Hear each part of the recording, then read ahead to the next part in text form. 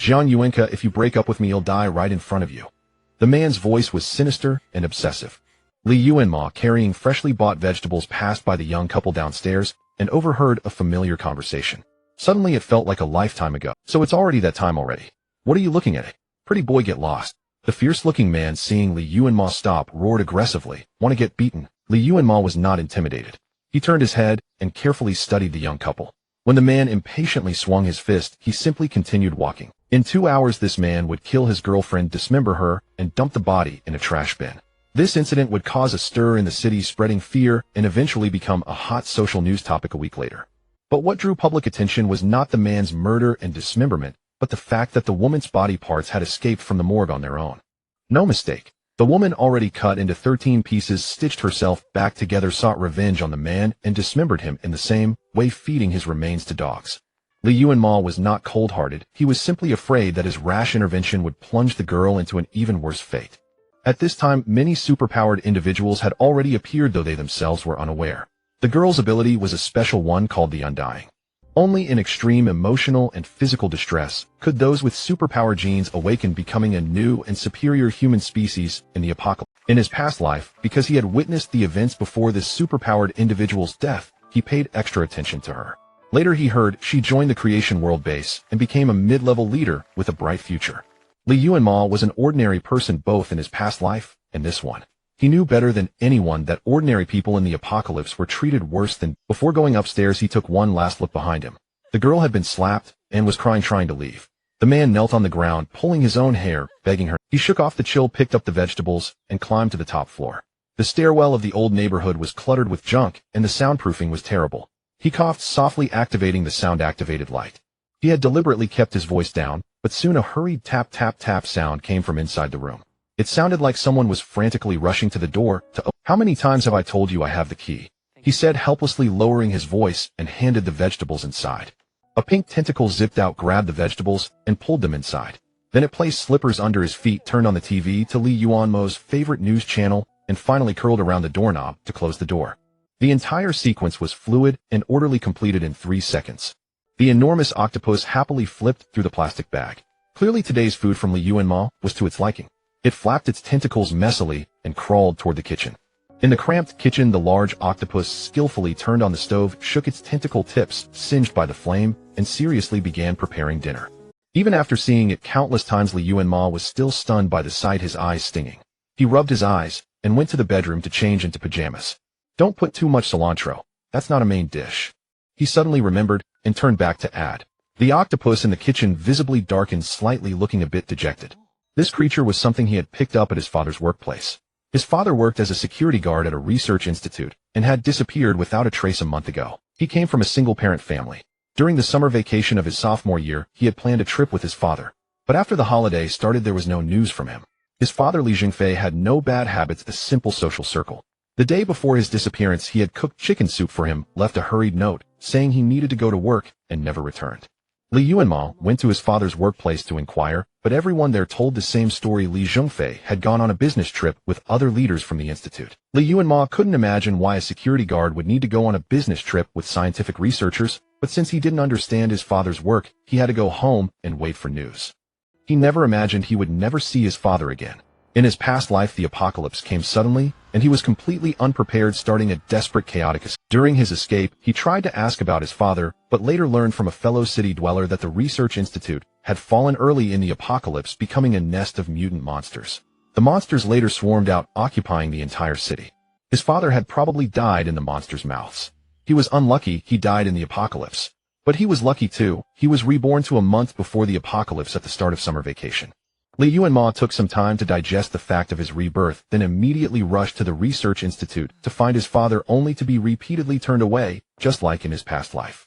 2 days ago, the exasperated institute staff even used a stun baton to drive him away. He still has a serious bruise on his shoulder. Li Yuanmo's mood was heavy today. The incident he witnessed tonight signified that superpowered individuals would soon emerge, and along with them, the mutant monsters would also awaken. The apocalypse was about to begin again. He understood that his father was probably no longer alive. As for the giant octopus, it had sneaked into his backpack when he went to the institute to inquire about his father more than 10 days ago. At that time, it was only the size of a book, so he managed to bring it home. It was very cunning and when Li Yuanmo wasn't looking, hid in the toilet's water tank. Occasionally, when it couldn't hold still, it would come out to stretch. Sometimes it would even secretly help Li Yuanmo clean up the messy apartment. Later it grew too big, burst the water tank, and was discovered. When he first saw it, Li Yuanmo almost thought his rebirth journey was over, because its unique appearance and human-like behavior marked it as a high-level mutant. Who would have thought that this mutant octopus had a very gentle personality? Not only did it enjoy human food, but it also had a concept of paying rent. Li Yuanmo hadn't had to worry about meals or laundry for many days. However, he still hadn't figured out what type of mutant the giant octopus belonged to. Mutants came in many types and levels.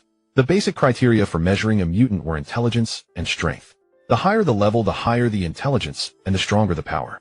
Low-level mutants only had instinctual desires. They had almost no consciousness and only killed endlessly. They seemed strong, but were easy to deal with. The most troublesome were the mutants that had evolved intelligence. They were extremely cunning and cruel, and they had a greedy craving for humans. They would hunt and kill humans to feed, and were the #1 enemy of superpowered individuals. So when he first started living with the giant octopus, Li Yuanmo couldn't even eat or sleep, and he didn't dare to run away. He knew too well how unpredictable and cruel mutants could be. He was terrified of angering this intelligent creature and causing it to slaughter the entire neighborhood. At this moment, the #1 enemy of humanity, the octopus tentacles, were slipping on the smooth floor. 3 of them steadily carried 2 plates of dishes and a bowl of soup to the dining table. It was a bit afraid of heat. After putting down the plates, it twisted back into the kitchen, turned on the faucet, and repeatedly rinsed its tentacles.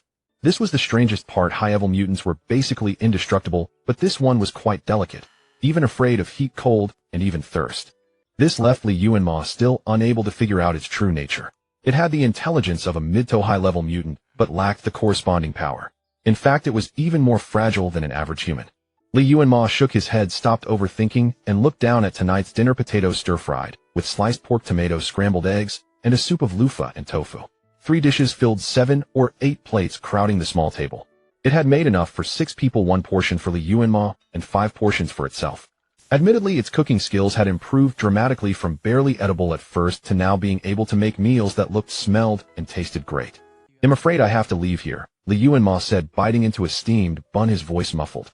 The giant octopus, already wrapping its tentacles around the 4th giant steamed bun and about to stuff it into its mouth, looked up at him with a bewildered expression upon hearing his words. "Something came up. I have to leave here.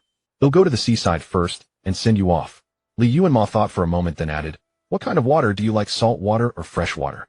The giant octopus couldn't speak, its tentacle holding the bun hovering in the air, looking a bit dazed. "Should be salt water. After all, you look like a big sea creature that would appear in the deep ocean." Li Yuanmo added uncertainly, "But you managed to survive in a toilet tank." The giant octopus was very cute, completely different from the weird and ugly ones he saw in the aquarium. It had a elastic round head with light pink horizontal stripes and 8 soft tentacles. If it tucked its tentacles under its body, it would be a very cute big ball. What fascinated Li Yuanmo the most was the color of the octopus body. It might have some kind of color-changing gene.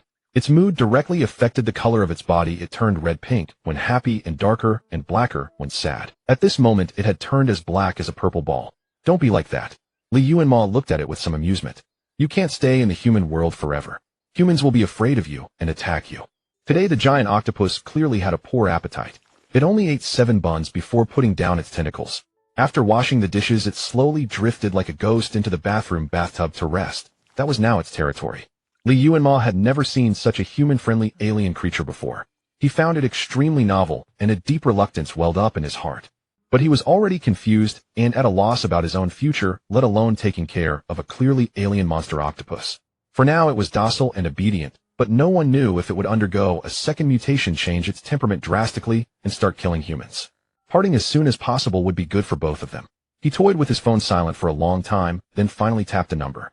The phone rang for over 30 seconds before the person on the other end slowly picked up. "It's already late, aren't you done yet?" A sharp female voice pierced the ear painfully. Li Yuanmo opened and closed his mouth several times, his fingers gripping the phone, turning white at the knuckles. His heart pounded violently, and for a long time he couldn't utter a word. After the person on the other end impatiently yelled a few more curses, he forced out the word from between his teeth. "Mom, what the hell is so important that it can't wait until tomorrow? Xiao Ku is already asleep. With all this noise, he'll wake up again. Can't you go anywhere without causing me trouble?" Li Yuanmo's mother launched into a torrent of accusations, finally concluding, "Just like your worthless father. Both of you are useless." Li Yuanmo glanced at the time. It was 8:10. He gave a sarcastic twitch of his lips. I just wanted to ask the one dad left for me. Here to collect the debt again. You're something else, Li Yuanmo. The woman's voice turned cold and dark. You already asked me for money last year. I gave you 300 since I raised you for a while. Now you're pestering me in. Li Yuanmo couldn't be bothered to argue with the woman. That money was originally a scholarship from the university when he got in, but she intercepted it, leaving only him not asking for money. He closed his eyes, trying to calm the restless irritation rising in his heart, and took a deep breath. Dad once drew a picture book for me. You took it when you moved. It has an inscription for me. I want to pick it up tomorrow morning. Li Yuanmo's father had once drawn an entire sketchbook for him as a birthday gift for his 11th birthday. At that time the family was extremely poor. Even if there was extra money, Xiao Kaifeng wouldn't waste it on him. So when the elementary school organized study tours and spring outings, Li Yuanmo didn't participate and had to stay home. His father felt guilty, so he used the free meeting minutes paper from his work unit to draw an entire book of different pictures for him. Security work was very busy, sometimes requiring 24-hour duty. In his spare time, he gradually completed the entire sketchbook for Li Yuanmo, filled with various landscapes, historical sites, and street scenes, all colored. Li Yuanmo's father promised him that one day he would definitely take him to the real places in the drawings. This old apartment in the old neighborhood was his father's legacy. He definitely couldn't take it after the apocalypse came. That sketchbook was the only thing he had to remember his father by. In his previous life, he didn't believe his father had simply disappeared or died. He always wanted to find him. But the apocalypse came suddenly, and he never saw the sketchbook again until his death. Being reborn, he hoped to leave fewer regrets. That piece of junk, who knows where it is? Want it? Fine, give me 5,000. The mother's voice was cold. Li Jingfei must have made a lot of money over the years. I heard he got promoted, became the captain of the security team at the research institute. His annual performance bonus is almost 10,000. Asking for half is not too much, right? Hearing his father's name, Li Yuanmo's eyes became sore again. Including his previous life, it had been over 10 years since he last saw him. Dad is missing, he said. I can't find him. The woman on the other end was silent for a moment, then let out a laugh. Missing? Doing that kind of lowly job, just selling his life for money. Probably died somewhere unknown, right? Is he dead? Then I should have inheritance rights to his house, right? I should get half. Li Yuanmo's eyes suddenly turned cold. All his patience and pretense shattered in that moment. Xiao Caifeng, you don't deserve a single penny he earned. He said deliberately, you should be grateful that I still have some interest in this sketchbook. 1,000, deliver it to me at 8 tomorrow morning. If one page is missing, you won't get a single cent. Give me money. Really? For that crappy sketchbook? Xiao Kaifeng's angry curses stopped abruptly, her tone turning suspicious. Is there something valuable in that sketchbook? No, you not only give me money, but I also want Li Zhengfei's salary from the past 6 months. Li Yuanmo had investigated her recent situation. The supermarket she worked at was doing poorly, wages were dropping, and she urgently needed money now. This 1,000 was from his scholarship, though not much, but she absolutely wouldn't refuse. Li Yuanmo had no patience to listen to her relentless haggling. He hung up the phone directly.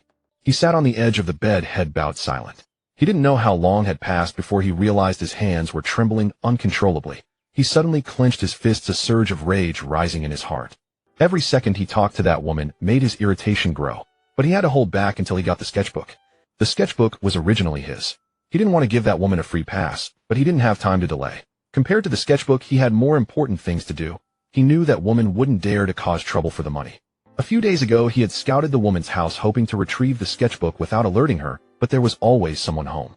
That adulterer was lazy and idle all day, and the brat he once called little brother had been expelled from school for fighting. The two of them lay around at home, living off Xiao Kaifeng's meager salary as a supermarket cashier. If they accidentally discovered his whereabouts, they might blackmail him or even threaten him with the police. That would cause a lot of trouble, and he didn't want to stir up any more complications. Directly using money to trade with the woman was the best method he could think of. The apartment his father had scrimped and saved for him as a wedding house had been sold 2 days ago. Because of the good location, it sold quickly.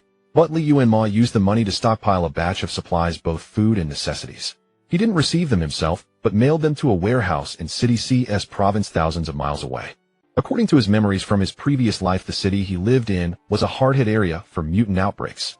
It would not only face a tide of mutant monsters, but would eventually be occupied by a super mutant. Every day he stayed here increased his danger.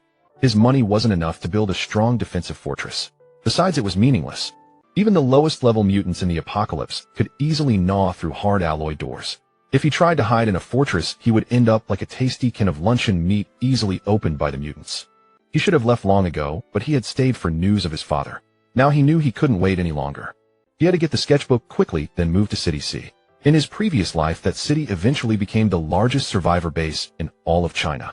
If he could safely reach there and take over the supplies, he wouldn't have to worry about food and drink for at least 10 years in the apocalypse. As for this old house, he had listed it on several real estate platforms, but due to the old facilities and remote location, no one was interested. In a few months, this place would be trampled into ruins by mutants. Being able to return here again was an unexpected joy he had never anticipated. Li Yuanmo looked at the photo on the yellowed wall. Li Zhengfei was holding him, smiling brightly. Cough, cough, cough. Cough. Uncle Lu downstairs started coughing violently again. The soundproofing in the building was terrible. Over the past few days, his coughing had woken Li Yuanmo up more than 10 times each night. But tonight's coughing was especially violent, the heart-wrenching sound, as if it would vomit out his lungs. Li Yuanmo sat up restlessly, trying to recall his previous life. He couldn't remember Uncle Lu ever coughing as painfully as this. He stared blankly for a while, wondering if he should call an ambulance, but worried that the grumpy old man would blame him for meddling. He glanced at his watch. It was 2:30 a.m. That immortal named Jian Yuanka was probably already dead. He let out a heavy breath, put on his clothes, and pattered downstairs to the 5th floor, knocking on Uncle Liu's door. The earth-shattering coughing stopped abruptly. Who? After half a minute, a hoarse response came from inside. It was Uncle Liu's voice, but with a strange, indescribable heaviness. Li Yuanmo's mind turned quickly. He said gently, Uncle Lu, I heard your cough is pretty bad. I have some pears and honey at home. Would you like some? No. Need. The hoarse voice inside refused word by word. Go back. Li Yuanmo felt a bit relieved hearing him speak normally. He put down the pears and honey, and as he was about to go upstairs, he added, Didn't your son say he wanted to take you to the capital to enjoy life? Living alone here isn't convenient. Maybe you should agree. Tickets are cheap lately. The capital was also a large base in the apocalypse, but the population was mixed and security was a bit chaotic. Still, if careful, one could survive. Li Yuanmo didn't finish his sentence before he couldn't help but laugh at himself. He suddenly felt that his nagging was disgusting, not at all like someone who had lived through but Uncle Lu had watched him grow up. He was hot-tempered, but not a bad person at heart, often chasing away thugs in the neighborhood. Knowing his family was poor, he had stuffed 2,000 yuan into his pocket during college for extra meals. That was the old man's 3 months' food money. He was a kind, grumpy old man. In the previous life, when the mutants broke out, he happened to be away from the neighborhood, leaving in a hurry. He didn't know if Uncle Lu had escaped. But in this life, he decided to save him if he could. Maybe call his son tomorrow. There seemed to be his number on the coffee table. There was no response from Uncle Liu's room. Li Yuanmo knew his personality, so he didn't linger and went upstairs on his own. After he left, Uncle Liu's door suddenly opened. Several sticky meat-red blood sausages reached out from inside, looked in the direction Li Yuanmo had gone for a moment, then sniffed the air curled around the honey and pears and pulled them into the room. Immediately seal off this area. Zhang Puzhan, leader of the 3rd group of the Special Management and Defense Office in City, sat on the helicopter with a grave expression, looking down from above at the entire Nanshur district. On the alien detector, 27 crimson dots flickered across the Nanshur area, each representing a severely contaminated zone, indicating a mature, mutated creature lurking there. They had known of the existence of such creatures half a year ago and called them alien. The mutation of aliens had no clear pattern, scattered across various regions. Though few in number, they were quite troublesome to deal with. Huahua had long established a special management and defense office for handling abnormal incidents, housing the nation's finest talents and most sophisticated weapons. Over the past 6 months, relying on these weapons and well-trained special defense personnel, they had silently eliminated a large number of those monsters. Thus, even now, the people of Huahua remained unaware of their existence. According to a report from the National Top Secret Research Institute, the mutation of a creature required extremely complex conditions. The right time, place, and circumstances, all indispensable. They were like some kind of spirit that absorbed heavenly and earthly spiritual energy, needing special contaminated energy to fully mutate. Over the past 6 months, Huahua had secretly dispatched an astonishing number of troops to search for potentially mutating organisms within its borders, doing everything possible to nip their mutations in the bud. Zhang Puzhan didn't understand why overnight such a remote area as Nanshui District could awaken so many mature aliens, as if they had been instantly subjected to large-scale contamination and radiation. But where was the source of contamination? No one knew. According to the instruments, an alien monster with a contamination level of F or above appears approximately every 10 kilometers in this area. Deputy Group Leader Ling Hai's voice was hoarse, as if he didn't want to face this terrifying reality. In the past 6 months, our province only had 7 mutated creatures in total. Something big must have gone wrong here. We haven't detected it yet. Now these monsters might be splitting or still sleeping, but by the time the sun rises tomorrow, Nanshui District will surely see a catastrophic outbreak of alien Prepare to issue the notice. The higher-ups will likely order a lockdown. Ling Hai patted Zhang Puzin's shoulder. We can hold out until the last moment, but our wives and children cannot stay. They must leave by 6 o'clock tomorrow morning at the latest. Zhang Puzin's lips trembled. Through the helicopter's glass, he took a last look at the quiet and peaceful streets of Nanshui district. A chill rose in his heart along with a sense of helpless despair. He closed his eyes, pondering silently for a moment on his seat, then spoke with difficulty. Let's do it that way. He turned his head and said wearily to the deputy group leader, prepare to call the team members for a meeting to discuss how to quickly contain. Drip. A drop of viscous liquid fell onto his hair. Zhang Puzin frowned and touched it, feeling a piece of soft, highly elastic flesh. Suddenly his finger felt a sharp pain as if something had bitten it. The two seemed to realize something. They exchanged a glance and slowly looked up. What they saw was that the entire cabin wall had turned a blood-red color, soft as internal organs. Dense, long, fleshy tubes extended from the stomach wall, gently floating above their heads like jellyfish tentacles in the deep sea. Unbeknownst to them, their aircraft had been swallowed by some flying monster, and the high-strength alloy walls had been silently corroded away by stomach acid. Suddenly the tip of the fleshy tube arched back like a viper about to strike, and the massive, slippery stomach wall slowly pressed in toward the two. In his last moments before darkness, Zhang Puzin was still puzzled why. Why hadn't their detector detected the presence of this alien? Li Yuanmo felt he couldn't breathe, as if something was constricting his body, about to suffocate him. He opened his eyes with difficulty and found a huge pink octopus coiled around him. What are you doing? He gasped for a long time before catching his breath, looking at the octopus that occupied half his bed with utter disbelief. His bed was not large, so half of the big octopus tentacles hung off the bed, while the other half tightly wrapped around Li Yuanmo. After confirming he was awake, the big octopus slowly retracted its tentacles and wriggled off to make breakfast. Li Yuanmo watched it act strangely early in the morning, feeling a mess in his mind. His nerves were too taut. Since returning from the apocalypse, he hadn't had a single good dream. Sometimes he would even wake up for no reason, fearing that his rebirth was also part of a dream. Sleep was a torment for him. But strangely enough, last night he seemed to have slept very deeply, so deeply that he didn't even notice the big creature hugging him. He leaned drowsily against the headboard, thinking of going back to sleep. No, he still had things to do today. Li Yuanmo sighed, turned over with difficulty, and climbed out of bed only to feel something sticky under his foot. He lifted his foot in confusion and found that the floor under his bed was covered with long, sticky trails. The mucus was translucent, emitting a faint fishy smell, somewhat like the slime trail left by a giant snail. Li Yuanmo frowned and looked at the busy creature in the kitchen, feeling a vague unease that he couldn't pinpoint. That's not right. The big octopus is very clean. Although its body is moist, it doesn't secrete so much mucus. At most, it doesn't dry itself after coming out of water. So where did these come from? Cold sweat broke out on his back. An alien had entered his room last night, and he had slept soundly, completely unaware, nearly becoming. Li Yuanmo, wearing slippers, dashed to the kitchen. The big octopus was sneaking boiled eggs and was startled by his sudden attack. It hid one egg in each tentacle, frantically curling itself into a ball. Li Yuanmo had no time to mock it. His face was already pale with shock. Something came in last night, didn't it? His throat tightened, and he asked in a hoarse voice, you drove it away. The big octopus extended a tentacle, placed a hidden boiled egg in Li Yuanmo's hand, and then patted his shoulder reassuringly. The egg was hot and steaming with a comforting sense of worldly warmth. Li Yuanmo paused for a moment, peeled the shell, and wolfed it down. We have to leave.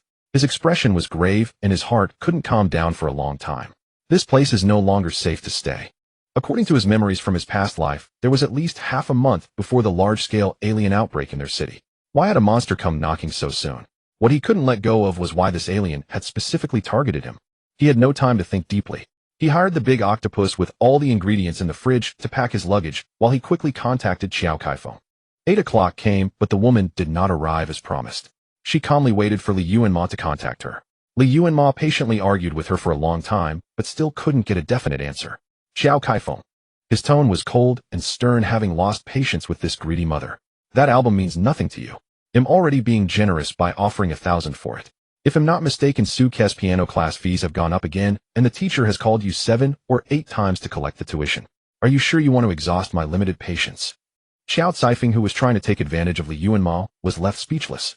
She almost wanted to scream and curse this unfilial son, but she was afraid he would act. After hesitating for a moment, Xiao Kaifeng finally relented and reluctantly agreed to bring the album over.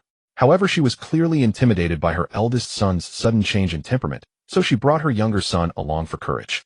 You've wasted all your education. You still make your own mother deliver things personally. Not only do you have to pay me, but you also have to reimburse my travel expenses. Xiao Kaifeng grumbled discontentedly, took out a worn plastic bag from her bag, and tossed it into Li Yuanmo's arms. Li Yuanmo immediately opened the bag to check, only to find that it was not a complete album. Most of it were old, torn pages. The yellowed pages looked like broken body parts stuffed into a plastic bag. His face darkened. He quickly flipped through it. The entire album originally had 25 pages, and later his father had added many more. But the torn pages in front of him only totaled 17, all damaged with some severely torn almost in half. Xiao Kaifeng was first stunned, as if she didn't understand why he suddenly changed expression, then she saw him pull out a few torn pieces of paper from the bag. The woman immediately realized. She wanted to turn away, but restrained herself. What's that look? Xiao Kaifeng's face was a bit unnatural, her voice lowered. That's all there is. The rest were gnawed by rats. What do you think they are, some treasure? Do I have to keep a few scraps of paper close to me? It's lucky we even kept a few. Where did you throw the rest? Li Yuanmo's eyes were cold and terrifying. I don't believe they could have been damaged like this. The tears on the edges of these papers were clearly fresh. Is this how you talk to your mother? A 15-year-old boy covered in acne squeezed in from the door and angrily pointed at Li Yuanmo's nose, cursing. I tore them up. What can you do about it? I can't stand your pretentiousness. You still want to make demands. I destroyed them all. F you. As soon as he finished speaking, everyone in the room fell silent. This boy was the illegitimate child of Qiao Caifeng, raised by Father Li as his own son for 8 years. When the truth came to light, Li Yuanmo was 11. Before that, he had been neglected and abused by Qiao Caifeng, often beaten and scolded at will. Li Zhengfei treated both children equally, but he was extremely busy with work, often working over 10 hours a day and frequently resting at his workplace, so he was unaware of what was happening at home. Unable to endure it any longer, Li Yuanmo had mentioned to him several times about Xiao Kaifeng's differential treatment. Li Zhengfei took a special leave to come home and discuss it with her, but it was utterly useless. Li Yuanmo's life did not improve. Instead, he was beaten and scolded even more severely, and even went hungry for several meals. After that, he learned to remain silent.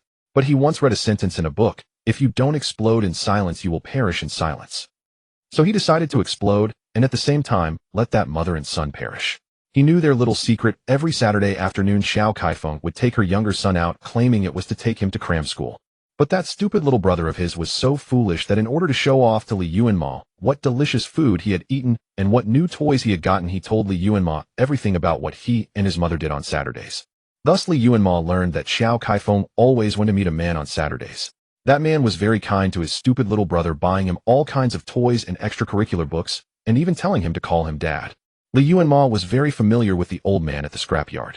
He dug out a pile of newspapers from the scrapyard, used the words on them to piece together several letters, and sent them to the workplaces of Xiao Kaifeng and the cuckolded old man, as well as to his stupid brother's school. He had already forgotten the details of that time, only remembering that the day his father Li Zhengfei returned, a fierce quarrel broke out at home. Qiao Caifeng, having lost all face, couldn't bear to stay there any longer. She packed up a bunch of belongings and took her precious younger son away. Later, the acne-ridden kid changed his surname, and his name went from Li Ku to Su Ku. From a young age, Su Ku had harbored an inexplicable hostility and competitiveness toward Li Yuanmo, treating him as an imaginary rival and trying to surpass him in every aspect of life. After his illegitimate status was exposed, he faced a lot of criticism at school. Although he didn't know who had informed on him, he resented Li Yuanmo for it. Why should he be the one pointed at and called a bastard? How could that useless piece of trash live a better life than him? This thought had accompanied him from the age of 8 to the present. His inner hatred grew stronger and stronger, so strong that he couldn't even bear to see Li Yuanmo happy for a moment. He wanted to trample him into the ground. A piece of unwanted mud should have the awareness of being mud. Li Yuanmo coldly watched Su Ku's triumphant expression, placed the plastic bag on the table behind him, and rolled up his sleeves. Xiao Kaifeng's expression was unpleasant, but she didn't stop the boy from cursing Li Yuanmo. She had already guessed why the drawing paper had turned out that way. When she had called Li Yuanmo yesterday, her son had probably eavesdropped on their conversation. He had always hated Li Yuanmo, so naturally he wanted to teach him a lesson. But after all, adolescent boys being a bit mischievous was nothing serious. They were in their prime of vitality. You little bastard, didn't anyone teach you to be polite to your elder brother? Oh right, you've already been expelled. Li Yuanmo clenched his fists, the joints of his fingers cracking softly. He patiently instructed him. Then let me tell you, a stinky rat should stay in the gutter, not crawl out in front of people to show off. It will get stepped on. His words were like a thunderbolt from a clear sky, catching the mother and son completely off guard. No one could have imagined that the usually quiet and submissive youth would utter such scathing words. Xiao Kaifeng let out a couple of shrieks of shame and anger, and lunged at him with her newly done long sharp nails. Li Yuanmo firmly grasped her wrist, twisted it back, and effortlessly flipped her to the ground. He quickly turned around and slammed his fist into the Adam's apple of his bastard brother, who was about to ambush him. The high schooler who had not yet come of age was no match for Li Yuanmo. His eyes bulged instantly, his face flushed red, and he fell to the ground, clutching his neck, rolling around. It took a long time before he let out a painful hoarse groan. In the eyes of many, Li Yuanmo was a mild-tempered, good-natured person. Whether before the apocalypse or after, he rarely made enemies. When others were in trouble, as long as it didn't endanger his own safety, he was willing to lend a hand. If there was anyone in this world he wished he could devour alive, the two people in front of him were among them. In his past life, when the apocalypse broke out, the city he was in fell. He followed a group of survivors from N City to flee to safer areas and coincidentally ran into Xiao Kaifeng's family. Xiao Kaifeng claimed that she knew the whereabouts of Li Yuanmo's father. If Li Yuanmo was willing to protect their family and gather supplies for them, she would tell him where Li Zhengfei was. To prove the truth of her claim, she even produced a letter written in Li Zhengfei's own hand, which roughly said that if he couldn't come back, he wanted her to take care of Li Yuanmo. Li Yuanmo recognized that the handwriting on the letter was indeed his father's. He wasn't stupid. He knew that even if his father had been kicked in the head by a donkey, he wouldn't entrust him to this family. But he was very curious about the source of the letter. What had happened to his father that required him to entrust his son through a letter? And who was the letter intended for? Unfortunately, in his past life, he never found the answer. Xiao Kaifeng used it as leverage to force him to collect supplies for their family. When he resolutely refused, she flew into a rage and tore up the letter. Li Yuanmo wanted to stay far away from this family, but at that time the alien disaster had just erupted, and he didn't have enough confidence to survive the apocalypse alone. He could only temporarily stay with them in the same fleeing group. That survivor group was organized by the Huaxiao military with relatively complete armed resources and order. He joined the external supply team and risked his life every day to gather supplies outside. That family, afraid of the dangerous aliens, only dared to do safer jobs that yielded few supplies, barely enough to fill their stomachs.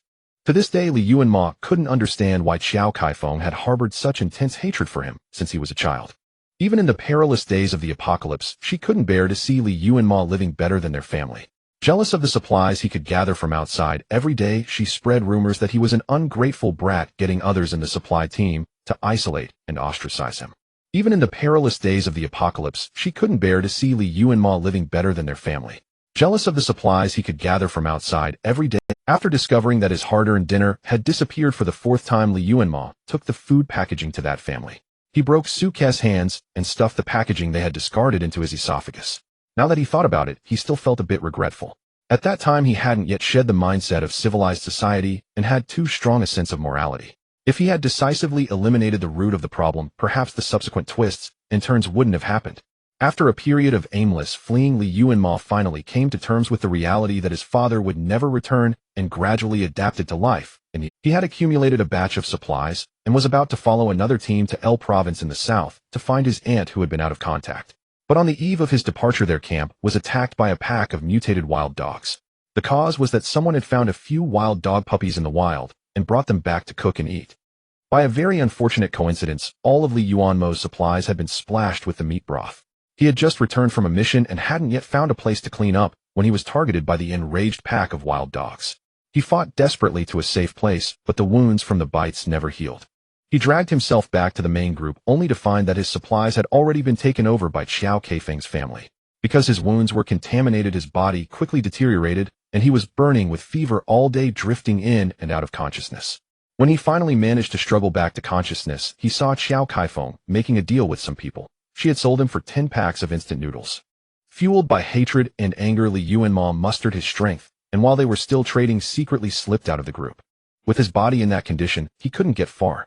To prevent them from catching him, he deliberately entered a high-risk alien. You beast, you beast. Xiao Kaifeng cursed him wildly, spewing vile, filthy words. Bullying your mother and your brother, what kind of a person do you think you are? Li Yuanmo snapped out of his dark memories, looking at her expressionlessly. His gaze made her feel a chill inside. Her voice grew weaker and weaker until she finally fell silent, holding her breath. Li Yuanmo probably didn't even know how terrifying he looked at that moment. You should be glad, he said, his voice eerily calm. Social order hasn't completely collapsed yet. The rules saved you. I don't want to be trapped in this city because I killed you. That would be too ridiculous. Of course he would kill them. That was one of his inevitable plans after being reborn. But not now. They hadn't yet struggled in the apocalypse, hadn't experienced the pain of hunger, hadn't felt the terror of being hunted by aliens, hadn't tasted the despair of life. Why should they die so easily? He picked up Xiao Keifeng's designer bag from the floor and searched through it. There was nothing inside. The missing drawing paper wasn't there. Suka suddenly burst into loud laughter. Leaning against the wall like a battered dog, his Adam's apple hurt as if it were about to shatter, but he was extremely happy. Seeing Li Yuanmo frustrated gave him a sense of thorough exhilaration. He had long since torn up all the most intact drawings. To prevent Li Yuanmo from smoothly obtaining what he wanted, he had deliberately stayed up all night, carefully selecting for an entire evening, picking out all the damaged pieces and flushing the rest down the toilet. He often asked Xiao Kaifeng for money, and many times her bag was in his custody.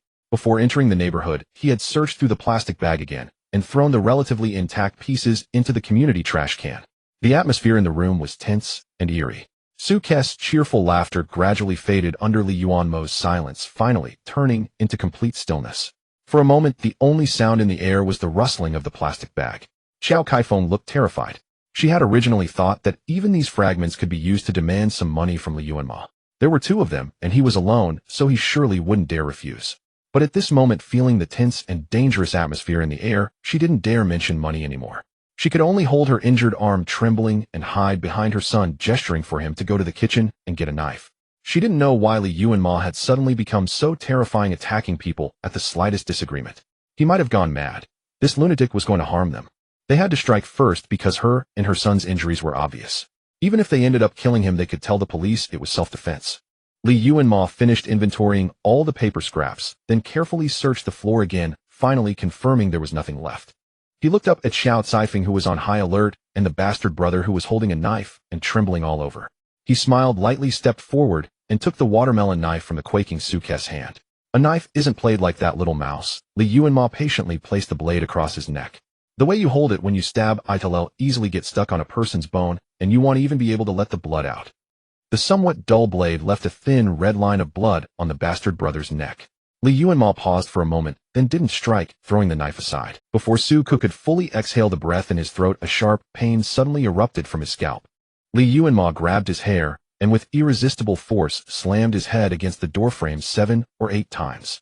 The old wooden doorframe emitted a spine-chilling sound of violent impact, actually denting inward from the force. Xiao Kaifeng screamed and lunged at him again, but he kicked her in the stomach, sending her rolling 2 meters away and crashing into the TV cabinet. "It's okay, Mom," he said, dropping the bloody person from his hand, comforting her gently. "This is nothing yet. We still have plenty of time to play in the future." His tone was so gentle and polite, but Xiao Kaifeng shuddered all over, collapsed to the ground, and couldn't even speak. Li Yuanmo wiped the blood from his hands on Suku, then waved casually and walked downstairs. He suddenly recalled the fate of Xiao Keifeng's family in his past life. Back then, he had already struggled through the apocalypse for a long time, enduring countless hardships before finally finding them. They had settled in a small survivor base, living in dire straits, but fortunately none of the 3 had died. Li Yuanmo used a small trick to lure them into a mutant's domain. He had deliberately chosen that place for them. There dwelt a mutant that was not particularly powerful, but quite special. It could not move its body, nor could it expand its domain. Having difficulty hunting humans, it evolved a peculiar ability: infinite proliferation. Every human caught by it would be endlessly replicated. Each day it would pick several copies to feed on. Although the replicated humans were less tasty, they could still satisfy its appetite. However, due to its incomplete ability, all the copies shared the same sensory system. Thus, when the mutant fed, every copy simultaneously experienced the agony of being devoured. Only when it captured a fresh human would it mercifully allow the previous prey to be completely consumed. Li Yuanmo had originally intended to give them a chance. If Xiao Kaifeng had been sensible and returned his father's sketchbook intact, Li Yuanmo had originally intended to give them a chance. If Xiao Kaifeng had been sensible and returned his father's sketchbook intact, he could have granted them a relatively painless death. But the result left him somewhat disappointed. When he reached the 5th floor, he paused and looked at the old iron door. That morning he had called Grandpa Liu's son, who said he would come to take him to the capital in a couple of days. Still, he felt uneasy given that a mutant had already infiltrated the building the night before. Grandpa Liu opened the door. He knocked patiently. "You? Again? What for?" An irritable, slurred shout came from inside. It was indeed Grandpa Liu. Li Yuanmo shrank his neck and rubbed his nose. He had been disciplined by this hot-tempered old man since childhood, and every time he heard Grandpa Liu's voice, he instinctively felt nervous. "I plan to go out and stay somewhere else for a while. This building isn't safe. Seems like a thief got in. Pack your things and come with me, okay?" As long as the octopus hid well enough, it shouldn't scare the old man. He would keep a close watch. Scram. Scram. I'd rather die than leave. Grandpa Lu was stubbornly adamant, and no amount of coaxing from Li Yuanmo could budge him. Li Yuanmo sighed helplessly. He knew Grandpa Liu's obstinate nature. If he didn't want to move, not even an excavator could pry him away. So he could only nag him to lock the doors and windows, set up a bottle on its side as a burglar alarm, stock up on cough medicine for the night. He would call the property management later to ask them to look after the stubborn old man. Grandpa Lu was extremely impatient and launched another string of Beijing-accented curses from inside the door, making Li Yuanmo shrink his neck and scurry downstairs in embarrassment. The car he had rented was already parked in a secluded corner. Before Chow Kai-feng arrived, the big octopus had carefully climbed down from the 6th-floor wall and slipped into the back seat. Actually, they didn't need to be so cautious, because there were remarkably few citizens out today. In the back seat, the big octopus had piled a large heap of packages, almost emptying Li Yuanmo's home. It had skillfully packed everything, stacking them neatly, without wasting a single inch of space. Li Yuanmo was astonished by its domesticity. Yet the octopus itself seemed a bit aggrieved. Because it wanted to bring everything, it had crammed the trunk and back seat, so full that there was hardly any gap. The huge octopus was squeezed into the narrow space, its tentacles cramped and unable to stretch. We can leave some dishes behind. We probably won't be eating 3-course meals outside. Better buy some biscuits, chocolate, and water. Those are more practical. Li Yuanmo pulled out some useless items from the trunk, a juicer, a set of porcelain plates, and even a few thick novels. After sorting through for a while, he freed up half the trunk for food. When he turned around, the big octopus had rolled the books back inside. Li Yuanmo, whatever makes you happy. He started the car, drove to a supermarket, bought enough food and drink for the journey, and replenished some supplies he might need. After preparing everything for the trip, he returned to the car. They'll let you choose a restaurant today. Let's get something good, he said to the big octopus with a smile. His mood wasn't great, and he needed to recharge with the octopus. Hearing this, the octopus rummaged through its cloth bag for a long time, pulled out a KFC flyer from a magazine, and waved it in front of him. Li Yuanmo couldn't help but laugh. He always found this octopus kind of cute, so cute that it lifted his spirits a little. A window on the 5th floor of the building with its curtains drawn was pried open a crack. A pair of terrifying eyes peered out from the corner. What made them terrifying was their grotesque deformity, like the tentacles of a snail. 2 round eyeballs perched on long fleshy stalks, wobbling and rolling. Lu Jiangwo had been like this for 4 days. Every facial feature was grotesquely elevated by these long fleshy stalks writhing wildly in the air. In fact, he had become a man of intestines. His limbs, head, and every protruding organ could extend into a red sausage-like appendage covered in strange slime, and could sway left and right at his will. He felt like a giant shellless snail, or a bloody disassembled ball of yarn that would tangle itself up if he wasn't careful. Since turning into this horrible state, he had become much more sensitive to his surroundings. He could sense an enormous monster above him. The monster's energy was as dark as an abyss, filling him with fear and trembling. His originally mild cough had worsened. He remembered that the Li kid was still in that apartment. That boy, foolish and reckless, must have picked up something he shouldn't have brought home. Taking advantage of the deep night, Lu Jiangwo stretched his limbs long, reaching into the 6th floor window, trying to sneak the kid out. But a powerful energy, causing his heart to tremble with fear, stopped his movements. He slept little and had a troubled mind, so he stayed awake all night, repeatedly attempting to climb through the window and steal the boy away. Yet he never succeeded before the kid woke up. He was nearly worried to death, but he couldn't show himself in this appearance to warn the careless boy to be careful. Mom, he never intended to give us money. We've been tricked by that ungrateful bastard. I'm going to kill him. I know some thugs who have blood on their hands. Give me another 3,000 and he'll treat them to a meal. We'll get him. The disheveled mother and son, leaning on each other, limped down the stairs. They discussed how to kill Li Yuanmo, even devising a scheme to use his body to fake a traffic accident and claim compensation. We'll knock him out. Throw him on the ground in a remote place late at night, and someone will surely run him over. The bastard brother's face was still wet with blood, his acne glowing red, and a twisted manic grin stretched across his lips. Behind them, the old metal security door on the 5th floor creaked open. Who the hell is eavesdropping here? What did you hear? If you squeal, we'll get you too. Their ferocious expressions suddenly froze as if they couldn't believe what they were seeing. Several red sausages-like appendages erupted from the concrete floor, tightly wrapping around their mouths, then slowly dragged them into the room. Have you noticed how few people are around today? Li Yuanmo packed a pile of fried chicken and burgers, sitting in his car looking around in bewilderment. The fast food restaurant that usually required a 10-minute queue now had only a handful of customers. The octopus sucked its own claws, reaching for the 9th hamburger, its body flushed with a sweet pink hue radiating pure joy. Li Yuanmo had little appetite, taking a few bites before setting the food aside. He casually grabbed a drink and slurped it noisily. We need to leave quickly, this is too abnormal. Li Yuanmo murmured, no, this doesn't match my memory. In his past life at this time, the area was bustling with activity as a dismemberment case had occurred the previous night. Neighbors gathered in groups downstairs chatting. It was the height of summer. People vividly described the crime scene, occasionally mixing in domestic gossip. The atmosphere was nothing like this desolate quiet. Yuanmo pondered for a moment and decided to leave immediately. Their area was quite remote, already on the edge of the city, adjacent to many villages. He drove over 10 miles and arrived at a gas station on the outskirts of a village. He filled the car with gas, thought for a moment, and asked the attendant if he could reserve 2 cans of gasoline, offering double the price. This was normally an absolutely forbidden violation, and Yuanmo asked with the expectation of being rejected, but the attendant hesitated and agreed. "Don't say you got the oil from here." The man muttered as he poured oil into the container, explaining, "I'm not a regular employee here, just a temporary hire. They'll finish today and leave." The manager said that yesterday, all the gas station employees ran off without leaving any message. The hair on Yuanmo's arms suddenly stood on end. His eyebrows twitched and he asked calmly, "Did they commit some crime?" "A whole group of people running off together for a crime. This isn't a bandit's den." The temporary worker shook his head, putting the nozzle back. "It's weird. I went to the back just now, and their clothes were all lying on the ground. Someone even left their phone, and their instant noodles were only half-eaten before they ran." Yuanmo immediately closed the trunk, got into the car as fast as possible, started the engine, turned to the temporary worker, and spoke rapidly. Run fast, don't look back, run as far as you can." His car sped off in a cloud of pungent dust. The temporary worker turned around in surprise, watching the dust trail from the car's tail, momentarily stunned. But he was quite willing to listen, having already felt something strange about the place, so he quickly wiped the oil off his hands and prepared to leave. Strangely, the oil on his hands wouldn't come off.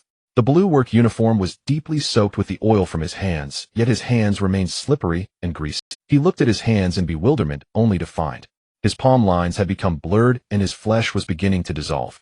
The liquid dripping down was not fat or skin, but pungent gasoline. "Ah, what is this?" He screamed in panic and ran desperately toward the gas station exit. But his shoes also began to leak oil, leaving slippery, sticky traces on the concrete floor of the gas station. He kept running forward, his body continuously melting, leaving behind a trail of viscous orange-yellow footprints. He grew smaller and smaller, and after running less than 50 meters, his entire body dissolved into a pool of pungent gasoline that seeped into the ground. Soon all the oil stains on the work uniform were absorbed completely, leaving it clean and fresh, lying alone on the ground. Yuanmo's forehead was sweating. He drove at breakneck speed, stealing a glance in the rearview mirror. That single glance sent a chill down his spine. The giant octopus had cheerfully opened a can of gasoline, and imitating the way he drank cola, stuffed the small canister, opening into its mouth, slurping noisily. "Stop! That's not drinkable," he cried out in despair, but he still didn't dare slow down, racing forward like the wind. Finally, after the octopus had finished half a can of gasoline, he found a relatively safe, flat area. "How can you put anything in your mouth?" Yuanmo sighed, helplessly screwing the cap back on tightly. Storing gasoline privately was dangerous. If static electricity built up in the can, both he and the octopus would be at risk. But gasoline was a precious commodity in the apocalypse and an essential resource for him to escape this place. He wondered if it was because his past life had been isolated, but the outbreak of the alien calamity had occurred much earlier than he knew. This was not good news. He wondered if it was because his past life had been isolated, but the outbreak of the alien calamity had occurred much earlier than he knew. This was not good news. In his past life, he had possessed an innate intuition highly sensitive to the malice and attack warnings from alien beings. This intuition had saved him from the jaws of aliens many times. He had once thought he had awakened an ability, but the ability test shattered his delusion. His ability value was 0. 7, a perfectly ordinary number. That was the main reason he had been so disturbed when he woke up this morning.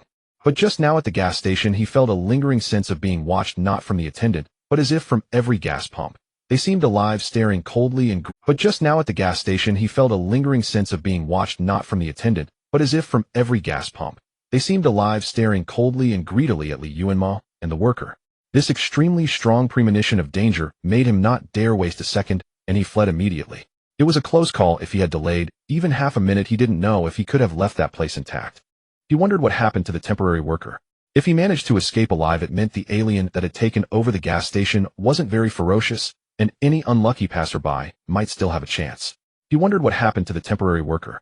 If he managed to escape alive, it meant the alien that had taken over the gas station wasn't but this path led straight to the highway outside the city, allowing him to leave the area as quickly as possible.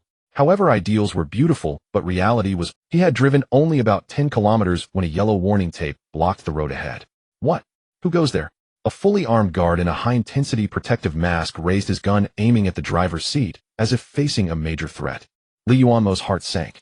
It seemed the anomalies in the city had been noticed by the authorities. They had managed to seal off the city so quickly.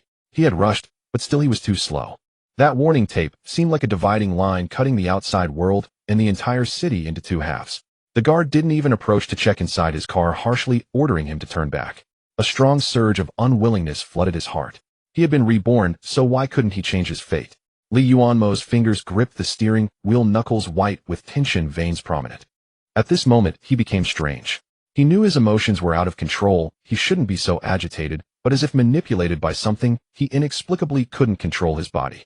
If he had been rational, he would have immediately turned around and left instead of pressing the accelerator, poised to charge, wanting to ram through the blockade and smash the man blocking him. Turn back now, the guard shouted more sternly when he saw no movement. Now. A burst of warning shots hit near his tires, sending up sparks. Yuanmo's body trembled. He struggled to control his urge to charge forward, but his foot hovered over the accelerator, his soul tensed to the point of cramping. A tentacle reached from the back seat to the passenger seat, holding a white rag and waving it at him. It was a signal to obey and surrender. They had all their belongings in the car, including the gasoline cans. The man had a gun. If anything went wrong, the consequences would be disastrous. Yuanmo let out a heavy breath, punched himself in the face to clear his mind, forced his body to obey, turned the steering wheel, and drove back the way he came. What's going on? A low, hoarse voice came from the tent behind the woods. A tall young man stepped out of the tent and walked over to the guard member. He was fully equipped with his protective mask tightly sealed. According to the arrangement from above, the 7th Squad of the Special Defense Unit had been stationed here for the night. Pei Yifei, as the squad leader, had not slept a wink all night. He had just rested for a few minutes when he heard gunfire outside. Guns are meant to kill special creatures, not to intimidate passersby. Don't forget your identity. The man's voice was cold and stern, carrying an undeniable pressure. After today's lockdown mission, report yourself for punishment. The team member ignored him, standing still, facing the direction Yuanmo had left, as if the one reprimanding him was not the fearsome squad leader he both respected and dreaded. Pei Yifei's brow, hidden beneath his protective mask, furrowed slightly, his gaze turning cold. 451, I respond. For 51 was also wearing a protective mask, and Pei Yifei could not see his face, but he keenly sensed something was wrong. He paused slightly, quietly placing his hand on the gun at his side. 451, in 3 seconds. If you do not respond, I will consider you a contaminated alien and execute you on the spot. 3. Before he finished speaking, 451 suddenly turned around, raised his gun without warning, and fired several shots at Pei Yifei. So annoying, so annoying, so annoying. Am I not working? Why do you always scold me? Why do you always punish me? Die, die, die. 451's furious voice came from the protective mask, carrying a strange, muffled quality. Pei Yifei was already on guard. He sidestepped the chaotic attack, his tone calm and unruffled. Have you forgotten the principles of close-quarters shooting? How many shots would it take you to hit an enemy like that? 451's eyes were bloodshot, the entire eyeball sore and swollen, as if about to burst. He didn't know why he was so angry, but he was extremely upset now, and he had to kill something to vent his rage. But where was the target? Why had he suddenly lost sight of him? His neck was suddenly seized from behind, and he was thrown to the ground, head tilted back. 451 struggled violently, and a white mist suddenly rose inside his mask, obscuring his face. Pei Yifei pressed his chest with one hand and quickly unfastened his mask with the other. The white mist dissipated with a tearing sound, revealing 451's flushed face. On his neck, bluish-purple veins bulged and spread like a spiderweb across his face. The veins were extremely thick, like writhing worms, as if filled with something. The white mist dissipated with a tearing sound, revealing 451's flushed face. On his neck, bluish-purple veins bulged and spread like a spiderweb across his face. The man looked expressionlessly at the 2 bloody holes on his team member's face, then raised his gun. Before he could act, 451's entire body began to convulse violently. His skin suddenly ruptured, and thick white smoke poured out from within. The flesh beneath seemed to be roasted by fire, turning into charcoal in just a few seconds. Pei Yifei looked at the dark, charred body, stood up, and expressionlessly fired a few more shots into the gruesome corpse. The rest of his team members had been assigned to various checkpoints. 451 was the youngest and most reckless. To prevent him from making mistakes, Pei Yifei had given up his vacation after completing the mission and came specifically to supervise his work. But who would have thought that in just a few minutes of rest he had been compromised? Pei Yifei closed his eyes and transmitted the information back to the higher command. The next second, he paused mid-step and slowly lowered his head. The airtight, tough, protective suit on his body had accidentally been torn open to a tiny gap during the previous fight. The blood and skin tissue from 451 that had splattered onto him like some kind of reticular slime mold slowly wriggled and crawled through the gap. Can't go back. Li Yuanmo ran for 5 or 6 kilometers, then slammed on the brakes and stopped. The giant octopus was earnestly using a flyer to fan him and cool his temper, and his irritable, furious mood gradually calmed down. He glanced at his arm and found that goosebumps had risen without his notice, a warning of danger. He had been too emotionally uncontrolled to notice the physical anomaly. It's that place that's problematic, Li Yuanmo said thoughtfully. I started acting abnormal after entering that area. There's something there that affected my mind. He glanced at the carefree giant octopus, leaned back helplessly, and sighed. Isn't this too much? Could there be an alien here too? This path was the only way to the gas station. If he retreated, he would inevitably return there, and the alien there seemed no easy opponent. Moreover, though he had plenty of fuel, he couldn't afford to waste it going back and forth. If he discovered that the way behind was a dead end, he would have to return to the blockade check. On one side was an alien, on the other armed humans. He still preferred dealing with humans. We have to go back, Li Yuanmo exhaled. I need to find a way around. On one side was an alien, on the other armed humans. He still preferred dealing with humans. We have to go back, Li Yuanmo exhaled. Li Yuanmo had tried using navigation, but no matter which app, the screen showed only a chaotic mess of patterns as if disturbed by some magnetic field. Time can't waste time. Li Yuanmo muttered anxiously, a strange heat rising through his body. He suddenly felt very irritable, even angry. Why was everyone against him? He just wanted to survive. A soft, cool octopus tentacle touched his neck. The tentacle had a faint, pungent smell of gasoline. He exhaled the pent-up frustration and smiled helplessly at the giant octopus. Did I scare you? Sorry. I'm not usually like this. I guess I've been running into too much trouble lately. The giant octopus ignored him, just staring intently at Li Yuanmo. Its 2 round eyes were different from ordinary octopuses in both shape and placement, like a cute pet tailored to human aesthetics, but its size was too huge, and it was too intelligent. The 2 black round eyes stared intently at the back of Li Yuanmo's neck. Then the giant octopus raised a tentacle and casually swiped. Li Yuanmo felt a sharp pain in his neck, and something was pulled out like drawing a stalk of grain. Before Li Yuanmo could react, a sharp, piercing scream exploded in his ears. He was stunned by the sound, which was like a sonic weapon, dizzy and unable to care about the pain in his neck. He turned his head to see. The giant octopus tentacle was entwined with a web-like red filament resembling a textbook diagram of nerve distribution. The dense, long, net-like thing was emitting a miserable scream from some unknown part, writhing wildly at the tip of the tentacle, trying to burrow back into Li Yuanmo's body. Li Yuanmo stared in horror at the bizarre thing, swiftly opening the car door and leaping out. The giant octopus shook its tentacles in distress, yet dared not release its grip, fearing it would burrow back into Li Yuanmo's body. I have fire. Li Yuanmo clutched his bleeding neck, wincing in pain as he gasped. Pull it off, and I'll see if I can burn it. The giant octopus scrambled down the car with a jittery movement, picked up a few stones by the roadside, and attempted to knock the nerve-wracking thing unconscious. The nerve kept emitting eerie shrieks filled with a strange terror. While Li Yuanmo fetched the gasoline from the car, its screeching never ceased. He poured some gasoline on the ground and lit a fire. The giant octopus cooperated by flinging the thing into the flames. But the strange web-like entity showed no fear of the fire. Instead, it seemed to absorb the energy, each nerve thickening and swelling with vigor.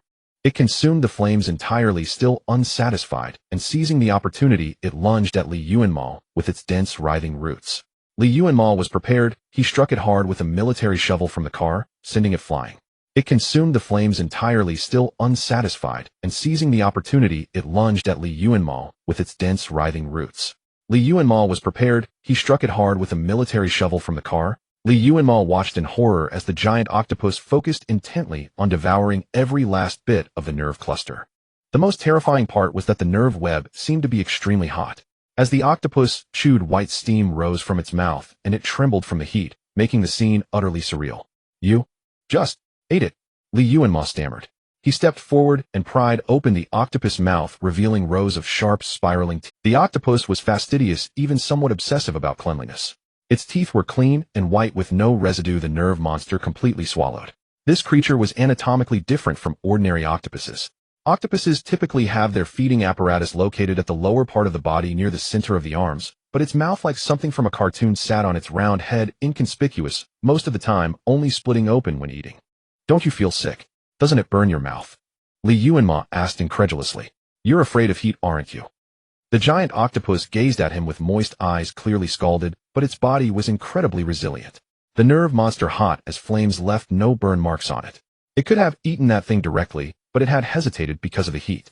After seeing the creature grow stronger with fire, the octopus reluctantly devoured it. Otherwise, delaying would only make it more troublesome. Yuanmo nodded thoughtfully. He now felt completely at ease without the earlier urge to cause destruction. It seemed the culprit behind his emotional turmoil was that nerve web. He had no idea how it had gotten inside him or when it had taken control. Yuanmo instinctively touched his neck where the bleeding had stopped and shuddered with fear. So close, it had nearly invaded his brain. If it had, he wouldn't be so— How absurd. His rebirth was almost cut short again. Why was he still so unlucky and incompetent even after a second chance at life? Yuanmo lowered his head expressionless, his mind a turmoil of shame and dejection. The giant octopus seemed to sense his low spirits. It gently tapped his neck with a tentacle, then climbed into the car and rummaged around for a while before finding alcohol and a roll of gauze. Yuanmo obediently let the octopus disinfect his wound, then tilted his head back as it wrapped layer after layer of gauze around his neck. Thank you. Although the giant octopus was a mysterious alien creature, it had accompanied Yuanmo through the loneliest and most difficult time after his rebirth, and had even saved his life more than once. The octopus didn't speak, it simply wrapped its tentacles gently around his waist, pulled him into the car, fastened his seatbelt, and started the engine. Started the engine. Yuanmo stiffly looked at the passenger seat he was sitting in, then at the octopus, which was trembling with excitement as it gripped the steering wheel. He was terrified. Stop. You can't drive at all. Yuanmo lunged at the octopus tentacles, desperately trying to stop it. The old sedan weaved and wobbled down the path toward the checkpoint, leaving a trail of tire marks on the ground. Yuanmo parked the car in a hidden spot about a kilometer from the blockade. He got out and immediately put on 3 or 4 layers of clothing, sealed his mouth, nose. Yuanmo parked the car in a hidden spot about a kilometer from the blockade. He got out and immediately put on 3 or 4 layers of clothing, sealed his mouth, nose, and ears tightly, donned a large pair of goggles, and fashioned a makeshift protective suit. It was the height of summer, and this outfit nearly suffocated him with heat. The giant octopus sat awkwardly in the driver's seat, watching him act like a lunatic. Although it couldn't speak, Yuanmo felt that it was probably wondering if he had gone mad from being parasitized by a monster. He had no choice. He still didn't know how that strange nerve web had gotten into his body. Some protection was better than none. I plan to take a detour and sneak up the barren hills beside the path to check the situation. He whispered. If that hot-tempered guard is still there, it'll make some noise to distract him, and you take the chance to drive away. This would divert attention, allowing the octopus to escape with their belongings while he slipped away down the path. Don't worry about me. Yuanmo looked at it seriously. I'm human. They can't detect anything unusual about me. But you're different. They'll kill you. You must protect yourself. If they chase you too closely, abandon the car and run. Or maybe I should put some clothes on you too. Make you look more human. Maybe we can fool them. Yuanmo stroked his chin, eyeing the octopus with uncertainty. The giant octopus waved its tentacles in panic, absolutely unwilling to be stuffed into that airtight shell. If it could speak, it might have reminded this foolish human that although the nerve web was dead, its aura still lingered in him. Other monsters sensing that scent would assume he was one of their kind and wouldn't attack him. Never mind, your head is too big. Those clothes won't fit you, Yuanmo said bluntly. They'll try to distract him as long as possible, and you dash through quickly. He still didn't know if the guard had companions. He needed to make a big scene. Yuanmo shook the gasoline, his expression hesitant. He didn't want to use it unless absolutely necessary. If a wildfire started, it would be a disaster. He gritted his teeth and put the gasoline down. He hadn't forgotten that there was a mutated gas station a dozen kilometers away. If a fire really broke out, this place would become a mountain of flames. Yuanmo paused, a frown etching his brow beneath the layers of protection. Mountain of flames. Why did that phrase feel strangely familiar? Before he could think further, he heard a faint, violent roar in the distance. A military off-road vehicle was speeding toward them from the checkpoint, trailing a thick cloud of dust like a savage beast bursting from the earth. Its speed was astonishing. Yuanmo's expression shifted, and he signaled the octopus to squeeze into the back seat. The giant octopus was large but soft and flexible. If it wanted, it could cram itself into the gaps between the luggage like a lump of slime. The speeding military green vehicle screeched to a halt in front of him. Yuanmo stood beside the car, his heart pounding, a cold sweat prickling his back. He forced himself to stay calm as the off-road door was flung open and a tall crew-cut man in sunglasses stepped out.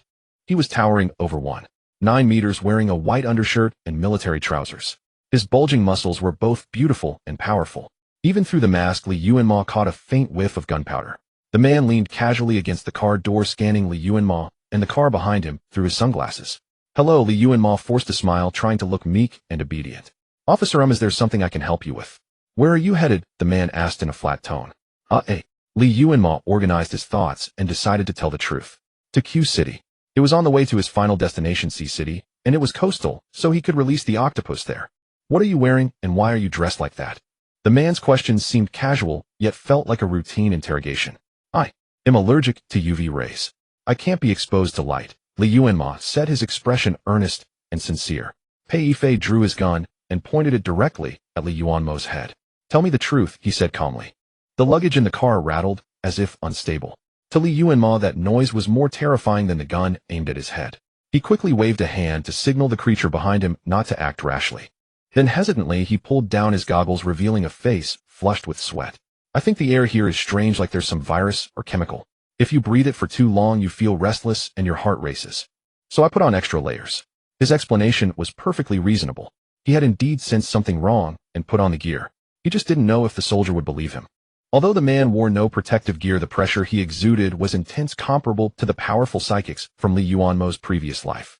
But he recognized all the notable psychics from before. This handsome, imposing man was unfamiliar. He grew nervous, afraid the soldier might make him strip off all his clothes, exposing the fresh wound on his neck. Put your goggles back on, Pei Yifei said, his voice a bit hoarse. He pulled a phone-sized device from his pocket. Come closer. Li Yuanmo's face paled beneath the mask, but he obeyed without delay, stepping forward and offering his hand. A miscalculation. This device was probably the precursor to the mutation detectors from his past life. It seemed the military had already developed methods to detect anomalous mutations. He just didn't know if their technology was mature. After all, he had been infected by that nerve web, and there might be residual abnormal energy. Pei Yifei closed his eyes, exhaled a hot breath, and pressed the boy's right hand onto the device. Technically, a blood sample would be more accurate, but the area was strange, and he didn't know the transmission route. He didn't want to inflict unnecessary wounds on the boy, so he used the sweat from his palm for the test. The device shifted slightly, and the reading slowly approached the danger threshold, but finally settled within the safe range. Li Yuanmo's tense body gradually relaxed. Where are your parents? Pei Yifei's tone softened. Why are you alone? Do you have a driver's license? My parents are dead, Li Yuanmo said, the corners of his mouth twitching behind the mask. I'm the only one left. I got my license after the college entrance exam. All right. Keep going past through the checkpoint quickly. No one will stop you. Don't take off your gear and try to get through within 10 minutes. Don't linger, Pei Yifei said, withdrawing the detector and glancing at the car again. Ahead there was a fire-causing mutant monster, but for Pei Yifei the danger wasn't too high. With proper protection, there was still a chance to evade it. At least it was safer than staying in this city infested with monsters.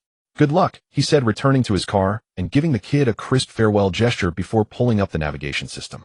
Li Yuanmo noticed this, but wasn't surprised. The man's demeanor, attire, and even the vehicle were unusual. He must be someone from above. Their navigation would be more advanced, likely able to resist the strange magnetic interference in this area. Is there a gas station ahead? Pei Yifei asked casually. Did you see it on your way here? Anyone still there? Li Yuanmo paused mid-step as he was about to get back into the car. He didn't want to cause extra trouble, but he couldn't stand by and watch this soldier go to his death. During the apocalypse in his past life, the earliest casualties were civilians and soldiers. Civilians were devoured by monsters because of their weakness, while soldiers sacrificed themselves to save people, actively hunting down the powerful mutants in an attempt to restore order. There is. But it's a bit strange, Li Yuanmo said, his throat tightening. Ultimately, he gave a veiled warning. On the way here, a temporary worker told me that all the employees there suddenly disappeared yesterday. Pei Yifei nodded, moving his finger across the navigation screen. His car was out of fuel. He had filled the tank before coming, but after just one night it had been drained to almost nothing. He wondered if it had something to do with the monster that killed 451. Alright, I understand. Go now, he said, having located the gas station on the map and selected it as a waypoint. Route planned. Please confirm the destination, Huiyin Village gas station. Li Yuanmo's footsteps froze instantly. According to real-time statistics, the super-class high-risk anomaly codenamed Huiyin has devoured approximately 730 humans, currently ranking 5th globally in terms of danger. It is extremely active and is rapidly expanding its domain.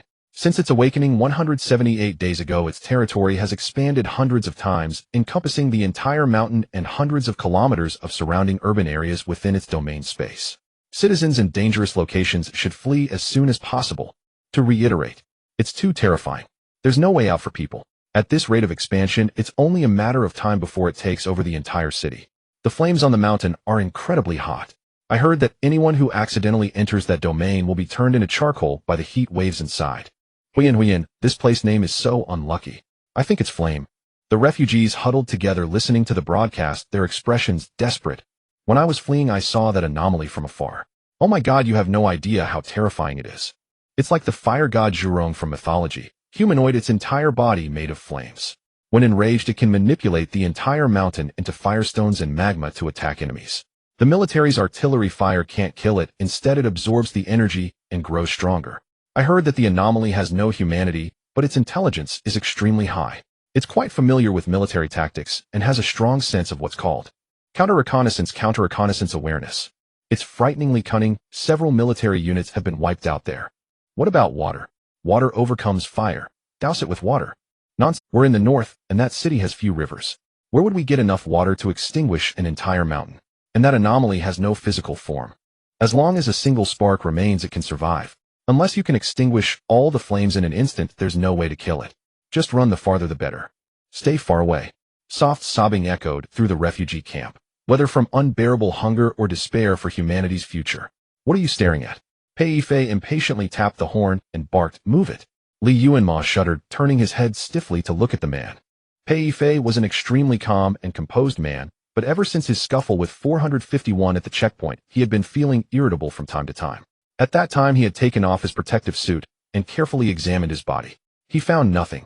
Neither wounds nor any traces of 451's biological tissue. Everything had vanished. This was abnormal, as he well knew. So he truthfully reported his physical condition to his superiors. His superiors ordered him to withdraw the blockade line 3 kilometers back, replace the personnel guarding the area, and return to the nearest Special Defense Command in the neighboring city within an hour for a full-body examination. His current location was a considerable distance from there, and the remaining fuel was clearly insufficient to get him back. So he had to detour here to refuel. He pressed the horn again with forced patience, noticing the young man dressed like a silly penguin standing not far away, staring straight at him with a probing and doubt. Something wrong? Pei Yifei asked. Need a ride? I'm not heading to Q City. There's a strange thing in the gas station ahead. It seems to eat people. I barely escaped. Yuanmo looked at him, his heart pounding heavily. It might have already devoured many people.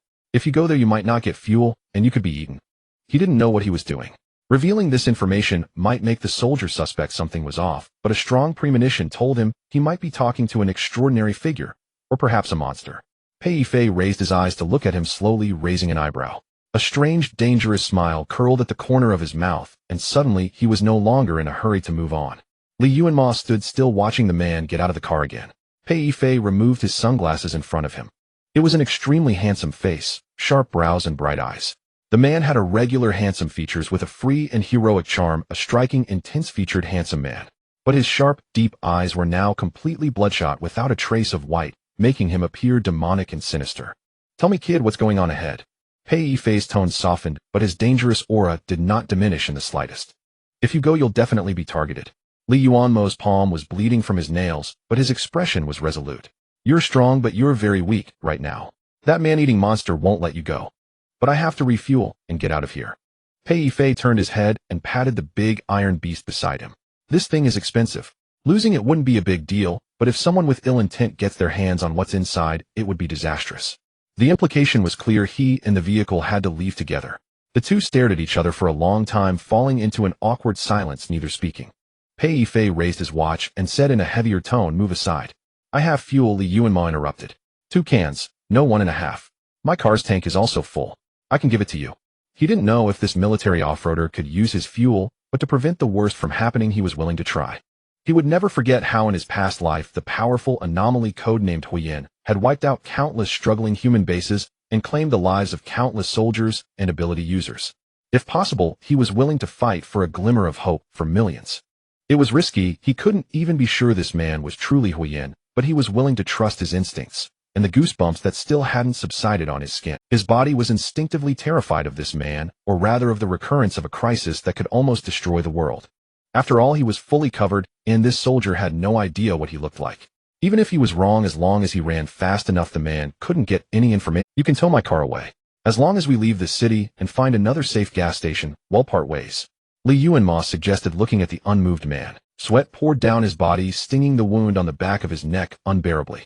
This man was dangerous in himself, and after whatever he had just been through, he was radiating an extremely unstable and powerful aura. He couldn't be allowed to come into contact with another terrifying anomaly, or it could spell disaster for humanity. He had not forgotten the despair of that past life when the sky burned like heavenly fire and humans were utterly powerless against Huyan's invasion, step by step surrendering their living space. In the late stages of the apocalypse, Huyan had already occupied 3 provinces of Huaxia, only stopping its advance when it encountered another high-risk water-type anomaly of comparable strength, Jingying. He was desperate to lure Pei Yifei away from here, but didn't want to get too involved with him. Suppressing his anxiety and caution, he asked, "Is that okay?" Pei Yifei was about to answer when his body suddenly tensed, and he turned his head to look behind Yuanmo. In that instant, a strange change occurred in the already scorching air. Formless, soundless, colorless, yet it stirred an inexplicable unease in the heart. The old family car behind them also emitted a faint, barely perceptible disturbance. Yuanmo's hair, which had just settled, stood on end again. He turned his head warily, but saw nothing behind him. The barren yellow mountains and fields along with a winding path. Everything seemed normal, yet this normality was itself abnormal. He wasn't the only one who knew about this path, but until now not a single car had passed by except his. "Let's go." Pei Yifei uttered a single word in a hoarse, crisp voice. "Find a tool to tow the car." Yuanmo exchanged a glance with him, not daring to waste time, and quickly ran to the trunk. With the stealthy help of the big octopus, he retrieved the towing equipment. Pei Yifei swiftly connected the 2 vehicles. Then he grabbed Yuanmo by the collar and tossed him onto the back seat of the off-roader. Pei Yifei swiftly connected the 2 vehicles. Then he grabbed Yuanmo by the collar and tossed him onto the back seat of the off-roader, emitting a pungent, burnt smell. Yuanmo, dizzy and dazed, lifted his head and tried to see his small car from behind. The big octopus was still inside. Through the rearview mirror, Yuanmo noticed a strange detail. The dust on the ground seemed much less, as if covered by a layer of water, becoming damp and heavy, no longer able to float into the air. Through the rearview mirror, Yuanmo noticed a strange detail. The dust on the ground seemed much less, as if covered by a layer of water, becoming damp and heavy, no longer able to float into the air. Soon the 2 reached the spot where Yuanmo had been stopped by the previous guards. The off-roader ignored the roadblocks, crashing through them brutally and rushing outward. Inside the sealed car, Yuanmo suddenly caught a strange, pungent smell of gasoline. He glanced at the rearview mirror, and that one look made his heart race. Behind them, a layer of viscous, oily liquid was rapidly chasing after them. The liquid moved like a silent wave, or like a malevolent swarm of snakes surging from all directions along the desolate mountain path toward them. Its speed was too fast, quickly closing in on the small car behind, yet the thick oil seemed alive, deftly avoiding the battered car and lunging toward their off-road vehicle. The giant octopus had drunk the gasoline from that station. The gasoline itself was fine, but the problem lay in the alien entity controlling it. It had originally intended to lure Pei Yifei into its territory, but Yuanmo intercepted him, and so it could no longer hold back, tearing off its disguise. "A coward who bullies the weak," Yuanmo muttered, watching the scene. He turned to Pei Yifei and tactfully reminded him, "To be honest, I think its target might not. Otherwise, he would have been caught and eaten back at the gas station." That alien creature was desperately coveting this vehicle, chasing them with relentless determination, almost touching the tires several times. "Then it's chasing me," Pei Yifei replied, casually honking the horn twice. "I'm quite sought after." Yuanmo was speechless. He fell silent for a moment. They hadn't refueled earlier, and the car was almost out of gas. It would likely stall after another 3 kilometers. Yuanmo was wrapped up tightly, sweating layer after layer, soaking through his multiple layers of clothing. He didn't know that the giant octopus was working even harder than him. It extended several tentacles from the trunk, frantically pushing against the ground, speeding up the small car and easing the burden on the off-road vehicle. After another kilometer, the oil layer on the ground became noticeably thinner and their pursuers slowed down. Finally, just before the car's fuel ran out, they shook off the gasoline alien monster behind them. That was relentless. The gas station was still far away, and it managed to chase us this far, Yuanmo marveled. Truly a persistent oil clings to them. This also proved how important Pei Yifei was to it. If Yuanmo hadn't stopped him back, then the 2 of them might have joined forces and dominated the region. The car didn't hold out much longer. It bravely drove a bit more before finally stalling. "Fill it up." Pei Yifei took a cigarette from his pocket. He seemed about to light it, but then frowned as if recalling something and tucked it behind his ear. Yuanmo comfortingly rubbed its tentacle, but unexpectedly felt a scorching heat. He picked up a tentacle tip and examined it. It was red and burning hot. Yuanmo comfortingly rubbed its tentacle, but unexpectedly felt a scorching heat. He picked up a tentacle tip and examined it. It was red and burning hot, as if scalded by fire. A thought struck him, but before he could ask, Pei Yifei's impatient voice came from ahead. "Hurry up, what are you daydreaming about?" He wasted no more time, pulled out the gasoline can, and carried it over to Pei Yifei. The man crouched down, opened the lid, checked it briefly, and nodded reluctantly. Together they poured the gasoline into the tank. 1.5 cans later, the tank was still less than half full. Li Yuanmo noticed that Pei Yifei's breathing was getting heavier. He looked unwell. I don't want the gas from your tank. Keep it for yourself. Pei Yifei, catching his breath, put his sunglasses back on and handed Li Yuanmo a card. Find a gas station with the pattern on this card. It gives you priority refueling unlimited for a year. The nearest one with this symbol is about 30 kilometers northwest. Good luck. Li Yuanmo felt the black gold card and put it in his pocket. Farewell, better not meet again. Pei Yifei said casually, then closed the door neatly and drove off. Dust rose again in the air, wrapping around the off-road vehicle like a wild beast racing away into the distance, oddly reassuring. The dust meant they had truly escaped the domain of the gasoline alien. Li Yuanmo returned to his car and followed the road signs onto a main road. This area was remote with few cars passing by. As he drove, he gradually spotted some vehicles. Not many, but enough to make him feel at ease. Normal traffic meant society hadn't collapsed yet. Although his city was under total lockdown, news of the alien outbreak seemed not to have spread. He wondered how the authorities had managed to suppress it. Following Pei Yifei's directions, he found a dilapidated gas station. On the sign was a hidden golden pattern exactly matching the one on his card. He felt a bit apprehensive. He now had an inexplicable fear of gas stations. The giant octopus drooped its red-hot tentacle over the passenger seat, looking exhausted. Li Yuanmo sighed, gently patted its hot tentacle, took off his heavy protective gear, and walked into the gas station. The giant octopus was an alien creature friendly to him, but extremely dangerous to other humans. A volatile bomb. So he tried to avoid crowded places. We're out of gas, a sleepy-eyed attendant grumbled as he came out of the rest area, sounding annoyed. Go somewhere else to fill up. Li Yuanmo took out the card and handed it to the thin attendant. The man who had been irritable froze as he saw the card, his expression turning serious. He took the card, examined it carefully for a long time, then looked up and studied Li Yuanmo with an indescribably complex expression. What's wrong? Li Yuanmo asked calmly. The man's gaze made him uneasy. He suddenly didn't want to refuel here and reached out to take back the card. No, of course not. The attendant straightened up, coughed twice, and returned the card. Li Yuanmo touched the intricate, beautiful pattern on the card and suddenly realized that Pei Yifei hadn't given him an ordinary unlimited fuel card. It was likely an ID card symbolizing a special identity. Earlier, he had accidentally glimpsed Pei Yifei's work badge in the car, indicating he was a leader in some mysterious national organization. He himself was only 20, looked young, and seemed like a college student who hadn't yet entered society. Holding such a prestigious card that didn't match his appearance seemed odd, thus drawing the attendant's attention. We have it. The thin man's attitude changed dramatically, his tone warm and respectful. He led Li Yuanmo inside. Please take a rest, there's hot water and food. They'll call you when the car is refueled. Li Yuanmo didn't move. He sensed something was off, so he stepped back, avoiding the man's hand. He looked up at the gas station, shook his head at the attendant, and without a word turned and left. The giant octopus lifted its head, its dark eyes staring blankly at him. Let's find another place. I think something's wrong here, Li Yuanmo said without explanation, starting the car. The old engine sputtered noisily, piercing the quiet of the remote gas station. Li Yuanmo glanced in the rearview mirror. The thin attendant was still standing there, motionless, staring at him. A strange smile spread across his face, a chilling mix of tolerance and pity. He seemed unfazed by Li Yuanmo's escape. Are you all right? Li Yuanmo asked, driving a short distance before sensing something amiss. He reached out to touch the tentacle draped beside him. The once moist and springy appendage now felt dry and stiff, completely devoid of moisture. He sighed and pulled the car over to the roadside. With half a tank of fuel remaining, he had attempted to find another gas station after leaving the previous one, but after driving through the maze of intersecting roads for a long time, he still hadn't found one. This city was a neighboring one he had visited more than once, yet he couldn't recall ever seeing so many forks in the road. Was it a new road plan, or was he simply on a route he had never taken before? It didn't seem like a new route. He spotted familiar buildings and signposts that matched his memories of the neighboring city. If not for the vehicles still merging onto this road, Li Yuanmo might have mistakenly thought he had wandered into another eerie mutant zone. Some powerful mutants possess their own domains, much like the Huoyan from his past life. They have absolute control over their domains, and each mutant has a unique way of managing its territory. However, they share a common trait: their thoughts are extremely paranoid and grotesque, viewing humans as mere insects and food. The domains they rule are terrifying and sinister, and for humans trapped within, death is often the best release. Yet this possibility was slim. At this early stage of the apocalypse, mutants required time and vast amounts of energy to evolve.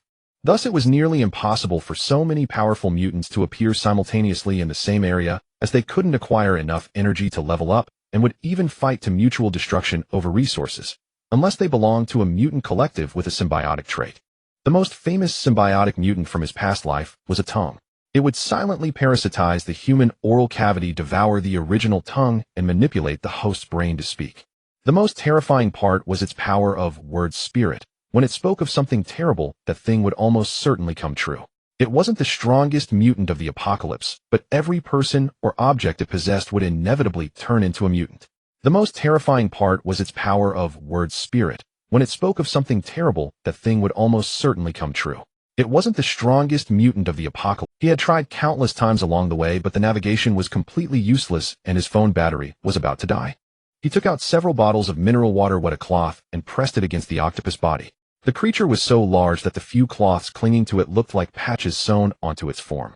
Despite the inappropriate moment, Yuanmo couldn't help but chuckle. The big octopus tilted its head in confusion. Seeing its bewildered and pitiful state, he understood how uncomfortable it was, so he decided to stop traveling for now. This city has a moat. How about I take you there for a soak, he asked. The big octopus lay limply among a pile of clutter like a lump of played-out slime. It lifted a tentacle weakly and waved it, then pointed its tip toward the right turn at the intersection. You don't want to go to the moat, you want me to turn right. Yuanmo seemed to understand its meaning. He gazed at the road, both unfamiliar and familiar, feeling a bit troubled. The roadside was lined with monotonous green lawns dotted with bright red seasonal flowers that bloomed in a particularly vivid hue. Looking ahead, the road stretched endlessly like a network of intersecting blood vessels. Though he had said he would take the octopus to the moat, the navigation was down, and he wasn't sure he could find the way himself. Without much hesitation, he followed the octopus guidance and turned. Not far down the road, he was surprised to find a residential area with small restaurants and even a tiny inn. This lifted his spirits. He parked the car, chose a farmhouse, and that looked clean enough from the outside, and rented a room. Such small inns were unlicensed, but they were cheap and didn't require Yuanmo to show identification. Recalling the strange gas station attendant and the endless road that seemed to have no end, he couldn't shake the feeling that something about this city was off. Have you noticed how few people are around today? Yuanmo packed a pile of fried chicken and burgers, sitting in his car looking around in bewilderment.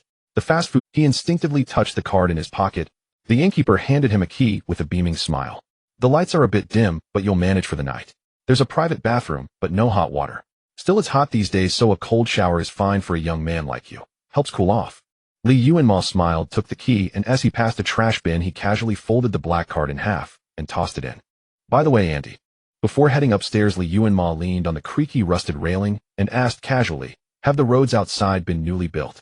They're so winding. When I came before, it wasn't like this. I thought I'd come to the wrong city. The innkeeper paused for a moment before a look of understanding crossed her face. That's Chioshui City's new plan. The northern part of the city has been under construction for years. Even locals get lost sometimes, but it's no big deal. She explained kindly. Once you're inside, the roads are easier to navigate. Nothing to worry about. Yuanmo nodded, said goodbye, and went upstairs. He found his room as she described, entered, and set down his luggage. He searched the room thoroughly, found no hidden cameras, and then opened the window. The windows of this farmhouse were all on the sides or back, hidden from view, perpetually shaded by other buildings, never seeing sunlight. The room was cool and damp, with patches of green mold growing in the corners. The big octopus saw his signal from below, and when no one was watching, it quietly moved the car under this wall, then climbed up to his room. Its body was dry and stiff, lacking adhesion on the wall, and it nearly slipped several times. Yuanmo grabbed a few of its tentacles and pulled desperately, while the octopus coordinated its efforts to haul itself into the third-floor room. Both of them were exhausted. Yuanmo collapsed on the bed to rest while the big octopus dashed into the cramped bathroom on its 8 tentacles and skillfully lifted the toilet tank lid. Don't go there, it's filthy. Yuanmo whispered through the frosted glass, seeing its movement. Who knows how long it's been since it was cleaned. It's full of nastiness. Use the shower head. We're out of this room, so no need to worry about water bills. The big octopus obediently put the lid back down, covering the faded, disfigured face soaked in the water, and then turned on the shower head. A fine, dense spray of red liquid came down from the shower, along with some soft, dark red chunks. The octopus luxuriated under the spray, absorbing the moisture and washing away the grimy debris from its body. The landlady said the water isn't great, Yuanmo murmured with closed eyes, reminding. But since you're a giant octopus, you probably wouldn't mind the water temperature. The giant octopus shook its head in the shower, as if agreeing with him. It raised its 8 tentacles under the shower head one by one, washing them until each tentacle became bouncy and glossy again. Soon the shower no longer spouted red liquid. The giant octopus bathed in the gradually transparent tap water that smelled of disinfectant, shaking the shower head with a hint of regret. Yuanmo was extremely sleepy. He had spent the entire day with nerves on edge, almost entirely fleeing and traveling, leaving him physically and mentally exhausted. As soon as his head touched the pillow, his mind began to grow hazy and drowsy. His head seemed to be stuck tightly to the musty-smelling sheets and quilt cover beneath him, and he began to uncontrollably sink into a deep, dark, sweet dream. This was very wrong. He was a highly vigilant person in his past life. During the apocalypse, he had never fallen into deep sleep. How could he possibly fall asleep the moment his head hit the pillow now? He realized something was amiss and viciously dug his nails into his palm until it bled profusely, barely managing to muster a bit of alertness. He gritted his teeth and rolled over, tumbling off the bed onto the dusty red carpet with a strange muffled thud. The giant octopus seemed to hear some strange noise. It pushed down the shower head, and its large tentacle clawed at the frosted glass, tapping, as if asking Yuanmo what had happened. "I'm fine," a clear voice came from outside the bathroom, sounding normal. "Just bumped into something." The giant octopus then relievedly turned the shower back on. Yuanmo fell to the ground, his body bound tightly by soft, wriggling tendrils of flesh and blood, and his mouth also tightly constricted. The carpet under the bed had somehow turned into a deeper, soft, aberrant creature. From the carpet's surface, countless thin, long, fleshy tendrils extended, binding him layer by layer, wrapping him into a red cocoon of flesh, leaving only half his head exposed. His mouth was blocked, and he could only emit extremely faint whimpers. With eyes wide open, he stared at the 7 or 8 fleshy tubes hanging from the ceiling, each with purplured veins. The tip of each fleshy tube was a sucker-like mouthpart. From his angle, he could see the faintly visible sharp teeth inside the mouthparts. It could even imitate Yuanmo's voice. The one that had spoken to the giant octopus just now was one of these tubes. He desperately tried to twist his body, but he was firmly fixed in place. This was too bizarre. Yuanmo was about to break down and curse. Why hadn't his aberrant alarm given him any warning? Also, how could he encounter aberrants everywhere he went? Had this city already been overrun by aberrants? Those long fleshy tubes drooped toward his head, which was not covered by the fleshy tendrils, aiming directly for his eyes, nose, and ears. If not for the fear that he might cry out to the giant octopus, his mouth would have been spared as well. This monster was about to burrow into Yuanmo's 7 orifices. He struggled to move his bound arms, trying to reach the knife in his pocket for defense, but he couldn't move even a millimeter. Whether from despair, fear, or anger, he suddenly felt a certain part of his body begin to heat up, as if burning his flesh. As his emotions fluctuated more violently, the sensation grew stronger. The hot spot seemed to be in his pants pocket. It was not an illusion. He looked down with difficulty and saw that the fleshy tendrils covering his pants pocket were curling up from the heat, and the deep red, ugly color had turned into a charred gray-brown. Because of this strange burning, the fleshy tubes above him began to act warily and hesitantly. Why was it burning there? Yuanmo thought groggily. What had he put in his pants? It seemed to be a few paintings that his father had left him, which he hadn't had time to put away properly. Yuanmo's bloody palm, wounded by his own nails, was pressed tightly against his pants pocket. It was now numb and cold. His heart was beating furiously, and his blood seemed to boil with the strange heat. Something seemed to be emerging from his body. At that moment, the frosted glass suddenly shattered from the inside. A huge, menacing octopus burst out from the cramped shower stall. Its body, which had turned pink due to the joy of bathing, suddenly darkened, becoming a terrifying black-purple in an instant, like a cluster of angry, sinister, man-eating withered vines. Its 8 tentacles, possessing immense power, soared up to coil around the fleshy tubes and pulled them down from the ceiling. Aberrant. There's an aberrant here. Under the lethal attack, the fleshy tubes screamed in anger and terror. To Yuanmo's astonishment, the voices coming from these tube monsters were both male and female. Had it already devoured many people's flesh and blood without being discovered until now?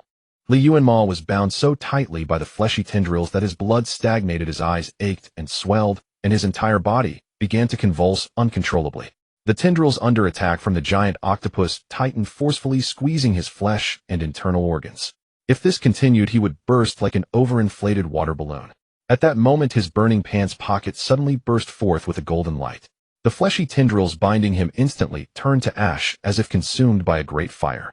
He coughed painfully on the ground, his face drained of color. The golden light flashed and then faded into silence. He, as if his life force had been drained, uncontrollably grew weak. He tried to keep himself awake, but it was useless. Like a candle that had burned through its oil, it flickered twice and then fell into endless darkness. Yuanmo did not know why he dreamed of this place. He watched himself shrink back into a child of 7 or 8 and looked up in confusion. "What are you looking at?" Xiao Kaifeng beside him shoved him roughly. "You'll starve yourself to death, you greedy little pest. You want to eat everything." The small Yuanmo was shoved hard twice and fell to the ground. A cloying scent of cream lingered around his nose, refusing to dissipate. It was the Xingfu cake shop. He was certain it was a cake shop he always passed on his way to school, located on a street just around the corner from their old dilapidated neighborhood. The shop sold not only birthday cakes, but also milk and old-fashioned pastries. Every day it exuded an oily, fragrant aroma of cream essence and baked goods. On his way home from school, Yuanmo could never resist stopping to gaze at it for a few moments.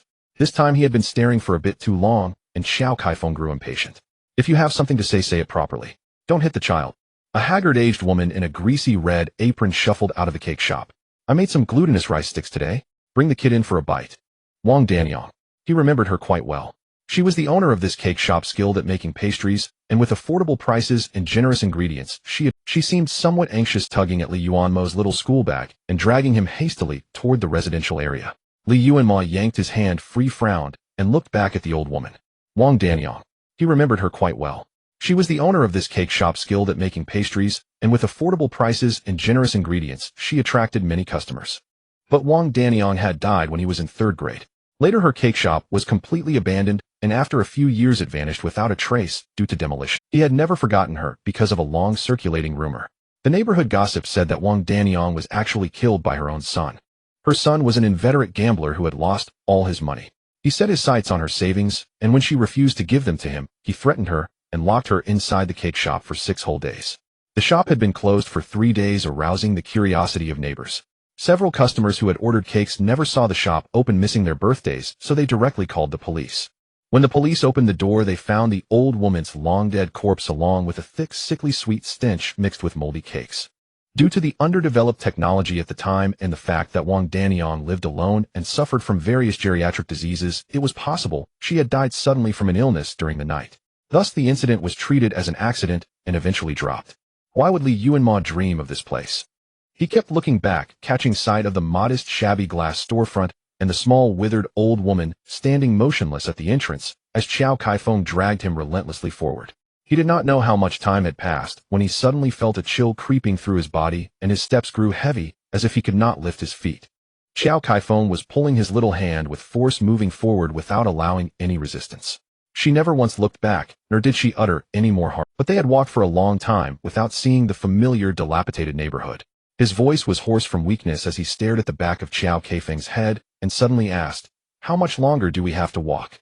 Xiao Caifeng, who would normally have been muttering a stream of complaints, was eerily silent.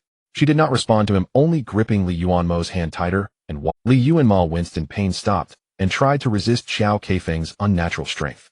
But he was weak and too young, unable to break free from the wall. A wave of intense anger surged within him. "Why do you treat me like this?" His voice carried a long-buried confusion. "Xiao Caifeng, am I not your child too? Why do you always treat me like this?" Li Yuanmo suddenly became desperate. He sank his teeth into the woman's wrist, tearing off a piece of flesh, skin, and sinew. Xiao Kaifeng stopped abruptly and finally turned around. Her neck seemed stiff like some old, unlubricated machine part, rotating slowly inch by inch toward Li Yuanmo. Since entering the dream, Li Yuanmo's attention had been on the cake shop, so he had never clearly seen her face. Only now did he realize that Xiao Kaifeng's face was already unrecognizable. Her entire head was like a rotten watermelon with no facial features left, and her head and body were covered in bloody holes, as if pierced by long rod-like objects. His heart plummeted. Without a sound, he took a few steps back, then turned and bolted. "Why run away?"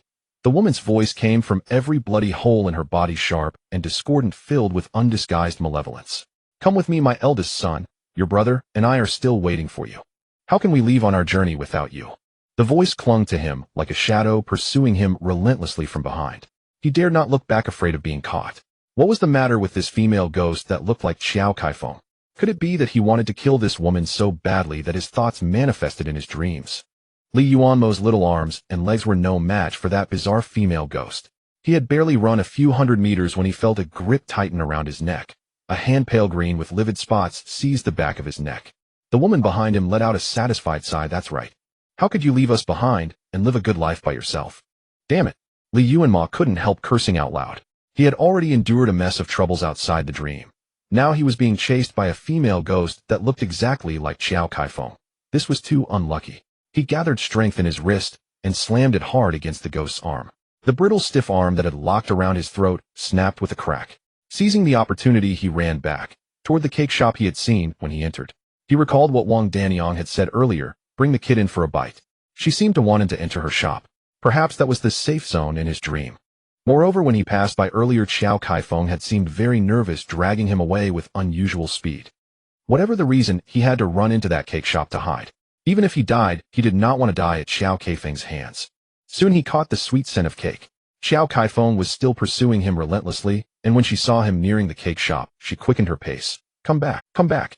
You got someone to harm us, and now you must die with us. The woman's harsh, hoarse voice was filled with venom. Die with us. Die with us. Li Yuanmo caught the word die sharply. What do you mean by I harmed them?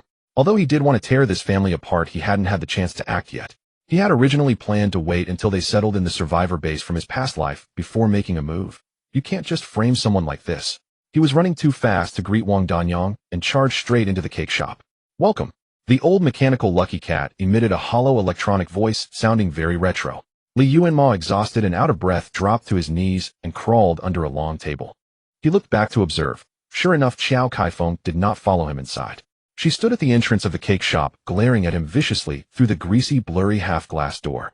Back again. What would you like to eat? A hoarse, kindly voice came from the dim front counter. Li Yuanmo did not reply. Instead, he looked up and surveyed this. It was a tiny shop of only about 10 square meters with a small glass room next to it. A sign made of cardboard was taped over it indicating cake making. Inside, there was a half-finished cake adorned with a few delicate pink cream flowers that looked delicious. Outside the workroom, 3 counters were set up with scattered pastries cramming the little cake shop full. 2 greasy yellow bulbs hung from the ceiling, casting a dim shadowy light over the entire space. Wang Danyang sat on a small stool by the kitchen door next to a simple table with a cake order book and various odds. Her aged, kindly face was covered in wrinkles half hidden in the dim light, revealing a faint, unsettling ferocity. Li Yuanmo stared at her face quietly, and suddenly a strange thought crossed his mind. What a vengeful spirit fears is an even more terrifying spirit. I remember you. Wang Danyang sat motionless on the stool, looking at Li Yuanmo with a smile. You're Li Zhengfei's eldest son, aren't you? Li Yuanmo nodded, stiffly at a loss for small talk. His hands and feet remained icy cold even after entering the warm, cramped cake shop. He had been to this cake shop only 3 times before, each time because Xiao Kaifeng insisted on celebrating his pathetic younger brother's birthday. His own birthday had never merited a cake from here. His father had never mistreated him. He always prepared gifts for his birthday, but he never once sat down to share a meal with him. He was always busy, rarely coming home. Thus, most of the time, only Li Yuanmo, his stepbrother, and Xiao Kaifeng were in the house. His birthday was never a big deal in this family. Only his brother's birthday deserved lavish celebration. Is the pumpkin cake good? Wang Danyang asked again. Li Yuanmo was startled, then nodded. It's delicious. Thank you, Auntie. He wasn't close to Wang Danyang, but occasionally, when she saw him lingering at the door, she would hand him a couple of freshly baked pastries. As a child, he was thin-skinned and proud, unwilling to accept charity. But Wang Danyang would always stuff the pastries into his pocket. The pumpkin cake was the last treat she had given him in his past life. Li Yuanmo had never told anyone that he once saved up money from selling bottles he had collected for a long time, intending to buy some pastries from Wang Danyang's shop to repay her kindness. But she hadn't opened the shop for several days. Later, he overheard some adults chatting while buying cakes, complaining that Wang Danyang had broken her word. She had accepted orders for cakes, but then disappeared. Sensing something wrong, he quietly called the police. Only then did they discover the old woman's body. Otherwise, it might have rotted before anyone found her. It was a pity. He had never actually bought a pastry for himself at the Happiness Cake Shop. It's getting late. Let me give you something to fill your stomach, Wang Danyang said, slowly rising to her feet. She wore a dark black jacket with a red apron. With small steps, she shuffled over to the counter displaying various pastries, using a wooden tongs to pick up a few round soft cakes. Li Yuanmo stood frozen at the shop entrance, rubbing his arms as he watched Wang Danyang busily clearing the counter to make room for him. She placed a few pastries in a chipped ceramic bowl and set it on the counter. Are you cold, boy? Wang Danyang asked. I was cold outside, but it's warmer now that I'm inside. Li Yuanmo replied, politely answering each of her questions, but still not moving a step. There's some leftover milk still warm. It'll warm your body, Wang Danyang said, then poured him a bowl of hot milk from a thermos. The scent of milk and sweet pastries filled the shabby little cake shop. Li Yuanmo instinctively looked back and saw that the world outside had become misty. Xiao Kaifeng seemed to have disappeared. Come and eat, Wang Danyang said, sitting back down on her stool. Her drooping eyelids half covered her eyes, but Li Yuanmo could still feel her gaze on him. I'm not hungry. Li Yuanmo swallowed hard and refused decisively. It was too strange. This dream felt so real, yet so illogical. What would happen if he ate something given by a dead person in a dream? He didn't know why, but this shabby little cake shop gave him an odd sense of dissonance, making him uncomfortable. You are hungry. Eat something, child. Wang Danyang smiled and said slowly, if you don't eat, the things outside will come in. As if to confirm her words, the simple glass door suddenly emitted a crisp cracking sound. Li Yuanmo startled and turned to look. It was a cyan-white youth covered in bloody holes, clinging fiercely to the fragile glass, his eyes rolling viciously as if searching for something. From its clothing and shape, Li Yuanmo guessed it was his detestable, good-for-nothing younger brother, because the tattered clothes were exactly what he had been wearing the last. Eat, Wang Danyang urged. What do you mean if I don't eat they'll come in? Li Yuanmo looked up at her. What kind of monster is that? Why are they after me? The worthless younger brother seemed to spot him and began smashing the glass door furiously. Strangely, the old dilapidated glass door should have been fragile, but the monster outside couldn't smash it no matter how hard it tried. Haven't I introduced myself yet? My memory's not so good with age. Wang Danyang slowly stood up, leaning on the small table, and shuffled over to the shop in trance on her tiny feet. She pulled the curtain shut, temporarily blocking the increasingly ferocious monster's view. This is the realm of death, Wang Danyang said, smoothing her graying hair. Only the dead can enter. The dead, Li Yuanmo repeated in astonishment, then pressed you. You know you're dead. Am I? Not dreaming. Could it be that I am also dead? You're not dead yet, but soon will be. Wang Danyang smiled, her withered wrinkles twisting into an unsightly flower. On the verge of death, you can see all the souls bound to you by karmic ties of life and death. Li Yuanmo raised his arm and looked at it. His skin was slowly taking on a bluish-white blackish hue, like a stiff corpse. No wonder he felt cold, and his limbs were growing increasingly rigid. The most striking were the pitted wounds on his palm, the ones he had dug into himself to stay awake in the small inn. Now the edges of those wounds were pale, as if all the blood had been drained from them. And their deaths are related to me. It was too bizarre. If this was a dream, it was far too real. If it wasn't a dream, how could Xiao Kaifeng and the worthless younger brother who were supposed to die at his hand, and their deaths are related to me? It was too bizarre. If this was a dream, it was far too real. If it wasn't a dream, how could Xiao Kaifeng and the worthless younger brother who were supposed to die at his hands years later already be dead? What on earth had happened? The pounding behind him grew louder, and the sharp sound of glass breaking could be heard faintly. Boy, don't dawdle. Wang Danyang tapped the food on the table. Eat them, then leave this place. Li Yuanmo walked over to the counter, picked up a piece of sweet mung bean cake. If I eat, can I leave? Li Yuanmo looked up at the kindly old woman not far away. Why are you helping me? Wang Danyang's withered body stood quietly wrapped in her greasy jacket, like a dying flower. She stared deeply at Li Yuanmo with a complex, unreadable expression. I don't know, Wang Danyang said softly. Maybe because you once helped me. Li Yuanmo's face froze as if something had struck him. A strange numbness crept into his mind like a swarm of sandworms burrowing into his brain, and his already sluggish thoughts became impossible to organize. Crack. The glass shop door hidden by the curtain shattered. Jolted back to his senses by the crisp sound, Li Yuanmo's chaotic consciousness seemed to break through a barrier and become clear. When he looked up again, the entire cake shop had transformed. In the cake preparation area lay half of a cracked human skull, the white brains still moist and tender like delicate frosting on a cake.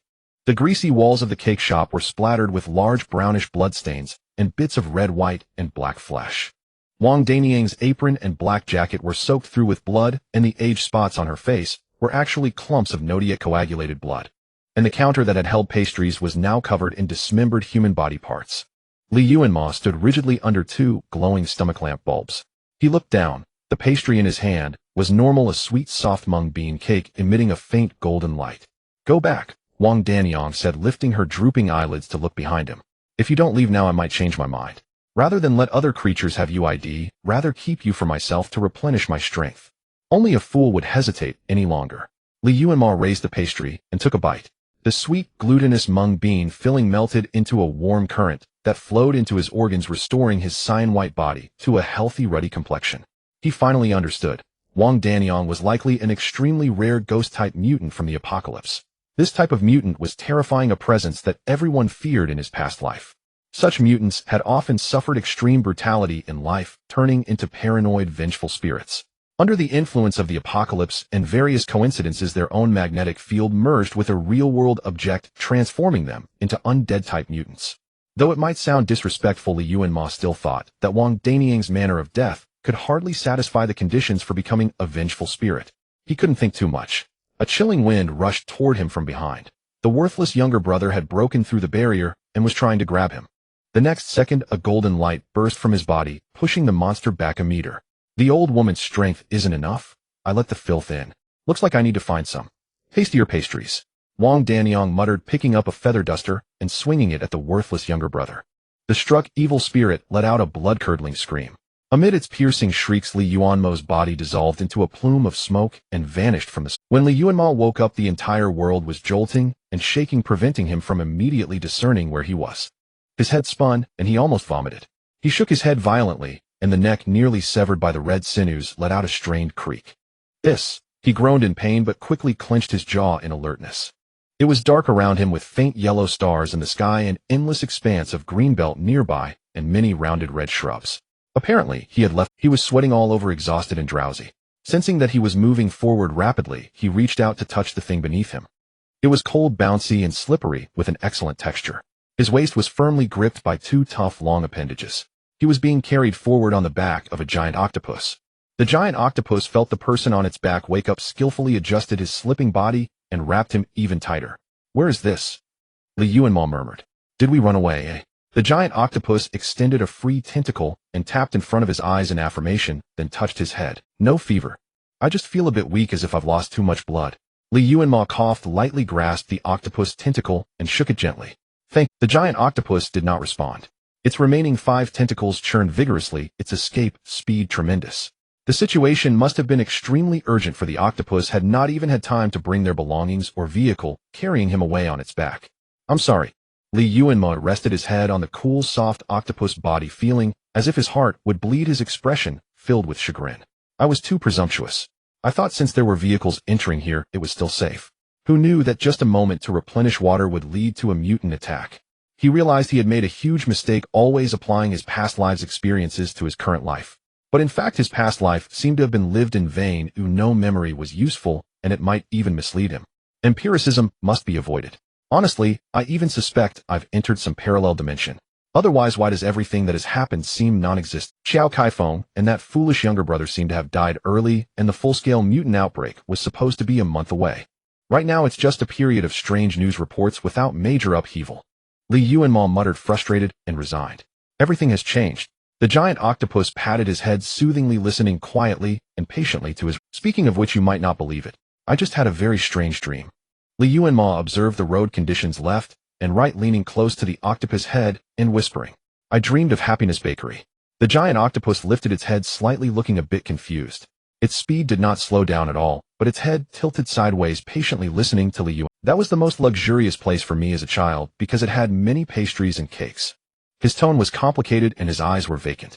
For a moment, he didn't know whether the dream was a mere illusion or a real crisis that had occurred. "The cakes were delicious, but I never got to eat them. Only after that worthless little brother's birthday could I secretly scrape the leftover cream from the box." He had already let go of that past. Recalling the hardships of youth meant nothing to him, but his father Li Zhongfei was full of guilt. "Speaking of which, after my dad divorced Xiao Caifeng, he learned that I had never tasted a birthday cake. So every year he would buy me a big cake. But by then Happiness Bakery had already closed. The cakes from other shops were also delicious, but I always felt like I had missed something." Li Yuanmo gave a regretful smile. There was not a single passerby on this road, which seemed to stretch endlessly.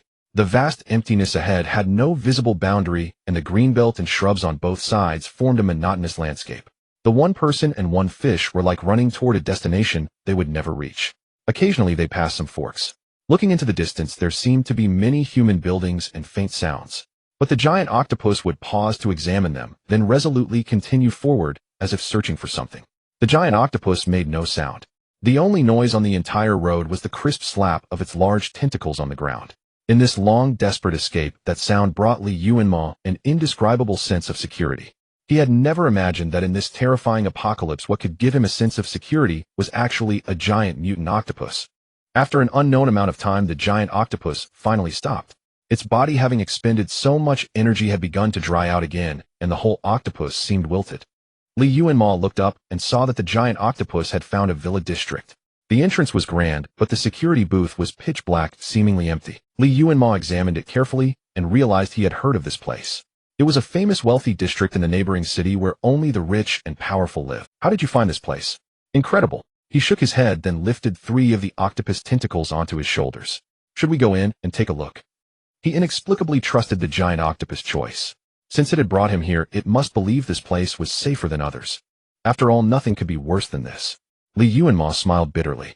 The wounded, scarred survivor and the dehydrated giant octopus limped toward the villa district's gate. The gate was tightly shut, the security booth empty, and they were not residents here, so they had no idea how to enter legitimately. The giant octopus slipped its tentacles off Li Yuanmo's body, flattened itself into a thin pancake, and squeezed through the gap under the gate.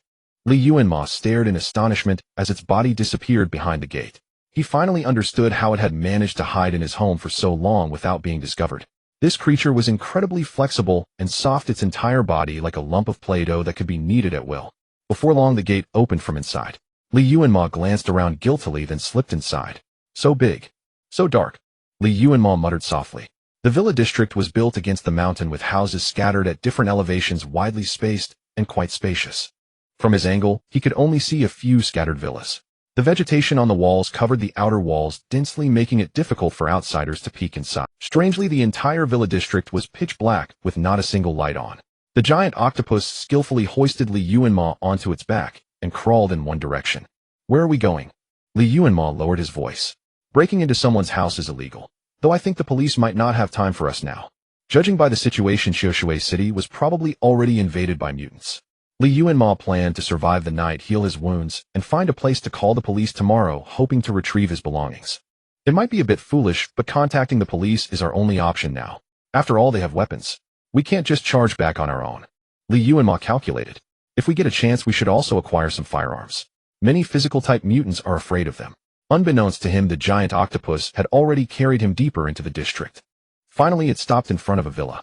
This three-story villa looked ordinary on the outside, with lush ivy climbing the courtyard wall and weeds growing thickly outside the gate, suggesting it had been unoccupied for a long time.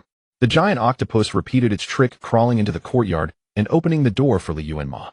Li Yuanmo looked at the octopus thoughtfully. You can sense whether the rooms have owners, can't you? That's perfect for being a thief.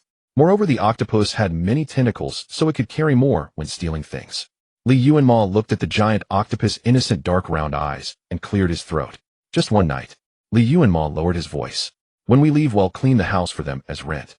The giant octopus' round eyes suddenly curved as if it. Li Yuanmo found clean bedding in the guest bedroom on the first floor. He simply made the bed and decided to rest there for the night. Outside, there was a great commotion as the giant octopus was up to something, causing a tremendous racket. Don't rummage through things, Li Yuanmo hurried out to stop it. This is someone else's house. We're not sure if the owner will come back. The giant octopus, covered in grime, was carrying several boxes it had found somewhere and handed them to Li Yuanmo.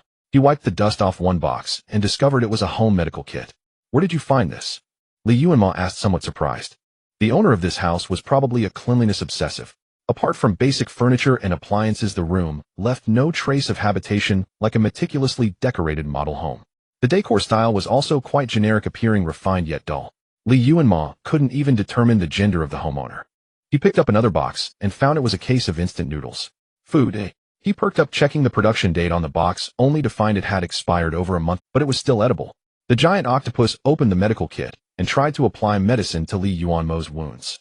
Never mind, I'll do it myself. Li Yuanmo smiled and stopped it. You need to take a bath now. The creature's skin had become dry and brittle, and its tentacles were covered in scars. It was pitiful to see this cleanliness-obsessed giant octopus covered in dust trying to treat his wounds.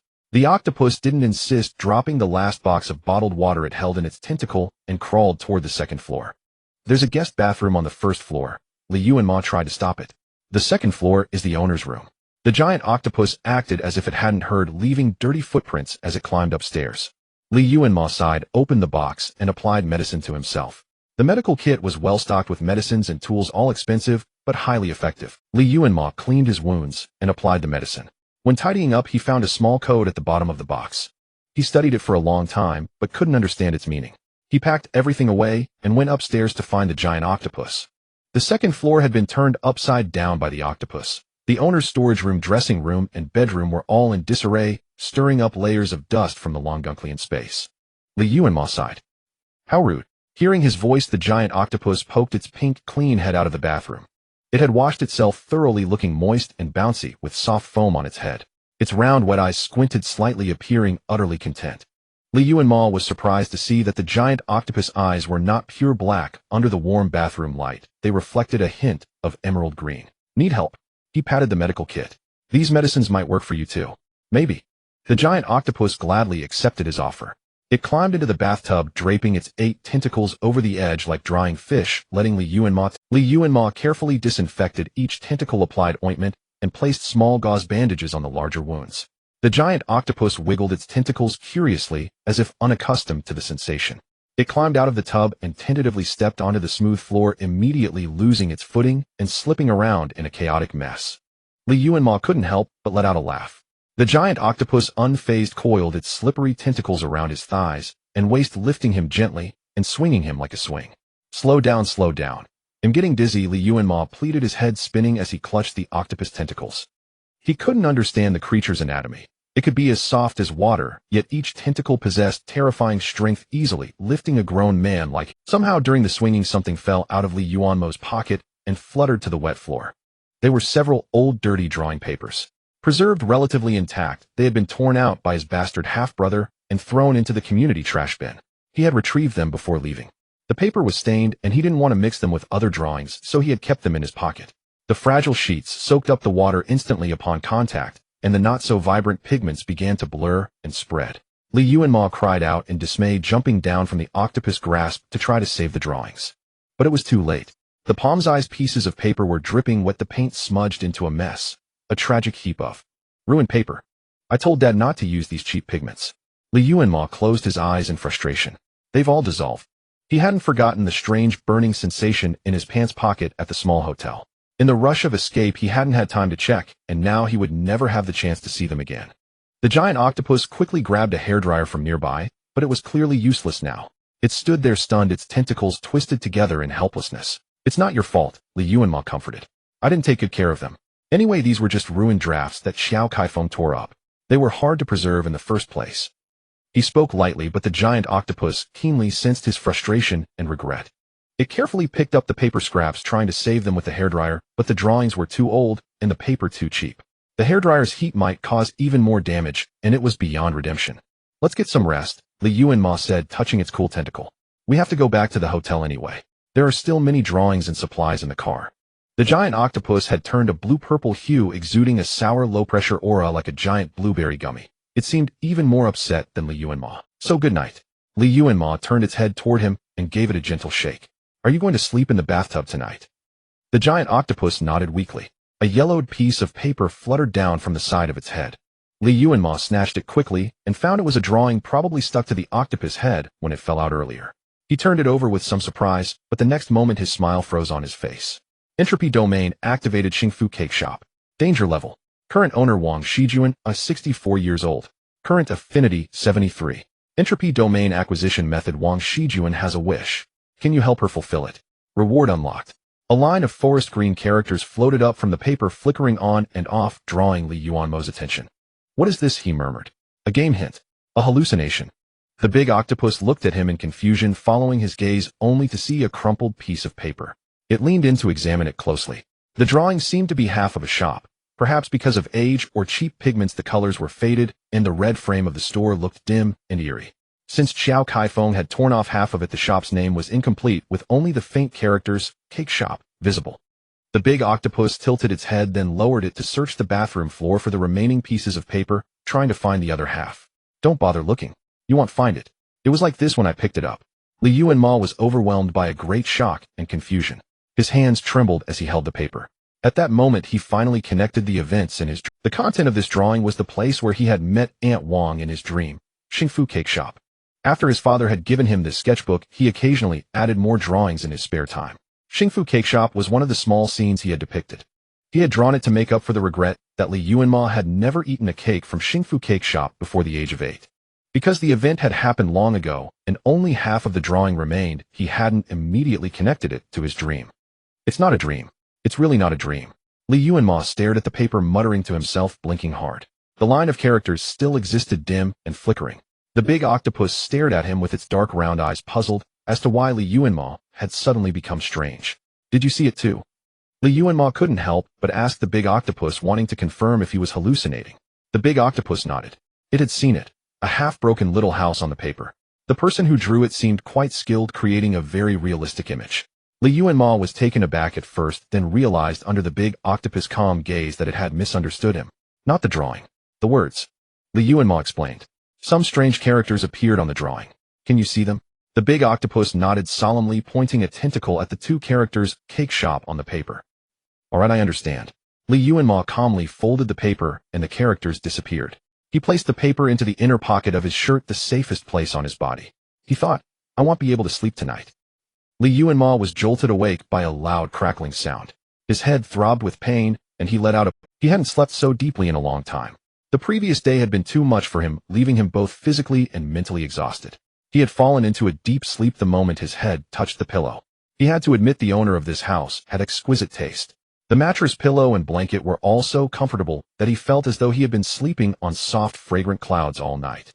The noise outside grew louder, and Li Yuanmo could no longer ignore it. He reluctantly hugged the pillow, rubbed his head, and opened the door. The once clean and spacious living room was now in complete chaos. Li Yuanmo had no idea where the big octopus had found so many of the owner's belongings. Clothes for all seasons, including underwear, daily necessities, books, and even a pair of dumbbells. He let out a heavy sigh. The big octopus noticed his arrival and eagerly fetched a cup of warm water, offering it to him. Inside the cup were a few goji berries. Oh, it had even figured out how to use all the appliances in the villa. The microwave in the kitchen was heating something, and a pot on the stove was bubbling softly. Are these all the owner's things you found? Li Yuanmo picked up a book and flipped through a couple of pages. It was a mystery novel. The owner's handwriting was beautiful, with sharp, imposing strokes. Beside the criminal's records, there were casual annotations analyzing the perpetrator's flawed methods in great detail. The book probably didn't suit the owner's taste, as there were no notes in the latter half. Li Yuanmo looked up and saw that the big octopus had also found a book and was eagerly flipping through it. You can read human writing? Li Yuanmo asked in surprise. This creature's learning ability was astonishing. It had only been born a little over a month, yet it had already mastered human characters. Though there had been signs since the big octopus needed to read recipes to cook. Li Yuanmo sighed, resigned to the task of picking up the scattered items and reorganizing them. The owner had left only a few clothes here, none of which had tags, but the quality was excellent, clearly expensive. Curiously, Yuanmo held one up to compare. The clothes were far too loose on him, leading him to conclude that the owner must be very tall, at least over 1.9 meters. Seems like a strong, burly man. Just 1.9 meters. No big deal. Li Yuanmo, an adult male who was about 1.8 meters tall and a pure college boy, spoke with a hint of sourness. Our big octopus is over 2 meters tall. The big octopus. The food in the kitchen was ready. The big octopus put down its book to serve the meal, while Li Yuanmo neatly folded the clothes and placed them on the sofa, organizing them by season. Just as he was about to tidy up the other items, he noticed a small piece of paper that had fallen under the sofa. It must have been something tucked inside a book, accidentally dropped when the big octopus tossed the books aside. He picked it up and glanced at it, casually discovering it was a small 2-inch photograph. And the person in the photo, he actually recognized him. The giant octopus dashed madly toward the dining table, carrying a steaming pot of soup. After shaking its scorched, reddened tentacles, it prepared to retrieve the toasted bread. Passing through the living room, it noticed Li Yuanmo, standing motionless, head bowed, staring at something. Li Yuanmo felt a tug at the hem of his shirt from behind, but he did not turn around. His entire focus was fixed on the small photograph in his palm. The man in the photograph was strikingly handsome, his features clear and elegant, eyes holding a hint of a smile, thin lips slightly pursed. He appeared refined and scholarly, like a highly educated intellectual. He recognized this person. In fact, no survivor from the former Huaxiao would be unfamiliar with that face. Xinjingrong. He was one of the most elite psychics on launching, in his past life a great deity who inspired countless survivors to persevere, and the supreme decision-maker of the largest survivor base in the late apocalypse. Because of his existence, humanity gained the confidence and resolve to contend with the abnormals. He was a being that countless super-class abnormals feared and dreaded, the true savior of mankind. A luminous-level prophetic psychic had once publicly declared that as long as Xinjingrong lived, humanity would never be annihilated by the abnormals. This is his house. Li Yuanmo stared at the tiny photograph as if it were a bomb about to explode. The giant octopus patiently tugged at his shirt again, presenting 4 jars of jam on its tentacle for him to choose from. He'll take strawberry and apple, thanks. Li Yuanmo turned his head, dazedly breaking out in a cold sweat without realizing it. The giant octopus bustled about, arranging the food, sneaking bites into its mouth as it went. Ever since Li Yuanmo caught it stealing eggs, it had grown much more brazen, no longer hiding its solo feasting. Li Yuanmo couldn't describe his feelings at that moment. The mere thought of whose house he was in made him feel as if he were sitting on pins and needles. He was not a fervent admirer of Xinjingrong, quite the opposite. He was deeply afraid and wary of this future supremely powerful ruler. In his past life, many had speculated about what Shen Xingrong's psychic ability was. He seemed capable of manipulating the forces of nature, even moving mountains and filling seas. In the legendary Battle of Gods that made his name, he casually pointed a finger before a crowd, instantly reducing a psychic who had defied his orders to ashes, leaving nothing behind. Of course, Li Yuanmo had not witnessed that great battle firsthand. It was just one of many versions. But there was no doubt that Shen Xingrong's ability was both formidable and mysterious. Li Yuanmo had once greatly admired him too. In the despair of the apocalypse, people always sought an unshakable pillar of strength as a spiritual anchor, and Shen Xingrong was the perfect candidate. He was powerful enough to rival gods, undefeated in 11 years of battling the abnormals. But after seeing the legendary man with his own eyes, Li Yuanmo had only one thought: this man was a madman, an extremely uncontrollable lunatic. It was the victory celebration after the annihilation of the super-class abnormal star. Li Yuanmo had just dealt with the Qiao Kaifeng family and attended the grand ceremony in high spirits. Shen Xingrong, as the supreme commander of that campaign, was invited to the event. There were many survivors present. Li Yuanmo had rarely seen so many people since the apocalypse, a sea of humanity more fervent than the largest fan meeting he had ever witnessed. Risking being crushed and trampled, he squeezed to the spot closest to the podium. Fortunately, he caught a glimpse of Shen Xingrong's arrival. His appearance was brief. Amid the deafening frantic cheers, he stood calmly and gracefully at the highest point, looking down to soothe the crowd's emotions with words that were both grand and seemingly sincere. Everyone was cheering and rejoicing, hoping to receive the deity's favor. Even a mere glance would suffice. The scene became so frenzied, it was nearly uncontrollable. In that jubilant crowd, only Li Yuanmo stood frozen, drenched in cold sweat, every hair on his body standing on end. He trembled uncontrollably among the throng, desperately wanting to flee, because his infallible abnormal crisis detector had been activated at that very moment. His body was screaming at him to run now and escape. It was a long time after the man left before Li Yuanmo finally came to his senses. The activation of his abnormal detection meant two things. First, Shen Xingrong might no longer be human. Second, Shen Xingrong wanted to kill him. No, he had no grudge against Shen Xingrong. It was impossible for the man to harbor murderous intent solely toward Li Yuanmo. This meant he wanted to kill everyone. All humans. It was too absurd, too ridiculous. At the very beginning of the apocalypse, he had walked right into Shen Xingrong's territory, and even used his bathroom, slept in his bed, and eaten all his stored food. While he was lost in thought, the giant octopus had already devoured 3 plates piled high with fried eggs, leaving him 3. The toast before him was meticulously spread with strawberry jam, exuding a rich, sweet fragrance. Seeing Li Yuanmo approach, it thoughtfully pulled out the chair and placed a cup of warm milk before his seat. It looked both virtuous and capable. Seeing Li Yuanmo's pale face, the giant octopus grew a little worried. After a moment of contemplation, it divided its own portion of toast into 2 extra slices, drew a smiley face on them with jam, and pushed them toward Li Yuanmo. "I suggest we don't take anything from here." Li Yuanmo looked at the busy octopus and said earnestly, "It would be terrible if the owner found out." The octopus found a large bedsheet and was diligently gathering all of Shen Xingrong's belongings. When Li Yuanmo saw it packing several thick books into the sheet, his eyelids twitched violently. "Why bring those?" he couldn't help asking. "Are you planning to pass the time on the road? There's still plenty in our car." The octopus' round eyes curved again as it rummaged through the books, picked out a hefty Xinhua dictionary, and handed it to Li Yuanmo. Li Yuanmo took the book, feeling an odd weightiness to it. He opened it and found normal pages in the front, but the latter half was glued together, forming a C. He curiously tapped it, and a dull sound came from within. There was something in the compartment, and it was quite heavy. The octopus took the book, fiddled with it for a moment, and opened the compartment. Li Yuanmo peered in curiously, and his eyes lit up instantly. "A gun," he whispered, barely containing his excitement. In his past life, he had heard that Shen Xingrong's identity before the apocalypse was far from ordinary, with possible military connections. So it made sense that he would have some weapons at home. The octopus shook the dictionary, signaling him to take it and play with it. Li Yuanmo gladly accepted, no longer caring about stopping the octopus from stuffing things randomly, his mind completely occupied by this treasure. Thus, as he marveled at the gun in hushed tones, the octopus cheerfully picked up a few more books and shoved them into the bursting bundle. If Li Yuanmo had turned around to look, he might have suspected the octopus' motive for giving him the gun. It seemed to be merely distracting him, so it could take more stuff. Li Yuanmo fondled the gun contentedly for a long while before reluctantly placing it back in the compartment. The gun had no bullets, but there was sure to be a stab. He had completely forgotten the consequences of Shen Xingrong discovering their theft. This was a gun. A gun. In the early days of the apocalypse, an absolute game-changer that could boost his survival rate by at least 50%. It was far more reassuring than that inexplicable eerie painting. Suddenly, another item in the compartment caught his attention. It was a black card almost blending into the bottom, so he hadn't noticed it at first. This card looked very familiar, so familiar that it made his heart skip a beat. He picked it up for a look. Yes, it was very similar to the black card the soldier had given him earlier with identical patterns, but different material. Heavier, and with a small emblem in the top left corner. Special 001, this emblem again.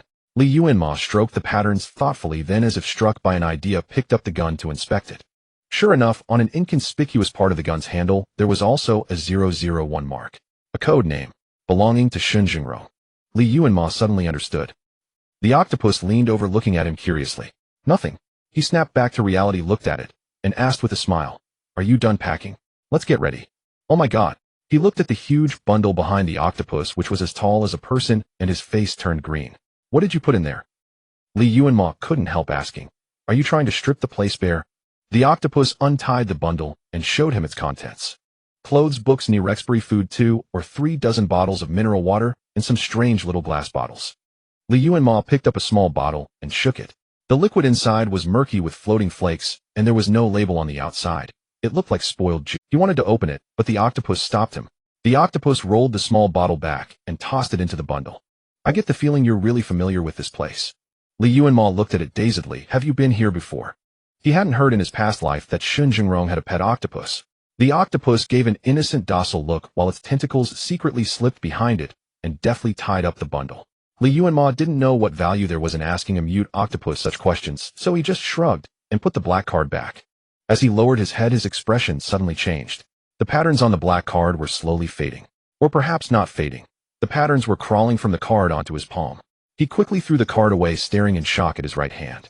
On his palm, large pinkish patterns had appeared like burned scars or twisted welts resembling crooked scars or some kind of insect. Whether it was psychological or not, Yuanmo felt a sensation of his spiritual energy being drained, and his head began to grow heavy. The octopus sensed something wrong, wrapped its tentacle around his right hand, and lifted it to look. It carefully rubbed against the patterns on his palm, only to find they had fully fused with his skin, turning red and hot. So strange. Yuanmo swallowed hard. "I feel dizzy and so sleepy." The octopus wrapped his limp body in its tentacles, shaking his head in an attempt to keep him awake. Yuanmo forced his arm up, bit down hard on his own flesh, breaking the skin and drawing blood. Both man and octopus stared at the black card. "I have to destroy it. It's draining my vitality." Yuanmo pulled himself together, broke free from the octopus embrace, and staggered toward the card. The octopus got there first, raising a tentacle and slamming down fiercely. A crisp sound like metal striking stone rang out, and the black card shattered into sharp fragments scattered across the floor. Its material was different from the ordinary card Pei Yifei had given Yuanmo. It was made of a hard alloy impossible for Yuanmo to destroy by himself. However, Yuanmo's condition did not improve after the card was destroyed. He stumbled 2 steps and fell to his knees in exhaustion. At that moment, he suddenly connected the black card to the attack by the alien in the small motel earlier. Back then, he had been driving all the way, eager to find a place to rehydrate the octopus, so he hadn't paid attention to his physical fatigue, nor had he checked whether the black card Pei Yifei gave him had left any mark on his body. Now he thought about it. Perhaps it was that black card that had attracted the attacker. Did that soldier know the card was problematic? Or was he trying to use it to kill Yuanmo and silence him? "I have a terrible feeling." His voice grew hoarse and drowsy, barely able to open his mouth. "Be careful, they are coming for us." The next second, a rustling sound came from outside the villa. It was 10 o'clock in the morning, and the sunlight was pleasant.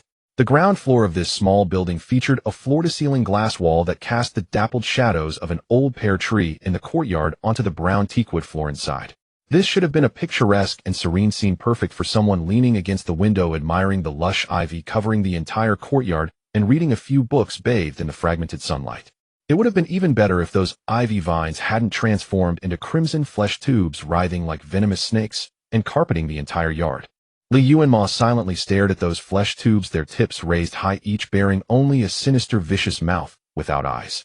Yet he could still feel the dense, cold, and furious gazes fixed upon him. "He's here, the escapee found him. No more running. Punishment. Must punish." The voices of those flesh tubes were a cacophony of male and female, sharp or deep, young or old, all roaring in unison. "Where are the bullets for that gun? Did you find them?" Yuanmo's arm bore 7 or 8 bleeding tooth marks from his own bites, but it still couldn't overcome the overwhelming drowsiness. Just as he was about to bite himself again, a slick tentacle tip pressed against his lips. It's okay, I can hold on. Li Yuanmo gasped for breath, turning his head aside to avoid the giant octopus tentacle. Find some sheets, set them on fire, and throw them outside. Hurry. These flesh tubes still retain the structure of normal carbon-based organisms. He remembered that last time the burning sensation in his pocket had scorched them black and curled. Perhaps fire could drive them back again. A knife would work too. He licked his dry lips, tasting the metallic tang of blood. Outside the glass, the crimson flesh tubes slowly retreated a few meters, raised their tips, and then charged violently at the floor-to-ceiling window. After a jarring collision, the entire window remained intact. The giant octopus clattered around in the kitchen, soon emerging with a bundle of items clutched in its tentacles. It waved a burning piece of clothing menacingly. The giant octopus clattered around in the kitchen, soon emerging with a bundle of items clutched in its tentacles. It waved a burning piece of clothing menacingly, while its remaining tentacles coiled around various knives, looking quite imposing. Outside the window, the flesh tubes were relentlessly pounding against the glass. Whatever material Shun Zhengran's window was made of, it somehow held firm against the onslaught of those ferocious aberrants. The giant octopus opened the door with lightning speed, tossed the burning clothes outside, then slammed the door shut in one fluid motion, accidentally severing 7 or 8 flesh tubes that had tried to sneak in. Once separated from the main body, the flesh tubes instantly shriveled up, losing all vitality like dried meat strips. The monsters outside were indeed terrified of fire, avoiding the flames. Yet a single piece of clothing wouldn't burn for long. Soon they would launch another attack. Can't just wait for them to break the glass. That would be the end. Li Yuanmo looked at the severed flesh tubes on the floor, weakly supporting himself on the sofa as he stood up, opened the door, and let a batch of monsters in. He had considerable experience fighting aberrants and quickly regained his composure. He took the sharpened kitchen knife from the giant octopus tentacle and signaled for it to open the door. Can't just wait for them to break the glass. That would be the end. Li Yuanmo looked at the severed flesh tubes on the floor, weakly supporting himself on the sofa, as Li Yuanmo raised the knife and slashed down through the air, sending a dozen flesh tube tips rolling across the floor. The giant octopus repeated the tactic, opening the door again and again to let in more monsters. Working together, the man and the octopus severed hundreds of flesh tubes. Li Yuanmo mechanically raised his arm and slashed down over and over, not daring to focus his mind for fear of falling asleep the next moment. He forced himself to keep his brain active, thinking of wild random things to stave off drowsiness. Suddenly, in the midst of this tense scene, he let out an inexplicable laugh, drawing a worried glance from the giant octopus. "I'm fine." Li Yuanmo's voice was hoarse, and he brought the knife down cleanly as he explained, "I just suddenly remembered a snack I used to eat called hand-pounded rice cake. I feel like I'm scraping rice cake right now." In the extreme chaos, the giant octopus extended a tentacle and patted Li Yuanmo's head. Good he hadn't burned out his mind yet. "Can't kill them all no matter how many I cut." Li Yuanmo groaned in pain and exhaustion, staring at the pile of severed heads accumulating on the floor. How can there be so many rice cakes? Good he hadn't burned out his mind yet. "Can't kill them all no matter how many I cut." Li Yuanmo groaned in pain and exhaustion, staring at the pile of severed heads accumulating on the floor. How can there be so many rice? Outside, the monsters kept pouring in endlessly. Inside, Li Yuanmo was struggling to keep up his hand, almost unable to grip the knife handle. Noticing his increasingly sluggish movements, the giant octopus decisively shoved itself against the door, temporarily halting the fight. It extended 2 tentacles, wrapped them around Li Yuanmo's aching, swollen arms, and began to massage them carefully. Li Yuanmo was already on his last legs. His eyelids felt as heavy as 1,000 pounds, and he swayed before collapsing into the pile of the giant octopus tentacles. Though his body was utterly exhausted, his mind remained active from the intense tension moments before. He felt that something about the current situation was off. Why hadn't the giant octopus eaten anything? Aberrants could replenish their energy by devouring each other. The strong feeding on the weak was an instinct etched into their blood. The giant octopus was quite gluttonous. It had even wanted to taste gasoline. So why hadn't it stuffed a single one of these energy-rich food items into its... Moreover, it now seemed somewhat listless. Although it had obediently followed all of Li Yuanmo's commands, he had an inexplicable feeling that the giant octopus' true power should be far greater. So why, now that they were fighting together, did it seem so strained and struggling? He raised his drowsy head with effort, looking into the giant octopus' focused dark... So why, now that they were fighting together, did it seem so strained and struggling? He raised his drowsy head with effort, looking into the giant octopus' focused dark round eyes. So why, now that they were fighting together, did it seem so strained and struggling? He raised his drowsy head with effort, looking into the giant octopus' focused dark round eyes, but could discern no unusual emotion. Thinking it had hurt him, the giant octopus eased the pressure of its massage. Though Li Yuanmo was reluctant to doubt this silly, adorable creature, he couldn't help but develop some strange suspicions. It seemed somehow unwilling to actually kill these things. From start to finish it had shown no intention of attacking, it was merely passively obeying and protecting Li Yuanmo.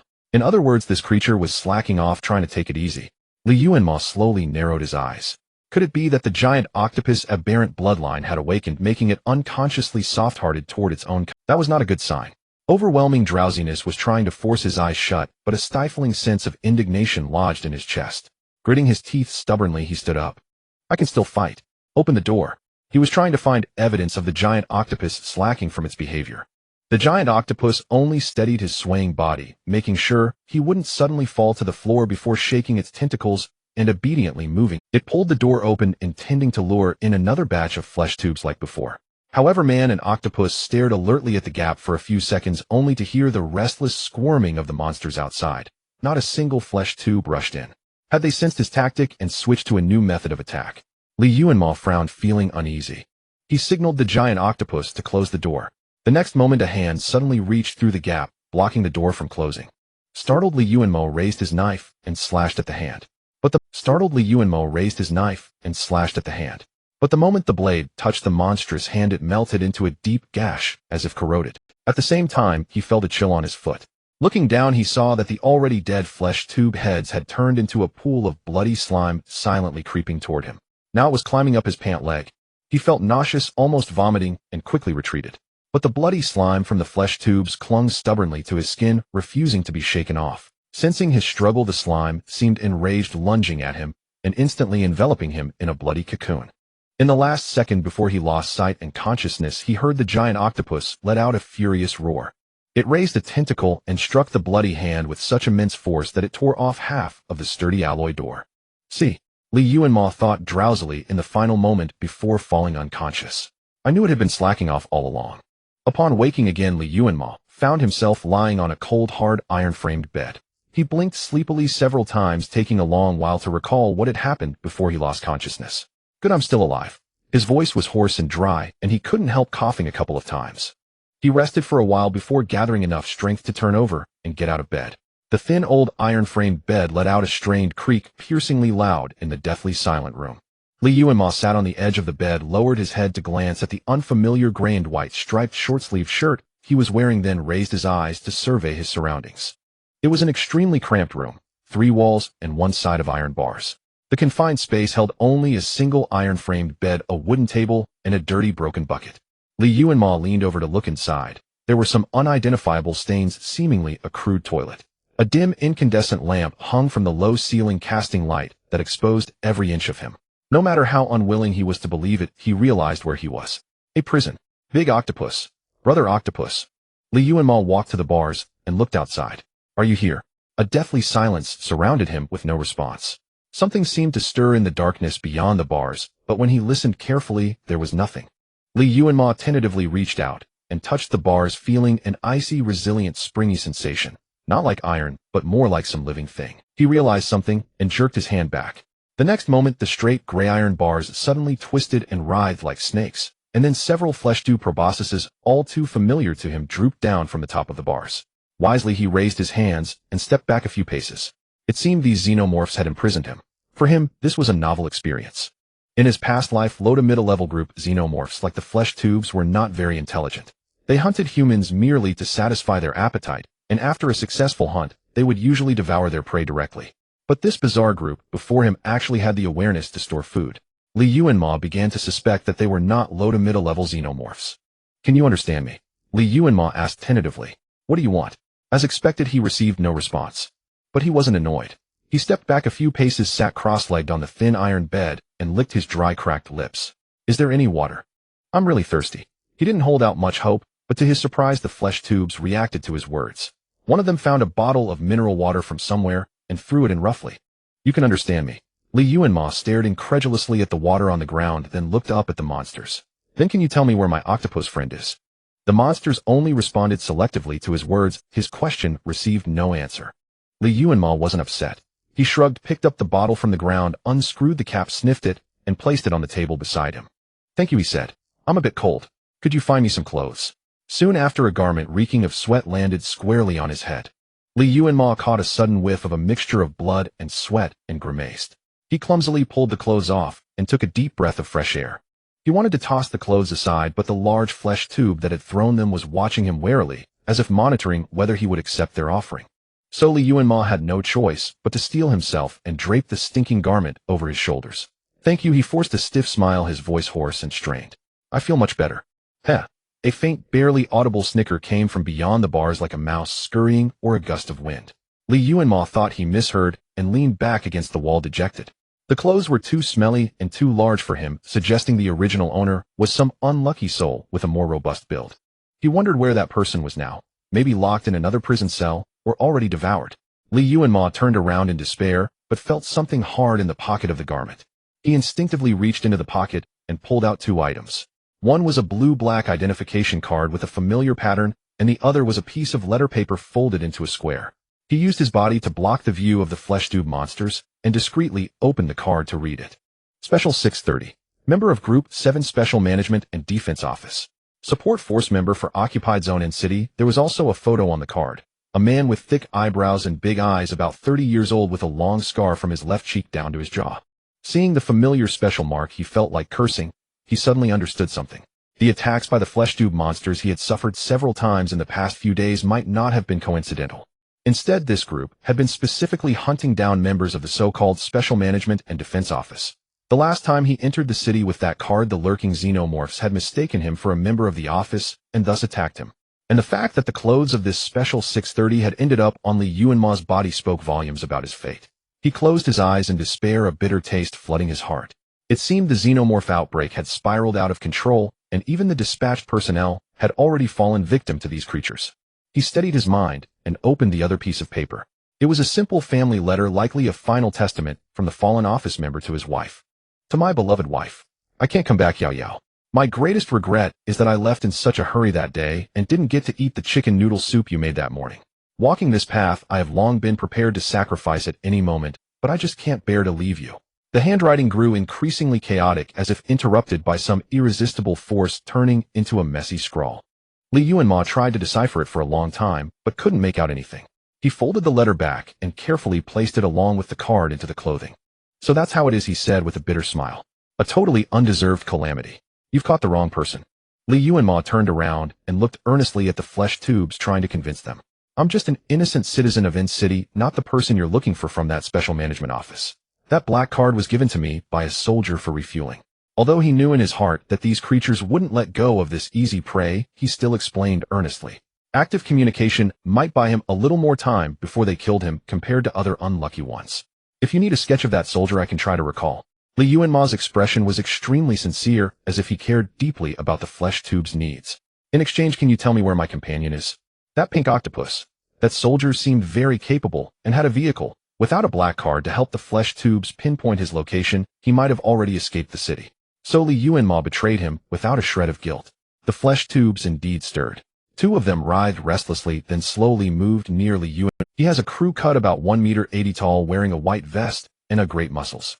Li Yuanmo looked at the stinking proboscis close by, swallowed, and added he was wearing sunglasses. He deliberately mixed up some details. That soldier was actually 1.90 meters, quite striking, and had a pair of crimson eyes.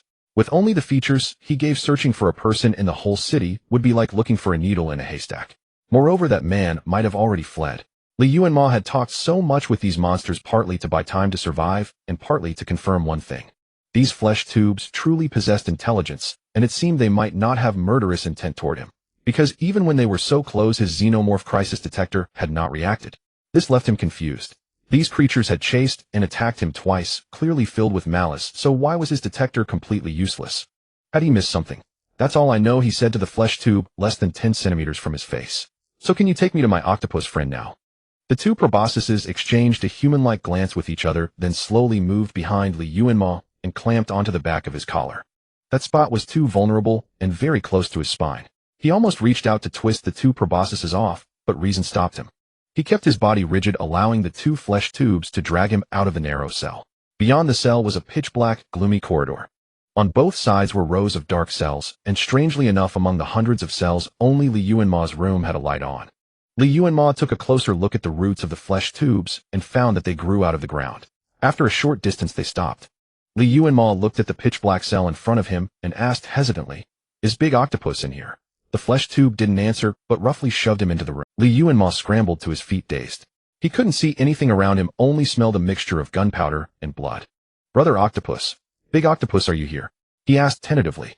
In the pitch-black room, a sticky, watery sound suddenly arose. The sound was unhurried, as if some massive creature was coiling its wet tentacles. Li Yuanmo sensed something was wrong. This noise wasn't from that big octopus. It hated slimy skin and would keep itself clean and dry. His expression changed, and he quickly stepped back only to bump into a solid wall. Calling it a wall wasn't quite accurate because the surface behind him was scorching hot, like a living being with a high fever. Li Yuanmo stiffly turned his head to look at what was behind him. Snap! The tall man casually snapped his fingers, and a flame illuminated half of both. Li Yuanmo looked as if he'd seen a ghost staring at the soldier he had just betrayed, who was now looking down at him coldly. Finally met you, little traitor. Pei Yifei's handsome face wore a sardonic, half-smiling expression as he bared a set of gleaming white teeth, and said word by word, and I'm 1 meter.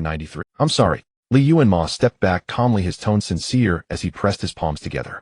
I know I was wrong.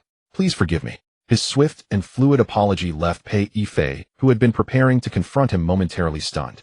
In his past life, Li Yuanmo had been quite adept at apologizing.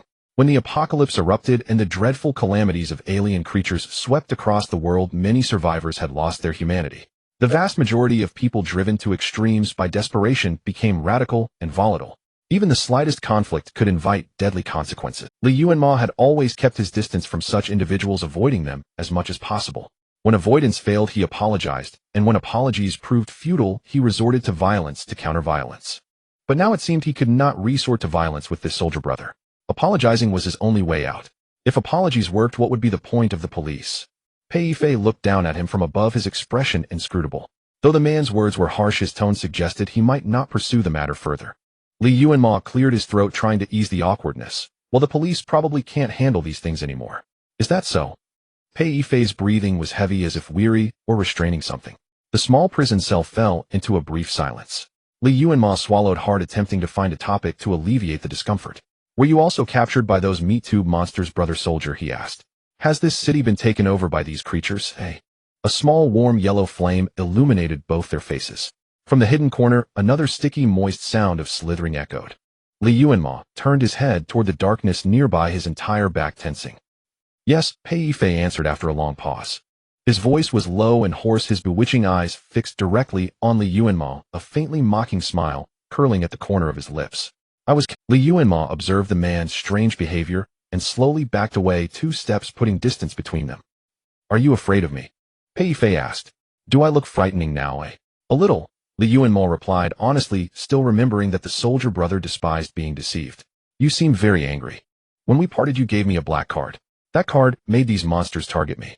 They've been hunting me for 2 days. It seemed this prison was not soundproof at all. The soldier brother had clearly overheard every word Li Yuanmo had said to the giant meat tube. When we parted, you gave me a black card. That card made these monsters target me. They've been hunting me for 2 days, and I let my guard down. They caught me, and Li Yuanmo paused, then asked in return, isn't that why you were captured too? Black card. Pei Yifei repeated thoughtfully. They captured those who hold the special management card. I see. A rough force yanked the filthy clothes off Li Yuanmo from behind, and they appeared in Pei Yifei's hand. He shuddered as the man picked up his jacket, cold sweat breaking out on his back.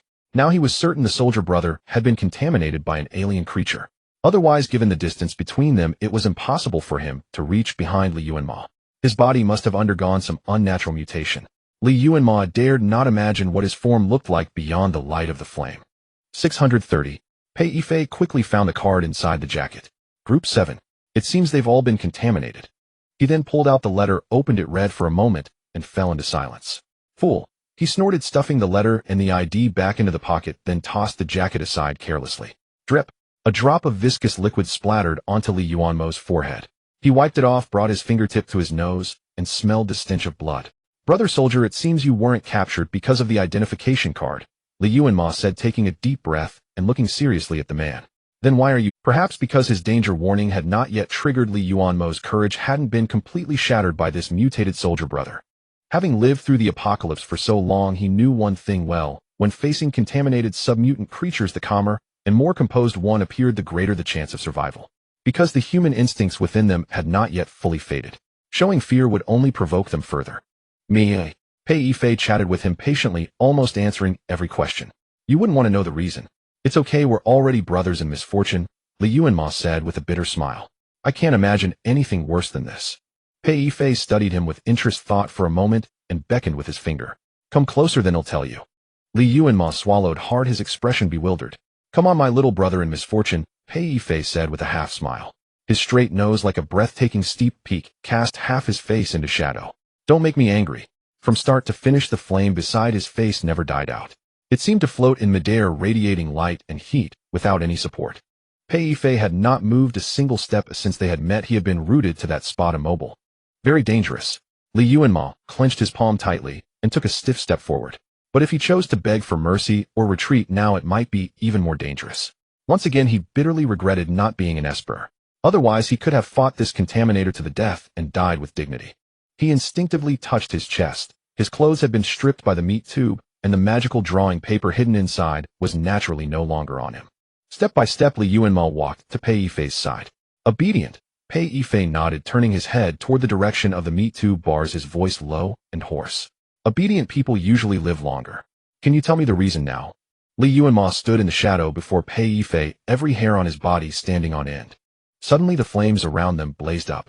The small flame, as if doused with gasoline, instantly swelled into a massive fireball as tall as a man. Its light illuminated every detail of the prison. Li Yuanmo instinctively glanced down at Pei Yifei's lower body, then looked around and closed his eyes in despair. There the tall man had lost his human form from the waist down, transforming into a vast network of red, tangled neural threads. Those threads extended from beneath his waist, covering the entire narrow prison. On the neural web hung clusters of flesh cocoons, some not fully sealed, revealing stiff human limbs. Those human limbs were clad in gray-white prison uniforms identical to Li Yuanmo's. I was captured because I ate people. Pei Yifei lowered his head, and a strand of neural web gently crawled onto Li Yuanmo's shoulder. Do you have anything to eat, dear little brother? I have food. Li Yuanmo looked into the man's eyes filled with wild malice, and his mind calmed down uncharacteristically. Enough food for you to eat. Liar. Pei Yifei's eyes narrowed. You have nothing on you. But my companion has plenty over there. Li Yuanmo watched the neural web threads that were about to seep into the flesh of his shoulder, cold sweat beating on his forehead. If I'm not mistaken, you've eaten all the prisoners in this prison, haven't you? That's why it's so quiet here. If you eat me now, you'll have no food source left, and will starve to death here. I swear I can take you to find plenty of food. If I'm lying, let me and my companion be eaten by you. The giant octopus would taste much better than him anyway. Of course, it was still debatable who would eat whom between the giant octopus and the mutated soldier. Li Yuanmo's words moved Pei Yifei, and the man's restless neural web slowly withdrew from Li Yuanmo's body. I need a lot of food. Pei Yifei looked at Li Yuanmo, his tone cold and heavy. Otherwise I will really eat you. Li Yuanmo was startled and looked up to meet the man's terrifying eyes.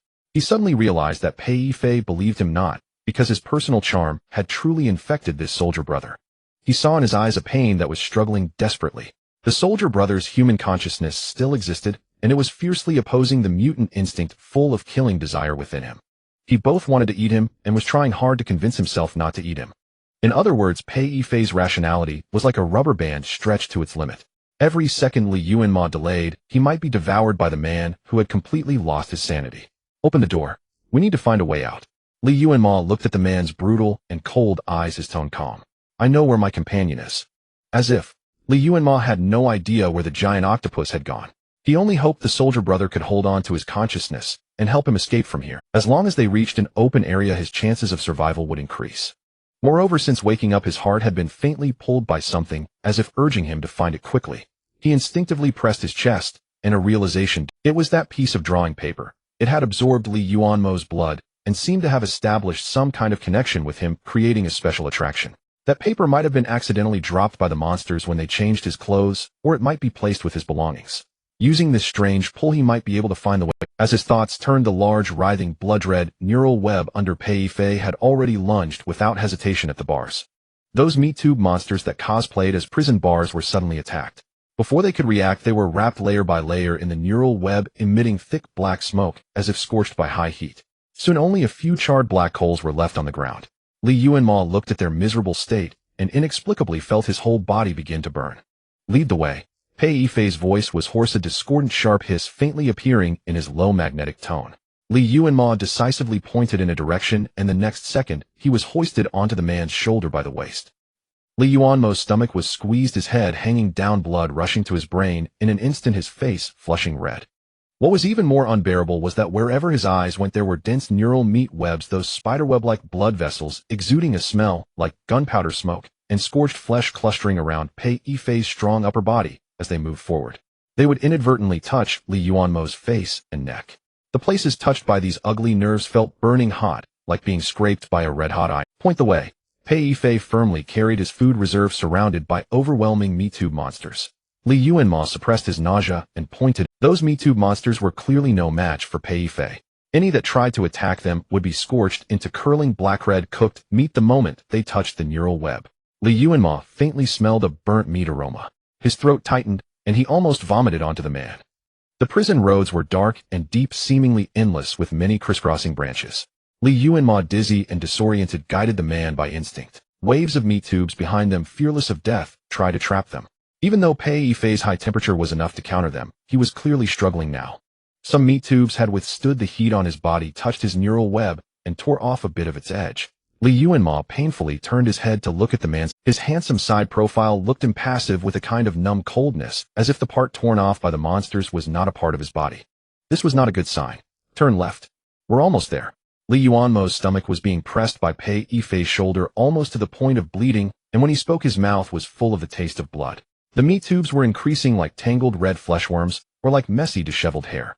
They were killed by Pei Yifei in waves, but their numbers never seemed to— What the hell is this damn thing? Li Yuanmo sighed helplessly. No matter how many we kill, they never end. He was frustrated, but his heart was not broken. In his past life, he had become accustomed to all kinds of death. He feared the mutants and desperately wanted to survive, but he was not afraid of death. Wanting to live and not fearing death were not contradictory. Since his rebirth, every second he lived was a bonus. If he was trapped in a hopeless situation, he would do everything possible to live a few more seconds. Even if just to breathe one more second, he would give it his all. But if he really couldn't survive, it wouldn't be a big deal. After all, he had friends on both sides, so he wouldn't be lonely, and he could avoid a lot of psychological torment, like now for instance. Li Yuanmo's current situation was indeed awkward. He was carried on the soldier brother's shoulders, surrounded by a flood of meat waves, and beneath his feet was the dizzying, ugly neural web. Several times he felt the meat tube monsters were about to pounce and devour him and the soldier brother, but each time Pei Yifei managed to drive them back with his neural web. Thus Li Yuanmo's mood kept cycling between "I'm going to die, I might still live, I'm going to die again, and I can still survive." In this bizarre situation, he gradually noticed a dissonance. From beginning to end, the soldier brother had not eaten any of these meat tube monsters. Pei Yifei was starving to the point of madness, and had even devoured all the prisoners in the prison indiscriminately. Yet even in such a desperate situation, he still did not take a single bite of those monsters. This was very similar to the giant octopus' previous behavior. These creatures were really too strange. Could there be some virus in the bodies of these meat tubes that made other mutants dare not easily devour them? Even stranger, those meat tube monsters seemed to also be wary of Pei Yifei and did not want to fight to the death. Otherwise, with their terrifying numbers, even if each monster took one bite, it would be enough to eat them to the last scrap. Their behavior was more like trying to trap the two and block their escape. After walking for an unknown amount of time, Pei Yifei suddenly stopped. At the same time, the meat tubes that had been relentlessly chasing them also abruptly stopped their attack. For a moment, the prison was terrifyingly silent. Li Yuanmo coughed twice and painfully lifted his head. He saw that the narrow prison corridor ahead was completely blocked by a small shop. The shop was painted with faded dark red paint, and above the door an outdated signboard printed with several standard song font characters read, "Happiness Cake Shop." Dim hazy yellow light filtered through the greasy glass. A small dark figure stood motionless at the door, staring at the two outside. "This is your friend?" Pei Yifei asked. Li Yuanmo stared in astonishment at the Happiness Cake Shop that had appeared in reality, unable to find a perfect excuse for a moment. The door slowly opened and a pale, wrinkled face covered with liver spots appeared in the crack.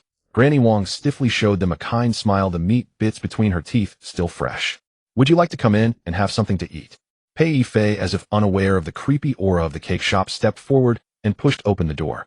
A pungent smell of blood hit his nose. Li Yuanmo finally couldn't bear it anymore, struggled to climb down from Pei Yifei's shoulder, and vomited with a "U" sound. "Welcome." The old fortune cat emitted its mechanical, joyful greeting again. Li Yuanmo knelt on the ground for a long time, recovering before he rubbed his stomach and raised his head with difficulty. The interior of the cake shop was truly indescribable. In just over a day, many more bloody human tissue ornaments had been added.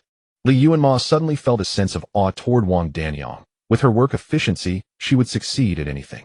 The dilapidated walls had lost their original color, appearing a mix of black and brown. The long table used for displaying pastries had been replaced with a material that looked white and hard, supported by 6 thick thigh bones underneath.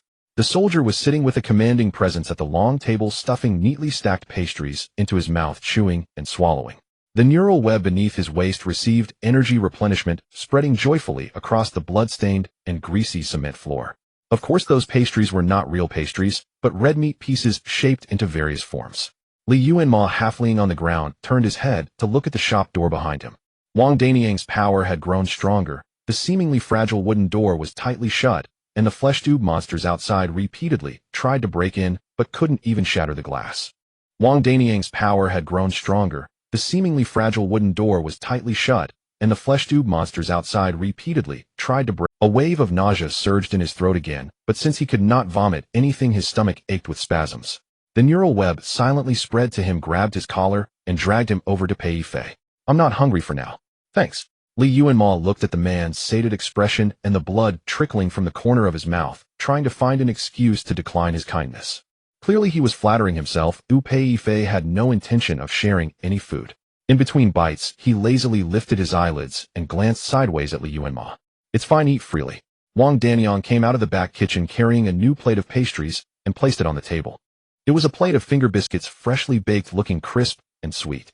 What surprised Li Yuanmo even more was that it was indeed a plate of biscuits, completely different from the other raw meat foods. "There's plenty more." Wang Danyang smiled and glanced at Pei Yifei, then turned her kind gaze to Li Yuanmo. "Eat more, boy. You're too thin." "Not for him," Pei Yifei said casually. He reached out his long arm and swept all the food on the table to his side, not intending to leave any for Li Yuanmo. Wang Danyang's face instantly darkened. Pei Yifei seemed oblivious to the oppressive and dangerous atmosphere in the room, eating on his own. The neural web at his waist was visibly climbing up his torso, eroding his human body. "Come, ignore this rude brat. Go to the back kitchen, and Wang Danyang will find you something to eat." Wang Danyang, with a dissatisfied and gloomy face, waved him over, signaling him to come. Li Yuanmo looked at her with difficulty, then glanced at Pei Yifei, who was almost losing his human form, and suddenly recalled the strange line of characters that had appeared on the drawing paper. If that was not his hallucination, it meant that Wang Danyang, this ghost-type mutant, had a favorability rating of 73 toward him. And now Pei Yifei was almost polluted into a mutant devoid of humanity. The choice of whom to leave with seemed very clear. Li Yuanmo stood up and walked toward Wang Danyang. The man who was eating paused for a second, slowly raised his head, and looked at Li Yuanmo. Something seemed to be stirring in his scarlet eyes. "Wang Danyang, is the front door tightly shut?" Li Yuanmo casually asked the old woman beside him. "Don't worry, child, it's safe here. They can't get in." Wang Danyang opened the door to the back kitchen, signaling Li Yuanmo to enter. Li Yuanmo sighed, looked up with some melancholy. Not being able to get in was not a good thing, it meant he couldn't get out either. He resignedly walked into the back kitchen, and then in the moment Wang Danyang let down her guard, he slammed the door shut. Wang Danyang immediately reacted, frantically pounding on the door panel. Li Yuanmo quickly locked the door, pressing his shoulder firmly against the fragile door panel. He looked at the hairs standing on end on his arm and gave a bitter smile. Wang Danyang thought Li Yuanmo trusted her enough, so she lowered her guard. Also, because she was on alert against the dangerous and powerful new mutant outside, her attention was divided, giving him an opportunity. He didn't know how long this door could hold. In Wang Danyang's territory, even if she suddenly walked through the wall, Li Yuanmo wouldn't be surprised. The banging on the door soon stopped abruptly, and then came Wang Danyang's angry and gloomy cursing, along with faint, indistinct, heavy breathing. Probably Pei Yifei had finished all the food on the table, Li Yuanmo guessed. He might want to ask Wang Danyang for more. This was a good thing for him, meaning he could live for at least 10 more minutes. However, no matter who emerged victorious outside, he would be the victor's most delicious reward. In his previous life, he had witnessed countless people die in bizarre and tragic ways, and thus he had summed up a rule: never try to trust any mutant, no matter how friendly and kind they appear. Whether it was Pei Yifei stopping him from eating, or Wang Danyang preparing human food, especially for him, both were very deceptive. At first glance, these creatures seemed very friendly and helpful. Little did they know that in his previous life, these intelligent humanoid mutants were recognized by survivors as the most troublesome and terrifying, because they could often capture more foolish and defenseless humans through acting.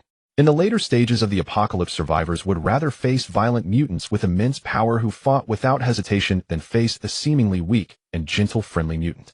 Therefore, from the very beginning, Li Yuanmo had never fully trusted any mutant around him.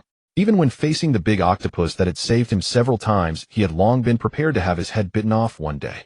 He understood clearly that the mutated soldier kept him by his side and prevented him from touching Wang Danyang's food only because he was treating him as a reserve food source, not wanting another mutant to pollute him first. As for Wang Danyang, Li Yuanmo's eyes were complicated and he pursed his lips. He was willing to believe that the last time Wang Danyang let him go, she was truly grateful for what he had done before. However, during the time he was away, Wang Danyang had hunted and killed who knows how many mutants and humans. The human body decorations all over the cake shop were the best proof. She might have long been polluted to the point of having only appetite with no humanity left. He couldn't expect mutants to be so merciful to him time and again, even if they really resembled humans. The back kitchen had no windows and was very dark. Li Yuanmo fumbled around for a while and turned on the light. The place looked relatively tidy.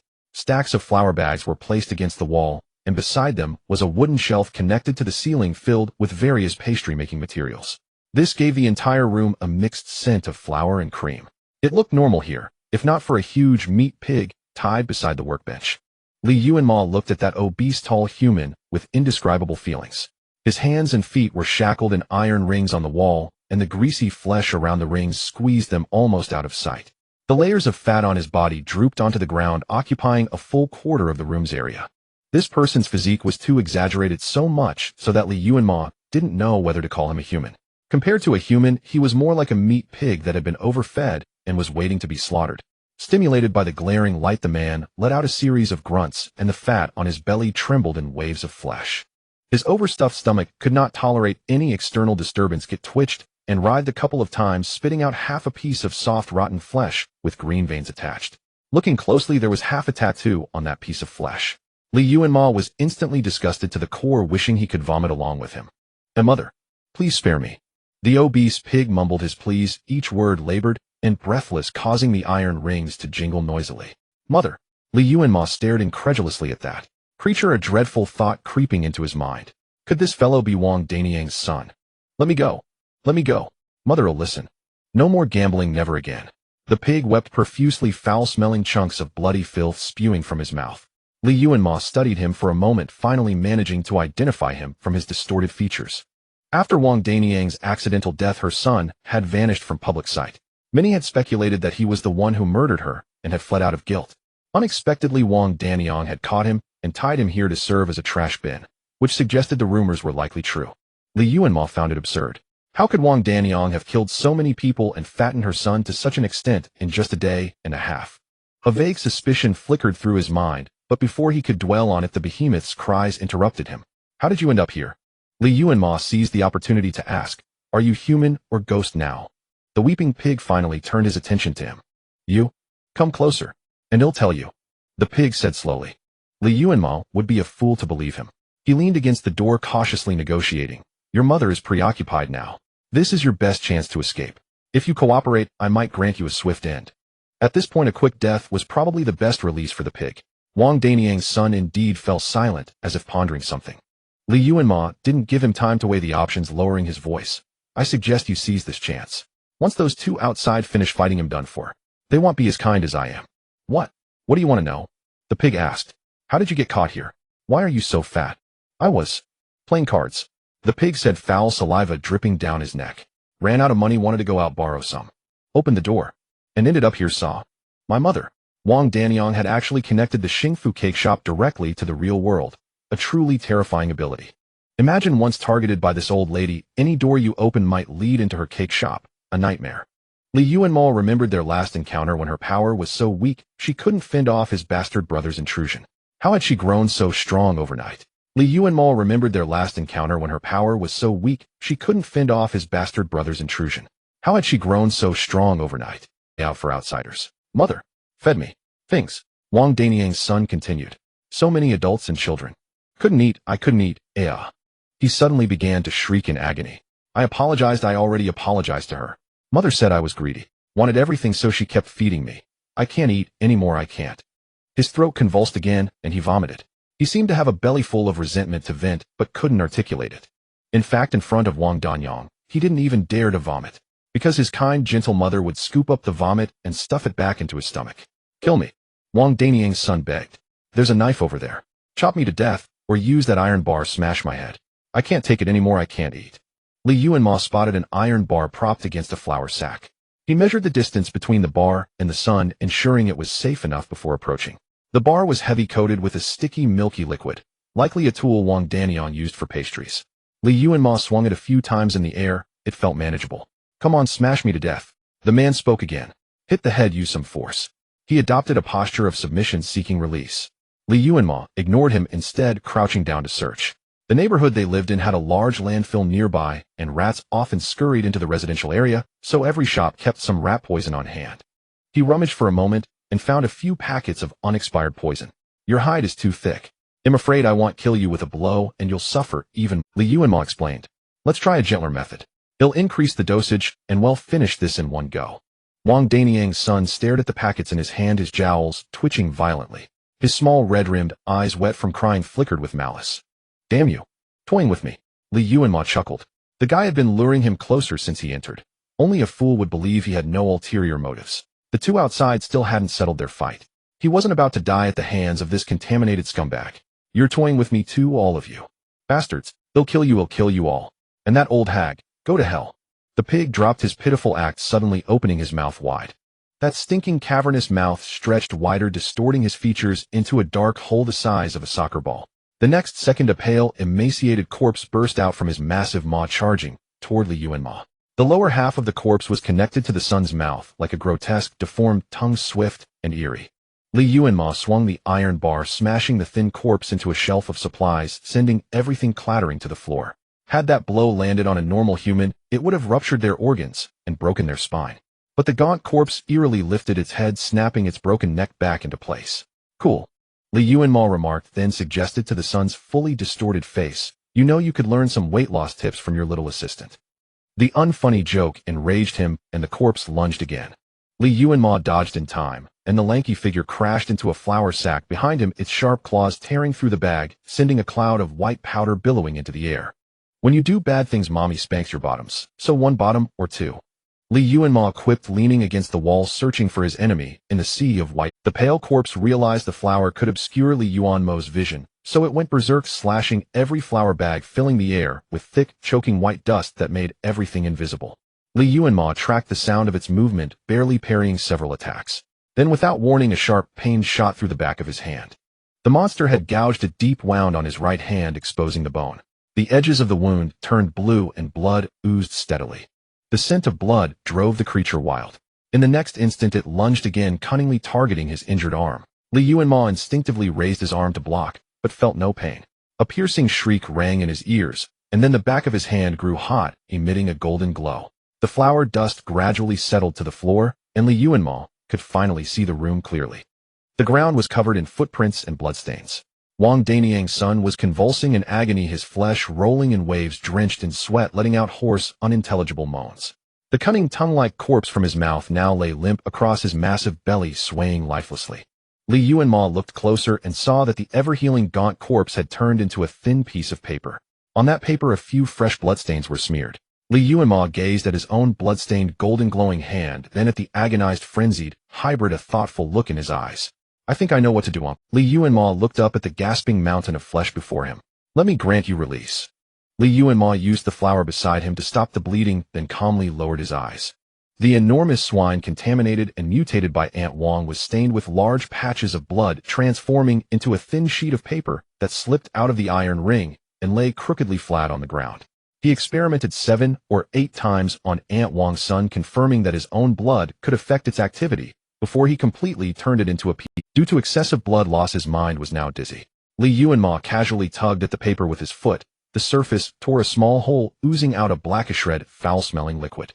He bandaged the wound and gathered the dough, stained red with blood. Recalling the strange entropy domain prompt, he roughly guessed why his blood possessed such an ability. Because he had formed some kind of connection with this world within the painting, and might even have gained access to its authority. Recalling his last accidental entry into this cake shop, it seemed to have been related to his blood staining the painting. Though he didn't know how this ability had emerged for him at this moment, it was precisely the means to turn the tide against all odds. Li Yuanmo collected all the blood, walked to the door, and pressed his ear against it. The sounds of fighting outside had ceased, with only occasional sticky, watery. However, Aunt Wang certainly hadn't been killed by the soldier, or else the cake shop would have collapsed immediately. He pondered his next plan and slowly opened the door a crack. Even though he was prepared, the scene outside made him involuntarily hiss. The room was splattered with crimson. The soldier's human form had vanished.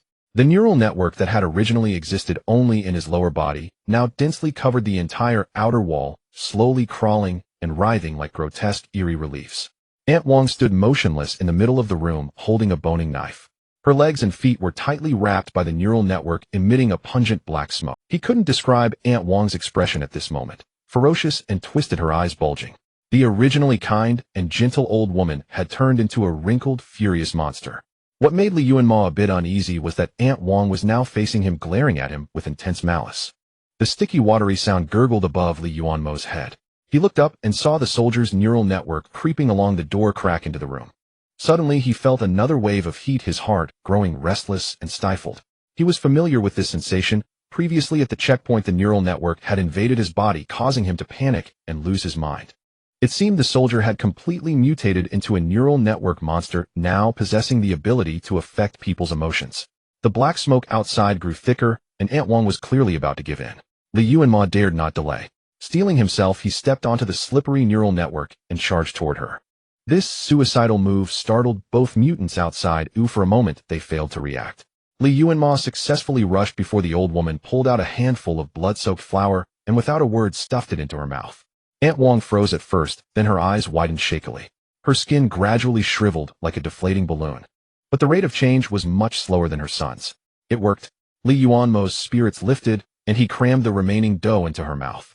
Aunt Wang's expression showed reluctance, as if she wanted to curse, but her throat was clogged with dry dough. She grew thinner and thinner in frustration, finally turning into a light, flimsy piece of paper. As she transformed, crystals resembling yellow rock sugar oozed from her body, tumbling and clattering all over the floor. In an instant, the entire cake shop began to tremble, emitting strained creaks. Li Yuanmo stared warily at the neural network filling the room. He couldn't see where the soldier's eyes were, but he felt an omnipresent gaze.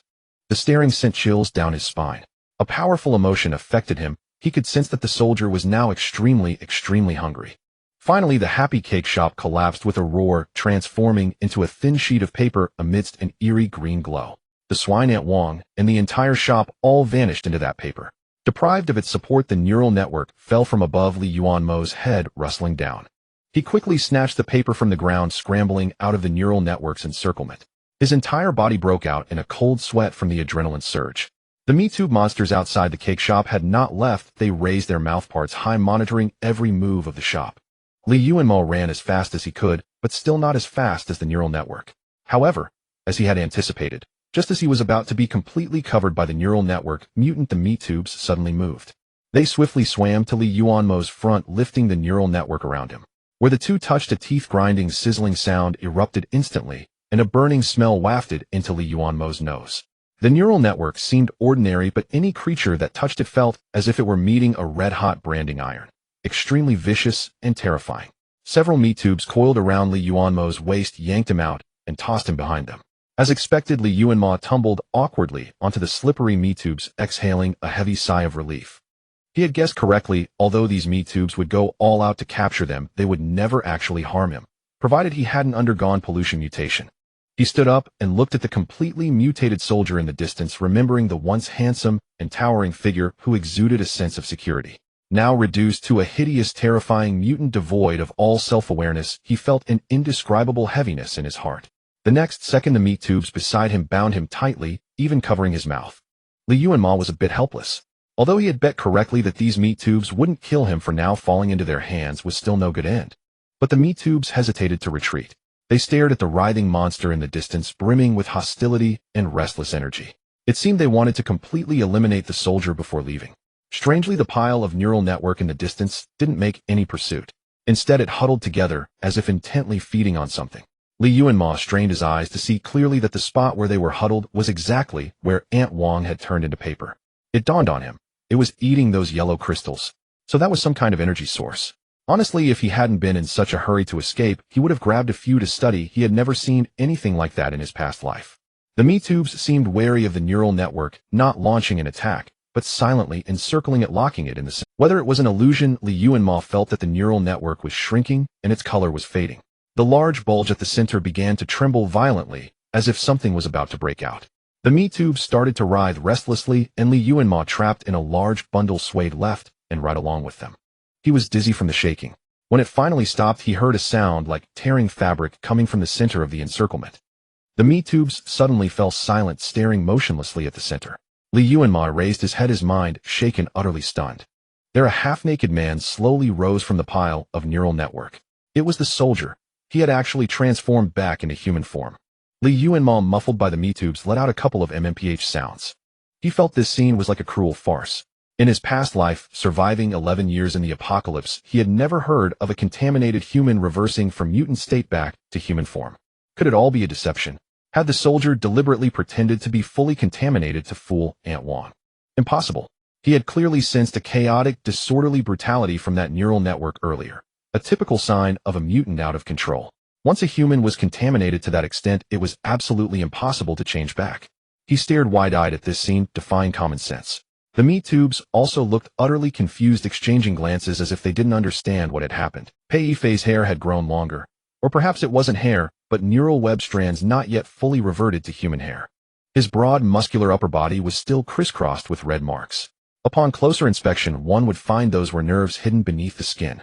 His mutation had temporarily halted, and he had even regained human form, but the energy he had just absorbed was not enough to fully restore him. He clenched his fist, feeling no regret. After readapting to his human body, he turned to look at Li Yuanmo. The two gazed at each other for a few seconds across the layers of meat tube monsters. Pei Yifei's expression remained cold and impassive, but his eyes were much deeper and more rational than when he was contaminated. "Good lad," he said with a slight nod, offering a rare compliment. "Well done, MMPH." Li Yuanmo shook his head helplessly, only to get even tighter restraint from the meat tubes. "Release him," Pei Yifei commanded in a deep voice. To Li Yuanmo's surprise, the meat tube monsters, which had just been fighting them to the death, immediately relaxed, as if conditioned. However, although they seemed somewhat afraid of the soldier, they didn't completely let go of Li Yuanmo. "I repeat, release him," Pei Yifei said, enunciating each word. "If you still regard me as your commander." Li Yuanmo could hardly believe what he had just heard. He turned his head in disbelief, glancing at the flesh tube beside him, then looked back at Brother Bing. What did it mean to say you still treat me as the commander? Was it what he thought? Could these flesh tubes, be they once human, and soldiers like Brother Bing? The restraints on him loosened, and he lost his support, staggering 2 steps before steadying himself. "Brother Bing, what is this?" Pei Yifei looked at him with a half-smile. "You don't even know what they are, yet you dare to throw yourself into their hands." He beckoned with his hand. "I just discovered that they don't kill people," Li Yuanmo murmured. If he had stayed with Brother Bing earlier, even if Brother Bing had no intention of killing him, the falling neural network would have been enough to roast him into charcoal. He looked at the flesh tube timidly circling nearby and decided to trust his instinct. Pei Yifei watched the boy approaching him, raising an eyebrow with mild surprise. This was a promising recruit for the Special Defense Department. Sometimes an innate intuition for danger could save lives more than thousands of intensive training. This was a promising recruit for the Special Defense Department. Sometimes an innate intuition for danger could save lives more than thousands of intensive training. "Go tell Zhang Pujin that I'm awake," Pei Yifei said, placing a hand on Li Yuanmo's shoulder, gazing casually at the flesh tubes. "We need to have a good talk." His palm was hot and rough, making Li Yuanmo slightly uncomfortable. Ignoring who this Zhang Watch's name was, he hurriedly added, "And my companion, the giant octopus. Please ask where it is." Whether the flesh tubes heard or not, they plunged into the earth and vanished. Only a few tubes remained hesitantly trailing behind the two, as if monitoring them. "You saved my life," twice Pei Yifei said. "I owe you thanks." "I don't know what you're talking about," Li Yuanmo feigned ignorance.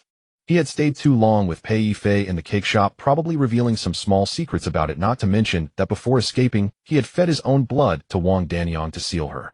Though all this happened while Pei Yifei was unconscious, but Li Yuanmo felt this soldier's depth was unfathomable, and he might have been aware of the situation. Every move Brother Bing made now seemed warm and exuded a sense of security, yet it gave Li Yuanmo a strange feeling of being interrogated. "If you don't understand, then don't. There are many things in this world we don't understand." Pei Yifei did not press him for explanations, leading him toward a fork in the path. He seemed to know the layout well, and soon brought Li Yuanmo to a rest area. "Brother Bing, can you tell me what's really going on?" Li Yuanmo glanced at the sneaky flesh tubes behind, then looked at the man's profile. "What do you want to know?" Pei Yifei casually opened a restroom. Inside was a desk, a few stools, and many clothes scattered around. They seemed to be some kind of uniform, but their owners had inexplicably thrown them everywhere. Pei Yifei picked up a piece of similar size, sniffed it, frowned, and put it on. His lower body still retained the form of a neural network, but he could now control it to shape into human legs. He changed into a barely clean outfit, found 2 unopened bottles of electrolyte water from a corner, twisted off the cap, took a gulp, and then tossed the bottle to Li. Thanks. Li Yuanmo took the water, licked his lips, but had no mind to drink. What are these flesh tubes? And why do they keep chasing me? How did you end up in? Pei Yifei found a pack of flavored peanuts from a desk drawer, sat on a chair, and tossed a few into his mouth. Chewing the peanuts, he pondered for a moment before asking, "Where's that black card I gave you?" Thrown away. Li Yuanmo sat opposite him. "I went to the gas station you mentioned. The staff there acted strange after seeing the card. I felt something was off, so I found a place and ditched it." Pei Yifei nodded. "Good call." He grabbed a handful of peanuts and handed them to Li Yuanmo. The black card is an identity credential used to distinguish Special Defense Department personnel from ordinary civilians. Pei Yifei nodded. "Good call." He grabbed a handful of peanuts and handed them to Li Yuanmo. The black card is an identity credential used to distinguish Special Defense Department personnel from ordinary. Li Yuanmo, a sophomore, just on summer break, Li Yuanmo asked curiously, "What is the black card credential used for?" "Every member of the Special Defense Department has an identity card. Those who hold it can enjoy priority access to supplies and intelligence during wartime, but they also must fulfill the duties of a defense personnel." Pei Yifei searched his pockets and indeed found a card and a crumpled piece of paper. He opened the paper, glanced at it, and silently tossed it aside. "What duties?" Li Yuanmo stared at the paper, but a vague understanding dawned on him. "The duty to protect the people from alien encroachment, to hold the first line of human civilization when crisis comes." Pei Yifei pushed the paper toward Li Yuanmo. As expected, it was a suicide note. Li Yuanmo looked at it for a long while, then nodded. "So those flesh tube monsters were your colleagues and subordinates who mutated, and they did so willingly." Li Yuanmo suddenly recalled that in Shun Xingrong's villa, when the flesh tube monsters captured him, they had angrily shouted, "Runaways must be punished." What did punishment mean? Only those who had done wrong needed punishment. They thought I was a deserter. Li Yuanmo asked. "That's why they kept chasing me, to capture me and turn me into an alien to guard this place." Pei Yifei nodded slightly. "Because the black card left a mark on you, they locked onto you. That was my oversight. I apologize. I never expected this disaster to strike so swiftly, nor did I anticipate that man to resist the calamity would take such an extreme path. That man must be the Zhang Puzhen Pei Yifei had mentioned earlier. That's too reckless." Li Yuanmo couldn't help complaining.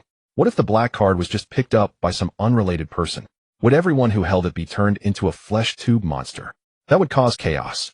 "So before a member is inducted, we extract the memories of the card holder to confirm their identity," a hoarse male voice came from behind them.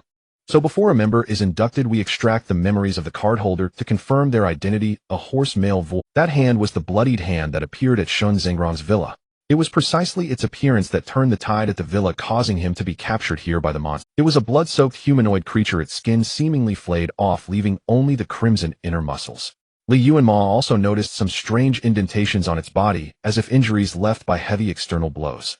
The newcomer was not burly, but stood upright, clearly a soldier who had once received rigorous training. "Commander Pei, long time no see." The newcomer said. "Spare me. Outside of duty, just call me leader." Pei Yifei did not rise. He casually hooked a chair over with his foot. "I won't sit. My body is corrosive. If I sit down, the chair will collapse." Zhang Puzhen waved his hand and looked at Li Yuanmo. "Comrade, I Zhang owe you an apology." He slightly bowed, saying to Li Yuanmo, "This time it was our negligence that caused you to be treated unjustly. Even though you've turned into an aberrant, can't you drop the official tone?" Pei Yifei, somewhat annoyed, grabbed a peanut and threw it at Zhang Puzhen. Zhang Puzhen casually caught it and popped it into his mouth. "An apology must be made. Those who deserve punishment must be punished, and what must be done must be done. That is the principle upon which I founded this place." Zhang Puzhen casually caught it and popped it into his mouth. "An apology must be made. Those who deserve punishment must be punished, and what must be done must be done. That is the principle." When he first encountered the flesh tube creatures at the small inn, because he was marked by Pei Yifei's black card, he was attacked by them. They originally intended to put Li Yuanmo to sleep, and then extract his memories to determine whether he was a member of the Special Management Office.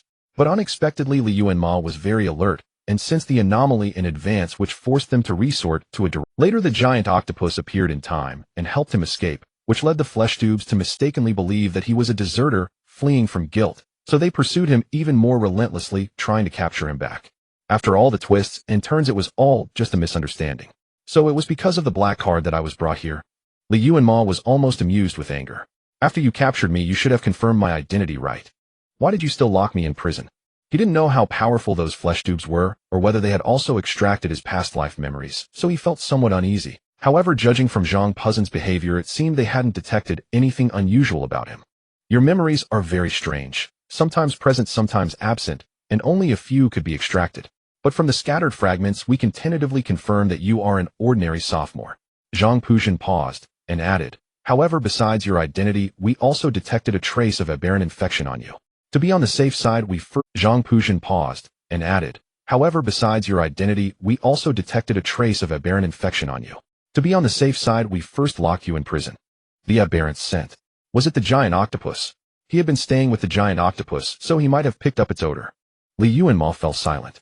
As for the octopus aberrant that you sent 775 to ask me about, Zhang Puzhen pondered for a moment before saying, it is very dangerous and powerful. I tried to capture it, but failed. Moreover, it killed many of our combatants. To prevent it from causing further trouble, I sent it to the maze tunnel in the west of the city. The west of the city? Li Yuanmo was stunned. At least 50 kilometers from here, winding like blood vessels. Basically, once you enter, you can't crawl out on your own. Zhang Puzhen added, that is a place we specially prepared for these powerful, troublesome aberrants that cannot be captured or killed. It attacked you to save me. Throwing it there will cause it to dehydrate. Li Yuanmo was anxious, wanting to defend it, but not knowing how to say it. I'm sorry. Zhang Puzhen's tone was gentle, but brooked no argument. It is an aberrant. Li Yuanmo felt a chill run through his body. He realized the person before him, speaking in officialese, adhering to principles, and appearing approachable, was actually an aberrant.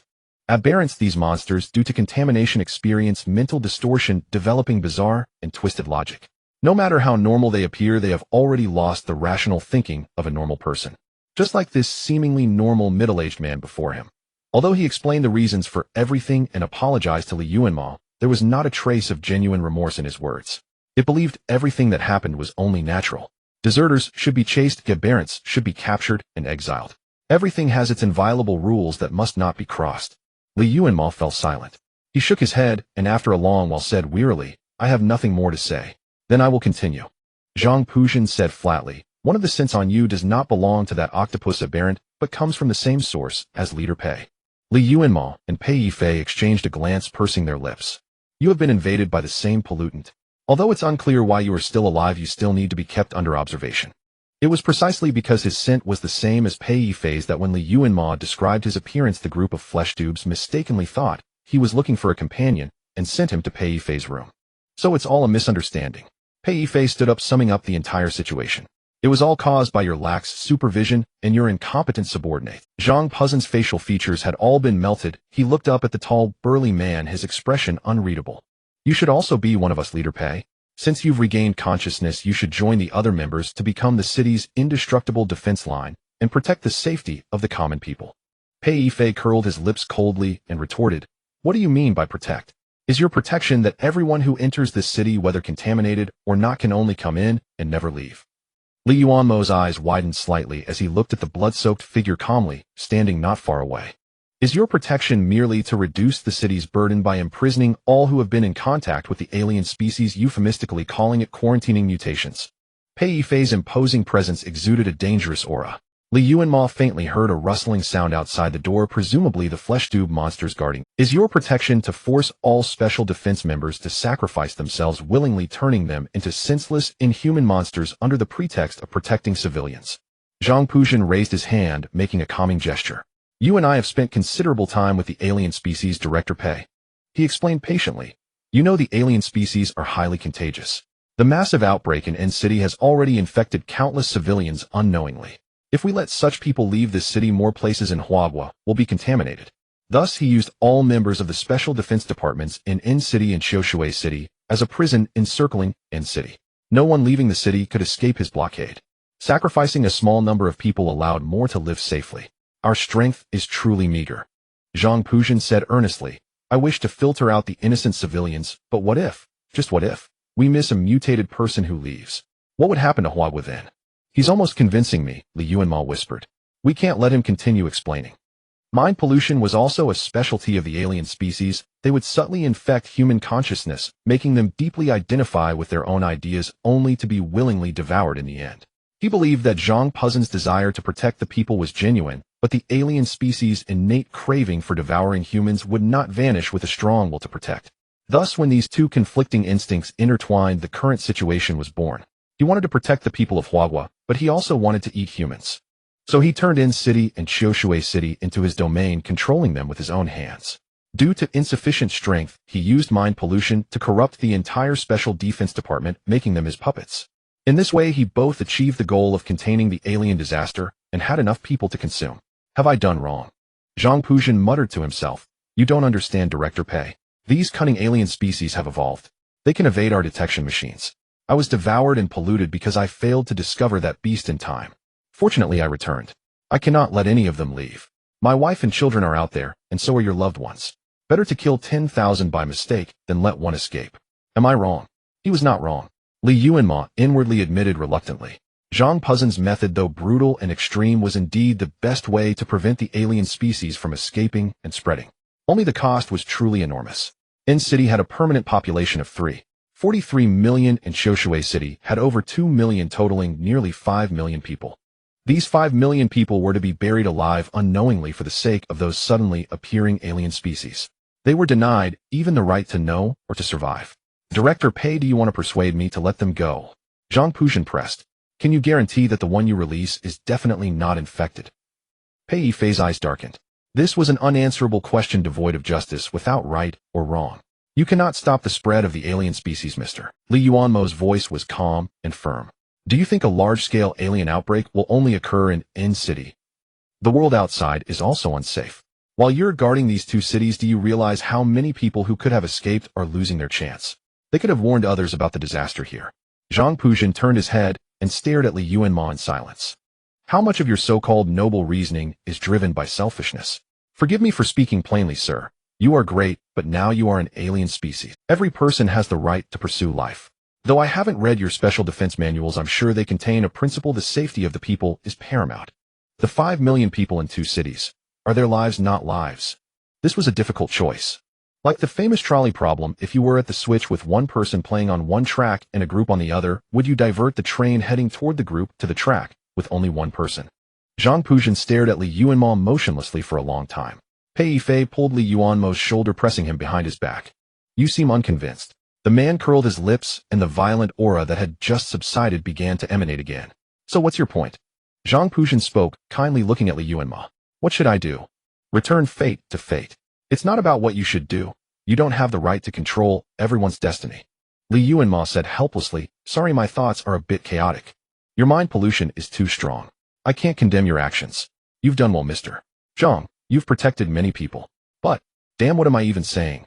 Li Yuanmo shook his head, trying to clear his mind. You want me to stop controlling them, leave everything to fate, let them live or die? Zhang Puzhen said coldly. Then I'll tell you, I am their fate. Li Yuanmo. He took a deep breath and said earnestly, at least you can tell me your future plans. Control more people. No one can leave here. They will continue to live here, spending their lives in peace. Li Yuanmo. He took a deep breath and said earnestly, at least you can tell me your future plans. Control more people. No one can leave here. They will continue to live here, spending their lives in peace, provided they are not infected by the alien species. But if they keep living here, they will inevitably be contaminated. Li Yuanmo was certain that even the humans in this city who had not yet mutated likely had problems with their thoughts and behavior. Living long-term in the domain of alien species, it was hard not to be altered and mutated. That is fate, Zhang Puzhen said politely. You said it yourself, leave everything to fate. Li Yuanmo seemed to sense something, paused, and his expression gradually cooled. You're right, Mr. Zhang. He nodded slowly. We shall see what fate decides. Zhang Puzhen suddenly tensed, adopting a defensive posture. But it was already too late. From the hard concrete floor, 8 thick, deep purple tentacles burst forth. Irresistible and burning with fury, they ignored Zhang Puzhen's corrosive body, wrapped around him fiercely, and slammed him against the wall. It found its way out of the maze and pinpointed your location precisely. This, too, is part of fate, Li Yuanmo said softly. Li Yuanmo watched in awe as a colossal creature, nearly 4 meters tall, burst through the concrete ground, brandishing 8 claws, and couldn't help but the giant octopus was clearly enraged, its entire body darkening into a blueberry-like sphere.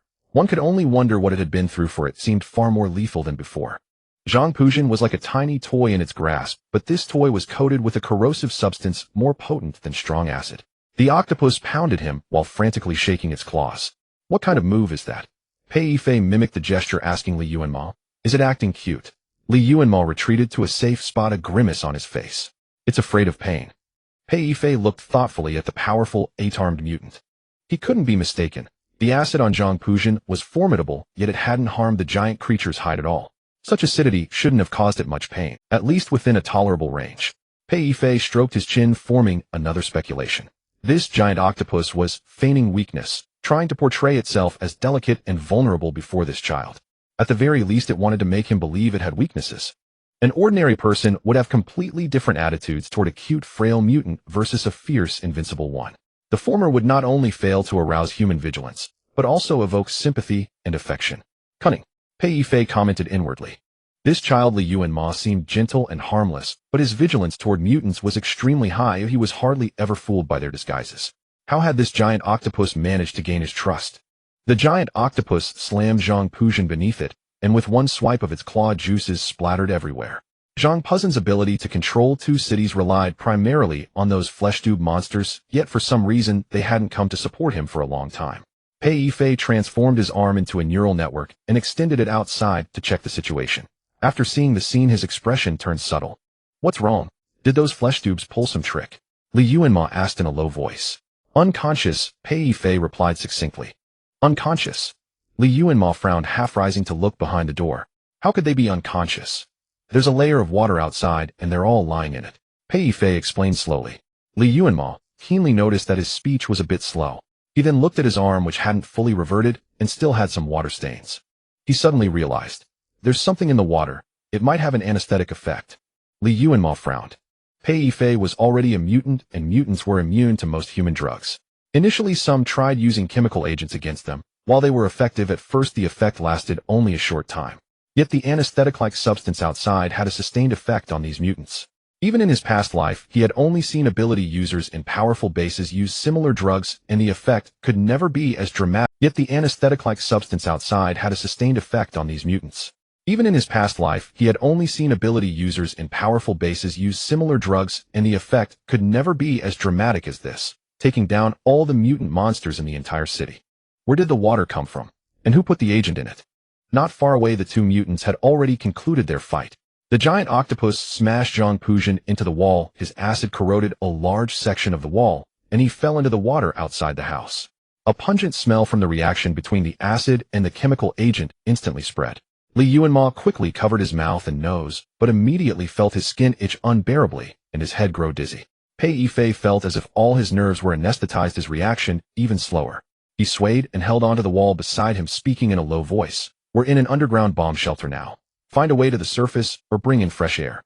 He held his breath, summoned his neural network, and after searching the room for a moment found a set of keys and a map. After doing all that, he slumped sideways and crashed to the ground. Zhang Puzhen lay motionless in the shallow water, which was not deep enough to cover his mouth and nose. The blood and mucus from his body spread into large dark patches in the water, which began to bubble. The giant octopus, its body a blue-purple hue, crawled tiredly to Yuanmo. You've worked hard, Yuanmo said, watching the octopus deflate and shrink. A rare feeling of tenderness welled up in his heart. It had found this place in just half a day through a 50-kilometer maze of tunnels. It had to be said this creature was more formidable than many mutants. Yuanmo suddenly noticed that the octopus body had a layer of undried water stains, and some water plants were caught in its suckers. You swam here from the water? Yuanmo asked uncertainly. He had heard before that there were abundant underground water sources beneath Qiushui City, and there had been plans to develop some wetland park project. It only then occurred to him that the octopus might not have followed the maze properly. That's right. How could Zhang Puzhen have designed a maze route that would allow mutants to escape? The octopus had swum here through the underground waterways. Could it be that you brought the water outside? Yuanmo asked incredulously, staring at the octopus. The octopus raised a claw and lightly tapped it, then curled around Yuanmo's body and crawled toward the door. Wait. There's another person. Take Brother Bing with us too, he urged quickly. Brother Bing's transformation from mutant back to human was truly unique. He had to find a chance to ask about the reason. Moreover, he felt Brother Bing was a good person and held an authoritative position. Perhaps he could learn something from him. After dawdling for a long time, the octopus reluctantly hooked the unconscious man and squeezed out the door. It did not touch the murky underground water, but clung to the wall with its suckers gliding lightly past Zhang Puzhen and the flesh tubes lying on the ground, their fate unknown, and wound its way out of the bomb shelter. The width and depth of this underground cavern completely exceeded Yuanmo's imagination. It was like a small underground town. He guessed that Zhang Puzhen and the flesh tubes might have expanded it. Most of the underground area consisted of prisons, empty and devoid of people, but traces of human habitation were visible. Recalling Zhang Puzin's words from earlier, Li Yuanmo's expression turned cold. He had wanted to corral all the humans in 2 cities, promising to capture only the contaminated ones, allowing the uncontaminated normal people to continue living here. But in reality, once a mutant appeared, hardly any normal human remained uncontaminated. He would then naturally capture those contaminated people, extract energy from their bodies to sustain himself and the flesh tube monsters. Within a few years, the city would become a ghost town. At that point, would he choose to end his mission or continue expanding? This was why he detested mutants. No matter how righteous and kind a person had been, once they became a mutant, they would be completely transformed, fulfilling their former vows in twisted ways. The set of keys Pei Yifei had given Li Yuanmo could open the 7 layers of protective doors at the bomb shelter entrance. It took him quite a while to finally reach this. However, he had inhaled too much of the toxic anesthetic gas underground, leaving his mind numb for a while. He could only sit and rest beside the giant octopus. The giant octopus dumped the half-mutant Pei Yifei onto the concrete ground and began meticulously grooming its skin with its tentacles. Its color had gradually turned a deep red, indicating it was in a slightly better mood. "Brother Octopus," he called softly. The octopus stopped tilting its head patiently and docilely. It noticed that Li Yuanmo was sitting a bit crooked, so it straightened his posture, letting him comfortably lean against its claw. "Did you find the anesthetic that took down those flesh tubes, eh?" he asked with his eyes closed. The octopus cheerfully curled its claw tips. "Those things that anesthetized them. Are they the little bottles you got from Shan Zhengrong's?" Li Yuanmo half opened his eyes, wearily struggling to stay alert. The octopus squeezed out several small bottles from its suckers and dropped them with a clatter in front of Li Yuanmo. Of the 7 or 8 small bottles, 2.5 were already empty, while the rest remained cloudy. Li Yuanmo's eyes flew wide open, and he jolted in shock. The dosage of just 2 small bottles was enough to take down so many monsters, showing how precious and dangerous these potions were. The big octopus casually tossed them beside him. If 2 had accidentally burst open, he would probably have perished instantly. "Put them away." He turned over and crawled awkwardly to the other side of the big octopus. The big octopus' round eyes curved again. Startled by it, Li Yuanmo instantly forgot his subsequent questions. He wanted to ask the big octopus how it had found these things and how it knew they were effective against the Aberrants. Had it already devised a way to deal with these flesh tubes when they were at the villa? Its intelligence was truly daunting. He steadied himself and looked at the big octopus. That creature, having just startled him, looked extremely pleased and was covering its mouth with one tentacle, tittering coyly. Its intelligence was truly daunting. He steadied himself and looked at the big octopus. That creature, having just startled him, looked extremely pleased and was covering its mouth with one. His brows furrowed tightly as he struggled to roll over and climb up from the ground, commenting objectively, "Stronger than a hangover." The big octopus glanced at him, but made no reaction. "Is this your friend?" Pei Yifei gave it a few glances and asked. "The thing that was hidden in your car. You know?" Li Yuanmo rubbed his nose awkwardly. "I could sense it," Pei Yifei said, patting his head to try to clear his mind. "When I towed your car, the weight was off. There must have been something else inside." But he was pressed for time then and didn't bother to look into it. Li Yuanmo sincerely felt that these soldiers were all formidable. "What should we do now?" Li Yuanmo looked at the big octopus. "Get rid of that Mr. Zhang and these flesh tubes. Will those potions kill them?" The big octopus shook its head. The dosage was too small, it would only keep them unconscious for a day. Pei Yifei raised an eyebrow and stared at the big octopus with interest. "It did this?" Pei Yifei turned to ask. Li Yuanmo couldn't find any other excuse to cover for the big octopus, so he just nodded. "Tell me more." Li Yuanmo gave a concise account of recent events. Pei Yifei listened attentively, occasionally asking questions that easily pried out the details Li Yuanmo had tried to gloss over. "So you went to the house of a soldier and found these things?" Pei Yifei narrowed his eyes. Ordinary people wouldn't stockpile strategic materials that affect Aberrants like this. Even using them requires multiple levels of approval unless it's an officer at my level or above. He quickly ran through a mental list of Special Defense Department officers who might have settled in Xiushui City and finally locked onto one target. 001. He has a house-collecting obsession. Every time he goes somewhere on a mission, he collects a local house. But the addresses are very secret, almost no one knows about them. He came to Xiushui City, so that must be his house. Li Yuanmo almost wanted to kneel. 001. He asked, feigning confusion. "Who's that?" "A very insidious and twisted smiling tiger. Annoying. Anyone who gets involved with him ends up in big trouble," Pei Yifei stated with certainty. The big octopus sat obediently on the ground, resting, hiding its tentacles, and curling into a large ball. Its dark round eyes watched the two intently, as if it could understand their words. "Huh, that dangerous. Where's he now?" Although Li Yuanmo had only met Shen Jingrong a few times, he somehow felt inclined to agree with his assessment. Pei Yifei's face darkened. He deliberated for a moment before saying, He's most likely dead. This time Li Yuanmo was genuinely shocked. He had seen Shun Jingrong alive and well in the end times. He didn't look like he was about to die. Why would Pei Yifei say that? This is a classified matter of the Special Defense Department. I shouldn't be telling you. Pei Yifei straightened his clothes, glanced back at the air raid shelter, and only turned around after a long moment. This is a classified matter of the Special Defense Department. I shouldn't be telling you. Pei Yifei straightened his clothes, glanced back at the air raid shelter, and although the roads still stretched endlessly, giving a feeling of hopelessness, Li Yuanmo now had a sense of the situation. Zhang Puzhen and the others have become one with this city. Pei Yifei found a government vehicle with some fuel left, and drove Li Yuanmo and the big octopus around to find their way. So that's why they could change the city's layout so easily. Are those buildings even real? Li Yuanmo sat in the back seat leaning against the big octopus, watching the monotonous scenery outside. They're real. I went to investigate. Pei Yifei's gaze swept over the occasional buildings as he skillfully turned at intersections. It's just that the residents have problems. Some have developed cognitive distortions. The crime rate is high. Only a semblance of peace is maintained. That's still very dangerous. This place has become a buffet for Aberrants. Li Yuanmo's expression turned grave. You could say that, Pei Yifei said with a mocking smirk. Killing Zhang Puzhen and the others now want help. The number of Aberrants and corrupted beings in this city far outnumbers the normal humans. How did you end up captured in the prison? Li Yuanmo asked.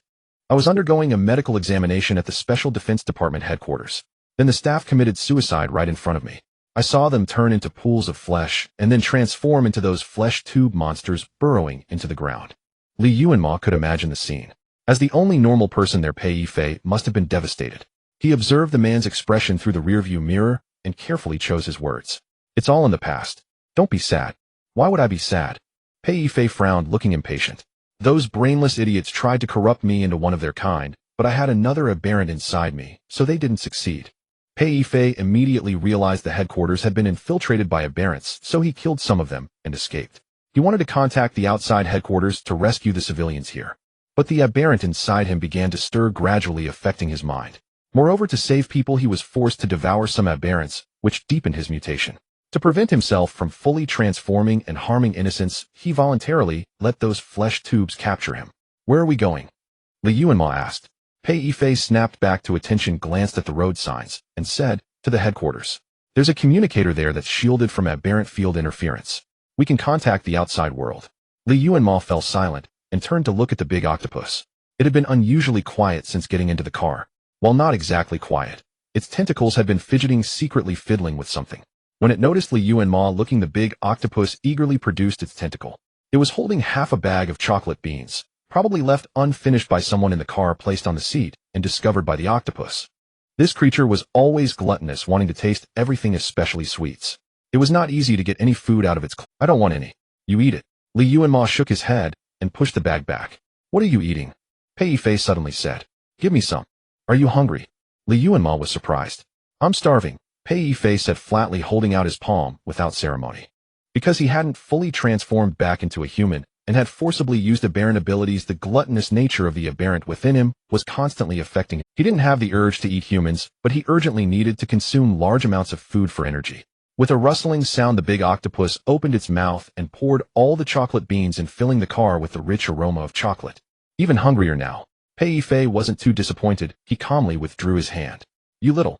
Li Yuanmo was at a loss whether to laugh or cry. However, this was the big octopus find. He had no right to make it share. Suddenly, he felt something hard under the seat cushion. He instinctively reached in and felt around, pulling out half a pack of calcium milk biscuits. He tore open the package and handed it to Pei Yifei. The man didn't stand on ceremony, grabbed a few biscuits, tossed them into his mouth, and finished them in seconds. He turned to look at the big octopus again, and sure enough, it had secretly turned into a sour big blueberry. Li Yuanmo burst out laughing. He soothingly pinched its cool large tentacle and stuffed a biscuit he had just intercepted into it. The big octopus' small round eyes curved sweetly again. To avoid populated areas, Pei Yifei drove through the city in a serpentine manner for a long time, until the car finally ran out of gasoline and broke down by the roadside. This is a problem. Pei Yifei frowned at the familiar sight, lightly kicking the tire. If we can't suppress the spread of the anomalies in a short time, resources like oil will soon be in short supply, and then traveling will be a huge problem. And new energy vehicles, Li Yuanmo casually added. But they won't last more than a few months either. Batteries are prone to failure and hard to repair. If the anomalies can never be eliminated apart from some larger human settlements, there will probably be no charging conditions elsewhere. Pei Yifei agreed with Li Yuanmo's speculation. Then humans might have to return to the past, pedaling bicycles or using livestock to pull carts. Li Yuanmo smiled, but didn't respond. In his past life, some people had used livestock-pulled carts for travel. However, first, human living space was insufficient, making it hard to find food for the animals. Second, domesticated animals would instinctively panic at the sight of anomalies collapsing on the spot and refusing to be dragged. Later, scientists from a large base fused the genes of weaker anomalies with Earth's native organisms, creating travel anomalies harmless to humans. This type of anomaly didn't require specific fodder like cattle, horses, or mules. They could eat anything containing energy. Moreover, when facing other anomalies, they might not attack, but at least they had the ability to flee. Thus, they became the most common means of transportation in the apocalypse. Li Yuanmo suddenly recalled some unpleasant memories from his past life, and the smile gradually faded from his face. It's not far now. Let's just walk. Pei Yifei glanced at the road ahead and warned, if someone calls out to you, don't respond. Act as if you didn't hear and try not to meet their eyes. Pei Yifei glanced at the road ahead and warned, if someone calls out to you, don't respond. Act as if you didn't hear and try. The next second, the giant octopus behind him coiled around him, holding him like a doll. That works too. Pei Yifei didn't think their appearance was a problem. They usually don't provoke fully mutated creatures. Li Yuanmo. Fortunately, they encountered no humans along the way and smoothly arrived at the Qiushui City Special Defense Office headquarters. It was different from what he had imagined. From the outside, it wasn't grand or imposing, just an ordinary 6-story office building. The front hall door had several metal nameplates bearing the same pattern as the one on Pei Yifei's black card. The two entered the small courtyard in front of the building and observed from a distance. The specially tempered glass door of the hall was wide open, revealing an empty interior with documents and debris scattered across the floor, untouched and eerily quiet. Closing his eyes, Pei Yifei focused his senses. I don't sense anything. The building is just as I left it. This is also one of the layers of the flesh tube monsters. They are the most powerful anomalies in this city, so it's normal for other creatures to stay away, Li Yuanmo speculated. He looked down at his watch. It was noon, but the sky was overcast with no sun. Pei Yifei told him to wait where he was, then went ahead to check the situation. After about 20 minutes, he leaned out from a third-floor window. Come in. The building's layout was simple, just like an ordinary office building. He and the giant octopus climbed to the third floor, his eyes quickly scanning the offices on both sides of the corridor. Many office doors were wide open, as if something urgent had happened. The staff had left collectively without packing anything. Pei Yifei was in a communication room. The door was a special alloy password door, and the walls were entirely metal, embedded with various screens, some black, some flickering, with meaningless colorful patterns. He sat on a chair, absorbed in fiddling with the intricate control buttons. You're here, he said upon hearing Li Yuanmo's footsteps pointing behind him. Without turning, Li Yuanmo spotted a large cardboard box thrown in the corner. Opening it, he found various snacks, drinks, and compressed biscuits. You came up here all this time just to find this? He asked, amused and exasperated. You have to eat before you work, Pei Yifei replied, meticulously following the instructions in the manual. Sit there and eat. Don't touch the instruments in the room, and keep that octopus in check. You have to eat before you work, Pei Yifei replied, meticulously following the instructions in the manual. Sit there and eat. Don't touch the instruments in the room. He fished out a bottle of yogurt drink and clinked it with the octopus giant bucket of soda. The two of them sat side by side, heads together, indulging in a decadent. Not done yet. After an unknown amount of time, Li Yuanmo, clutching his bulging stomach, couldn't help asking, is the communication equipment broken? I'm not very good at operating it, Pei Yifei said, rubbing his nose bridge with some frustration. This was originally handled by a specialist. I only needed to do this. Li Yuanmo took the thick manual from Pei Yifei's hand and was dizzy from the obscure diagrams and English terms. He tossed the manual aside, looking crestfallen. Pei Yifei, recalling that he was still a sophomore in college, teased him. Tell brother Pei, did you pass the CET-4? I passed, Li Yuanmo said, feeling troubled. Having spent 11 years in the apocalypse in his past life, the little he had learned in college was long forgotten. But these questions are beyond the syllabus. I've never seen these words. There are too many technical terms.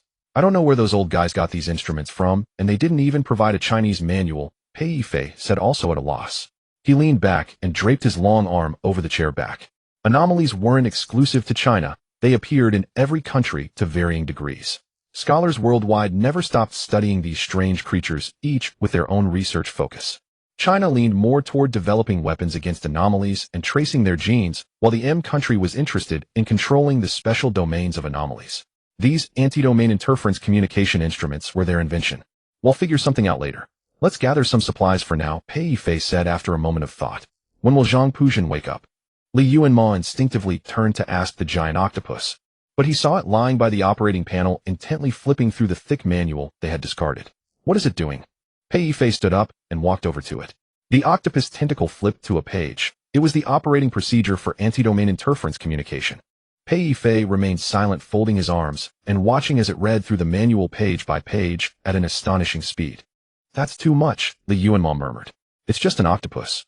An octopus that drugs other anomalies, Pei Yifei said, making a shushing gesture. I want to see if it can do it. Of course it could. Li Yuanmo knew that perfectly well, but he didn't want to admit it. The giant octopus performance was too outstanding. It was incredibly human-like, mastering human intellectual civilization better than most humans. This was definitely not something an ordinary anomaly could do. He was sure that if conditions allowed, Pei Yifei would immediately report to higher authorities and apply to slice the octopus into sashimi for research. The delicious-looking octopus in front of them was completely unaware of the danger. After finishing that section, it cheerfully closed the manual and crawled over to the corresponding control panel.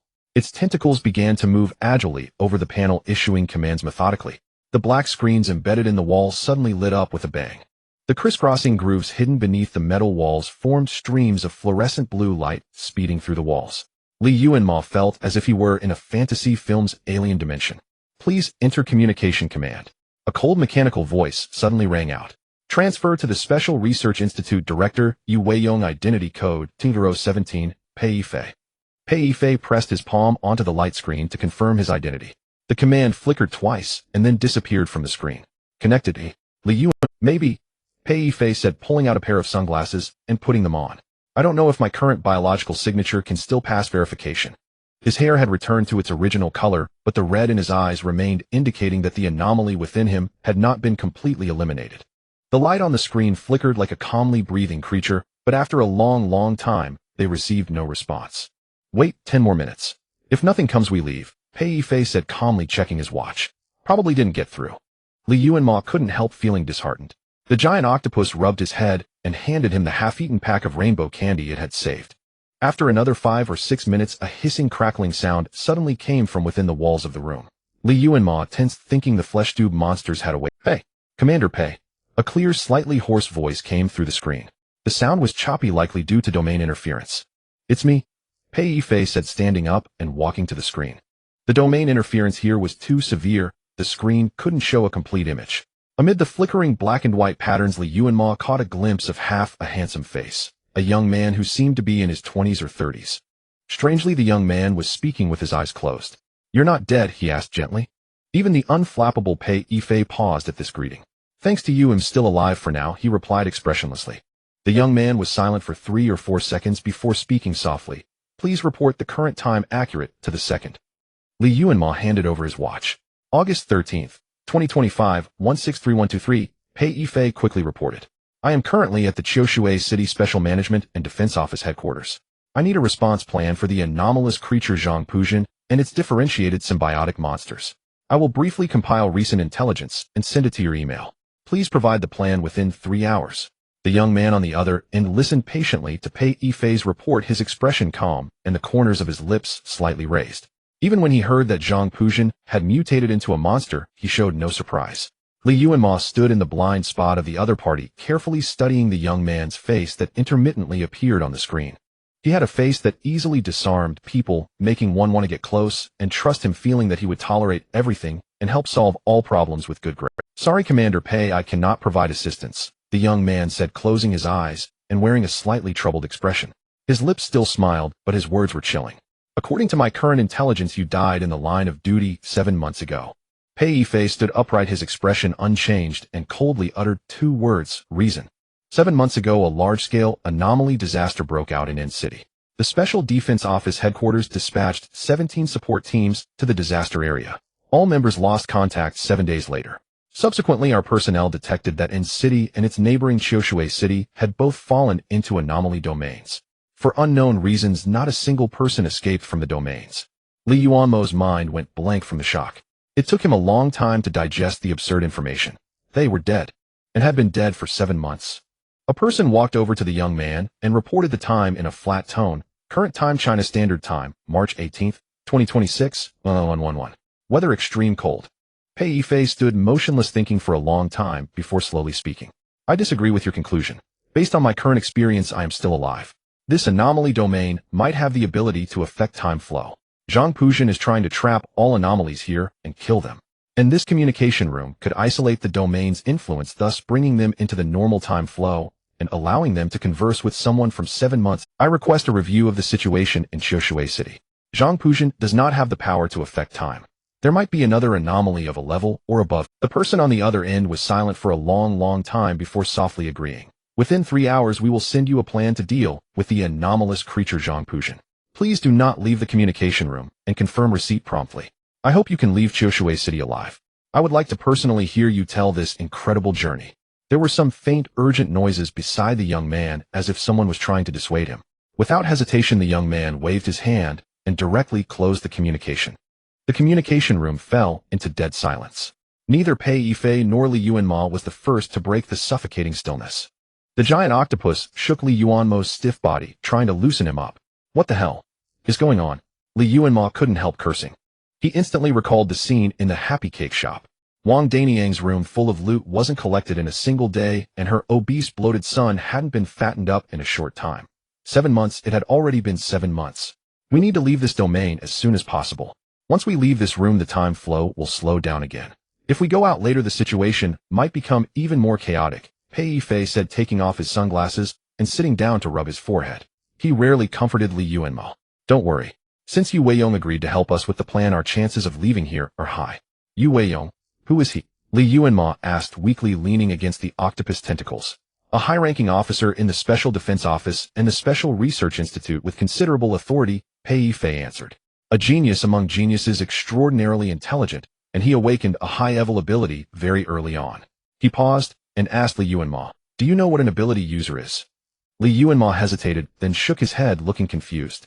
"He'll explain in detail once we get out of here. Anyway, his ability is very powerful, which is why he has a firm foothold in the Special Defense Office." Pei Yifei normally wouldn't have explained so much to him. He probably sensed that Li Yuanmo's emotions were deeply shaken and deliberately used other topics to distract him and help him calm down quickly. After a moment's thought, he added, "Remember the 001 you were curious about before? I said he might be dead." Li Yuanmo perked up a bit, sitting up straight, and Yu Weiyong killed him, Pei Yifei said lightly. He has the ability of prophecy. At the beginning of this year, when the anomaly disaster first showed signs, he paid the price of his eyes to prophesy humanity's end. He said that in the future, he saw 001 lose all reason, use terrible means to seize the world's vitality, and join forces with the Anomaly King to annihilate all humans and destroy the entire world. Before Li Yuanmo could react, a sharp pain suddenly shot through his forehead. An unbearable agony erupted inside his skull. He screamed, his body instantly losing all strength as he collapsed backward. The soft, bouncy, smooth, giant tentacle caught him with remarkable agility. The enormous octopus placed Li Yuanmo onto its own body and massaged his head worriedly. The pain came violently and swiftly, as if it would tear open his skull. Li Yuanmo was drenched in sweat, gripping the tentacle so tightly that his face contorted in agony. "Are you okay? What's wrong?" Pei Yifei's expression turned serious. I don't know." Li Yuanmo's voice was terrifyingly weak, and any slight movement triggered a heart-wrenching pain. He seemed to be seeing hallucinations, chaotic dark images flashing through his mind. He seemed to see corpses scattered everywhere along with scorched, lifeless earth.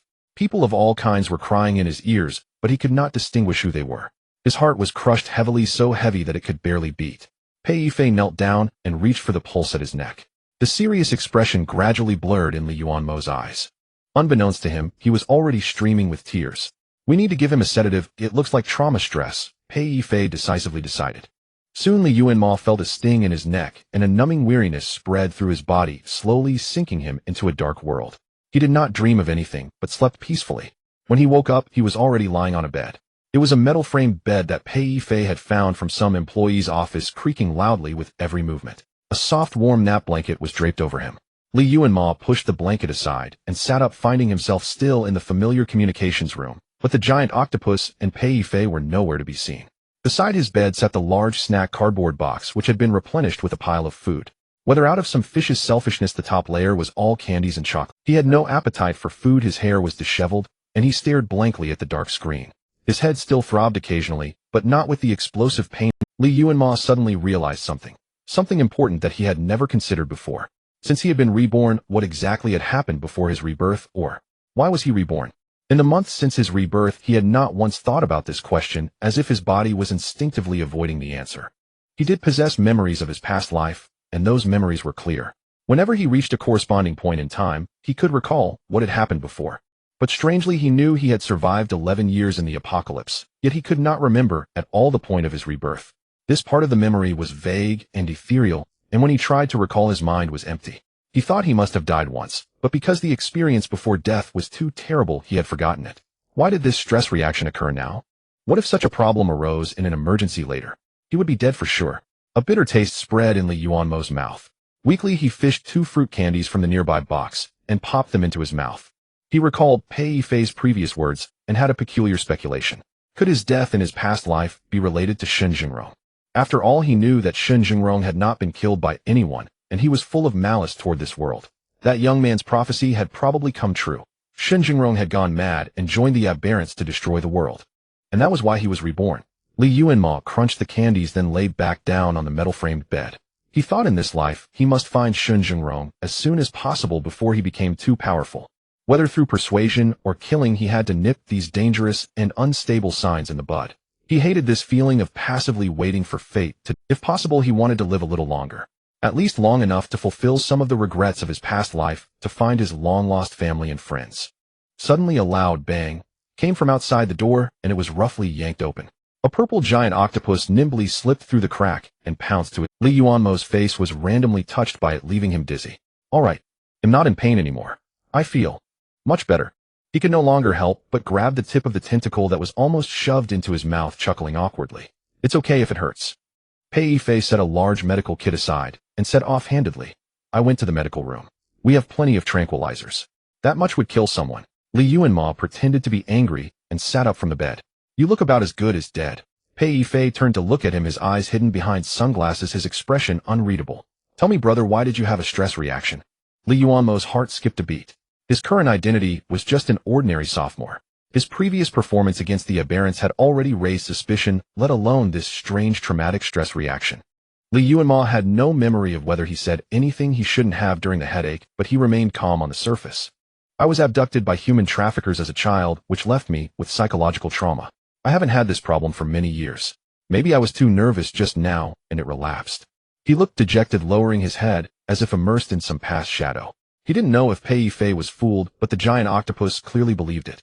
Yuanmo turned his head and saw it squeezed into a corner, its body soft, dark, and limp, like a puddle of fallen jelly, exuding a gloomy and sour aura. Don't be like that. I'm fine now. Yuanmo braced himself to comfort it. Sorry, Pei Yifei said, not pressing further. He turned to pack his things. Don't think too much. We're getting ready to leave here. Has the plan come through? Are we going to find Zhang Puzhen now? Seeing that he had gotten away with it, Yuanmo perked up. No need. It's all been taken care of. Pei Yifei said lightly. Zhang Puzhen agreed to open the domain and let us leave.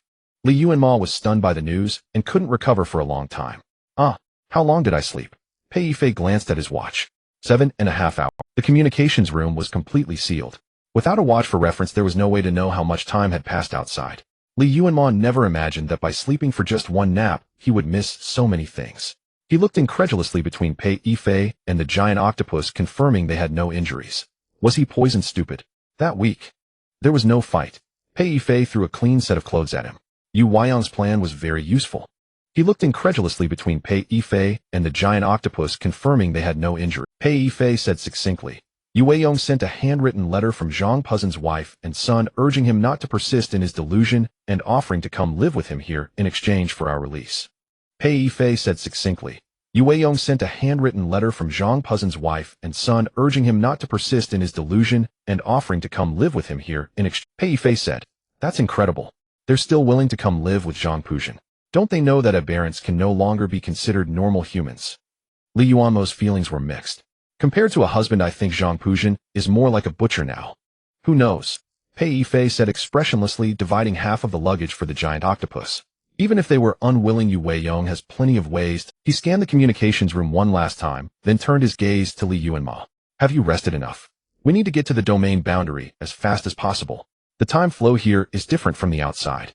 Maybe those people have been waiting for us for a long time. The giant octopus listlessly carried a large backpack, following behind Yuanmo, looking even more stressed than him. I can do it. Don't worry. Li Yuanmo patted its head and replied. Pei Yifei opened the door. The corridor outside looked exactly as before, and Li Yuanmo, having left the communication room, felt no difference in his own time compared to what had passed inside. His thoughts were rarely muddled now. If the flow of time in the Qiushui city domain truly was slower than the outside world, then the hours during which Pei Yifei and the giant octopus had left the communication room should have meant that ages had passed within it, yet they had entered at the normal time. This was utterly inexplicable, almost a glaring bug, as if something had influenced their own time, deliberately keeping them synchronized with the outside world. Stop daydreaming. Move faster, barked Pei Yifei. Li Yuanmo snapped back to attention and dashed toward the nearby vehicle. The giant octopus, quicker than him, coiled around his waist and dragged him in the opposite direction. Following its lead, Li Yuanmo looked and was overjoyed. It was his battered old car, still loaded with the supplies they had brought from N-City. The car was still intact. Then again, the people of Zhangpu Town were no longer normal humans. They cared nothing for human necessities like food, clothing, or shelter. Li Yuanmo climbed into the car and started the engine smoothly. He followed Pei Yifei's off-road vehicle toward the city outskirts. To take a shortcut, Pei Yifei no longer avoided the crowds. Thus, Li Yuanmo drove through the bustling streets where occasionally a few motionless figures stood by the roadside staring straight at his car. Their skin was slick with oil, their faces fixed in stiff smiles, their eyes like ornaments frozen in their sockets, neither moving nor blinking, as if human, yet beyond the bounds of humanity. Soon more people gathered ahead, crowding the roadside, and watching as Pei Yifei and Li Yuanmo's car sped farther away. Take me. Please take me. A figure began to run, waving a cloth in hand, screaming heart-wrenchingly behind them. Li Yuanmo was startled. Could there still be a normal person? He instinctively slowed down a little, but the giant octopus pressed a claw onto the accelerator. The car screeched and shot forward. Li Yuanmo instantly calmed himself, gripping the steering, while tightly his lips pressed into a thin line. The car screeched and shot forward. Li Yuanmo instantly calmed himself, gripping the steering, while tightly his lips pressed. Do not slow down. Do not stop.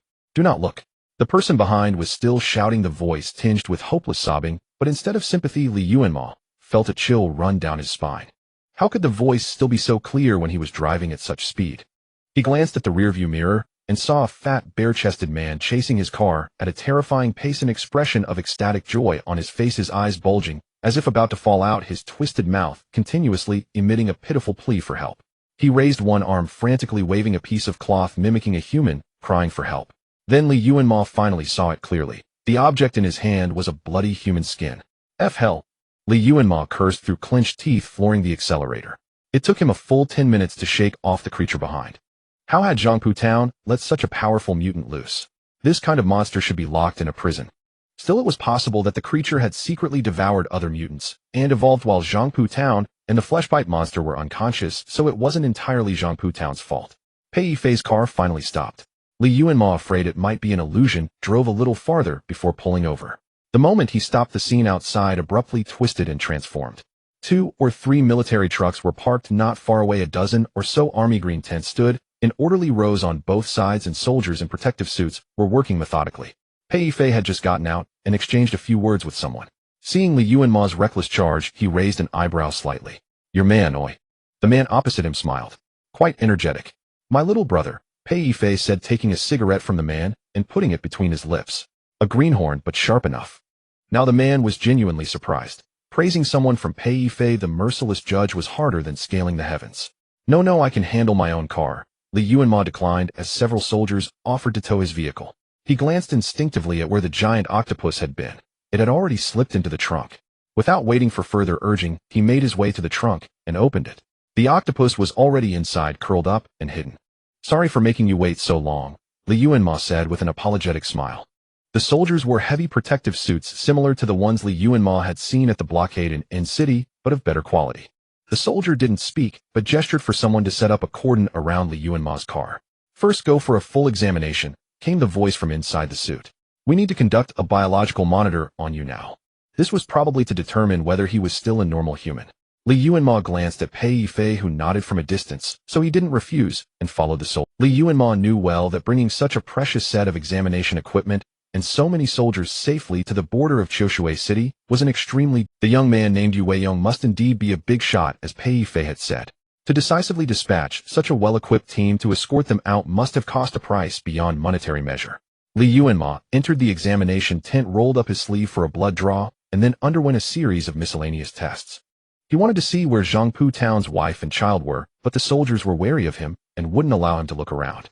Just as he was lying on the bed for a cardiopulmonary check, another person walked into the tent.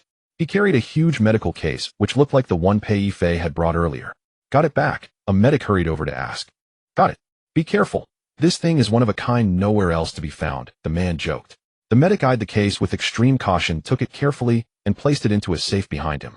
Don't worry, Yuanmo heard the medic say with a sigh of relief. It won't be lost even if I die. This is the arm of 001. How many lives could I trade for it? Someone. The newcomer sensed something amiss, hastened forward, and pulled aside the curtain, concealing Yuanmo. Yuanmo had been lying on the monitoring bed for over 10 minutes, his body covered with various detectors, rendering him immobile. The medic realized his slip of the tongue and approached with an awkward expression. The young man lay motionless on the bed, eyes closed, and breathing steadily, seemingly having fallen asleep for a while. Wake up. The medic removed the array of devices from him and gave him a few nudges. Yuanmo opened his eyes in a daze, looking bewildered. They exchanged glances. The medic's expression softened slightly. You can leave now. Your physical data shows no abnormalities. Go find someone to arrange a place for you to rest. Yuanmo then slowly packed his belongings and left the tent. He did not forget to politely thank the two before departing. Special 001's arm. He pondered as he walked. If 001 was indeed Xinjiangrong, then he had sustained severe injuries. Pei Yifei's remark that he was killed seemed not to be baseless. But in his past life, the Xinjiangrong he had seen had both arms and legs intact. Could it be that 001 was not Xinjiangrong? Or perhaps Xinjiangrong had survived thanks to his mysterious ability. Yuanmo grew increasingly curious about this man. What ability could allow a person to come back from the dead? Could it be healing? Not quite accurate. He had also witnessed the man reduce an ability user to ashes in an instant before everyone's eyes. Such destructive power was beyond the scope of a healing ability, unless he possessed dual abilities or even multiple ones. Yuanmo, distracted, tripped over a stone underfoot and nearly fell. A woman suddenly rushed over from the side and lifted him up. All the soldiers stopped their work and stared at him. Thanks. Yuanmo touched his nose, feeling a bit embarrassed. This road is like this, full of gravel and potholes. Every time I come back, it jolts me dizzy and sore. I've complained many times, but no one ever fixes it. The woman glanced at the soldiers, smiled, and pulled him into a vehicle. The entire cargo compartment of the truck had been converted into a living space, complete with an electric light, a bed, a bookshelf, and a small partitioned area near the cab. Yuanmo looked at the tiny space with some surprise. Wei Yong is a thoughtful, good child. He worried I wouldn't rest well on the road, and had this specially modified for me. The woman poured him a cup of floral tea, the sweet fragrance of jasmine filling the entire cabin. Yuanmo immediately understood her identity. She was Zhang Puzin's wife. She was different from what he had imagined. In her 40s, with faint laugh lines at the corners of her eyes, a round face, a warm smile, wearing a red turtleneck sweater and tight jeans with short curly hair. She looked like an ordinary, forthright, and generous older sister one might encounter on the street, not the wife of a special national security officer. My name is Zhou Xia. Everyone calls me Sister Xia. Has my old Zhang caused you any trouble? Not really. Yuanmo held the teacup, unsure of what expression to make. Don't be nervous, young man. I just wanted to ask you about what's going on with my old Zhang inside. That stubborn old man never tells me the truth. Sister Xia set out fruits, melon seeds, and candies in front of Yuanmo, her expression eager. How is the old man doing inside? Yuanmo truly didn't know how to answer. Zhang Puzhen had countless flesh monster minions, lacked for neither food nor clothing, had no natural enemies. As an aberrant, he was actually living quite comfortably. But as a normal human being, he was hardly dignified. Pretty good, Yuanmo said with difficulty. He has food, shelter, and plenty of subordinates. Sister Xia let out a sigh, her expression that old man always tells me not to engage in corruption or abuse power for personal gain. Now that he has some ability, he's forgotten his roots. Sister Yuanmo set down his cup helplessly. He's already an aberrant. You can't judge him the way you would a normal person. I understand. I've seen them. They look terrifying. Sister Xia grinned and shoved an orange into his hand. Eat up. I need to thank you, young man. Yuanmo felt a twinge of guilt. If Sister Xia saw her husband being pounded into the ground by a giant octopus, he wondered if she would still be so friendly. If it weren't for you, I would never have seen my old Zhang again in this life. Sister Xia said, he's been a hard-headed fool all his life, never doing anything against the country. Except for that one night when he had his men secretly send me and Tian out of the city.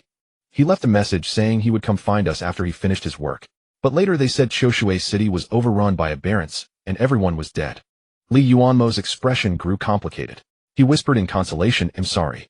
What are you apologizing for? Sister Xia laughed heartily. I should be the one apologizing.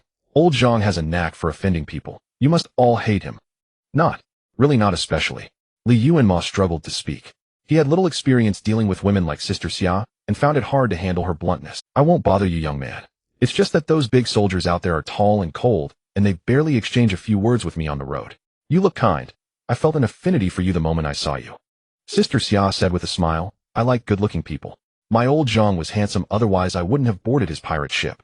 Li Yuanmo recalled Zhang Puzin's bloody, ghastly appearance, and worried that this sister might be disgusted by him once she went inside. Eat, have some more. Look how skinny you are. Sister Xia took out another plastic bag and piled its contents before Li Yuanmo. It had been 7 months since the Aberrant outbreak. The fruits and food Sister Xia produced were precious resources, so Li Yuanmo naturally felt too embarrassed to And your son? He changed the subject. Oh, Tian went out to find little Pei. He's admired him since childhood, and was even happier than me to learn he would. You know brother Pei? Li Yuanmo grew interested. He had thought Pei Yifei had no connection with Zhang Puxin, but it turned out he had even met Zhang's family. There are only about 100 officers in the Special Defense Division. Even if we're busy, we still get familiar faces. Little Pei has come to my house for dinner. Sister Xia said, they're all fine young men and women. I can name anyone I've met. Then do you know? Special 001. Li Yuanmo asked in a lowered voice. I heard he's a very formidable soldier. Special 001. Sister Xia looked confused for a moment, then her eyes lit up. You mean Xiaorong? That's a good kid. Gentle personality, amazing cook. Whoever marries him will be lucky. I learned so many recipes from him. Li Yuanmo was stunned. He hadn't expected the legendary Special 001 to have such an image in Sister Xia's eyes. He took a while to recover. But he seems to have disappeared. Haven't seen him for a year or two. Sister Xia's voice dropped. After these Aberrants appeared, I haven't seen many of my old acquaintances. Anyway, thank you again, young man. Sister Xia smiled again, for giving me the chance to see my old Zhang. The compartment was knocked from outside. A soldier called out, Wang Xiuxia. Yes. Sister Xia quickly stood up, thought for a moment, then went to fetch her small handbag and a large blue backpack. Young man, thank you. Take all these snacks, or they'll go to waste. Sister Xia instructed. I told them not to clear out this place. You rest in the truck. It's more comfortable than a tent. Li Yuanmo stood up, took her backpack, and escorted her off the vehicle. Pei Yifei was talking with a 12 or 13-year-old child nearby. He nodded as they came down. Sister Xia rushed over and exchanged a few words with Pei Yifei. A soldier, seeing how late it was, urged her.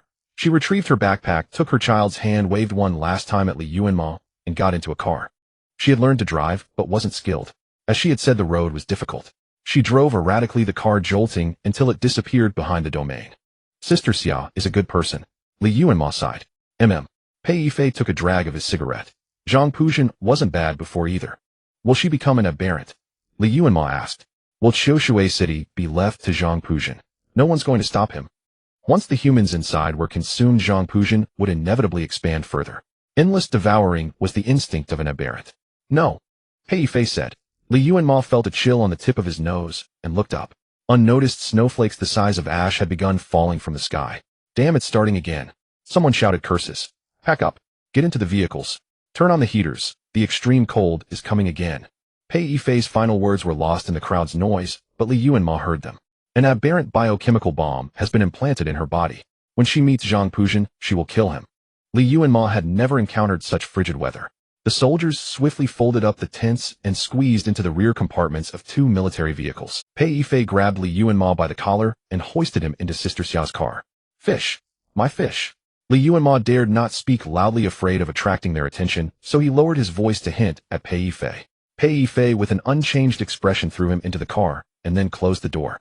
The moment the compartment sealed, Li Yuanmo heard a soft beep, and then the walls around him began to tremble slightly. Don't lean against the sides, you'll get burned, Pei Yifei said. They said the temperature outside will drop to -40 degrees, and it will keep falling. We can't leave here. My fish. Li Yuanmo couldn't hold it in anymore. The big octopus will turn into an ice sculpture outside. Pei Yifei's face revealed a faint, ambiguous smile. Immediately after, a splashing sound came from the small bathroom near the front of the vehicle, which was concealed by a curtain. Li Yuanmo finally realized what was happening. He rushed over and yanked open the folding curtain. The big octopus was squeezing into the iron bucket used for water storage, its entire body flushed bright red. It had been hiding on the wall inside the car until the constant temperature heating system was activated, which scalded it and exposed its location. When did it get in it? Li Yuanmo tugged at its tentacles, trying to pull it out. This water is for drinking and washing. Don't dirty it. I don't know. I checked on it earlier, and it wasn't in the car. It must have followed you aboard. Pei Yifei was sitting on a small sofa. He glanced at the water spreading from the small bathroom at his feet and raised an eyebrow. That was too risky. Yuanmo didn't know how to comment on this creature's suicidal behavior, so he whispered a threat. The people here all kill aberrations. If they see you, they'll definitely turn you into sashimi. His thoughts were truly strange. He harbored a wary and disgusted attitude toward aberrations, yet he didn't want the big octopus to fall into human hands.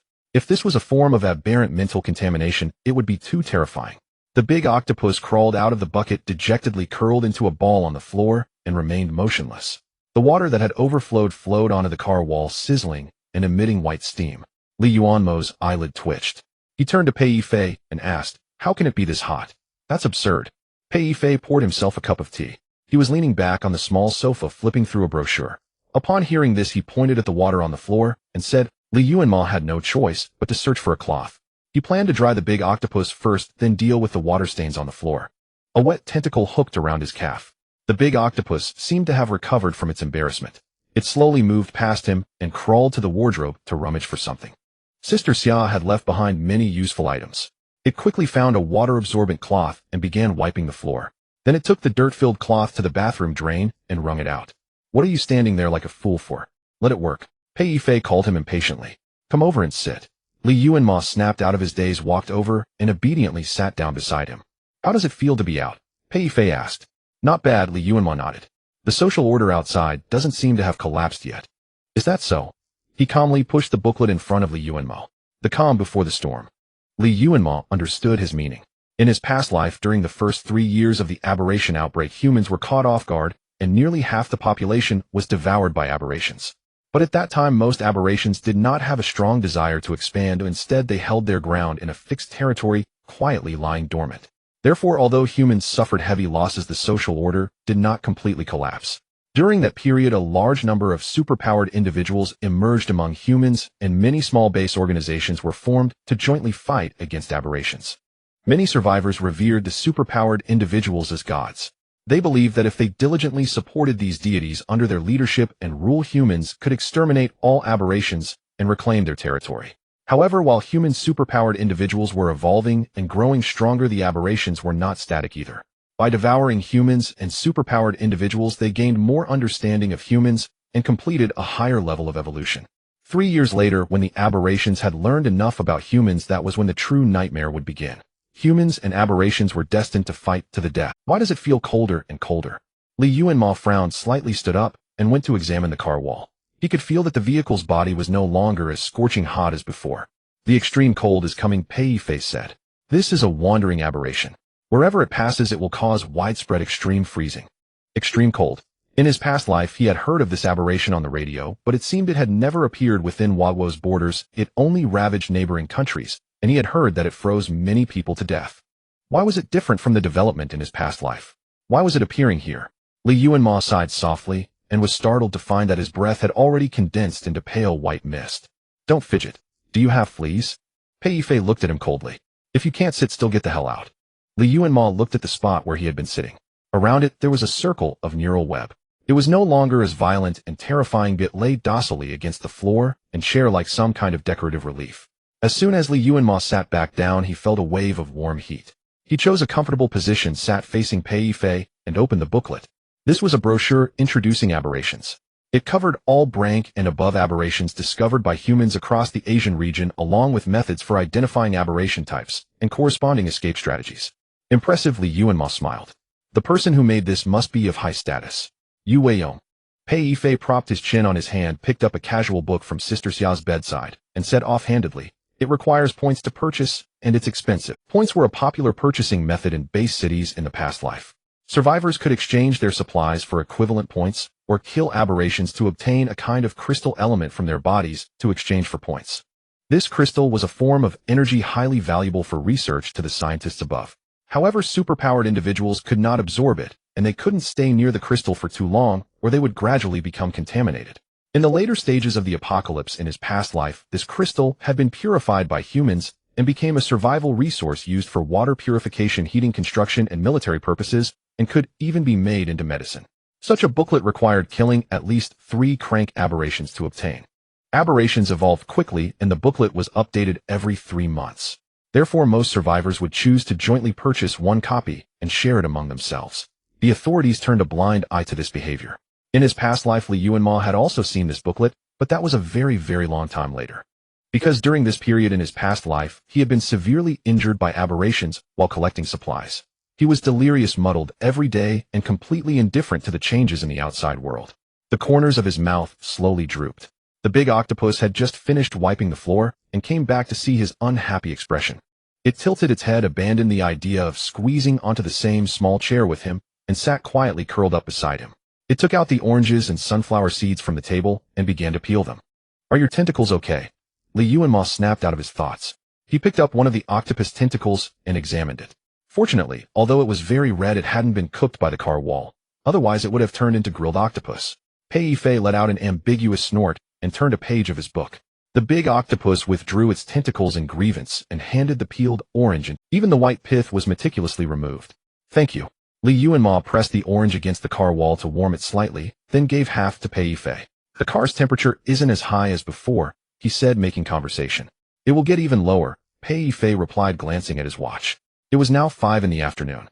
The group had told him that the extreme cold usually lasted 12 hours before gradually warming up. In such weather, ordinary humans without preparation could not survive.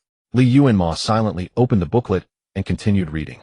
Inside there were many aberrations he had heard of in his past life, but also some he had never heard of. He noticed that Zhangpu Town had been recorded in the booklet with an official rating of B. Suddenly an idea struck him. He quickly flipped through the booklet from beginning to end. Nothing. The aberration that should have been extremely conspicuous was not in the book. "What are you going crazy about now?" Pei Yifei looked at his strange behavior, furrowed his brows, and raised his head. Suddenly the electric lights in the entire carriage went out with a bang. The car instantly became pitch black. All the energy is being used for heating. No electricity. Pei Yifei snapped his fingers, and a warm yellow flame floated above the table between them. Bright enough. Li Yuanmo didn't speak. He stared silently at the man's face flickering in the firelight. He suddenly understood why the extreme cold had come to Hua, because its natural enemy, the fire attribute super strength aberration, Huiyan, had not appeared in this life.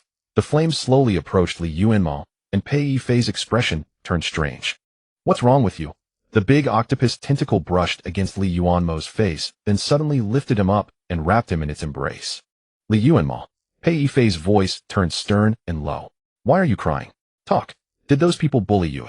Li Yuanmo buried himself in the big octopus arms without a word. His whole body was terrifyingly cold. He didn't notice that the big octopus, originally cold, began to rapidly increase its temperature, climbing to a level that made him feel safe and warm. His mind was filled with a single sentence: "I harmed them." If he hadn't stopped Pei Yifei from going to the Huiyan gas station, then he would have become the shrank aberration Huiyan from the past life. With such a formidable enemy nearby, Zhangpu Town would never have been able to successfully occupy the 2 cities of N City and Xiushui City. He would have cautiously lain low, waiting for the right moment. Of the nearly 5 million people in those 2 cities, how many would have escaped? In the extreme cold, fearing Huiyan's presence, would not have dared to set foot in Huagua. How many people had his momentary lapse cost? The big octopus extended a tentacle and gently stroked his head. It glanced at Pei Yifei, its round eyes dark and unfathomable. Pei Yifei abruptly stood up, walked over to him, and crouched down. "Talk," he said coldly, staring at Li Yuanmo. "Are you afraid that I'm an aberration? Scared of the fire? Is this the first day you've known my identity?" He never revealed these little tricks in front of outsiders. Even the previous aberration check had been evaded with various excuses. It wasn't that he was unwilling to admit his abnormality. He had even prepared to return to headquarters and voluntarily become a test subject. But he hated Li Yuanmo's reaction. Li Yuanmo was supposed to be the only person in this world who could look at him with normal eyes. He kept an aberration as a pet, and could even calmly place his head under its claws. "I'm fine." Li Yuanmo's voice was unsteady. "Just thinking about something." "Does it have to do with me, eh?" Pei Yifei asked. "It does." Li Yuanmo couldn't help sobbing again. "I'm sorry, brother Pei." He didn't blame Pei Yifei. This was an upright, strong, and reliable soldier. He was like an indestructible sharp sword, and also like a serious and dependable older brother. He had done well. Even if Li Yuanmo were given another chance to choose, he would still choose to persuade him to leave. Huiyan's danger was no less than that of the extreme cold in Zhangpu Town. It was even more terrifying and troublesome. Li Yuanmo even speculated that in his past life Huiyan had expanded its territory, using high temperatures to force humans to leave their dwellings, and didn't stop them from escaping. Perhaps this was precisely because its human instinct was doing its utmost to protect humans. Otherwise, the destructive power of this super-strength, powerful aberration would be even more terrifying than humans could imagine. He was crying only because he regretted his own powerlessness and insignificance. He had been given a second life, yet he couldn't redeem anything. He wanted to use his memories of the past life to save humanity, but instead caused more people to lose their lives. Related to me? Pei Yifei rarely showed a confused expression. Why is your sadness related to me, eh? Because you look too much like my father. Sob. I miss him so much. Yuanmo was talking nonsense, tears streaming down his face. Pei Yifei's expression went blank for a moment. He crouched in the dim carriage silent for a long time until Yuanmo's tears had dried up. Then he stiffly said, Xiao, don't be afraid. I'm here. Yuanmo's tears couldn't be held back again. Yuanmo did not grieve for long. He knew his limits well. Having spent considerable time under Qiao Caifeng, he understood that tears, a symbol of weakness, could not win sympathy, but might instead provoke disgust and aversion. Seeing Yuanmo regain his composure, Pei Yifei paid him no further heed and turned to rummage through the supplies left by the soldiers. The large octopus held Yuanmo tightly, occasionally lowering its head to glance at him, trying to determine if he had returned to normal. What's for dinner? Pei Yifei asked. There are vegetables and meat. How did they preserve them? Yuanmo's eyelids were still slightly red. Recalling the lie he had just fabricated, he felt so embarrassed he wanted to bury his head under the floor. The meat is vacuum-packed, the vegetables are dehydrated, and there are dried meatballs. There's dehydrated rice and compressed biscuits as staples. Not many seasonings, just salt, chili, and pepper. Pei Yifei moved the items to a small table and casually flipped through them. If we're thrifty, we can last 3 days. If 2 grown men ate to their fill, the supplies here would be exhausted in a day or 2. Yet this was the week's ration the support team had given them. And there's the octopus, Yuanmo sighed, stroking its slippery tentacles with some worry. We can't rely solely on these, we need to gather supplies ourselves. That's how they got by too. These are strategic reserves, not to be touched unless absolutely necessary. Pei Yifei found a large pot and ladled water from the storage barrel. Let's have hot pot, Pei Yifei decided. Can you handle spicy? He manipulated a flame to wrap around the pot's bottom, heating the water. Yes, plenty. Yuanmo tore open several packs of dehydrated vegetables. Unlike the dry crumbled bits in instant noodles, these packs contained a variety of vegetables. He picked out those suitable for hot pot. The large octopus tilted its head, watching them prepare the ingredients. Suddenly it turned and crawled to the bookshelf where many items left by Sister Xia were. It rummaged in a cloth bag for a moment and actually pulled out half a packet of hot pot base. Pei Yifei accepted it without hesitation and tossed it into the water. It would taste better if we stir-fried it first. Yuanmo licked his lips. The octopus did it once, and it was delicious. Bro doesn't know how. Maybe next time. Perhaps intimidated by Yuanmo's tears, Pei Yifei's tone softened considerably. While the two weren't paying attention, the octopus had already torn open all the meat packs and was slicing meat with a kitchen knife. No. Yuanmo was dumbfounded. The creature had clearly heard them say this was days' worth of rations. Why did it open everything? Nice knife skills, Pei Yifei observed after a moment. Has it always been this good at cutting? Not exactly. When I first found it, it wasn't good at handling human tools. But after cooking many times, it gradually became proficient. Yuanmo still remembered the octopus' early attempts at cooking. It couldn't control its strength, often snapping spatulas or dumping an entire bag of salt into the pot. The food was always terrible at first, but it improved rapidly, and within days it could produce edible meals. Is that so? Pei Yifei looked at the octopus thoughtfully. Sorry, brother Pei, it didn't mean to. Yuanmo looked helplessly at the octopus. Can we put the meat back? No need, let's eat it all. Pei Yifei shook his head. Then what do we do for the next few days, eh? Yuanmo couldn't understand his reasoning. Go out and hunt. If we catch something, we eat. If not, we go hungry. Pei Yifei stirred the bubbling pot with a ladle, speaking casually. Do you plan to live off others' supplies forever? Yuanmo understood. Pei Yifei had never intended to ration these supplies. He had already prepared to be self-reliant. Leaving no escape route is the fastest way to force oneself to grow in a post-apocalyptic world. Yuanmo admired such madmen. Only someone who had experienced the apocalypse knew that no one's help was as reliable as one's own strength. The large octopus quickly finished slicing all the meat, creating a small mountain of meat pieces on the cutting board. The meat was diverse: chicken, duck, fish, pork, all sliced to a perfect thickness. A few seconds in the spicy, aromatic hot pot broth was enough to make it. With limited conditions, there were no dipping sauces. Pei Yifei simply dipped the meat into dry chili flakes and ate it. The octopus couldn't use chopsticks, so Yuanmo helped it pick up pieces, dipped them in chili, and fed it. It couldn't handle spicy food, but loved the taste, accepting every piece Yuanmo offered. So the two humans witnessed a comical scene. The octopus ate a piece of meat, then spaced out for a while, ate another piece, spaced out again, its body growing redder and redder. It was truly afraid of the spice, managing only a few bites in a long time. Soon Pei Yifei had devoured the first batch of food. Unable to bear it, Yuanmo washed the seasoning off the meat before feeding it, but the octopus clamped its mouth shut and refused. Pei Yifei paid no attention to the two dawdlers. He was a man who had fought tooth and nail against the wolfish soldiers in the Special Defense Forces. Hesitation meant hunger in times of scarcity. However, looking at this finicky, stubborn octopus, he suddenly recalled an old acquaintance. Shen Jingrong, a ruthless man who had won first place in the Special Training Division's practical competition 9 consecutive times. The only time he didn't win was because he couldn't stomach the military cafeteria food and ended up in the hospital with a bleeding ulcer from hunger. Later, the military granted him the privilege of cooking his own meals, and it was said he developed a cooking skill that everyone praised. Yuanmo watched the octopus, now flushed red from the spice, and found it both amusing and exasperating. He broke off half a sweet orange and stuffed it into its mouth. Fortunately, Pei Yifei showed mercy and left half the food for them. The octopus slowly finished its meal. What time is it? Yuanmo felt his whole body heat up from the meal, barely noticing the previous chill. 8 o'clock, Pei Yifei glanced at his watch. Rest early. The weather will return to normal tomorrow. Unable to bear the smell of hot pot on himself, Yuanmo quickly washed his face in the bathroom. Just then, urgent knocking came from outside the door. Is anyone there? Anyone? Pei Yifei sat on the sofa, silent, staring at the carriage door. Yuanmo also stayed quiet, quietly moving to his side. So cold. Open the door, I know you're inside. Little Pei. Young man. Yuanmo and Pei Yifei exchanged a glance, their expressions darkening. That voice outside belonged to Sister Xia, who had entered Qiushui City's territory. And back. Open the door quickly. Tian can't take it anymore. The child is wearing too little. Woo, little Pei. Sister Xia pounded on the door, her voice trembling.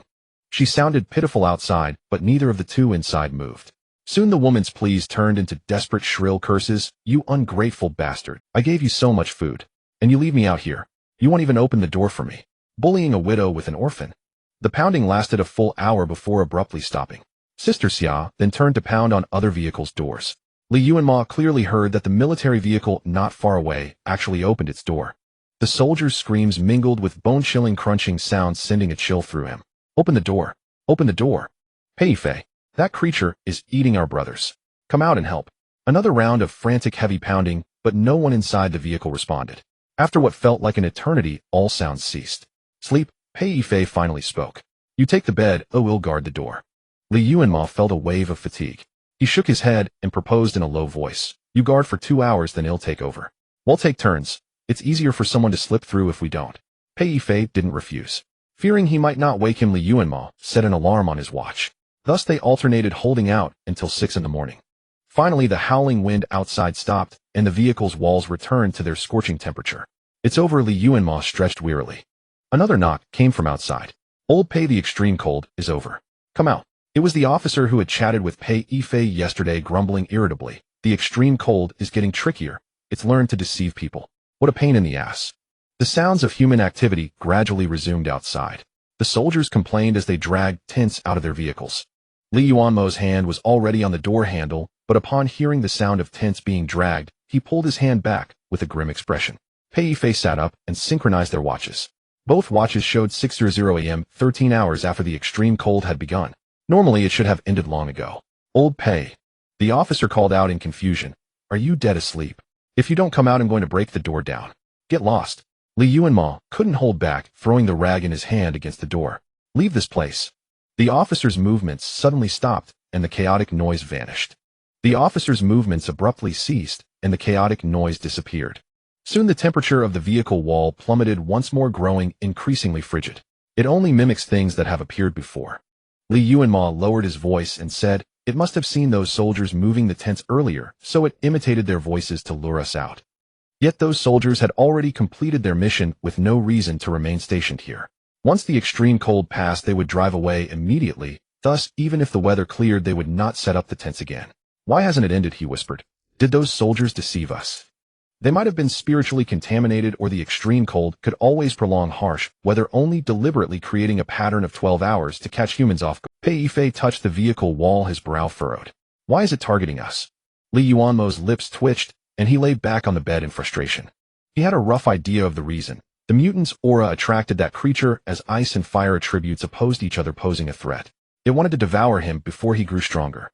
Let's wait. Li Yuanmo said, resigning himself and closing his eyes. Mutants need to feed. If it can't trick us, it will leave here. Yet another entire day passed, and the temperature of the vehicle wall remained unchanged. Hasn't it left yet? Li Yuanmo stared at the water bucket, now only a quarter full, his expression heavy. The large octopus was increasingly dehydrated, its skin growing dry and brittle. To conserve water, Li Yuanmo used a damp cloth to wipe its body. Pei Yifei stood by the vehicle door, touching the icy wall, lost in thought. Li Yuanmo found it hard to imagine the situation inside the two military vehicles next to them. Their food supply was not yet critical. The previous day they had only eaten meat and vegetables, leaving many staples untouched. Do you want to go out, brother Pei? Li Yuanmo's expression tensed.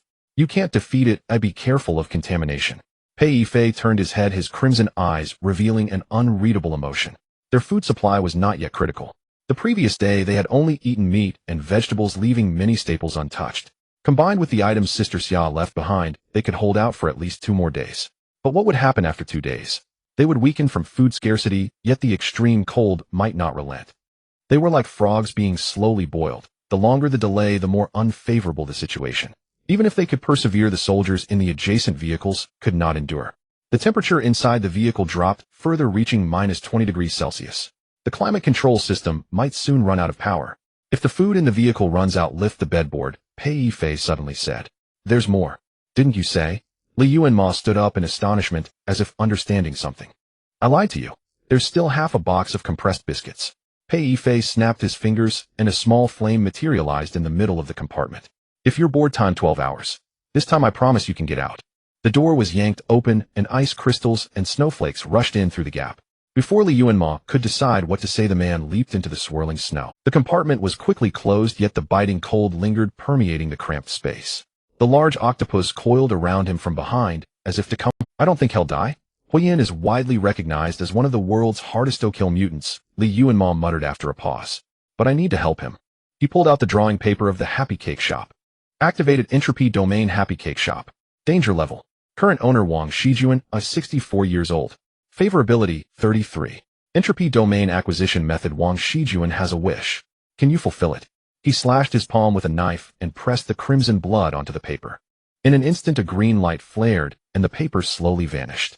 When he looked up again, he found himself in a misty haze.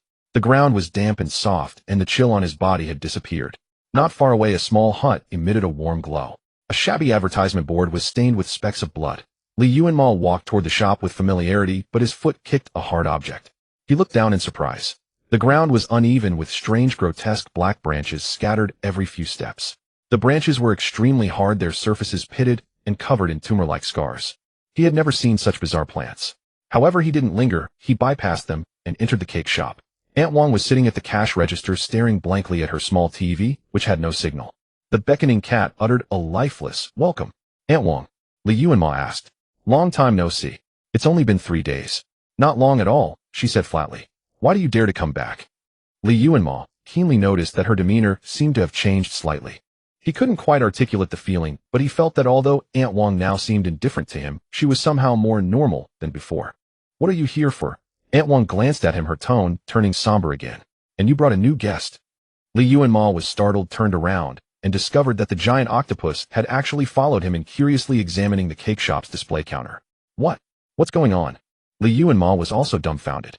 He recalled that when he first entered, only his soul could enter while his body remained outside. The second time, he and Pei Yifei, also an Aberrant, entered the cake shop together, but that was because Wang Danyang had devoured many humans and gained enough power to appear in reality. Yet this time he had actually brought the giant octopus in with him, which meant that his body had also entered the painting.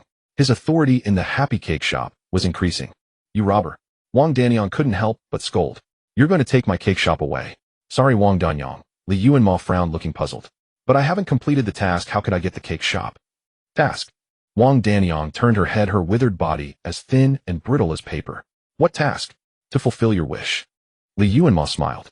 Wang Danyang, I really don't want to take your shop. He was still uncertain what this entropy domain was, so naturally he wouldn't rashly follow its intentions. Aberrants have many ways to contaminate humans, and he wasn't sure if this was a new type of mental contamination. In his past life, he had also seen someone frantically grabbing others' supplies, claiming to have obtained spatial powers, but to normal people it just looked like a huge mouth had grown on his stomach, constantly stuffing various things into it.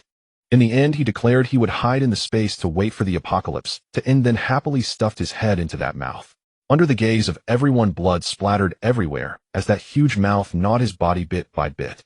Both human superpowers and aberrant contamination possess the strength to move mountains and drain seas, but the greatest difference is that humans with true superpowers have independent consciousness. Their genes have not deviated from human mutation, and all their actions conform to normal social logic. To prevent aberrants from infiltrating humans as superpowered individuals, all those with superpowers must report to the nearest survivor base, undergo a psychological evaluation and aberrant test every 15 days, and in return superpowered individuals can exchange their assessment forms for a batch of supplies. Then why are you here? Wang Danyang slowly scrutinized him. I don't have any pastries for you. Before she finished speaking, both the human and the aberrant heard a faint crunching, munching sound. The sound came from behind Yuanmo. Sensing trouble, he quickly turned around and saw that the giant octopus had squeezed into the small glass room for cake, using its tentacles to dab at the cream on the cake and bring it to its mouth. Don't eat that. Yuanmo cried out in anguish, rushing over and yanking its mischievous tentacle out. Wang Danyang laughed behind him with a ha. The giant octopus was thrown outside by its tentacle, its body smeared with cream. Eat, that's for humans, Wang Danyang said. Is this your pet? It's quite cute. Yuanmo hadn't expected that this creature would accidentally win Wang Danyang's favor. He's my friend, Yuanmo said. Why? Did you change the cream to normal? I don't know, Wang Danyang said. Maybe I'm tired of eating human brains and want a change of taste. Yuanmo looked around the cake shop and found it much cleaner than before. The lingering smell of blood had been replaced by the scent of cream, and some decorations made of human organs had disappeared. What are you here for?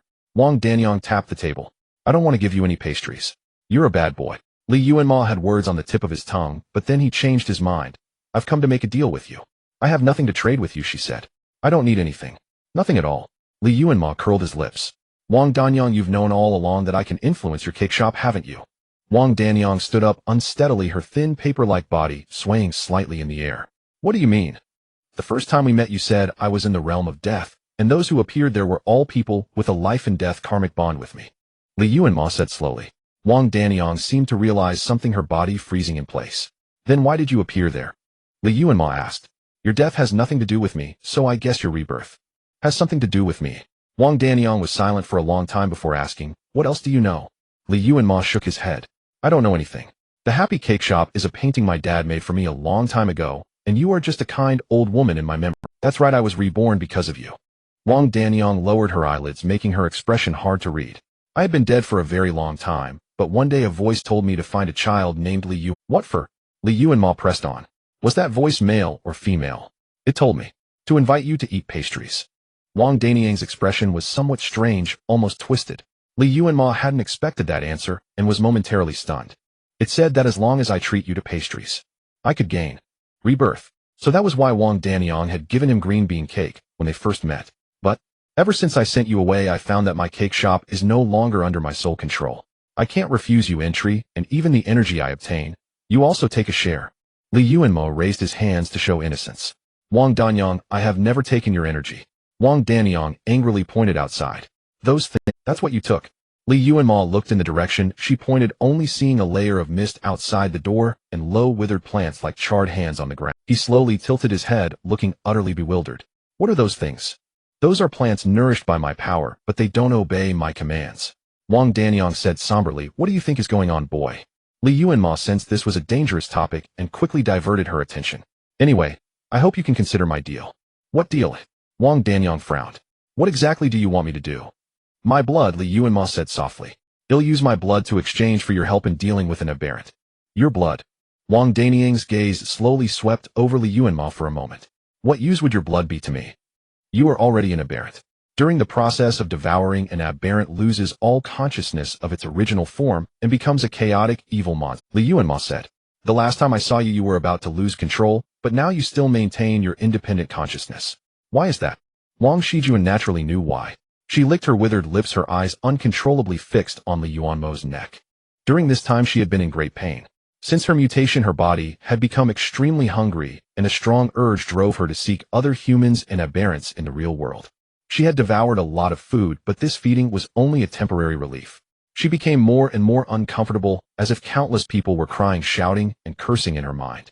Only when she was devouring could she find a moment of peace. Last time she had consumed the young man's blood, and the source of her pain within her body was stripped away. Although she lost a lot of power, and her body became as thin as paper, she gained a rare peace. All right. Wang Shijuan heard the sound of her own swallowing. What aberrant do you want to kill? At the border of Qiushui City, snow and wind filled the sky while a thick layer of frost covered the rugged ground. The giant octopus found Pei Yifei 7 kilometers from the encampment. His body was only the upper half with a tattered neural web wrapping him like a fiery red cocoon. The lower half was gone completely devoured by the biting cold. It flipped his scorching body over, probed his heartbeat with a claw smeared with ice cream, and after confirming he still had a breath, curled its tentacles around him. Before Yuanmo, a faint glimmer flickered. Outside the happy cake shop, a frost-blue giant octopus and half a person tightly wrapped in a neural web appeared. Wait, half a person? This is not what we agreed upon, Yuanmo said, vexed, but his voice was weak from blood loss. You need to help us deal with the extreme. It ran away the moment I appeared, Granny Wang said. It's formless and invisible, not easily captured, but your friend has already taught it a lesson. A cluster of snow and wind materialized in Granny Wang's hand. Within the silver frozen crystals, faint red gleams appeared. It can't digest these things. Besides scorching fire-type energy, these substances also carry a parasitic ability. Though tiny, they will forever cling to that ice mutant's body until they consume it entirely. How do you know all this? Yuanmo couldn't help asking. When we become kin, some things are naturally understood, Granny Wang said, looking at him meaningfully. This ice mutant should have known too, but its insatiable devouring has driven it mad. Yuanmo turned thoughtfully to look at Pei Yifei and touched his own neck. He had been parasitized by a neural web mutant before and knew how terrifying its parasitic ability was. It would not only silently infiltrate its prey's body, but also affect their mind and temperament. If the extreme cold had truly been parasitized by Brother Pei, then in time, it would destroy itself. Then our deal. Holding a porcelain cup of Yuanmo's blood, Granny Wang slowly returned to her small chair. I've left a deterrent aura around those 2 trucks. As long as no one stronger than me passes by, they'll be fine. The snow outside will take a while to melt, and it will be very cold. You're welcome to stay and warm up. The giant octopus, shivering from the cold, placed Pei Yifei on the pastry display counter, and then crawled into the kitchen sink to soak in water and warm it. Pei Yifei's face was covered in neural webs. His eyes were tightly shut, his complexion deathly pale, and melted frost clung to his brows and lashes. Yuanmo looked at his mutilated body and felt a wave of worry. After a moment's thought, he exposed his own scarred arm, intending to bleed some more. A feather duster flew from afar and struck his arm, causing sharp pain. Old woman has eaten many people and knows human nature. If you don't want to be used as a blood cow by those guys, don't waste your blood, Granny Wang said. He can heal himself. Don't rush. Yuanmo couldn't help but worry. There were still 2 trucks of soldiers outside. If they discovered that both he and Brother Pei had vanished, the trouble would, or feed him a few people, Granny Wang added. Mutants work too. Hell, recover faster. If I did that, forget about others. Brother Pei would kill me first as soon as he woke up, Yuanmo said helplessly. He sat beside Pei Yifei in a daze, watching the neural webs slowly writhe and spread weakly across the pastry table. A tentacle curled 2 brown sugar flatbreads to his mouth, dripping wet.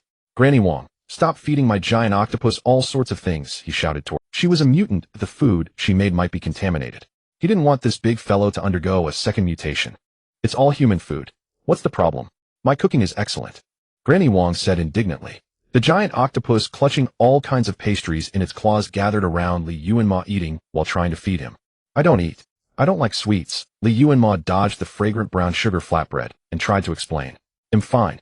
I don't need a blood tonic. The giant octopus then raised a less sweet purple sweet potato cake. He doesn't dare eat what I make. Stop feeding him, Granny Wang said coolly from the side. After a moment's hesitation, Yuanmo took the pastry from its claw. He didn't trust Granny Wang, but he trusted the giant octopus. Anything that had passed through its claws should be safe. He ate 2 purple sweet potato cakes to fill his stomach, then turned to study the strange plants outside the cake shop. According to Granny Wang, these plants were formed from the power she had lost, yet she couldn't control them. The fog outside was thick. Yuanmo walked a distance and measured the area where the plants grew, less than half an acre. He tried to communicate with these plants, but received no response. They were not under his control. It seemed Granny Wang wasn't entirely accurate. Her power hadn't been stolen by him. The origin of this land was unclear, and the plants were ugly, even resembling mutant plants from the outside. A sudden flash of inspiration struck him. He recalled the line entropy domain mission from the painting. If he became the owner of the cake shop, would he then know the purpose of these plants? Crunch, crunch, crunch, crunch. The giant octopus crawled slowly behind Yuanmo, occasionally munching on something. Granny Wang must have secretly given it a handful of nuts. Li Yuanmo stopped helplessly and turned to look at it. But the giant octopus mistook his pause for fatigue and thought he wanted to rest. It extended its claws, wrapped Li Yuanmo up, and pulled him into its embrace, while its remaining claws still dug into the muddy ground. Li Yuanmo saw its dirty claws yank a plant from the soil, then pull out a few pebbles from the roots and toss them into its mouth like sunflower seeds. He looked up and noticed the path they had taken was now pitted and uneven. The strange plants had been uprooted, their dry, ugly roots gnawed as if by rats. Li Yuanmo glanced at the oversized pink rat beside him, pried open one of its claws, and retrieved a seed. Li Yuanmo stared at the familiar object in his hand. His pupils constricted, and his heart began to pound uncontrollably. He recognized this thing, or rather many awakened from his past life did. Origin stones. In his past life, humans extracted a special crystal from the bodies of dead mutants. It was lethally polluting to humans, but after purification by the Research Institute, it could become an energy crystal with multiple uses. People called it origin stones. Depending on the attribute of the dead mutant, origin stones were classified into different types. The icy blue stone in his hand was a water-type origin stone, which in his past life could be used to make ice, purify drinking water, and craft weapons to counter fire-type mutants. He turned the stone in his hand, trying to confirm he wasn't dreaming. This thing had only been discovered by the Research Institute in the 3rd year of the mutant outbreak in his past life, and it required extremely complex decomposition and purification, making it incredibly expensive. But it was incredibly useful, a resource that every survivor base would spare no effort to obtain. He had heard that the highest grade origin stones, purified to perfection, could be directly absorbed by awakened, healing wounds and replenishing elemental energy on the battlefield. They were priceless and hard to come by. In his past life, the vast majority of high-grade origin stones were monopolized by awakened. Ordinary people might have to work for a week's worth of credits just to exchange for 2 low-grade water-purifying origin stones. Seeing Li Yuanmo staring at the stones for so long, the giant octopus thought he liked these shiny little things, so it dumped all the pebbles from its claws. The origin stones it had picked up were only green and blue, and none were large. The biggest one was smaller than Li Yuanmo's thumbnail. There might have been wood and water-type mutants here, but they were low-level. Li Yuanmo freed himself from the giant octopus grip, crouched down, and carefully examined the roots of the plants. Every plant the octopus had overturned had a small pit at its base, as if these stones were part of the roots. These plants weren't mutants. They couldn't grow origin stones belonging to mutants. They must have absorbed the bodies of mutants with these 2 attributes. He felt dizzy for a moment and pinched his arm hard. The sharp pain told him this was not a dream. The giant octopus pried open his hand, its black round eyes filled with concern. Li Yuanmo ignored the need to explain, stood up, and rushed into the cake. He was covered in mud, clutching a handful of origin stones as he looked at Granny Wang. "Granny, outside, have there been mutants out there?" he exclaimed, his mind overwhelmed by the adorable little stones, unable to organize his words. Granny Wang had just put the walnut cookies into the oven.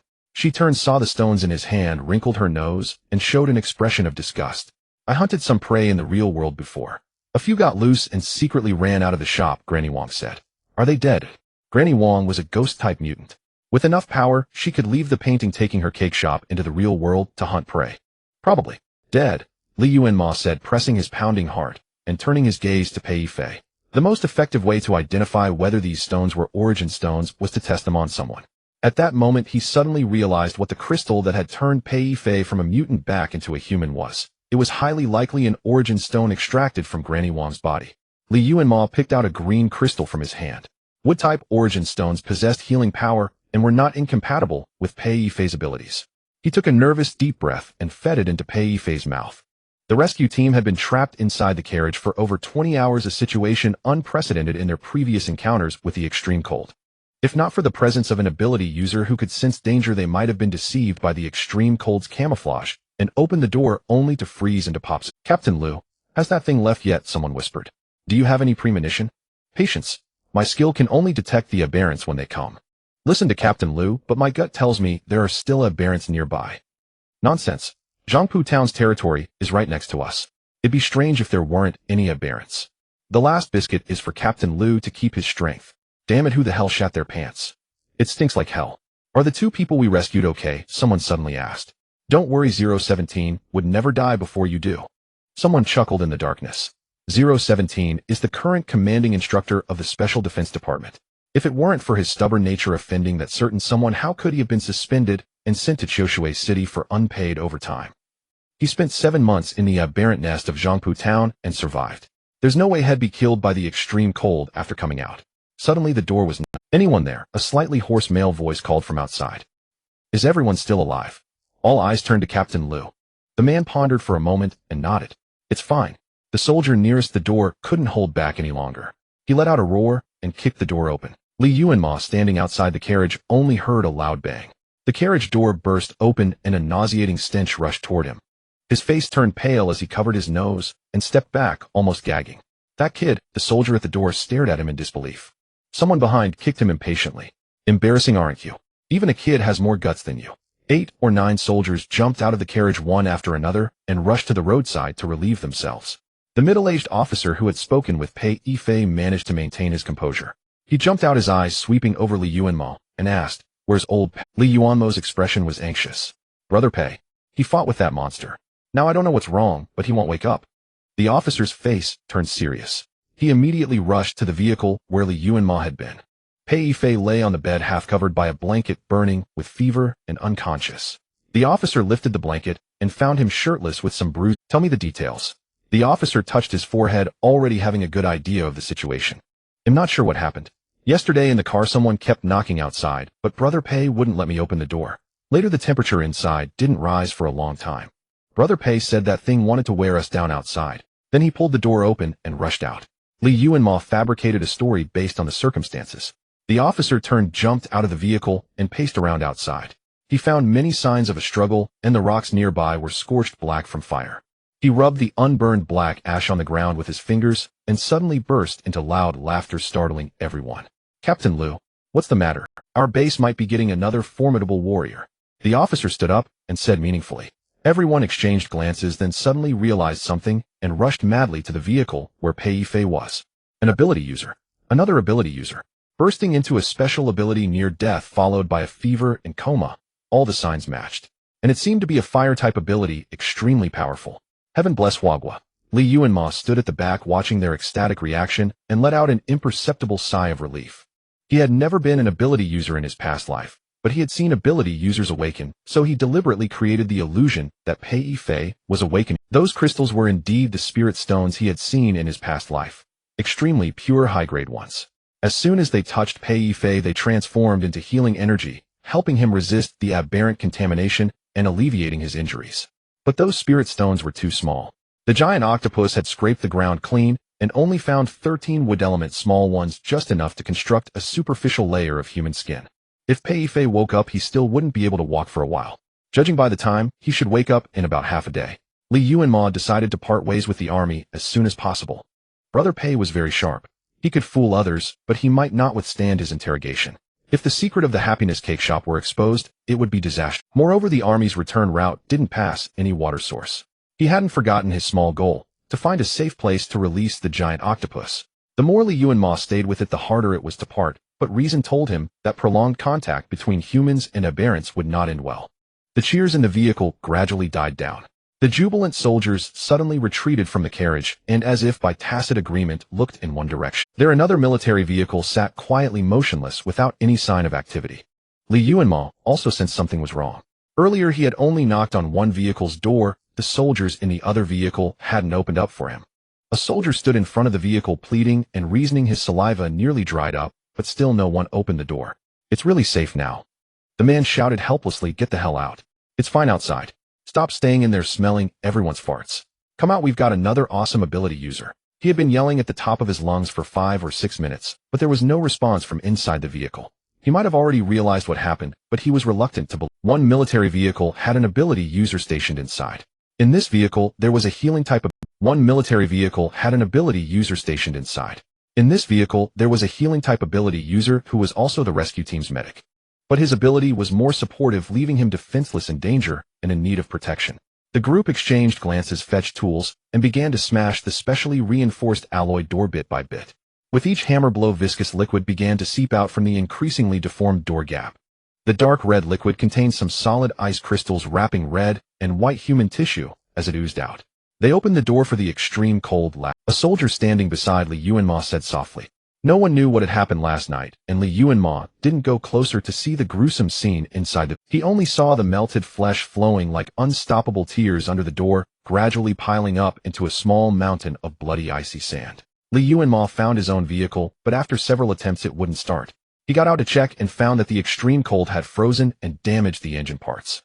Since the soldiers were all busy dealing with the bodies, he felt awkward asking to borrow repair tools. He had no choice but to move the important supplies from his vehicle to the military vehicle he had stayed in, planning to toss them into the cake shop when no one was looking. Pei Yifei slept restlessly on the bed, his brows tightly furrowed, his body radiating intense heat. Li Yuanmo came and went several times without waking. Outside, the soldiers were silently collecting the remains of their comrades. No one noticed the situation in the vehicle. Suddenly, Li Yuanmo had an idea. He lifted a corner of the mattress under Pei Yifei. The bedboard beneath the mattress was iron welded firmly to the entire military vehicle. There was no space to hide any compressed biscuits. Liar. He smiled and covered Pei Yifei with the blanket. He had concealed the fact that Pei Yifei was half Aberrant from the soldiers. To be honest, it was but his time spent with Pei Yifei had gradually built trust in this fierce but loyal soldier. He believed that Pei Yifei would never let himself end up in a situation like Zhangpu Town. Because even when Pei Yifei was on the verge of losing control, he had never once triggered Li Yuanmo's danger warning. Perhaps he had some compelling reason to return. Otherwise, with his personality, he would never come back to the realm of humans. A pungent smell of smoke came from outside. He poked his head out and saw the soldiers burning the corpses with gasoline. Looking at the remaining 10 soldiers, he suddenly noticed something. The 2 men who had discussed 001's arm during the earlier examination had both died, and he had only just learned that the medic among them was one of the 2 ability users in the team. Then what about 001's arm? Was it also in that vehicle? Could it have been destroyed by the extreme cold? Something poked him from behind. He turned around and saw it was the big octopus. It was chewing something with a crunching sound, its round eyes slightly narrowed, looking quite pleased. "You're eating random things again," Li Yuanmo scolded in a low voice. "You should watch your weight." Aunt Wang had fed it a bunch of greasy sugary treats. The creature was already a glutton and accepted every offering, so now its entire octopus head was growing round. But he had confiscated all those pastries. Where did this fellow find new food? Li Yuanmo eyed it suspiciously, then turned to check his own supplies. Everything was intact, nothing missing. "Are you ready?" as someone called out to him. "We're leaving." Li Yuanmo temporarily set aside his curiosity and hurriedly went to discuss his car with Captain Liu. "The interior of your car is too damaged. Fixing it would require replacing many parts, and we don't have suitable materials here." Captain Liu's mood was low, but he still assigned 2 soldiers to inspect the vehicle. "There's no point keeping it.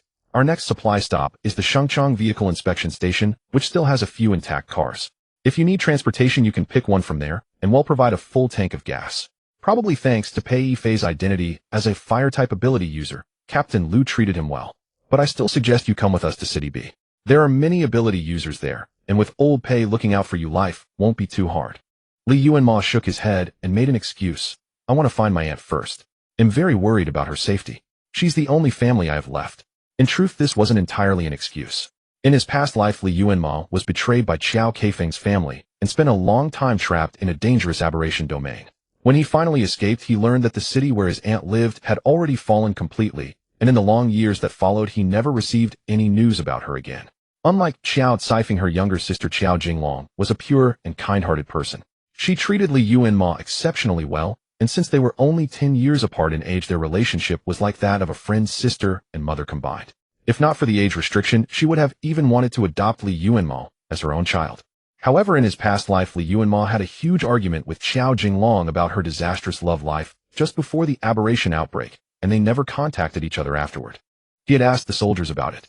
The city where his aunt lived, Chuzhou City, was currently under the control of ability users with a small to medium-sized survivor base established there, and it had not yet been overrun by aberrations. Moreover, her city happened to be coastal, which might make it a suitable location to release the big octopus. The 3 military vehicles quickly started up their tires, kicking up dust that mingled with the black smoke from burning corpses lingering in the air for a long time. Li Yuanmo leaned back in the car and felt the tires roll over something, causing a heavy jolt. If he could see outside, he would have recognized the object crushed into a ball of scrap metal under the wheels. It was the medical kit that had once contained 001's arm, but its contents were nowhere to be found. "I told you to eat less." Li Yuanmo frowned at the big octopus lying limp on the ground with its tentacles raised. It had eaten something and given itself indigestion. It slowly crawled over to Li Yuanmo's feet and weakly wrapped around his calf. Li Yuanmo rolled up his sleeves, squatted down, and rubbed its body like kneading dough to aid digestion. The big octopus, whether in pain or pleasure, let out a squeaky rubber toy sound.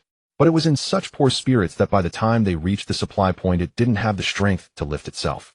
Li Yuanmo thought for a moment and stuffed it into the cake. After this series of actions his head began to throb and his limbs grew heavy. Entering the cake shop came at a cost. He had been going in and out frequently, consuming a lot of mental energy, and combined with blood loss his entire body rapidly. Captain Liu became very busy after getting out of the vehicle. The medic had died and the machine used to detect aberration contamination on their truck had been left out too long and frozen into disrepair. He had to report the abnormal extreme cold to his superiors as soon as possible and write a dereliction report. But he still arranged for someone to find Li Yuanmo a new car and fill it with gas. We don't have much supplies left, so we have to ration carefully. We can't prepare any. A soldier panting heavily helped him move the remaining supplies from the old car to the new one. Captain Liu said, "You can take Wang Xia's things." "Thanks," Li Yuanmo said. He said goodbye to the unconscious Pei Yifei, thought for a moment, and tossed a few remaining water attribute origin stones into the bucket of water he had just filled in the small restroom. Water and fire attributes countered each other, and he was worried that Pei Yifei would worsen his injuries if he absorbed them directly, so he hadn't let him use them. But the stones had the effect of purifying water. Water purified by origin stones could remove over 90% of aberration contamination and provide continuous resistance to contamination. The water in the bucket visibly became clearer. However, these origin stones were very small, like a few pieces of rock sugar dissolving into the water, and they quickly. "Goodbye, Brother Pei." He jumped out of the car, raised 2 fingers to his brow in a salute to the man on the vehicle, then started the engine, slipped through the busy crowd, and silently drove away. Lu Jingze only realized something was wrong after that young man had left. Due to his major dereliction of duty, half of the rescue team members had died, including a precious healing-type superpower, forcing him to face the deputy commander of the Special Defense Department for a detailed report. To uncover the truth of their deaths, he retrieved 6 military surveillance feeds from inside and outside the vehicle. Unfortunately, the exterior cameras recorded nothing, and the interior surveillance display was frozen solid, leaving only audio. He had locked himself in the car, replaying the audio from before the incident for 3 hours straight without uttering a word or taking a sip of water. When it was nearly time for his debriefing with the higher-ups, he silently picked up his pen and wrote a passage on the report. The sacrificed members were vigilant against the extreme cold trap and did not open the door on their own. The one who truly opened it was an unidentified person hidden inside the vehicle, initially determined to be an aberration. He closed his eyes and opened the audio again. "Who's moving? Damn it, don't open the door, something's wrong. I didn't open it. Who's touching me? Stop messing around, the ones outside haven't left yet. No one's moving. 9,976. What's wrong? 9976. Speak. Who? 9,970. Neck is broken. Someone snapped his neck. Turn on the lights. Turn on the light." The sound of bones being twisted apart was faintly audible amidst the chaos. Within the dozen seconds it took the members to find a backup power source, another person's neck was snapped. No, how could it be? How could it be? He heard the healing-type superpower let out an incredulous shriek. Then his voice was cut off in his throat. In the cramped, sealed space, the members dared not fire their guns, but the rising curses and screams sent chills down one's spine. Within a mere 5 minutes, all sounds in the vehicle fell silent. Then he heard a soft click of the door being gently opened, and the howling wind rushed into. Within a mere 5 minutes, all sounds in the vehicle fell silent. Then he heard a soft click of the door being gently opened, and the howling wind rushed into. Reporting Deputy Commander. I request a deep trace inspection of the vehicle involved. His voice was hoarse and dry. Thinking of the 10 soldiers who died tragically, he trembled all over. I suspect they weren't killed by the extreme cold. It might be related to the medical kit carried by the medic. He knew that the fragile healing-type superpower had come all the way here with a secret mission. Since it belonged to a different department, he hadn't asked about it much. Now he thought, there must be something in that medical kit that needed to be kept alive, which required his presence. Captain Liu. A gentle voice interrupted his words. The handsome young man with closed eyes had been listening nearby for who knows how long. A faint serene smile hung on his lips as he said softly, "You've worked hard. You're too tired, you might be having some stress reaction. Do you need psychological intervention?" Lu Zing's lips trembled twice, and his face suddenly turned pale. "A barrel of mineral water for 10 compressed biscuits. You're driving a car living well, and can't spare a few biscuits." The dark-skinned middle-aged man sneered. "If you have no supply, you're driving a car living well, and can't spare a few biscuits." The dark-skinned middle-aged man sneered. "If you have no supplies, just wait to die of thirst. You're driving a car living well, and can't spare a few biscuits." The dark-skinned, middle-aged man sneered. If you have no supplies, just wait to die of thirst. He sighed, wearily reclined the seat, and the big octopus reached out from the back seat, massaging his shoulders comfortingly. It had been 17 days since he entered El Province with the route map given by the soldier brother. Since he had never been here during the early days of the apocalypse in his past life, he never expected that this famous water city would be completely dried up. He closed his eyes and frowned in thought. According to his memory, a dozen cities nearby would be flooded by a sudden deluge 5 years after the apocalypse, turning into an enormous inland lake. So where did the water that submerged those cities come from? The big octopus unscrewed a bottle of mineral water and brought it to his lips. He didn't stand on ceremony. He took the water, drank half in one go, and stuffed the remaining half back into its tentacle. His supplies were running low. Shortly after parting with the army, he felt drowsy, so he found a sheltered spot to take a nap. But he ended up sleeping for 2 days. The big octopus, unable to reach him, nearly tore apart the happiness cake shop. It was only when Aunt Wang couldn't take it anymore that she expended energy to break free from the painting and wake him up. Later, Yuanmo speculated that the reason he fell unconscious was likely because he had stored his supplies and the big octopus in the cake shop, combined with his own excessive blood loss. After all, the happiness cake shop wasn't his property. Each time he entered, it drained his mental energy. Previously, he had entered rarely, so the body could withstand it. But to save Brother Pei, he had repeatedly entered the cake shop during that period and later kept the big octopus and supplies inside for so long, which caused his mental energy to collapse. If he hadn't been awakened once his mental energy was exhausted, the shop might have started absorbing his life force. Indeed, there's no such thing as a free lunch. Or rather, free cake. After that, the big octopus absolutely refused to enter the cake shop again and took out all the supplies stored there along with some of Aunt Wang's pastries. During this time, it was paranoid. Whenever Yuanmo closed his eyes, it would start timing with a watch, and if he slept more than 8 hours, it would shake him awake. But sleeping in the car was uncomfortable. He hoped to find a human settlement soon to rest properly.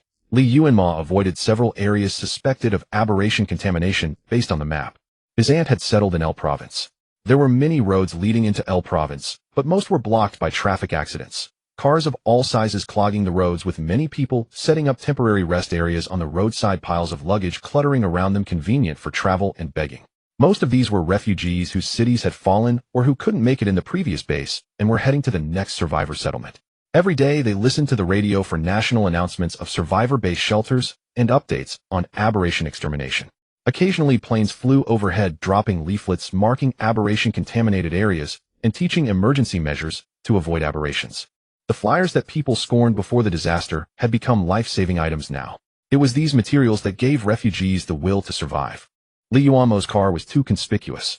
At this time, those who still had vehicles and fuel were either influential or untouchable. Most people dared not provoke him, but some took the risk to trade supplies. Yuanmo's car was too conspicuous. At this time, those who still had vehicles and fuel were either influential or untouchable. Most people dared not provoke him, but some took the risk to trade supplies. Even if he went to a gas station, he wouldn't find anything. Until he found another suitable means of transportation, the problem of fuel and vehicles would continue to. He traded some of his supplies for several batches of gasoline from those people barely making it to El Province. He decided to first go to the city where he had attended university, Nanchi City. Located on the edge of El Province, he had spent 2 years there, familiar with the terrain and customs. The area was resource-rich and economically developed, so he might find some supplies. However, on the way there, he had already noticed something was wrong. Several major rivers that were famous nationwide had all dried up. Beggars on the roadside no longer asked for food, but for water. His supplies weren't enough to support turning back, so he could only push forward, hoping the base situation would be better. But the deeper he drove, the scarcer water became.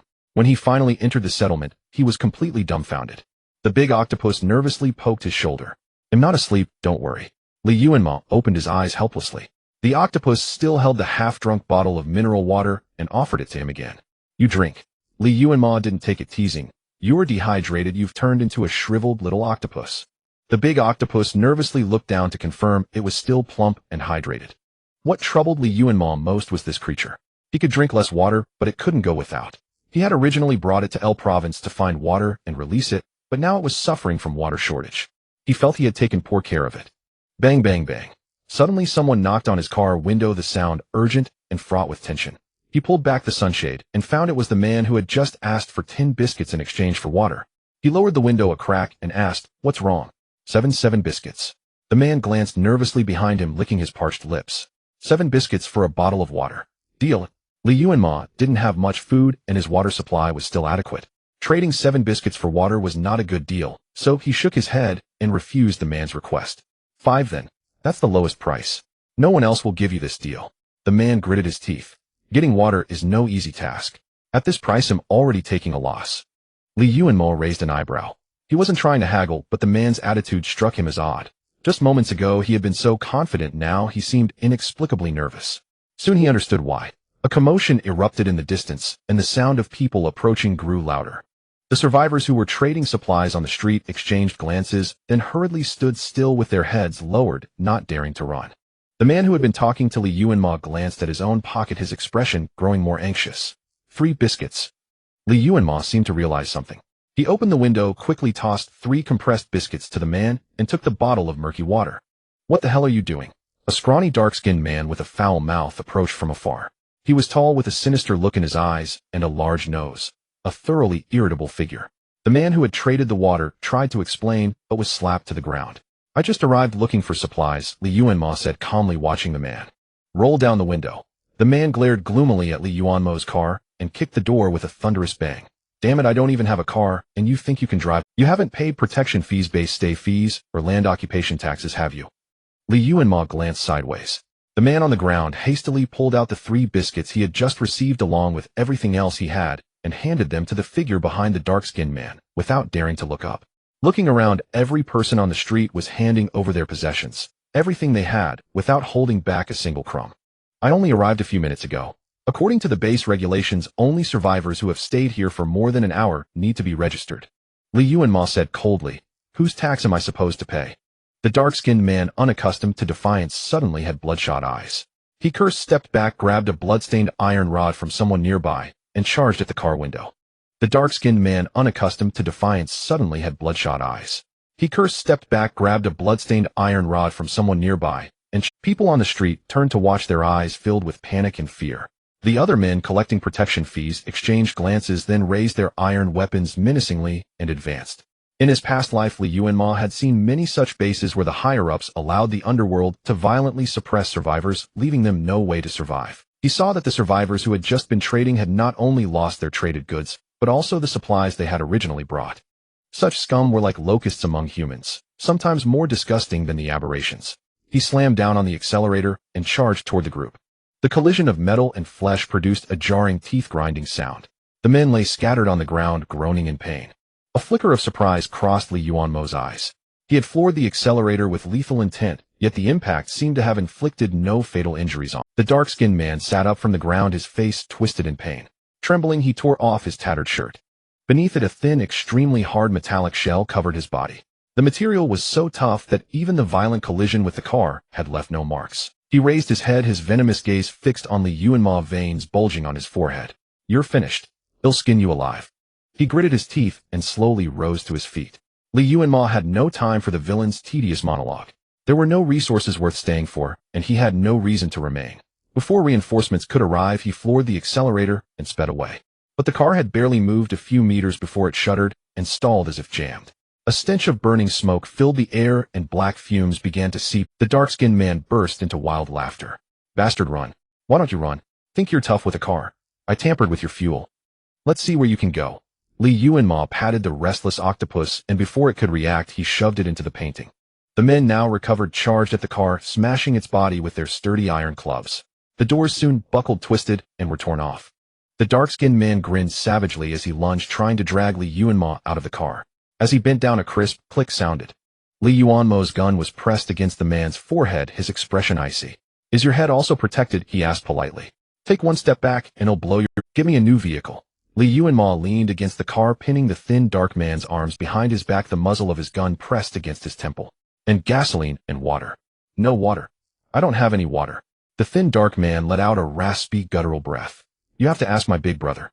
He has it. Yuanmo didn't believe this survivor base lacked ability users. The fact that these people dared to act so tyrannically meant their leader must have formidable. The metallic armor they wore, capable of withstanding a car's impact, was undoubtedly the work of an ability user. A foreboding sense settled in his chest. Their higher-ups must include at least one metal-controlling ability user of tremendous strength. 5 minutes. Yuanmo lowered his voice. Don't think about stalling. Killing you takes less than a second. Back when he was in university, had heard there was a nest of heinous, ruthless gangsters in Nachi City. This must be them. He wasn't worried about escaping. He could always hide inside his painting if necessary. But he didn't want to reveal his anomaly unless he had no other choice. Soon the crowd swelled. Li Yuanmo looked up to see a throng of young, able-bodied men, all lean, but undeniably formidable. "Let brother you go," someone shouted. "Do you even know who his brother is?" So his hostage was someone with connections. That was even better. It would make them think twice. "I just came here for supplies. You started this." Li Yuanmo's expression remained calm, unwilling to provoke them further. "Give me a new car, and I'll leave immediately. You think you can mess with our boss and just walk away? You've got some nerve." Someone in the back was belligerently stirring the pot, only to be kicked down by those nearby. "He's got a gun. If he shoots brother you, how many heads will you have to pay for? Got your brain in your crotch." The civilians had all retreated to their own corners. Nearly 100 people now filled the small square, staring at Li Yuanmo with ambiguous expressions, smirks of contempt curling their lips. They didn't seem to fear that he would actually pull the trigger. Nachi City was vast, divided into 14 districts. He was in a relatively remote one. He didn't know the exact size of this base, but conservatively its members numbered no fewer than 5,000. How many of those were unaffiliated ability users? Soon someone brought a car and poured gasoline into it right in front of him. "Release brother you 3 kilometers outside the city. We have guns too, so don't think you can push us around." A tall woman crossed her arms, her expression resentful as she stared at Li Yuanmo. Li Yuanmo didn't move. He looked at the brand new off-road vehicle and smiled. "Drive it around the square once." "What do you mean by that?" The woman's face darkened. "I gave you a warning because you're good looking. Don't be ungrateful." Li Yuanmo pressed the gun lower, and the thin dark man in his grip let out a frightened yelp. The woman scowled, slowly climbed into the car, and after a long pause reluctantly admitted, "I can't drive." Li Yuanmo immediately understood. The car was definitely rigged. He exhaled heavily, about to say something, when he sensed a strange commotion behind him. The woman was fainting, deliberately distracting him. Li Yuanmo abruptly grabbed the thin dark man by the neck, slammed him to the ground, and pulled the trigger without hesitation. The bullet struck the man square in the forehead, but his head instantly liquefied into flowing water, enveloping the projectile and spitting it out. Li Yuanmo's eyes widened in shock. This man clearly had no ability. How could he turn into water? In that split second of distraction, he felt a heavy weight clamp onto his shoulder. A massive steel hand seized his neck and shoulder from behind, then wrenched the gun from his grip. Li Yuanmo struggled to turn his head. His car had vanished, replaced by a 3-meter steel giant. Its shell was battered and broken. It was the wreckage of his car. Now it had become the enemy's most effective weapon, pinning Li Yuanmo to the ground with crushing force. His bones groaned under the immense weight, as if they would shatter at any moment. The thin dark man slipped out of his grasp like a fish, staggered to pick up the fallen gun, and aimed it at Li Yuanmo's head, pulling the trigger. Instinctively, Li Yuanmo activated his painting, about to escape into it, when the giant's other hand shot up to block his face. The bullet, fired at point-blank range, was caught in its palm.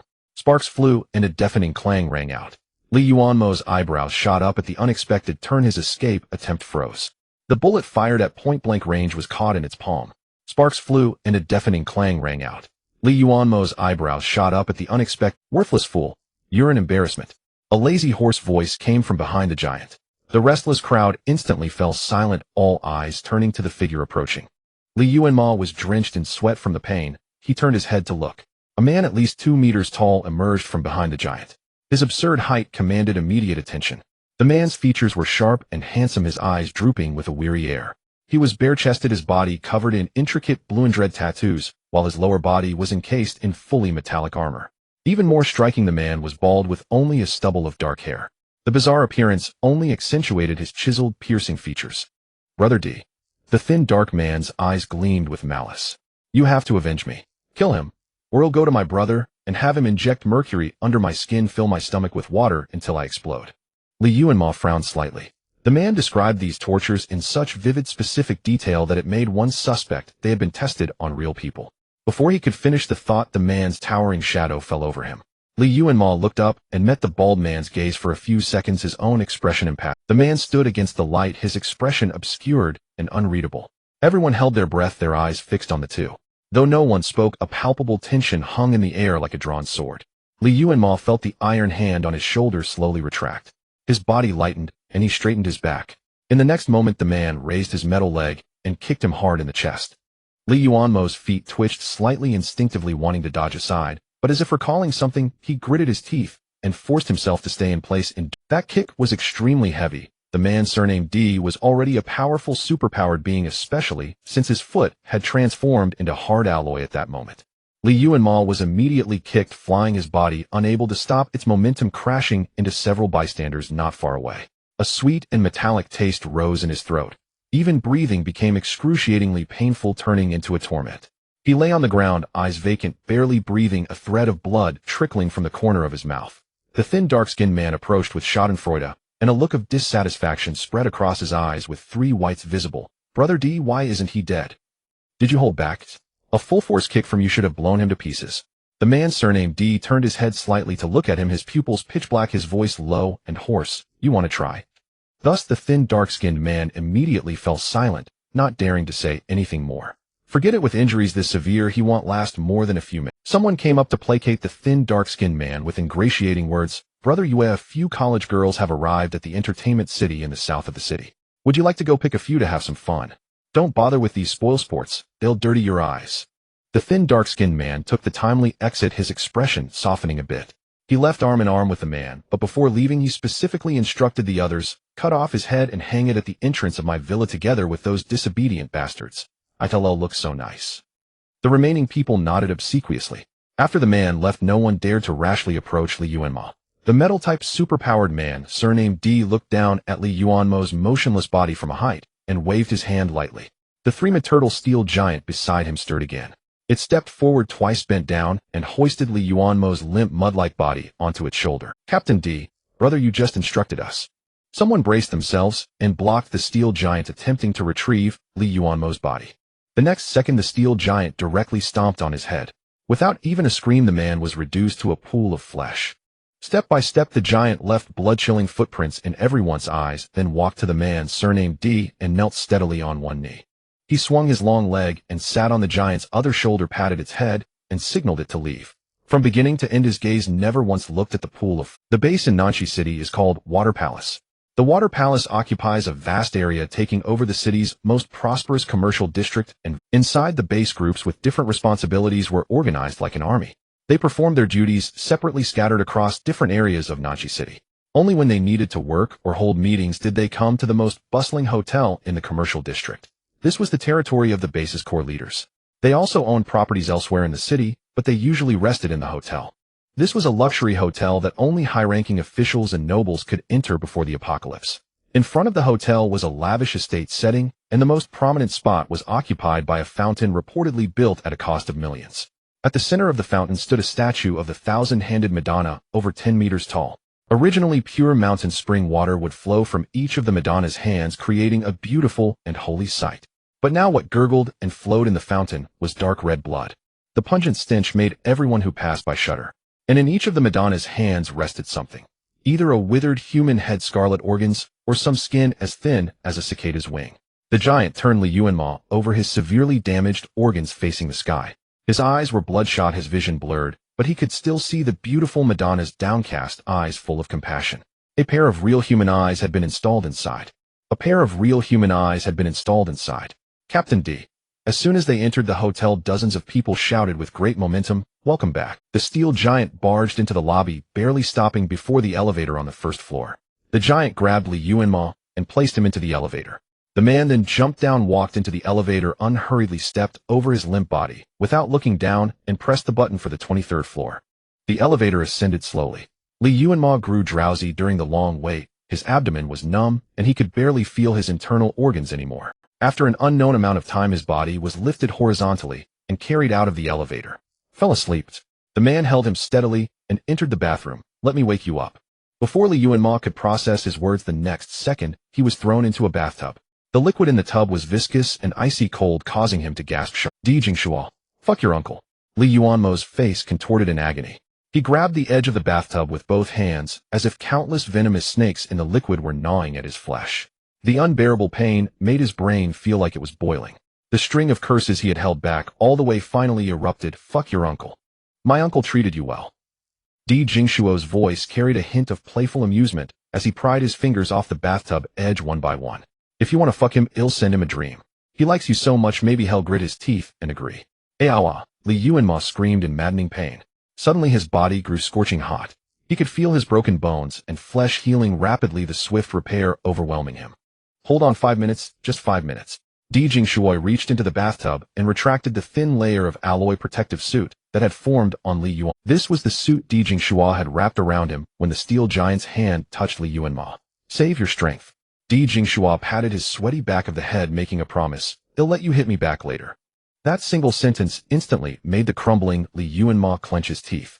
He stared fiercely at Di Jingshuo's punchable profile, silently counting the time in his mind.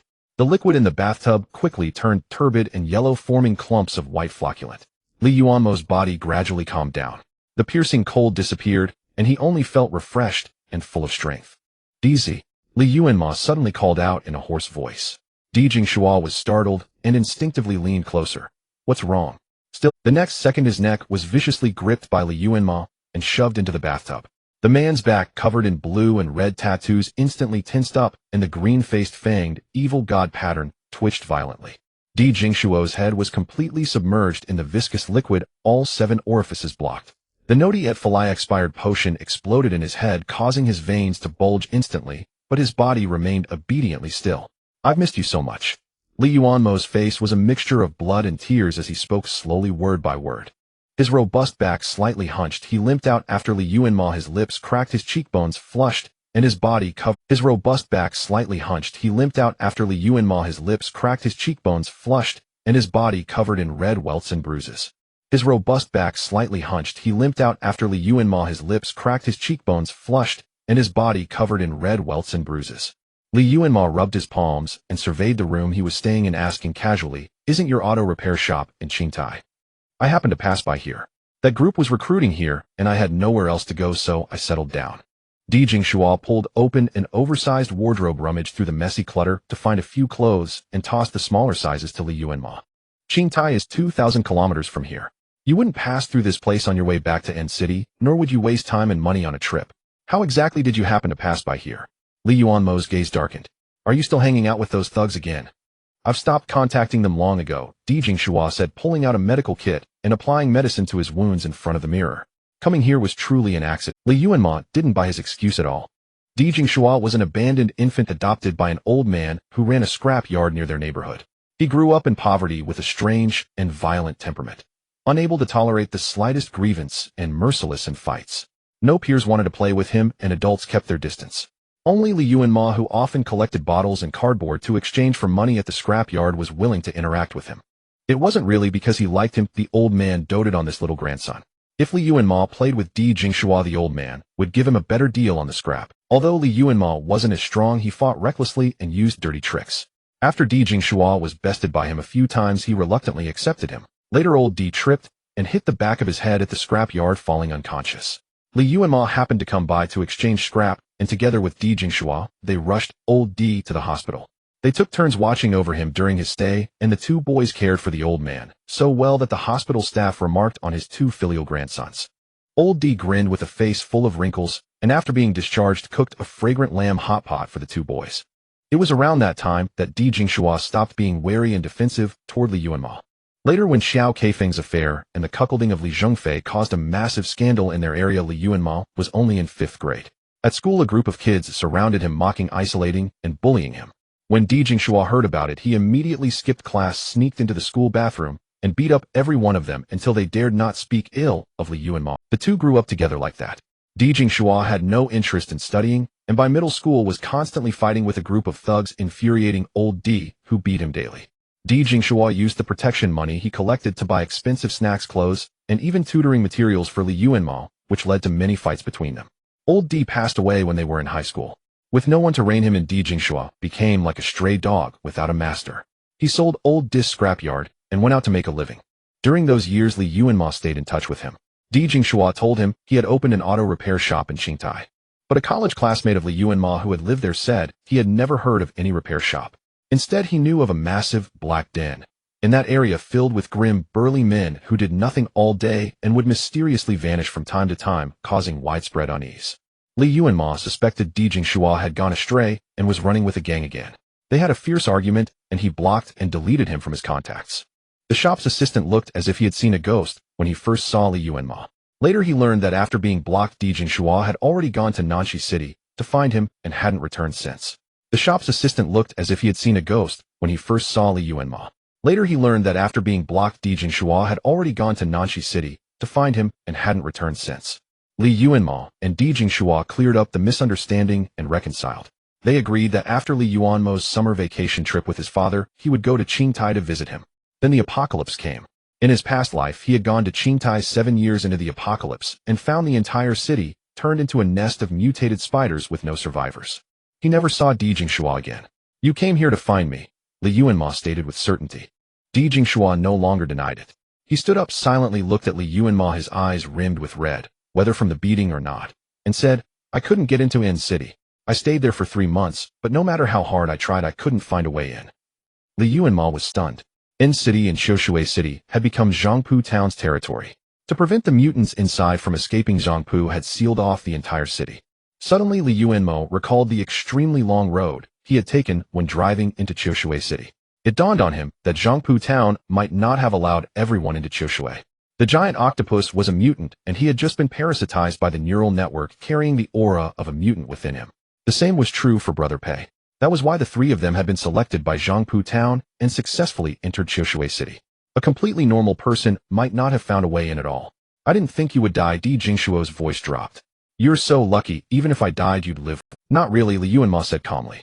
In his past life, he had nearly been crushed by Qiao Keifeng's exploitation, only to escape with his life and fall into a terrifying mutant domain. If it hadn't been for that guy, he might never have made it out alive. But he thought Di Jingxua had probably died in his past life, otherwise with his formidable strength as a gold-type ability user, he wouldn't have remained unknown. A surge of anger suddenly welled up in Li Yuanmo. He lifted his foot and kicked Di Jingxua hard on the butt. The man turned his head, bearing the pain, and looked at him helplessly, his face still smeared with iodine, still not over it. "Where did you get all those ugly tattoos?" he roared. "If old Di knew, he'd crawl out of his coffin to beat you to death." Just as Di Jingxua was about to explain, a crisp ringing sound came from outside.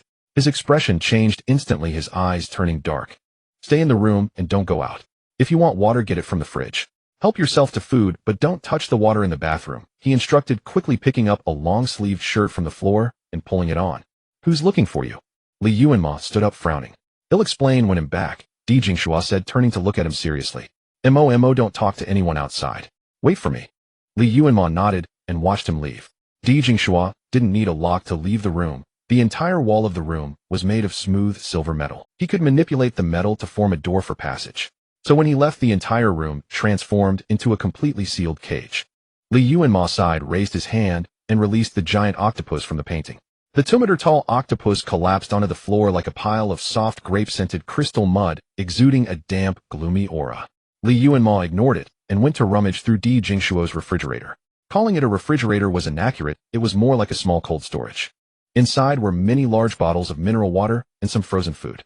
He checked the packaging, all pre-apocalypse food. Di Jingxua was doing well. Even in the base, only mid to high-level leaders had access to electricity, let alone a whole hotel floor as a lounge. Without any hesitation, Li Yuanmo grabbed several large bottles of mineral water and a few beers, clanking his way to the bathroom. He paused, turned to look at the octopus creeping toward him stealthily, and asked, "Can you handle cold water?" The octopus silently curled its tentacles around the bottles and poured them one by one into the bathtub. The water only filled a third of the tub. The octopus crawled in, stretching its tentacles to immerse them in the water. Li Yuanmo sat on the edge of the tub, stroking its slippery head while it rehydrated. He bit open a bottle of iced beer, drank, and surveyed the bathroom. He was still pondering Di Jingshuo's words, "Don't touch the water in the bathroom." What was wrong with the water here? Suddenly, Li Yuanmo remembered the car that had stalled when he tried to drive away. That dark, skinny man, when threatening him, had seemed to say that he had added something to his fuel. Li Yuanmo rubbed the bottle cap, lost in thought. He suspected that water had been added to his gasoline. But how could that man without any ability control water? And how could he turn into water to dodge his bullets? At least one thing was clear to him: there must be a powerful water-type ability user in this base, possibly the highest commander. The water shortage in Nanxi City was likely related to that person. Why had Di Jingxua sealed the entire room? Was it to prevent the invasion of water? A chill seemed to creep up from his thigh to his arm. That damp feeling startled him. He looked down abruptly. The octopus tentacle had quietly crossed his thigh and snatched a bottle of beer. Li Yuanmo smiled and didn't stop it. A creature that could eat mutants raw probably wouldn't be poisoned by beer. He thought for a moment, took the beer from the octopus, bit it open, and handed it back to its tentacle. The creature tilted its head, curiously eyeing the green bottle, as if fascinated by the new object. Li Yuanmo, feeling playful, tilted his bottle and gently clinked it against the octopus. Cheers. He tilted his head back and drained the last of his beer. When he looked down again, the bottle in the octopus tentacle was already empty, sucked dry. It held up the empty bottle, let out a soft burp, and then slowly sank into the bathtub. Li Yuanmo watched helplessly as it turned redder and redder, becoming a mushy, overripe giant strawberry. Li Yuanmo. He left the bathroom an hour later. The giant octopus had been defeated by a bottle of near-expired beer. It was dizzy and rambunctious, its tentacles cold, wet, and slippery, trying to burrow into Li Yuanmo's clothes, pulling at them, as if to drag him into the icy water for a bath. Li Yuanmo struggled to peel off its tentacles, finally breaking free and rushing into the living room. Drenched, he went to Di Jingshuo's room with lingering fear and changed into the clothes Di Jingshuo had set out for him. He hadn't expected the creature to have such a low tolerance for alcohol. He'd have to keep it away from anything alcoholic in the future. Wait. Li Yuanmo closed his eyes in despair. The remaining beer had been left in the bathroom. Drip. A drop of cold water fell on his hair. He looked up and saw the giant red octopus, which had somehow followed him out, clinging firmly to the smooth metal ceiling. Its round, moist eyes stared straight at him. And back. Di Jingshuo's hoarse, low voice came from nearby. He paused at the entrance, following a trail of water on the floor, to find Li Yuanmo in the bedroom. Mo. Di Jingshuo asked casually. Are you playing with water? Playing with water will make you wet the bed. As soon as he spoke, a massive shadow lunged. The giant octopus was usually gentle and laid back, never attacking without provocation. Before Li Yuanmo could react, the huge red octopus had wrapped Di Jingshuo up like a giant dumpling. Di Jingshuo reacted swiftly, instantly forming an alloy shield over his body. The 8 fiery red soft tentacles coiled tightly around him, like 8 pythons strangling him with all their might. The shield, which could withstand a high-speed car crash, was as fragile as cheap tin before this bizarre mutant, emitting a grating creak. A flicker of surprise crossed Di Jingshuo's eyes. He then withdrew his shield, and sharp iron spikes grew from his bones, colliding violently with the octopus' soft, slippery tentacles. Stop! Li Yuanmo's expression changed as he hurriedly shouted. Suddenly, a powerful force yanked him away from the battle zone from behind. Li Yuanmo, his nape clamped, was dragged backward uncontrollably out of Di Jingshuo's bedroom. The giant octopus seemed to sense something and turned its head in his direction. Enraged, it lifted a tentacle and slammed it against the ground. A loud crash echoed, and the floor beneath him shook violently. Li Yuanmo turned his head to see what was dragging him away. It was a palm-sized Gundam model that looked extremely familiar. It hovered in midair, its 2 arms pulling Li Yuanmo backward with effort. Its owner hadn't painted the cool, handsome steel exterior, but the silver-gray iron body was well-maintained with not a single scratch. Li Yuanmo understood immediately. Di Jingshuo thought a strange mutant had invaded and had moved him away. He grabbed the little Gundam out of the air and kicked open the bedroom door. He never expected that in less than 30 seconds Di Jingshuo would be on the losing end. Many twisted metal fragments lay under the octopus tentacles. Di Jingshuo, half his body covered in blood, was being strangled by the tentacles around his neck. His eyes were fierce, his fists hardened into iron spikes, pounding fiercely at the stubborn, fierce octopus mutant. Stop fighting. Li Yuanmo's blood rushed to his head, his mind going blank. In that instant, he had a terrifying illusion that the two of them were about to engage in a deadly, irreconcilable conflict. How could he separate them? How could he separate them?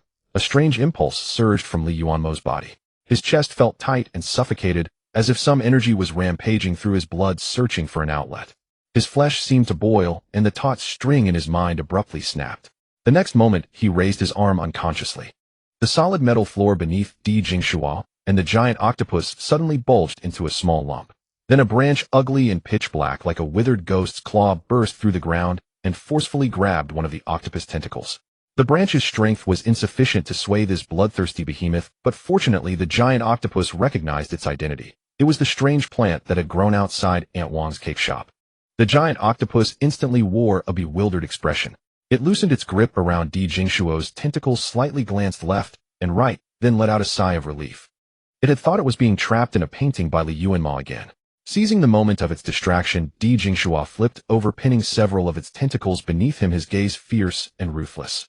Over the past few months, he had fought over 100 ferocious and brutal anomalies without a single defeat, yet he had never encountered a creature as troublesome and tenacious as this one.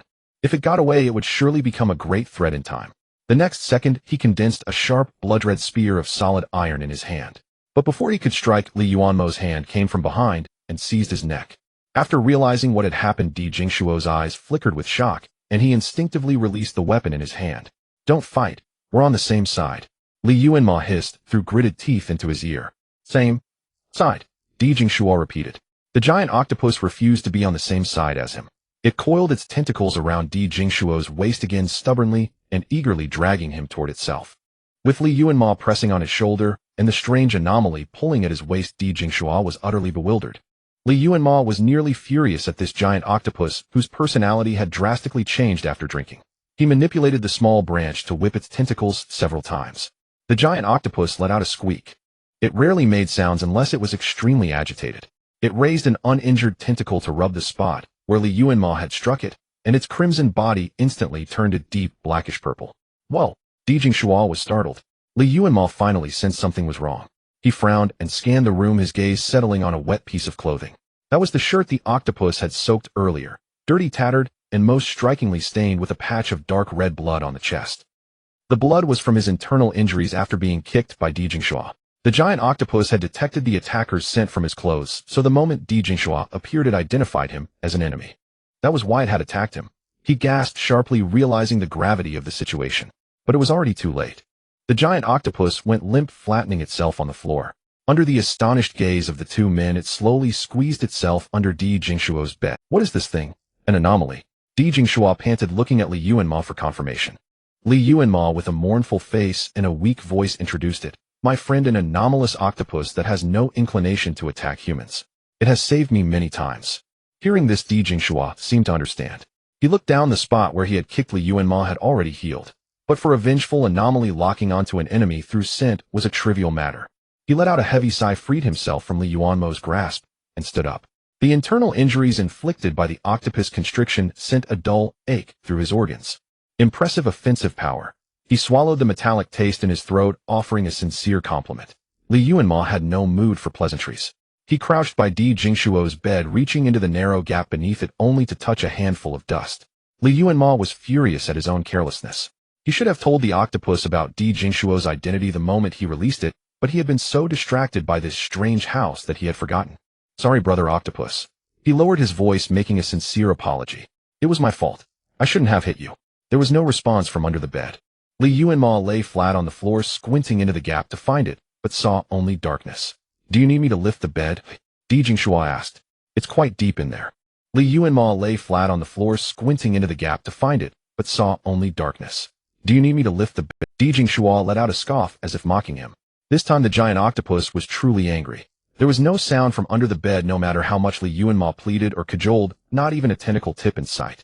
Di Jingshuo went to the cold storage and brought back a pile of snacks and frozen seafood. He bent down beside him to coax the creature out. Does it have any favorite foods? He asked. Other anomalies or dried fish? It eats human food.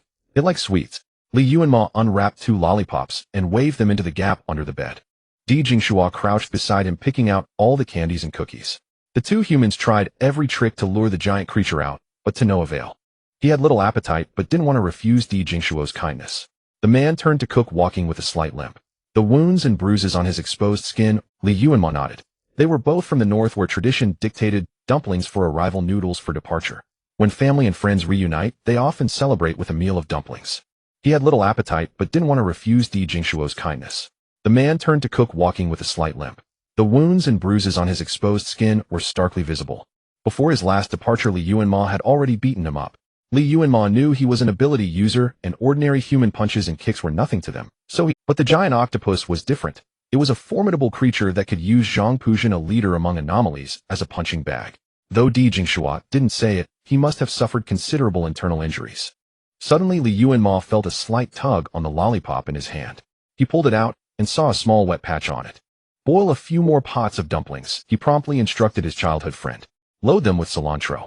Li Yuanmo once again stuffed the lollipop into the gap beneath the bed, but the massive octopus remained still. After waiting for a moment, he puzzledly retrieved the lollipop, discovering a small patch of gray grime on it. So he unwrapped another candy, placed it in his palm, and extended it inside. Soon he felt a damp, cool tickle against his hand. Brother octopus, come out. I was wrong, Li Yuanmo coaxed softly. A dignified octopus like you shouldn't be crawling under the bed. It's so dirty down there. If you don't want to forgive me, how about I let you have the bathroom? They'll fill the tub with sweet water for you to soak in. At last, faint stirrings came from beneath the bed. Li Yuanmo's spirits lifted, and he was about to press on, when suddenly Di Jingshuo's voice rang out from a distance. What are you doing here? I've already finished today's cleansing mission. His tone was brimming with impatience. Li Yuanmo sensed something amiss. Di Jingshuo's voice was naturally low and his temperament reserved. He rarely spoke so loudly. It seemed like a warning. Li Yuanmo withdrew his hand and rose to his feet without a sound. I didn't mean anything by it, Brother Di, came a soft, gentle voice from somewhere nearby, melodic, yet oddly familiar to Li Yuanmo. I just heard from the men below that you had a conflict with an outsider and brought him back to the base. Is he an acquaintance of yours? As they spoke, the voice drew closer to Li Yu. The moment his words faded, the door before Li Yuanmo slowly swung open. It was a short, delicate-looking youth with fair skin, almond-shaped eyes, a small, upturned nose, and exquisitely refined features, exuding an air of innocent charm. Upon seeing Li Yuanmo, the person's smile abruptly froze. Then his rosy lips curled upward slowly, and his eyes lit up with immense delight. Is that Yuanmo? Oh my God, you're still alive. Li Yuanmo thought hard, finding the face vaguely familiar, yet he couldn't recall where he had seen it before. Tang Rong, Di Jingshuo said, trailing after him with a sour expression, his gaze dark as he fixed on the youth's back. Don't you remember Momo? Your college class? Li Yuanmo was startled at first, then dredged from his memory an unremarkable, drab-looking boy. Tang Rong, he murmured. I remember you. The kid from the School of Literature. Combined with the memories of his past life, he hadn't seen any of his college classmates in 11 years, and most were a blur. But the moment Di Jingshuo mentioned that name, it all came rushing back. This was someone quite famous at the university. The reason lay in the second half of freshman year, when he had caused a sensational suicide attempt. Because of his impoverished background, delicate features, and gentle nature, he was constantly bullied and humiliated by his dorm mates. Unable to endure it any longer, he decided to end his life by jumping off a building. That day, Di Jingshuo had taken leave to visit him, and they had just witnessed Tang Rong sitting on the edge of the library's high roof, staring blankly at the curious. Later, Li Yuanmo shouted wildly from the ground to distract him, while Di Jingshuo quietly crept up to the rooftop. In the end, they managed to pull Tang Rong down safely and took him to the psychological counseling room. He hadn't followed up much on what happened afterward. According to other classmates, the bullies in his dorm all received severe disciplinary actions, and Tang Rong obtained financial aid from a kind soul, gradually emerging from the shadows. It seemed later he even topped the grade in his major and won numerous awards. Now this college classmate with whom he had little interaction was looking at Li Yuanmo with an expression of familiarity. He stepped forward as if to embrace Li Yuanmo, but Di Jingshuo blocked him. His wounds haven't healed yet. Don't touch him. Tang Rong's outstretched arms froze in midair. He turned his head, casting a reproachful glance at Di Jingshuo, then lowered his hands. Are you badly hurt, Yuanmo? Tang Rong asked with concern. It's all a misunderstanding. Don't blame Brother Di. He was only acting for the base's good. I have plenty of potions that can help you recover. I'm much better, thanks, Li Yuanmo replied politely. Di here soaked me in some kind of medicinal liquid. It worked, all that stuff, Tang Rong said, glancing at Di Jingshuo with a smile. That restorative agent was refined by draining several healing-type ability users. There are only 3 bottles in all of Nanxi. Li Yuanmo raised an eyebrow, slightly looking from Tang Rong to Di Jingshuo. He sensed a strange atmosphere, a cloying, awkward tension between Di Jingshuo and Tang Rong that he couldn't quite name, but it made his skin crawl. Why so much chatter? Di Jingshuo sniffed the air, frowned, and strode quickly toward the kitchen. Li Yuanmo opened his mouth to exchange a few polite words with Tang Rong, but the latter followed Di Jingshuo without a backward glance. You can make dumplings, Brother Di, he said with novelty. Last time the glutinous rice balls you boiled for me turned into sesame paste soup. Li Yuanmo scratched his head, wisely not following, and sat down on the bed, staring into space. What was he supposed to do? His childhood friend seemed about to get a boyfriend. How bizarre. A gentle tug at his ankle, a sky-blue tentacle tip curled loosely around his foot. Finally, forgive me. Li Yuanmo instantly forgot about the two of them crouching down to peer at the gap beneath the bed. What flavor of sweet water do you want for your bath? The giant octopus coiled its tentacles in hesitation, apparently struggling to choose.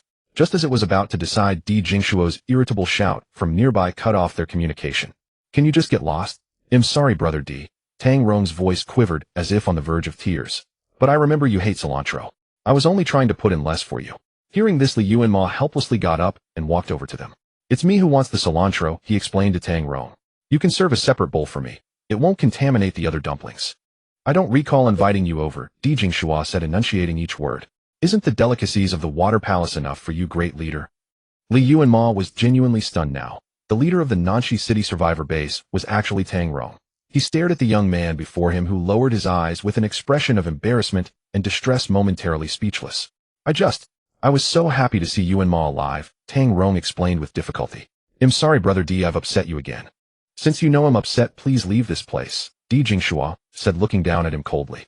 Hai Chi has arranged to have dinner with you. If you dawdle any longer. Something in his words seemed to move Tang Rong. His lips curled upward again, and he raised his eyes to gaze at the tall man before him. Well then, he'll be going now, he said, pressing his lips together in a shy smile, then left Di Jingshuo's home with lingering backward glances. Li Yuanmo and Di Jingshua stared at each other momentarily at a loss. He wasn't this annoying before. Di Jingshua frowned. Don't know what's gotten into him today. He kept insisting on coming in. Li Yuanmo looked at him with a complicated expression, then shook his head with difficulty. The dumplings are ready. They'll scoop some for you, Di Jingshua said, ladling plump dumplings along with their broth into a bowl, then pinching his nose as he tossed in the pungent. Why did you suddenly start eating cilantro? Di Jingshua wondered. I remember you hated this stuff. Li Yuanmo sighed, taking the bowl of dumpling soup over to the giant octopus. The giant octopus had already extended 3 tentacles from under the bed, apparently halfway to forgiving Li Yuanmo. When it saw him bringing dumplings, it squeezed its head out as well. The giant octopus had already extended 3 tentacles from under the bed, apparently halfway to forgiving Li Yuanmo. When it saw him bringing dumplings, it sniffed the dumplings scent gently, then suddenly coiled around the bowl in Li Yuanmo's hand and hurled it violently away. Observing the giant octopus's anomalous behavior, Di Jingshua's expression instantly shifted. He quickly strode over to the scattered soup to inspect it, remaining silent for a long moment. Is there something wrong with the soup? Observing the giant octopus's anomalous behavior, Di Jingshua's expression instantly shifted. He quickly strode over to the scattered soup to inspect. He slowly straightened up, turning to face Li Yuanmo. DZ. Li Yuanmo frowned. What happened? Where do you want to go, Mo? He asked. I'll have someone escort you away. We haven't even been together for half a day, and you're already trying to drive me away. Li Yuanmo chuckled, placing his hand on Di Jingshua's shoulder. If we're leaving, we leave together. Di Jingshua pressed his lips tightly together, his gaze fierce and menacing. Li Yuanmo could even hear the sound of bones grinding in his palm. Tang Rong is a water-type ability user, isn't he? He suddenly asked. Di Jingshua closed his eyes, his brows furrowed, exuding an air of helpless exhaustion. After a long pause, he finally nodded. You told me to stay away from water, and you even turned your room into a metal cage with no doors or windows, all to prevent his invasion. Li Yuanmo looked at the dumpling soup overturned by the giant octopus. The liquid inside stirred without wind, writhing on the ground like some slimy, nauseating, soft-bodied insect. If that thing had actually been swallowed, the consequences would be unimaginable. Tang Rong had made no attempt to conceal his intent to harm Li Yuanmo. He was provoking him. Li Yuanmo felt perplexed. He had never had any dealings with Tang Rong before. Where did this malice come from? If he wasn't mistaken, Tang Rong was infatuated with Di Jingshua. That much was evident from his obsequious servile demeanor. It couldn't possibly be because Li Yuanmo had asked DZ to put cilantro in the dumpling soup, could it? The entire water supply of Nanchi City has been monopolized by him and his lackeys, Di Jingshua said. Everyone here has to become his vassal to get water. Water is a sacred elixir of life, but it can also be a sinister agent of death. It is an omnipresent surveillance device and an essential necessity for every human. Li Yuanmo could already imagine how the young man with the delicate features wielded such overwhelming power in Nanchi City. Why did you specifically warn me not to use the water in the bathroom? Li Yuanmo murmured. There's something wrong with the water there. He turned his gaze to Di Jingshua and suddenly pulled up his thin, long-sleeved shirt. On his sturdy back was an intricate tattoo, a ferocious god with cyan face and fangs, its eyes crimson, one hand clutching a skull, the other raising a towering wave. Those cyan blue patterns, symbolizing the giant wave, covered Di Jingshua's entire back, disappearing at the nape of his neck. I just discovered something very interesting. Li Yuanmo's voice seemed calm, but his palms were ice cold. Water inexplicably appeared in my fuel tank. The man I abducted wasn't an ability user, yet his head turned into water the moment it was attacked. DZ, what's going on? You've already figured it out, haven't you, Mo? Di Jingshua curled the corner of his mouth and pulled his shirt back down. All water processed by Tang Rong contains something extra. Even if someone accidentally drinks it, they become his loyal followers and slaves. At the same time, they can also trade with him for some power over water. The outward manifestation of that power is the cyan blue tattoo. When the tattoo covers the entire body of a follower, they will dedicate their body and will entirely to the master of the power.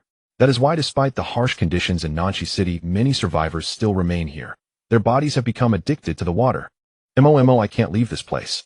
Di Jingshua lowered his eyes, revealing that indolent expression again. Metal cannot kill water. His attitude toward Tang Rong was harsh, rude, and indifferent, like a hard, sharp blade or spear. Tang Rong seemed humble and pitiable, but his nature was like insidious, clinging water seeping into every crevice of his prey's body until it suffocated or rotted relentless to the end. Suddenly the sound of the stove being turned off came from the kitchen, and a waft of hot savory aroma drifted toward the two of them. Li Yuanma's stomach recognized the familiar scent and let out a small gurgle. He snapped back to reality and noticed that the giant octopus had quietly crept out from under the bed. Without disturbing them, it left a dusty trail across the bedroom floor that stretched all the way to the kitchen. "Forget it," Li Yuanmo said, coldly turning and walking toward the kitchen. "I'm not leaving." He had yet to find out what had happened to his childhood friend in his past life, and he would never give up. Still, he had a suspicion that Tang Rong was deeply involved. The giant octopus was arranging food on the table. It had boiled the frozen dumplings and canned goods that Di Jingxua had used to lure it into a sweet soup, and also made a clear noodle soup with 3 bundles of fine noodles topped with pristine poached eggs and sprinkled with scallions. Because the ingredients were simple and it had many tentacles, it worked very quickly. The giant octopus kept the bowl piled high with poached eggs for itself, gave one with 3 eggs to Li Yuanmo, and pushed one with a single egg to Di Jingxua. Di Jingxua stared at his own bowl, then at Li Yuanmo's, and reached over to pick an egg from Li Yuanmo's bowl. "What did you do with that pot of dumpling soup?" Li Yuanmo stirred his noodles with his chopsticks, asking casually. He recalled the disgusting liquid from earlier, and suddenly felt a wave of nausea. The giant octopus was earnestly coiling its noodles. Hearing the question, it lifted one tentacle and pointed behind them. Li Yuanmo instinctively turned around only to see an astonishing sight. The pot that had held the dumpling soup had been tossed aside by the giant octopus. Its contents had vanished. A dry pitch-black branch had quietly planted its roots into the soup, drinking it all dry. "Mo, did you summon that?" Di Jingxua frowned at the sight, abruptly standing up. "What is that ugly thing eating?" Only Li Yuanmo knew the shock he felt at that moment. Hadn't this branch, which he had summoned by chance, only been able to absorb the power of alien creatures? Or was it indiscriminate, able to absorb the energy of both aliens and ability users? He put down his chopsticks and stepped forward with Di Jingxua to inspect the situation. The liquid in the pot was completely drained, leaving only a pot of burst dumplings. Di Jingxua lifted the hem of Li Yuanmo's shirt to check his back, finding no trace of tattoos from water ability erosion. "Too reckless," Di Jingxua criticized with a frown. "What if he gets a hold of you?" Li Yuanmo was at a loss for words. He couldn't tell Di Jingxua that this thing was not under his control. He couldn't shake the feeling that this room wasn't entirely safe. The two confirmed that the black branch hadn't caused any problems, then returned to the table. Li Yuanmo picked up his chopsticks again. Just as he bent his head to eat the noodles, he couldn't help but laugh. 2 perfectly round poached eggs had appeared in his bowl. The giant octopus had given him 2 of its own eggs. After dinner, it was already 9 in the evening. Di Jingxua seemed to have other tasks, and after giving him a few instructions, hurriedly left again. His room was huge, occupying an entire floor of space, but since he usually didn't need it, most of the rooms were locked. Li Yuanmo randomly picked a suite to rest in while the giant octopus followed slowly, behind him, crawling into the room. It still had dust clinging to it from crawling out from under the previous bed, and bits of debris fell off as it moved. "How about going to Aunt Wang's place? She has water and pastries too," he suggested in a low voice. To his surprise, the giant octopus reacted violently, shaking its tentacles and trying to burrow under his. "How about going to Aunt Wang's place? She has water and pastries too," he suggested in a low voice. To his surprise, the giant octopus reacted violently, shaking its tentacles and trying to burrow under his bed. Seeing that this cleanliness freak had abandoned all hygiene just to avoid entering the painting, Li Yuanmo sighed helplessly. But he didn't dare use the water here recklessly. If he fell into Tang Rong's trap, it would be disastrous. After thinking for a moment, he summoned 3 small blue stones, each the size of a fingernail, from the painting. These were the water-attributed yuan stones the giant octopus had dug up from the ground last time. He had left a few with Brother Pei before leaving, and kept 3 for himself, just in case. Water-attributed yuan stones could purify water contaminated by alien power. He had originally planned to save them for critical moments. But now he was curious whether these stones could eliminate the power Tang Rong had left in the water. So he filled the bathtub with water and dropped a yuan stone into it. The tiny stone fell into the water, splashing a few drops, and quickly disappeared. At first glance, nothing seemed to have changed in the water. The giant octopus was waiting by the tub, clutching a bottle of body wash, patiently watching Li Yuanmo conduct his experiment. Once the stone had completely dissolved, it seemed to sense something and happily lifted a tentacle to climb in. Judging by its reaction, the yuan stone seemed to have worked. Li Yuanmo wasn't particularly pleased. He just stared silently at the octopus scrubbing its tentacles in the water, his face pale. But according to his knowledge from his past life, yuan stones were energy stones that had been cleansed of alien contamination. They could purify water because they were naturally repelled by alien contamination. If it had now purified water processed by Tang Rong, did that mean Tang Rong might be contaminated by an alien. If that was the case, everything would make sense. Why could a water-type ability user assimilate the bodies of other humans and even control their will to a certain extent? Because it wasn't water-type ability, it was alien mental contamination. The giant octopus churned up a tub full of bubbles, washing away the dust on its body. The air was filled with the sweet scent of plum-scented body wash. It squinted in contentment, its tentacles swirling nimbly in the tub. The next second, one of its tentacles brushed against a patch of warm, smooth skin. Scoot over, make some room for me. Yuanmo folded his clothes and set them aside, then squeezed into the tub. He didn't have many yuan stones left, so he had to use them frugally. He hadn't had a proper wash during the hasty journey, so he couldn't afford to waste this bath. The giant octopus suddenly curled into a ball, its 8 tentacles vanishing instantly. Yuanmo was startled by its violent reaction and glanced at it in surprise. Under the foam, its head was flushed a delicate pink, not suggesting any bad mood. So he sat down without worry. Scrub my back, he tossed a towel to the giant octopus, while he himself hurried to wash his hair. The giant octopus tremblingly hooked the towel, held it in the air for a long time, then hesitantly pressed it against his back. The creature's strength was really too light. Its cautious manner resembled that of someone polishing a delicate, fragile porcelain cup. Yuanmo felt a ticklish sensation from its scrubbing and sighed helplessly. He groped around in the water for a while before finally fishing out a single stray tentacle. Use a bit more force like this. Yuanmo applied some pressure, rubbing the poor tentacle until it trembled visibly, turning redder and slowly going limp in his palm. He looked at the tentacle, which had been unharmed even under Di Jingshua's attack, and asked hesitantly, "Did I hurt you?" The giant octopus weakly waved its tentacle, took back the towel, and began earnestly practicing on Yuanmo's body. It was a meticulous and considerate octopus with a very strong learning ability. It scrubbed his back with great care, the pressure comfortable, lulling Yuanmo into a drowsy state. At some point, its tentacles had stealthily slipped out from under the water. One clung to the edge of the tub to prevent Yuanmo from bumping his head, another coiled around his waist to keep him from sinking. Except for the tentacle diligently scrubbing, the rest were gently patting the water, looking cheerful and content. Yuanmo might not have realized it himself, but he trusted this big creature more than he thought. Soon his head rested against the tentacle on the edge of the tub, and he fell into a deep sleep. There were too many bubbles in the tub. One wash wasn't enough to rinse their bodies clean. The giant octopus, its tentacles reddened, lifted Yuanmo out of the water and drained the dirty water. It meticulously cleaned the tub and then filled it with fresh water from the showerhead. The giant octopus, its tentacles reddened, lifted Yuanmo out of the water and drained the dirty water. It was a chaotic, agitated hum that humans couldn't hear, one that would subtly affect their minds and erode their flesh until the pure blood and tissue became a warm nest for the aliens to multiply and divide. Yuanmo's body was exposed to the air, and he felt a strange restlessness. He frowned, twisted his neck, and seemed about to wake up. The giant octopus looked at the full tub of water, its dark round eyes flashing with a faint green light. In an instant, countless bubbles erupted from the water, as if it were boiling, then it returned to calm. The eerie buzzing disappeared. The water became ordinary and clear. Perhaps not entirely ordinary. Its temperature was now 39 degrees Celsius, a temperature warm and safe enough for a human. The giant octopus, holding the foam-covered Yuanmo, contentedly climbed back into the tub, picked up the little towel, and carefully began scrubbing his body again. Yuanmo slept deeply, as if dreaming of a jumble of chaotic events.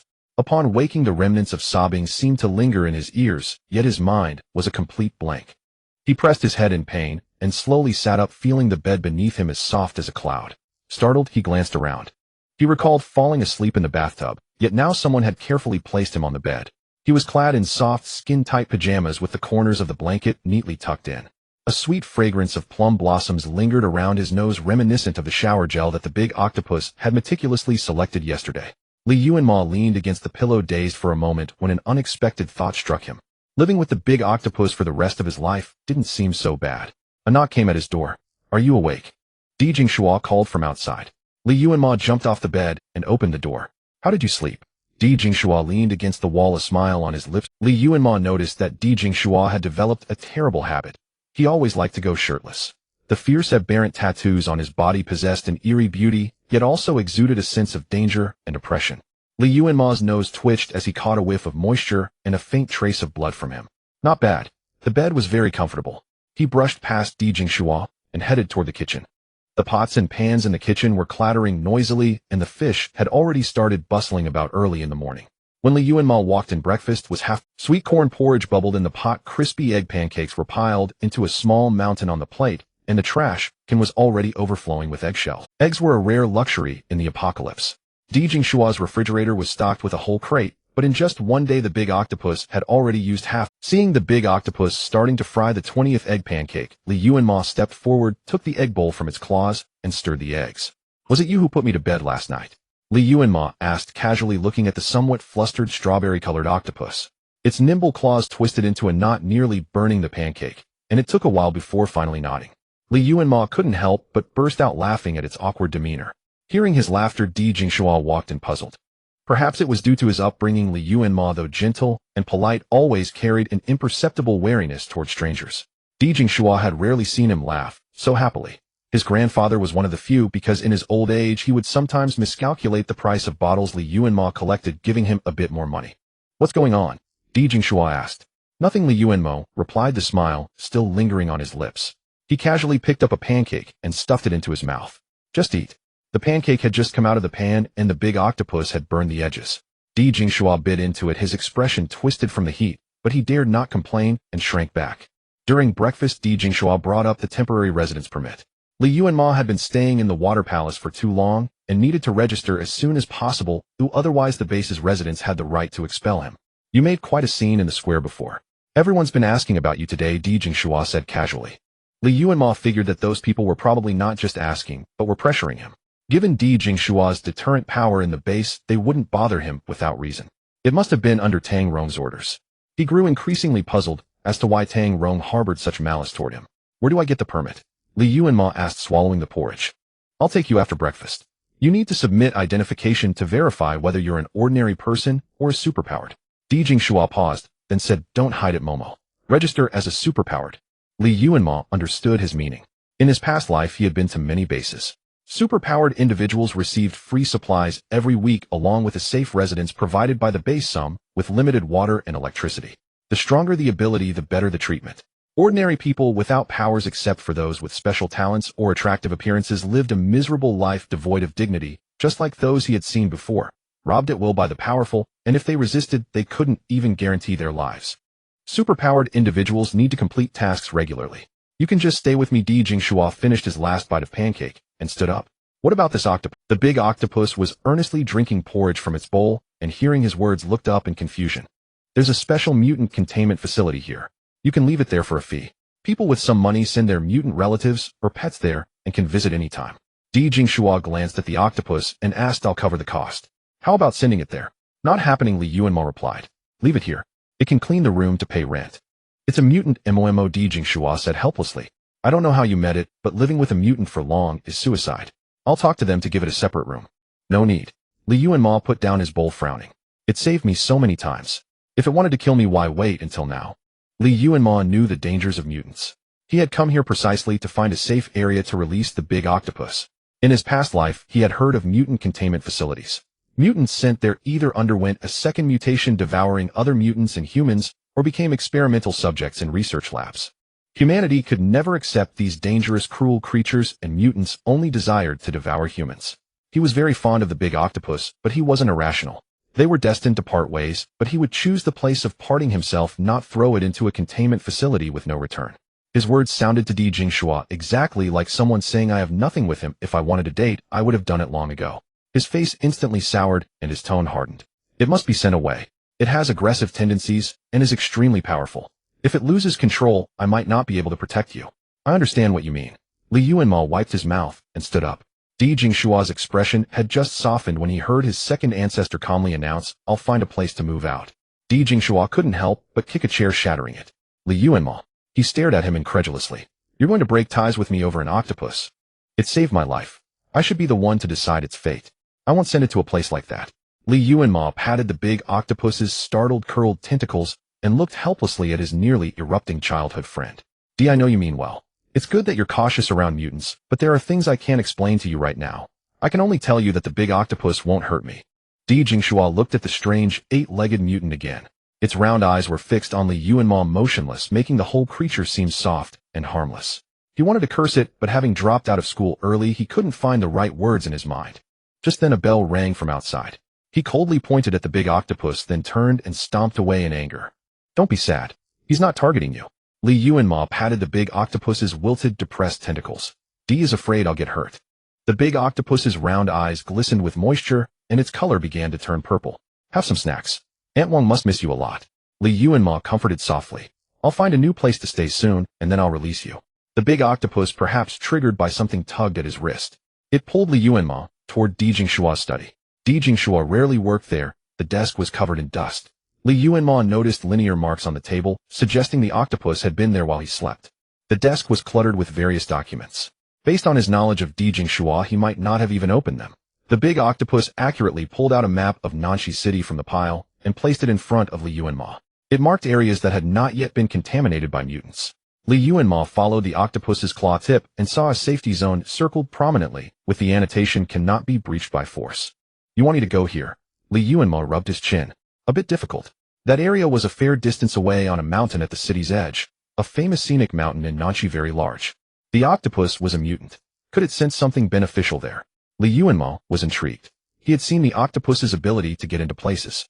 That the base hadn't broken into this area meant something was off. It might hold abundant supplies. Regardless, he wanted to try. What are you dawdling about?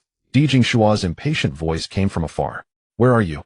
Li Yuanmo walked out with the map, finding quite a few people standing. Those men were all powerful and robust with broad shoulders and tall frames.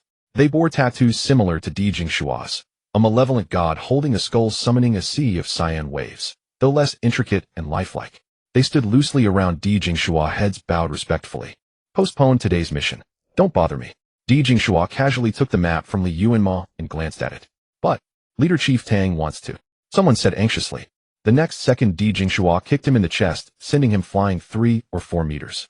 The man spasmed and coughed blood, a terrifying dent forming in his chest. If there's a problem, tell Tang Roan to come to me. Now shut your dog mouth.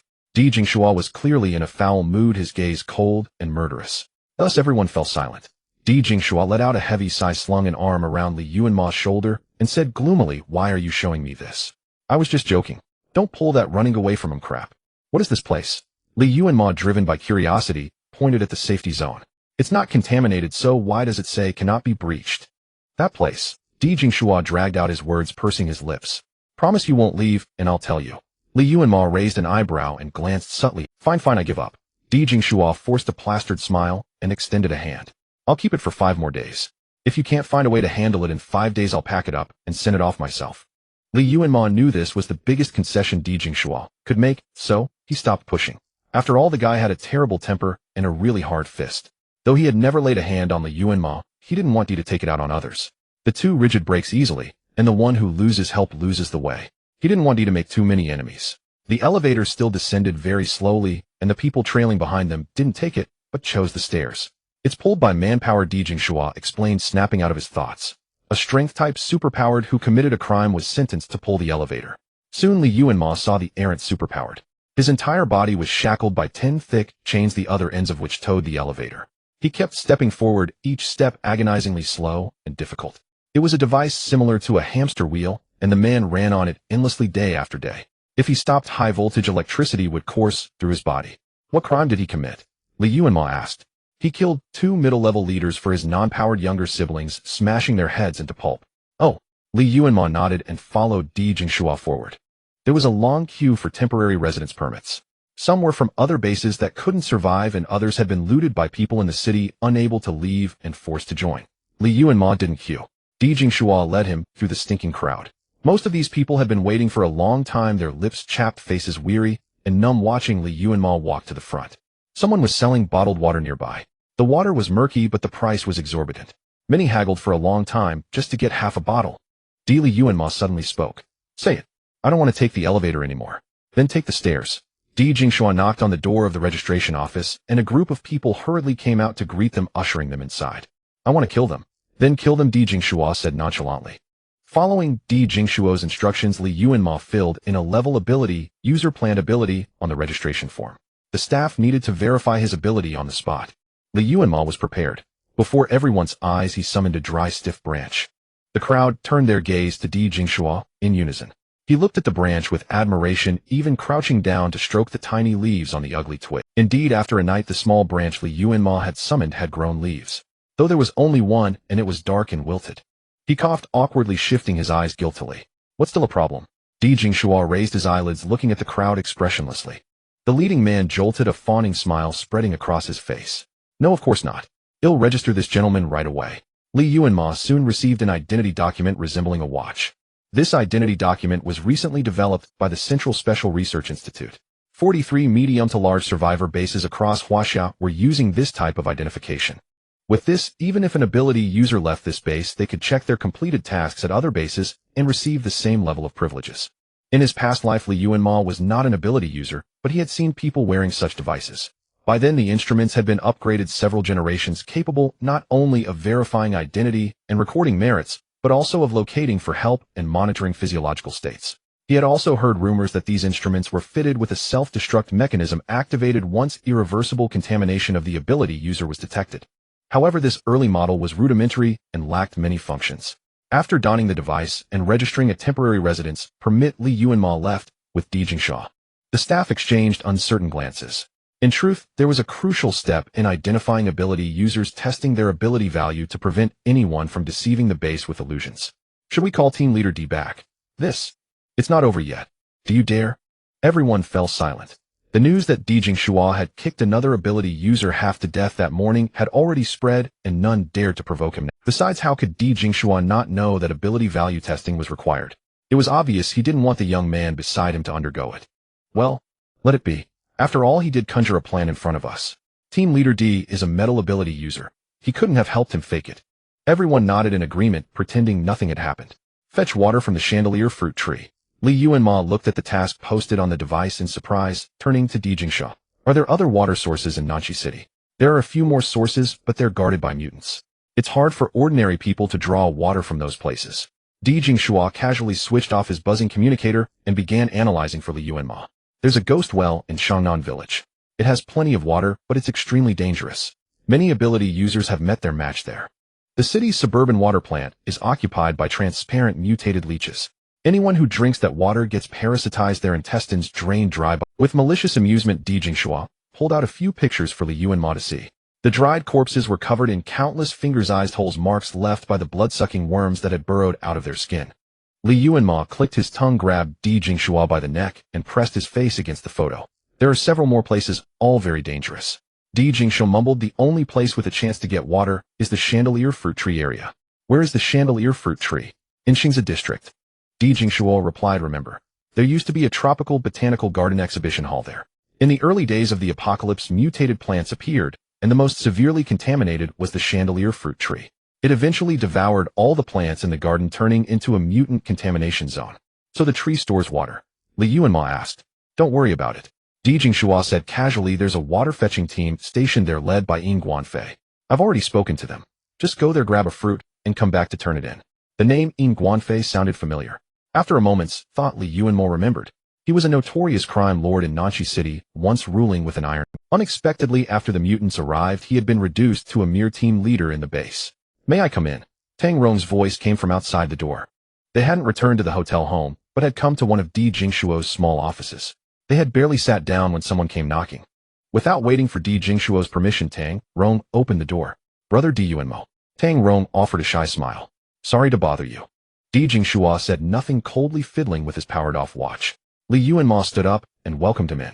I heard Yuanmo has been certified as an ability user. Congratulations. Tang Rong smiled sweetly. A plant-type ability user too. Every base is in dire need of talent like you. My power isn't as strong as yours, but it's enough to get by. Li Yuanmo smiled. Now that Huaxia is overrun by mutants, the growth cycle of crops is too long and accidents are common during planting. Plant-type ability users can accelerate the growth of food and medicinal herbs. They are truly precious talents. Tang Rong took out a cloth pouch and pushed it toward Li Yuanmo. This is a small gift for you. Please don't refuse it.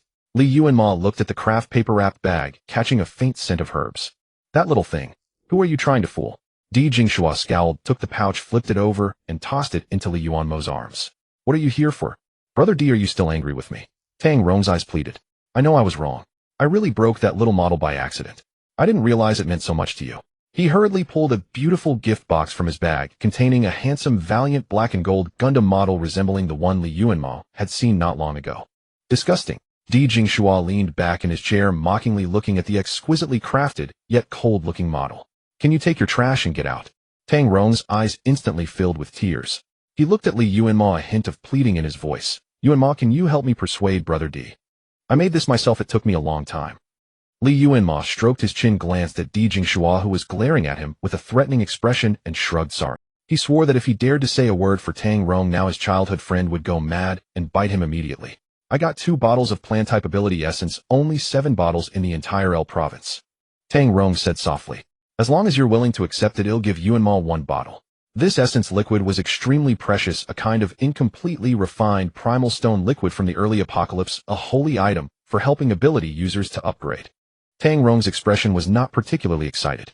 His face was very pale enough to glow, his pitch-black pupils staring straight at Di Jingshua like a drowned ghost with a... Di Jingshua tapped the table and snatched the model over.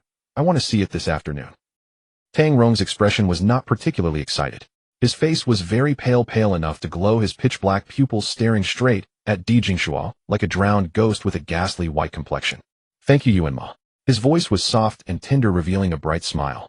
Brother D is really good to you. Li Yuanmo's crisis warning suddenly blared, and he snapped his head up to look back. Tang Rong held his gaze for a few seconds, didn't linger, stood up, and left. Back to the living. What are you staring at? Di Jingshua picked up an office pen and threw it at Li Yuanmo, frowning with dissatisfaction. What are you looking at him for? Li Yuanmo frowned and rubbed the goosebumps on his arms, then turned to look at Di Jingshua. Don't be fooled by him. Di Jingshua casually tossed the model into the trash can, warning, he's a born villain, much more ruthless than me. He probably thought Li Yuanmo was seduced by Tang Rong's petty favors and alluring appearance, so he went on and on badmouthing him. To establish his authority in the base, he had sucked the blood of 300 survivors in one day, skinned them, and hung the skins at the base gate to dry. The corpse fire burned for 3 days and nights, and the blood fountain outside the hotel was constantly replenished with fresh blood flowing endlessly. Is that model the one I made for you? Li Yuanmo interrupted his annoying warnings, asking. At the mention of this, Di Jingshuo's face instantly darkened. Humph, he replied unhappily. I was planning to turn Xiao Yuan into a flying Gundam, and that bastard saw it when I was modifying it in the office. Later I went out for a while, and when I came back it was shattered into pieces. The extent of the damage was far from an accidental break. Di Jingshua spent several days and nights reassembling Xiao Yuan. The one who had dragged Li Yuanmo out of his bedroom 2 days ago was the repaired Xiao Yuan. The extent of the damage was far from an accidental break. Di Jingshua spent several days. That little Gundam was his 13th birthday gift to Di Jingshua. He didn't have much money, so he spent 2 months picking through old disc scrapyard to gather a pile of. Then he stayed up several nights to assemble that little model. When Di Jingshua received it, he didn't look particularly happy, and even made a snide remark, "It's ugly as hell," which made Li Yuanmo ignore him for a month. He never expected that this little model had been treasured by Di Jingshua all along, not even discarded after the apocalypse arrived. Take this leather bag. Inside are mutation-resistant fruit and vegetable seeds allocated by the Special Research Institute. You can practice with them, maybe make Xiaohe look a bit better. They'll take you. However, his plan was disrupted as soon as they stepped out. Li Yuanmo didn't catch who exactly they were talking about, only that a very important... They'll take you. However, his plan was disrupted as soon as they stepped out. Li Yuanmo didn't catch who exactly they were talking about, only that a very important figure from the center had arrived, requiring the high-ranking members of the Water Palace to receive him.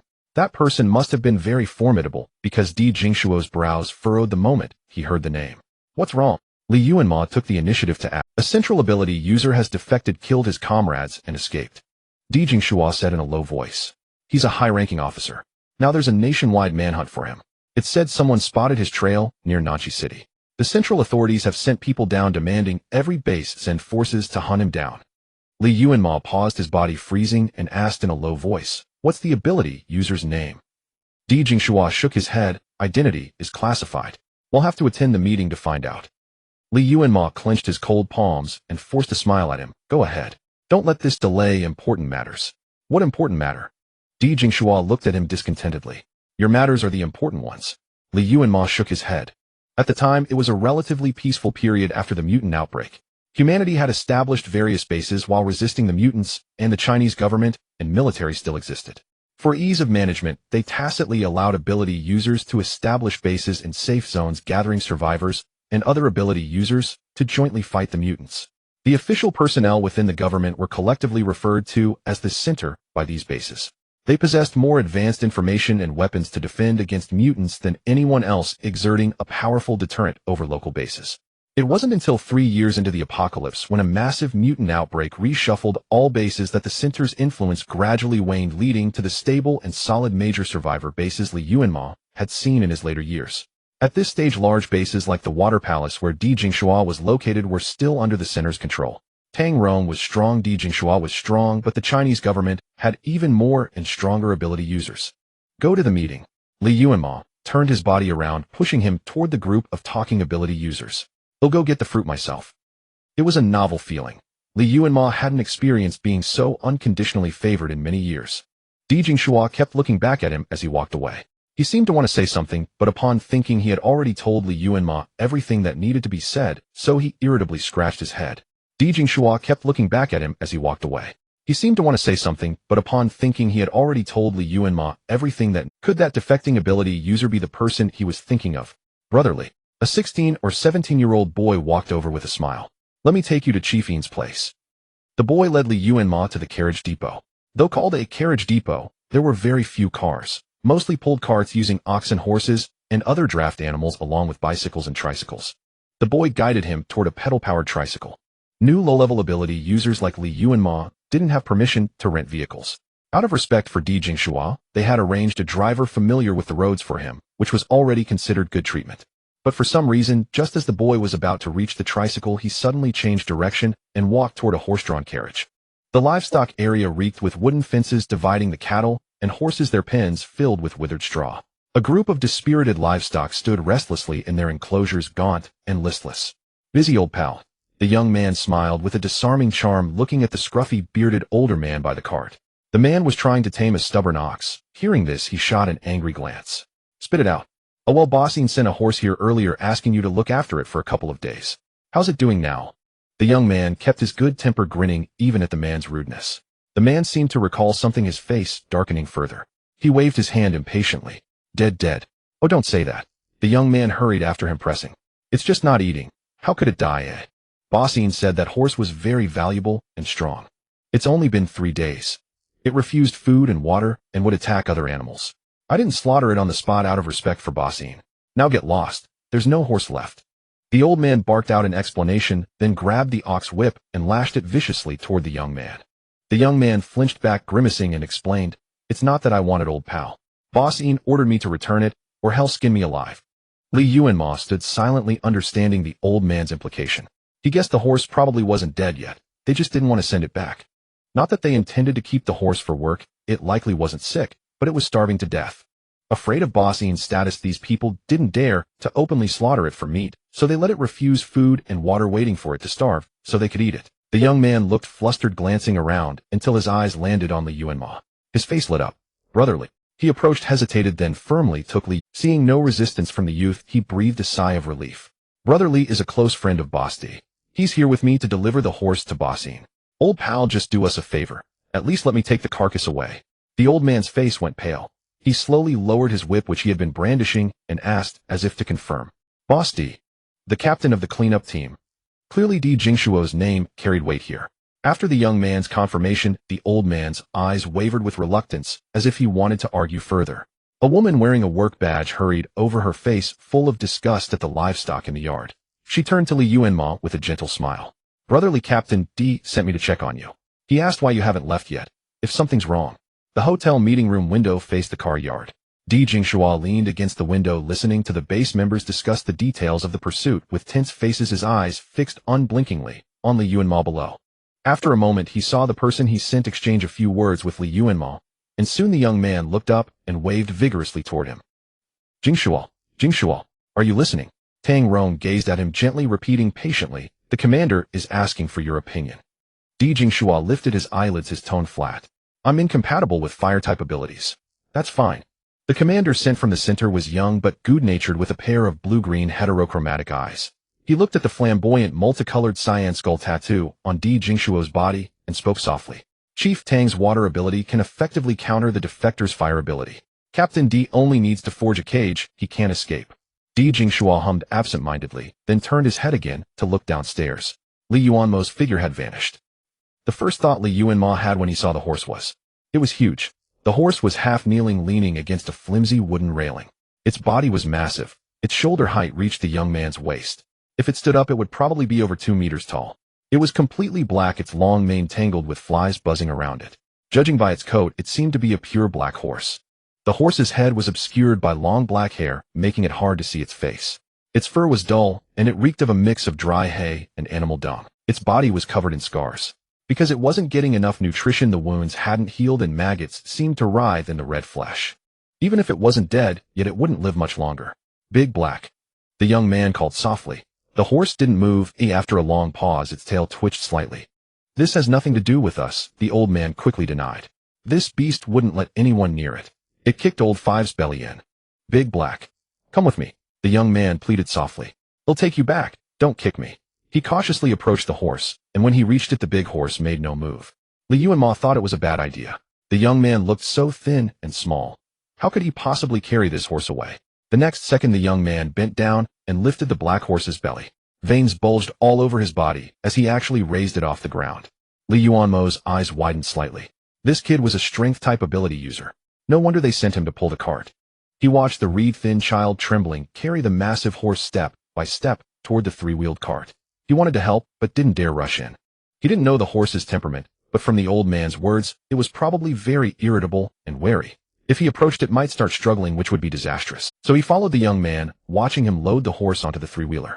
The modified and reinforced cart let out a screeching groan, and its tires sank immediately. So he followed the young man, watching him load the horse onto the three-wheeler. The modified and reinforced the young man patted the seat next to the three-wheeler and grinned at him. Don't worry, bro. This cart has been modified 3 or 4 times. It's sturdy enough. I've used it to tow a big off-road vehicle. No problem, you take the passenger seat. Yuanmo reluctantly sat on the seat beside the three-wheeler, feeling a massive shadow like a black mountain behind him. No problem, you take the passenger seat. Yuanmo reluctantly sat on the seat beside the three-wheeler, feeling a massive shadow like a black mountain behind him. Sorry about that, bro. You're really kind.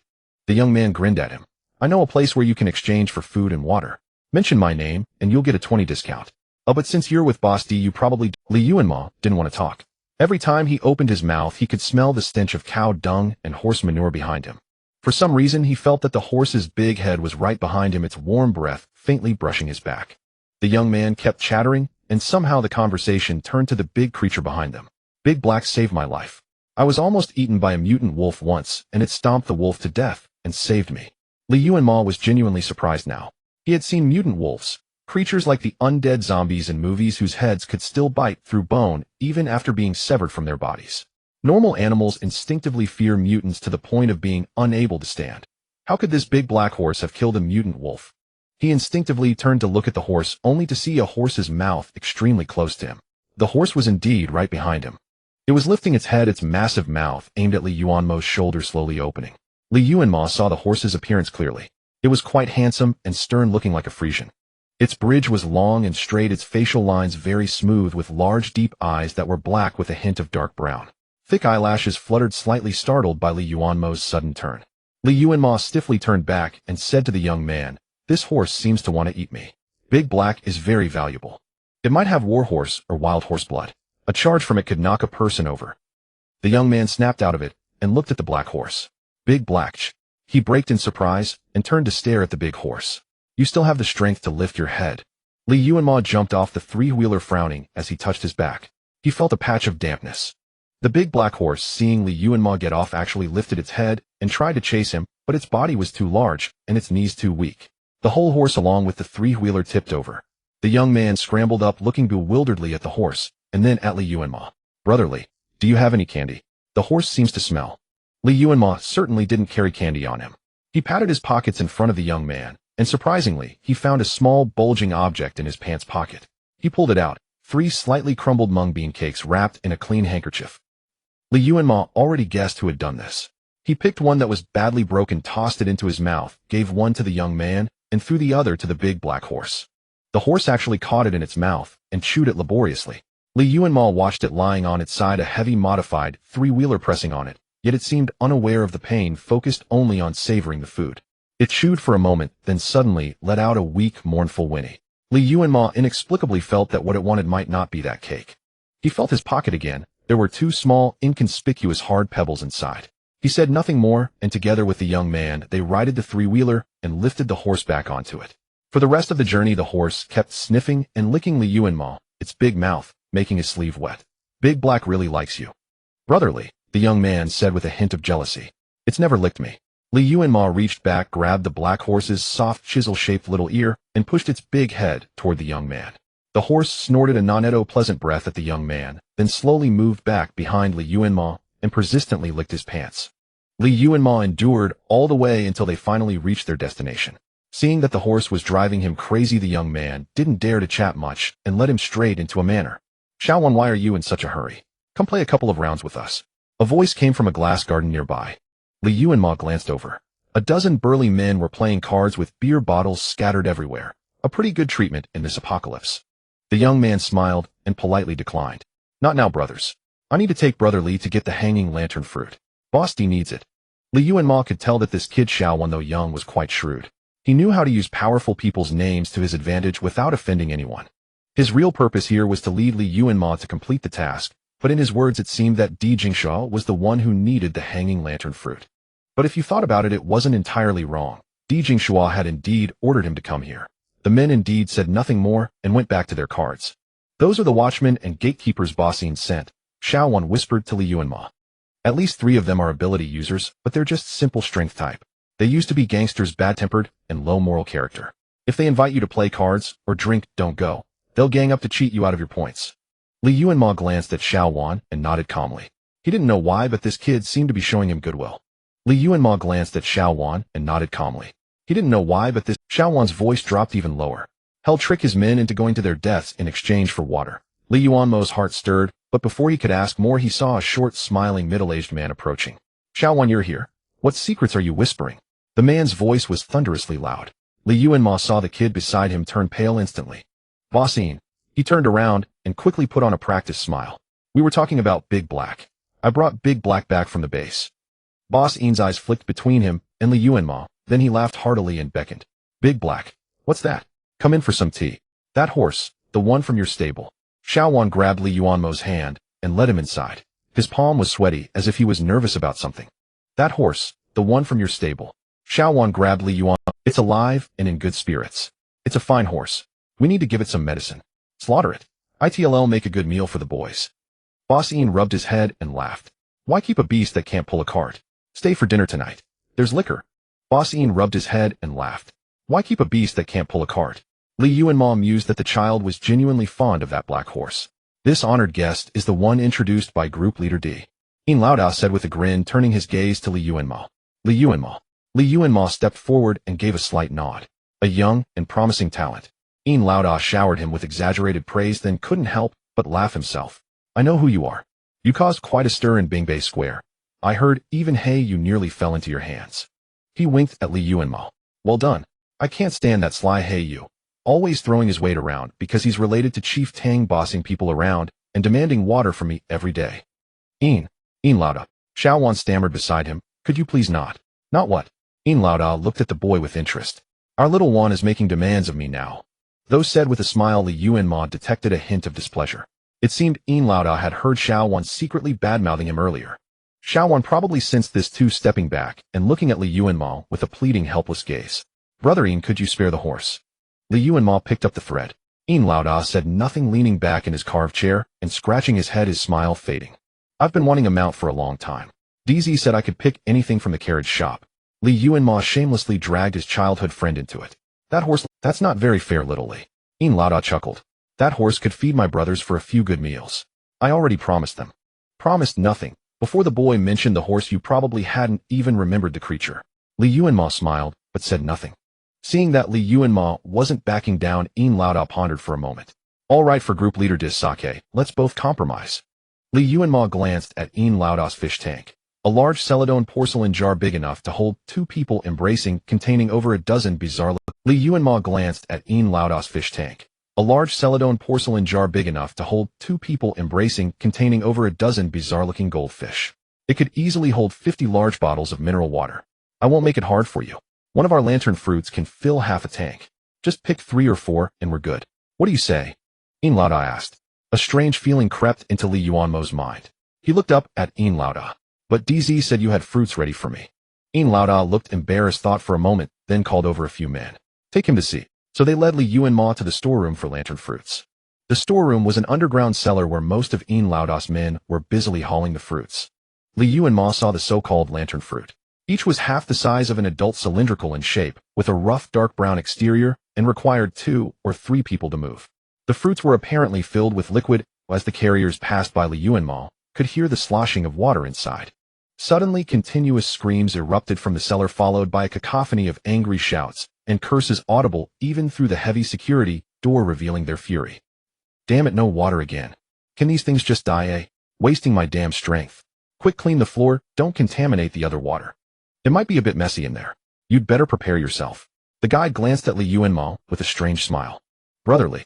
Xiaowan walked silently beside Li Yuanmo, then suddenly tugged at his sleeve. Maybe we should leave. Li Yuanmo looked down at the boy. Xiaowan's eyes were red, his small face pale. When he saw Li Yuanmo looking at him, he turned away abruptly and muttered, "Even if we take Dahe away, we can't save him. He's too weak. I thank you for him, but..." Li Yuanmo slowly pulled his sleeve free from the boy's grip. "It's okay," he said. "I want to save that horse not because of you." The horse was intriguing. It wasn't afraid of mutant creatures, could even mount effective attacks, was unusually large, and had a strong craving for spirit stones. Li Yuanmo suspected he had encountered an extremely rare anomalous horse. In his past life, people called such animals those without pollution, with independent consciousness and control, and exhibiting mutated traits, anomalous creatures. Most anomalous creatures were purebred or outstanding in their species before mutation. Pets in human society, having been bred and domesticated, often lost their biological advantages and lacked offensive capabilities, making them the first to perish in the apocalypse. Thus, most anomalous creatures were wild animals, and their numbers were far fewer than mutant creatures. In his past life, he rarely heard of anyone taming anomalous creatures, as these animals were highly wild, wary of humans, and some even preyed on them. Finding an anomalous creature willing to be tamed was as rare and lucky as an ordinary person suddenly awakening supernatural powers. Now such an opportunity lay before Li Yuanmo. Even if he wasn't certain the horse was an anomalous creature, he was willing to try. Xiaowan's tears suddenly fell. His lips trembled, and then he blurted out, "I'm sorry." Li Yuanmo looked down at him for a long moment, said nothing, and followed the guide into the cellar. As soon as the door opened, a strong bloody stench assaulted his sense. Li Yuanmo took a few steps forward and felt something sticky underfoot. Pinching his nose, he lifted one foot and saw his soul soaked in blood. Oh! Suddenly a piercing scream erupted nearby. "Damn it! Why is there nothing again?" An angry male voice came from nearby. Li Yuanmo looked up and saw the man swing his blade downward, cleaving a bloody human corpse. The corpse was bizarre, its body withered and small ribs pressing against the thin, taut flesh, almost bursting from the chest. The lower half was tightly fused with a lantern fruit, and even when cut in two, it didn't fall out. "Today we picked 43 lantern fruits, and 31 of them contained such water corpses," the guide explained helplessly. "A divine figure like Chief Tang can't use his powers to deliver water for the brothers every day. A third of the city's base water supply comes from us, and today's quota hasn't been met. Yin Laodao really can't spare any extra lantern fruits for you." It was clearly a prearranged matter, yet now it seemed like Li Yuanmo was being unreasonable. He didn't believe someone wasn't pulling strings behind the scenes. Still, completing the Esper task was his own responsibility. Even if he couldn't take a shortcut, he didn't feel particularly annoyed. Li Yuanmo nodded. "Including the fruit I need for my task, that's 4 lantern fruits total. If I successfully pick them, you trade me the horse." "Rest assured," the man said with a roguish grin. "Until you've picked them, none of us will touch a bite." He casually pushed Xiaowan toward Li Yuanmo. "Take this little helper along to carry the fruits. Oh, and we want fruits filled with water, not water corpses. Yin Laodao won't accept those." Their 100+ men had worked all morning and only managed to pick 12 water-filled fruits. Now demanding Li Yuanmo to pick 4 by himself was sheer. "I need a special token," Li Yuanmo said calmly. "What if your people don't recognize me and won't let me in to fetch the fruits? And how do I guarantee that the fruits I pick won't be confiscated and replaced with bad ones?" The man sneered thought for a moment and pulled 4 identity badges from his pocket. "Take these. They have pins. After you pick the fruits, stick them in." Li Yuanmo took the badges and casually flipped through them. Suddenly Xiaowan grabbed Li Yuanmo's hand and stammered to the guide, "We understand, brother. We'll bring you the good fruits." His grip was strong, and he nervously pulled Li Yuanmo out of the cellar. "He's an earth element esper. Very high level," Xiaowan whispered to Li Yuanmo. "I was afraid you'd anger him. He could raise earth and stone from afar to crush people into pulp." Li Yuanmo sighed, glanced back at the guide who was still standing there smiling, and then looked seriously at Xiaowan. "Do I look like a fool, eh?" Xiaowan stared at him in shock, slowly releasing his hand, and stammered, "Brother, I don't understand what you mean." You were acting in collusion with Elder Een, trying to lure me into the lantern fruit forest with the intention of making sure I never return, right? Li Yuanmo's eyes turned cold. First you used the sick horse to test whether I had any compassion, then you gained my trust, making me believe that Elder Een was targeting you because you had tipped me off. Using my guilt to make me take on the task of picking the fruit. Was that to create the illusion of an accidental death caused by my recklessness? Li Yuanmo had been so mild and silent all along. Not only did he cooperate with Xiao Wan to get the horse back from the old man and share food with him, but he also tolerated the constant harassment from a dirty, smelly horse. This seemed to give Xiao Wan a false impression that Li Yuanmo was a very gentle, easily manipulated, and deceived person. Brotherly, don't look at me like that. Xiao Wan's eyes filled with tears, and he swallowed. I didn't intend to harm you. It's not what you think. Li Yuanmo curled his lips, but there was no hint of a smile in his eyes. Xiao Wan, you are a clever child. Li Yuanmo said softly, that would be too stupid. In an instant the fear and panic in Xiao Wan's eyes vanished. Realizing he had been exposed his expression, Li Yuanmo said softly, that would be too stupid. In an instant the fear and panic in Xiao Wan's eyes vanished. Realizing he had been exposed his expression, Li Yuanmo said softly, that would be too stupid. In an instant the fear and panic in Xiao Wan's eyes vanished. Realizing he had been exposed his expression, Xiao Wan certainly understood. Di Jingxua was truly terrifying. If they had conspired to frame Li Yuanmo so badly, and if he somehow managed to survive and return to complain to Di Jingxua, then, with that Jinx's terrifying style of handling things, he would never let the botanical garden people off. Xiao Wan was the scapegoat they pushed forward, also a tool for Li Yuanmo to vent his anger. If the two of them died together in the lantern fruit forest, then they could make an excuse saying that Xiao Wan, seeking revenge and venting his anger, had deliberately tricked Li Yuanmo to his death. They would wash their hands clean of all responsibility. Li Yuanmo turned and walked toward the door. Xiao Wan stood still for a few seconds, hesitated, then followed. Get lost, I don't need you here, Li Yuanmo said coldly. They'll settle accounts with you after this is over. If I don't go with you, I might not even live to see the day you settle accounts with me. Xiao Wan put on a grinning expression again. Have mercy, brother. I'm really strong. I can help you load the fruit, and I can kill water corpses if we encounter them. As if afraid Li Yuanmo would drive him away, he quickly stepped closer and explained earnestly, the water sources in Nanchi City have dried up. Some people couldn't find water and ran into the forest. Later somehow those people merged with the trees. They usually hide inside the trunks of the lantern fruit trees. I'm not lying to you. Elder Een trades his subordinates for fruit. Those monster people inside the fruit are very clever. They throw out some water-containing fruit to lure humans into attack range. Elder Een thus uses his men as bait, sending them to risk danger to find water-bearing fruit. Those water corpses brought back are humans who were devoured by them. They pull these people into the fruit and slowly suck their flesh and blood. But the people in the base can't tell which fruit contains water and which contains a water corpse, so they just pick them all. Elder Een is afraid they might hide water, so all fruit must be taken back to the cellar before opening. Li Yuanmo suddenly stopped. He pondered for a moment and said to Xiao Wan, go bring that horse over. Xiao Wan was startled, his expression reluctant. Big Black is in that condition. Going there would only be delivering a meal to those water corpses. It can't even. Li Yuanmo grabbed Xiao Wan by the neck and lifted his frail body. I'm not in the mood to play these little games with you. Since you were sent to help me do as I say. Xiao Wan was very strong, but faced with Li Yuanmo's grip, he did not struggle at all. Instead, he looked at him with a pleading gaze. Brother, let me go lure the water corpses. I'm much more useful than the sick horse. Li Yuanmo was almost amused. He didn't know whether this kid was cunning or just naive.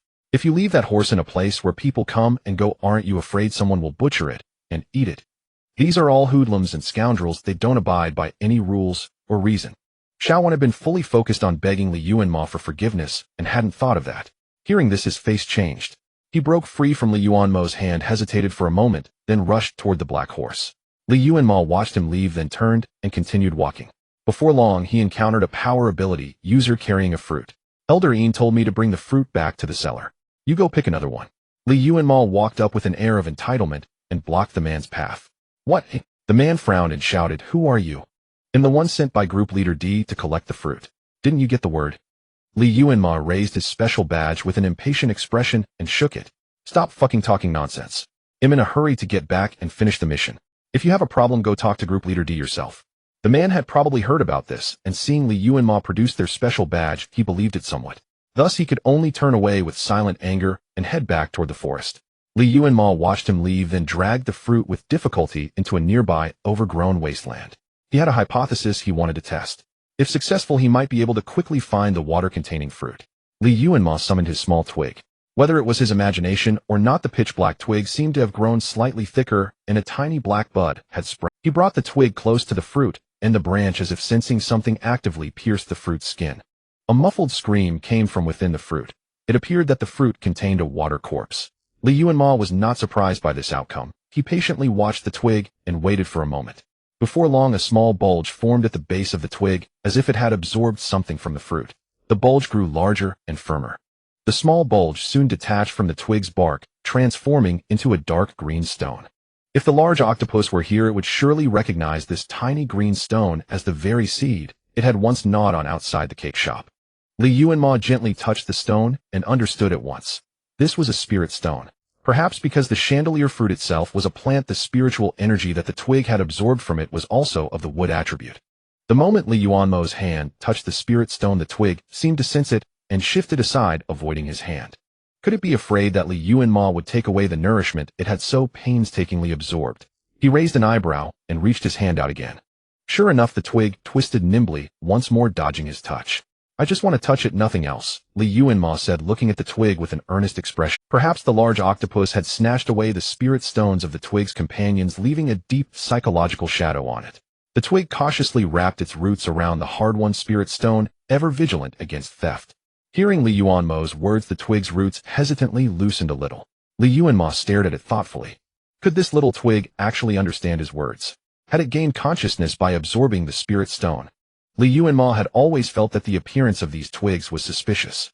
Aunt Wang said that the twigs outside her shop were formed from Li Yuanmo's stolen power, yet they had no spiritual connection with him. It was as if they did not regard Li Yuanmo as their master. Yet he had indeed summoned the twigs from the painting into reality during an emotional outburst. Recalling the timing of their appearance, Li Yuanmo had long harbored an incredible suspicion. This was not baseless. When Aunt Wang was forced to swallow his blood, golden spirit stones quickly precipitated from her body. This was not baseless. When Aunt Wang was forced to swallow his blood, golden spirit stones quickly precipitated from her body, which closely resembled the purification of aberrant contamination. These twigs also appeared only after he had shed blood, and they could also transform aberrant contamination into spirit stones. In a sense, Aunt Wang's claim that the twigs were the power she had lost to Li Yuanmo was not entirely wrong. However, because they grew in the painting, merging both Li Yuanmo's blood and the cake shop's power, neither Li Yuanmo nor Aunt Wang could be considered their absolute. However, because they grew in the painting, merging both Li Yuanmo's blood and the cake shop's power, neither Li Yuanmo nor Aunt Wang. Li Yuanmo lowered his head to look at his arm, his confusion inexpressible. What was in his blood? Why had he never felt his own uniqueness in his past life? No, perhaps there was something special. For instance, his extreme sensitivity to the killing intent of Aberrants. Li Yuanmo suddenly felt agitated. An indescribable restlessness made him rise abruptly, his expression unconsciously darkening. Picking a chandelier fruit seemed to take a long time. Li Yuanmo waited for a while, and only 2 or 3 groups of people passed by on the path. Because he was well hidden, no one noticed him. Li Yuanmo pondered his next plan and was about to leave the thicket when he felt something scratch his calf. He looked down and saw the ugly black twig crawling up to him, its root bent, pushing the dark green spirit stone to his feet. "I don't need it," Li Yuanmo gently nudged its small fork. "Keep it for yourself to absorb." These spirit stones were its nourishment. Once it absorbed enough, its leaves would probably grow more, and it would no longer look so ugly. Li Yuanmo took a deep breath, crouched down, and tried to drag the chandelier fruit back onto the main road. He exerted force suddenly, and the heavy fruit emitted a dull thumping sound of liquid sloshing. Something was wrong. The twig had already absorbed the contaminated aberrant water corpse inside, so why was the fruit still so heavy? Li Yuanmo rubbed his nearly strained waist and frowned, rolling the fruit back and forth on the ground. The sound of water inside was loud, suggesting it was full of juice. He slowly looked down at the twig, which was crouching nearby and striving to absorb nutrients, and a suspicion arose in his mind. Did the water corpse just get purified by you? So now is the fruit filled with uncontaminated water? The twig jumped onto the fruit, poked a small hole with its root, and a stream of transparent liquid flowed out. Li Yuanmo suppressed his disgust, dabbed a bit of the liquid, and sniffed it under his nose. The juice was sweet and refreshing, not sticky at all, and had none of the foul, bloody smell of flesh. The water corpse inside the fruit had vanished. Perhaps the contaminated power that had sustained them was absorbed by the twig, causing the corpse inside to turn into the fruit's juice, leaving no trace of its existence. A disgusting thought occurred to Li Yuanmo. Could the normal fruits brought back by Bossing's men be the decomposed corpse fluid of water corpses that had been drained of nutrients by the chandelier fruit tree? He didn't want to dwell on it. He fished a badge from his pocket and pressed it on. He had originally thought he would need to intercept several people here before he could get a chandelier fruit containing water. He never expected this little twig to give him such a pleasant surprise. Then his next plan should be completed soon. Before long, Wan arrived on a small tricycle, pulling the horse, panting heavily from a distance. Still out of breath, he smiled at Yuanmo. Bro, I've been looking for you for a while. How did you end up here? He looked down and saw the fruit at Yuanmo's feet, a flicker of surprise in his eyes. Picked one so quickly. Come look at this fruit. Tell me if it contains water or a corpse, Yuanmo said, tilting his chin. How would I know how to tell? Wan jumped off the cart, rubbing his sweaty hands on his pants awkwardly. The skin of this fruit is extremely tough. Without special tools you can't open it. But I've seen a few that had water before. He crouched down, curiously examining the large fruit, and casually knocked on it. Yuanmo took advantage of the fruit distracting Wan, and quickly walked over to the sick horse. They'll give you something good, and you help me out, he whispered, lifting the black horse's small ear. The horse's ear, which had been listless, twitched slightly. It lifted its head with effort, about to neigh, but Yuanmo quickly pinched its lips shut. It could understand human speech. Yuanmo was now even more certain that this was an anomalous horse. He took out a water-attributed spirit stone from his pocket and placed it near the horse's mouth. The black horse's long tongue flicked out swiftly, rolling the stone into its mouth, leaving a smear of saliva on his hand. Yuanmo watched it intently, noticing its lips twitch a few times before it gulped down with a sound. The originally dull, pain-filled dark brown eyes suddenly flickered with a trace of ethereal blue. Time was pressing, and Yuanmo had no time to ask the large horse what type of supernatural creature it was. Given its eager desire for the water element spirit stone, it must have been beneficial to it. The moment the nail-sized stone was swallowed, it immediately shook its tangled mane and lifted its hooves to stand up. Though its steps were still weak, the effect of the spirit stone was immediate.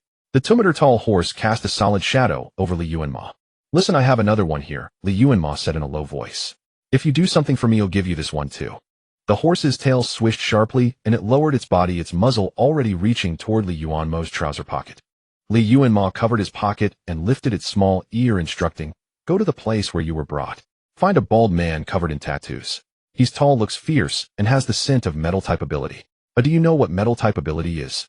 Never mind, you must have seen him. The horse let out a soft snort, its dark brown eyes fixed on his pocket. If you get it done, I have other stones for you.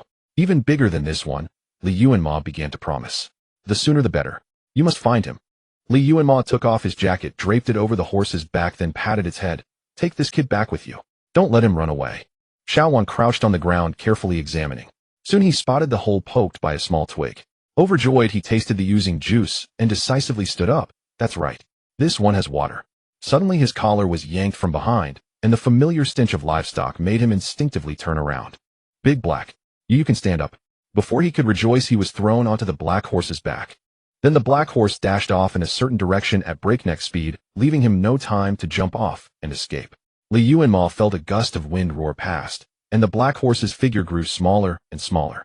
He glanced at his watch. More than 10 minutes had passed since the strength-type ability user he had intercepted left. The man would soon realize what had happened and come to cause trouble. Yuanmo sat on the fruit, patiently waiting for him to come and demand an explanation. Several groups of people carrying fruits passed by along the road. They found it odd to see Yuanmo sitting idly by the roadside, and soon someone reported this incident. After more than 10 minutes, a crowd surged over from a distance. At the forefront was the guide who had given him the badge. Bro, that's not very fair, is it? The man smiled insincerely at him. We asked you to pick the fruits, not to snatch ours. Who says they're yours? Yuanmo smiled. Any proof? The strength-type ability user stood indignantly in the crowd. Upon hearing this, he rushed forward to grab Yuanmo's collar. You just snatched my fruit, and now you deny it. You want to die? How dare you mess with me? Since you claim you picked the fruit, tell me, what mark does it have? Yuanmo leisurely pried his fingers off his collar. You can't frame me just because I'm alone and weak, can you? If not for the fact that Yuanmo was one of Di Jingshuo's men, this group would have likely started beating him. Then you tell me, what mark does this fruit have? The guide clearly knew Yuanmo was playing tricks, his gaze dark and gloomy. Mr. Li, we had an agreement. For fruits, not one less. Are you sure you want to offend us now? When did I ever promise I would definitely pick 4 fruits for you? Yuanmo crossed his arms, a half-smile playing on his lips. My ability user mission requires only 1 chandelier fruit, doesn't it? Don't you want that horse anymore? The guide said, barely containing his anger. And that kid, what a shameless bastard. We had a deal, and now he's going back on it, someone spat. With all you ability users unable to get the fruit, and you expect me, the lowest level plant ability user, to pick it. You don't find that shameful, so why should I? Li Yuanmo replied with a smile, blocking their insults one by one. Only then did the guide realize that this seemingly mild-mannered young man had never intended to keep his promise from the very beginning. From start to finish, he only wanted to take one fruit. Because Elder Ian had gone back on his word, Li Yuanmo knew he couldn't get the fruit from him, so he pretended to agree to their demands, and while they were off guard, he intercepted the fruit his subordinate was about to deliver. It seemed they had teamed up with the kid to trick Li Yuanmo, but in reality, he had turned the tables and secured the fruit he had originally planned to bring back. That can't be right, the guide said, suppressing his anger. Even if you only need one fruit, it has to be a water-filled one to pass. How can you be sure that the one you have is? If this was a water-filled fruit, then the little thief would have to enter the fruit grove to pick one, and he would never let him slip through again. He would make sure he never returned. What a coincidence, Li Yuanmo said with a polite smile. Xiaowan is a good kid. He's seen water-filled fruits before, and he immediately recognized that this one contains water. I don't think he would lie to me. Hearing this, the guide furiously searched for the child, but found no trace of him. Bad news. The few men guarding the botanical gardens stumbled over from a distance, looking disheveled. That little brat took the black horse and ran to the hotel to tattle. The guide's expression changed. He turned sharply to Li Yuanmo. You and Wang Kong played me together. Li Yuanmo glanced at his watch and looked up regretfully. Sorry, I'd love to stay and help you guys pick fruits, but DZ will be here soon. How about we reschedule? For a moment, the entire road fell silent. The guide's forehead veins bulged in anger, but he was helpless. How could they dare to offend a madman like Di Jingshua, just to bully a low-level ability user? All he could do was grit his teeth and accept the loss. As Li Yuanmo pushed the cart laden with fruit out of Yin Guanfei's estate, Di Jingshua had already been waiting for a while outside the gate astride his black. 30-odd sturdy men stood in a neat row at the entrance, the silence stretching into an uneasy stalemate. None dared to speak, nor would any let Di Jingshua pass. Where is that bastard Yin Guanfei? Di Jingshua drawled lazily. If you don't speak up, I'll dislocate every last one of your joints. Brother D, please don't. The leading man instantly plastered on a fawning smile at the sight of Di Jingshua. We're just a bunch of water carriers. We wouldn't dare to make trouble for you. You know we've lost quite a few brothers picking the fruit lately. Boss Ian has been nothing but loyal to the base. The man emphasized the word base, and any intelligent person would have no need to ask further. Li Yuanmo understood. This whole affair was indeed Tang Rong. That young man Xiaowan was also one of Tang Rong's plants. Li Yuanmo glanced at the black horse and noticed a human-shaped cocoon tightly bound, with rope trailing behind it. One end of the cocoon was tied to the horse's tail, the other dragged along the ground, oozing dark blood. Apparently, it had been pulled all the way from the hotel. The bundle wasn't too large, it seemed to contain Xiaowan. I'll settle his account later, Di Jingshua said, pulling out a metal whip and cracking it against the ground, raising a cloud of dust. But our account isn't settled yet. In the end, the debt was cleared when the 37 men outside had their leg bones shattered. They lay sprawled on the ground, wailing in agony, while Yin Guanfei never once came out to see. Having a healing-type ability, user mend those bones will cost a fortune. Yin Guanfei is going to bleed Tang Rong dry.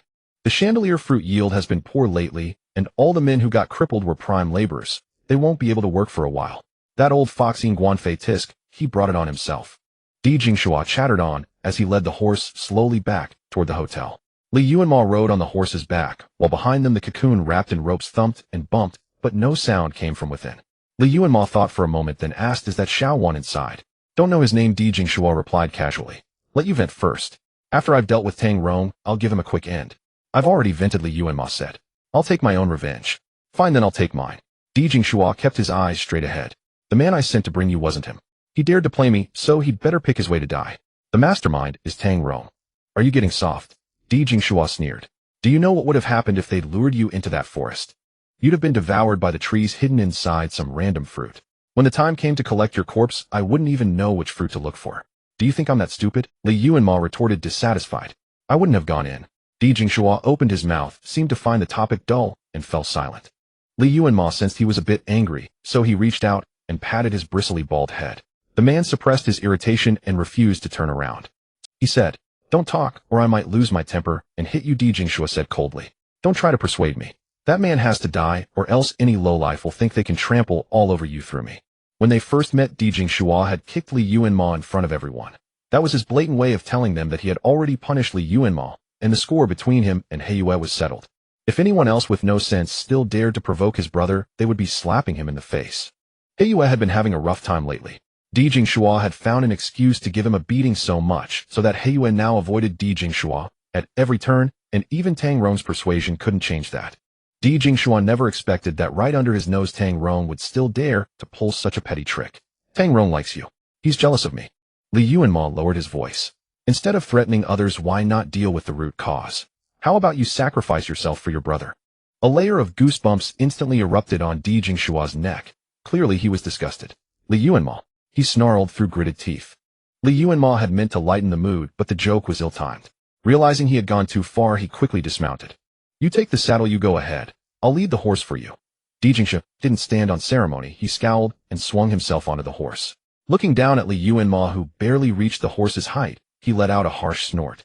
Li Yuanmo's mind was on Xiao Wan behind the horse, and before he knew it, he felt a chill in his pocket. The big horse had come to collect its payment on its own.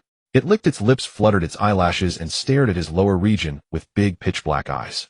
Without hesitation, Li Yuanmo pulled out his last origin stone and stuffed it into the horse's gaping mouth. The black horse was a fine steed, and calling it merely a fine steed was an understatement. It should be called a divine stallion. Di Jingshua, a man of 1.90 m with a body of solid knotted muscle, sat roughly on its back, yet the horse's hooves didn't even falter. Its pitch-black back bore the weight of a full-grown man with steady grace, moving like undulating waves, exuding a sculpted heavy beauty. And this was after it had already galloped wounded between Yin Guanfei's estate and the hotel. The more Li Yuanmo looked, the more satisfied he became. He couldn't help stroking the horse's tangled, knotted mane, thinking that if the black horse were washed clean of mud and stench, it would surely be magnificent and robust. The black horse was swift. They skirted several contaminated zones and soon entered the area of Shuigong. Captain D, Chief Tang wants to see you. A woman approached them directly, her face full of smiles. This woman was Chi Ni, Tang Rong's trusted confidant. Her ability was to turn objects into sand, which was mediocre against ordinary people, but against the diverse abilities of superhumans, it was rather lackluster. However, when combined with Tang Rong's water, this ability became a lethal quagmire that could appear at any moment, truly terrifying. Metal begets earth, and earth can overcome water. She was one of the few in Shuigong who did not fear Di Jingshua. Tang Rong had sent her to summon Di Jingshua, probably knowing that he was in a rage. If he had sent an ordinary minion, they would likely have been killed on the spot. Di Jingshua clearly understood this as well. He flashed a mocking smile, dismounted, and dragged the blood-soaked human bundle behind the horse, following Chi and I step by step toward the hotel. Li Yuanmo led the horse to the registration office to hand over the chandelier fruit, then returned to the hotel, intending to check on the giant octopus. But as soon as he stepped into the lobby and took a few steps, he heard a tremendous noise not far away. A sound like something continuously slamming against the wall, thud after thud, shaking the floor. Li Yuanmo instinctively turned to look. It was the strength-type ability user who had been punished to pull the elevator, now in a violent rampage. He was like a madman, repeatedly crashing against the iron bars of the cage. The roller mechanism twisted the chains around him into a knot, his shoulder blades and limbs turning purple from the strain, yet he still charged forward, recklessly heedless of his life. The guards in charge of the hall quickly activated the electric device. A powerful current shot through the man's body. He let out a hoarse, miserable scream, then, with his remaining strength, slammed forward a few more times before collapsing weakly to his knees and falling still. Li Yuanmo followed his collapsing direction and saw a winding, conspicuous trail of blood, the mark left by Di Jingshua dragging Xiao Wan. Wait, this man was also a strength type. Ability user. Li Yuanmo grabbed a staff member who was about to carry the unconscious man and asked, what's his name? What? Who? Li Yuanmo pointed at the man twitching in a pool of blood, his hands and feet twisted purple by the chains, his face flushed, his breath. Wanhao, his name is Wanhao. The man replied hastily, then ran forward. Li Yuanmo paused for a moment, then stepped forward. How is he? Those people had no time for him. They hastily removed Wanhao from the wheel and lifted him onto a stretcher. Take him to the processing station, someone asked hesitantly. That's only for dead ability users. He's still alive. In this state, he'll be dead in half a day. No need to waste resources at the medical station. Fine. Then take him to the processing station. He was supposed to be executed anyway. Leave this man to me, Li Yuanmo suddenly said. Who are you? Don't cause trouble, damn it. At that moment, someone finally noticed him, raising his head with unfriendly eyes. Another person quickly tugged at his arm, subtly pointing to where Di Jingshua had already disappeared. The base's residents had heard about Li Yuanmo's commotion in the square, and they knew that Di Jingshua was very protective of this newcomer, even allowing him to stay in his... Thinking of this, the man's expression shifted instantly. You want to save him? No, Li Yuanmo smiled, pointing to a dried bloodstain on the ground. I have a grudge against his brother. I need to vent my anger somehow. Wanhao was already a prisoner slated for execution. Once they had drained his last bit of usefulness, they would send him to the ability processing station. There they would use a special method to extract his ability from his corpse, refining it into an essence liquid. That essence liquid was a crude version of spirit stone. Hearing this, those people nodded in understanding, but then hesitated.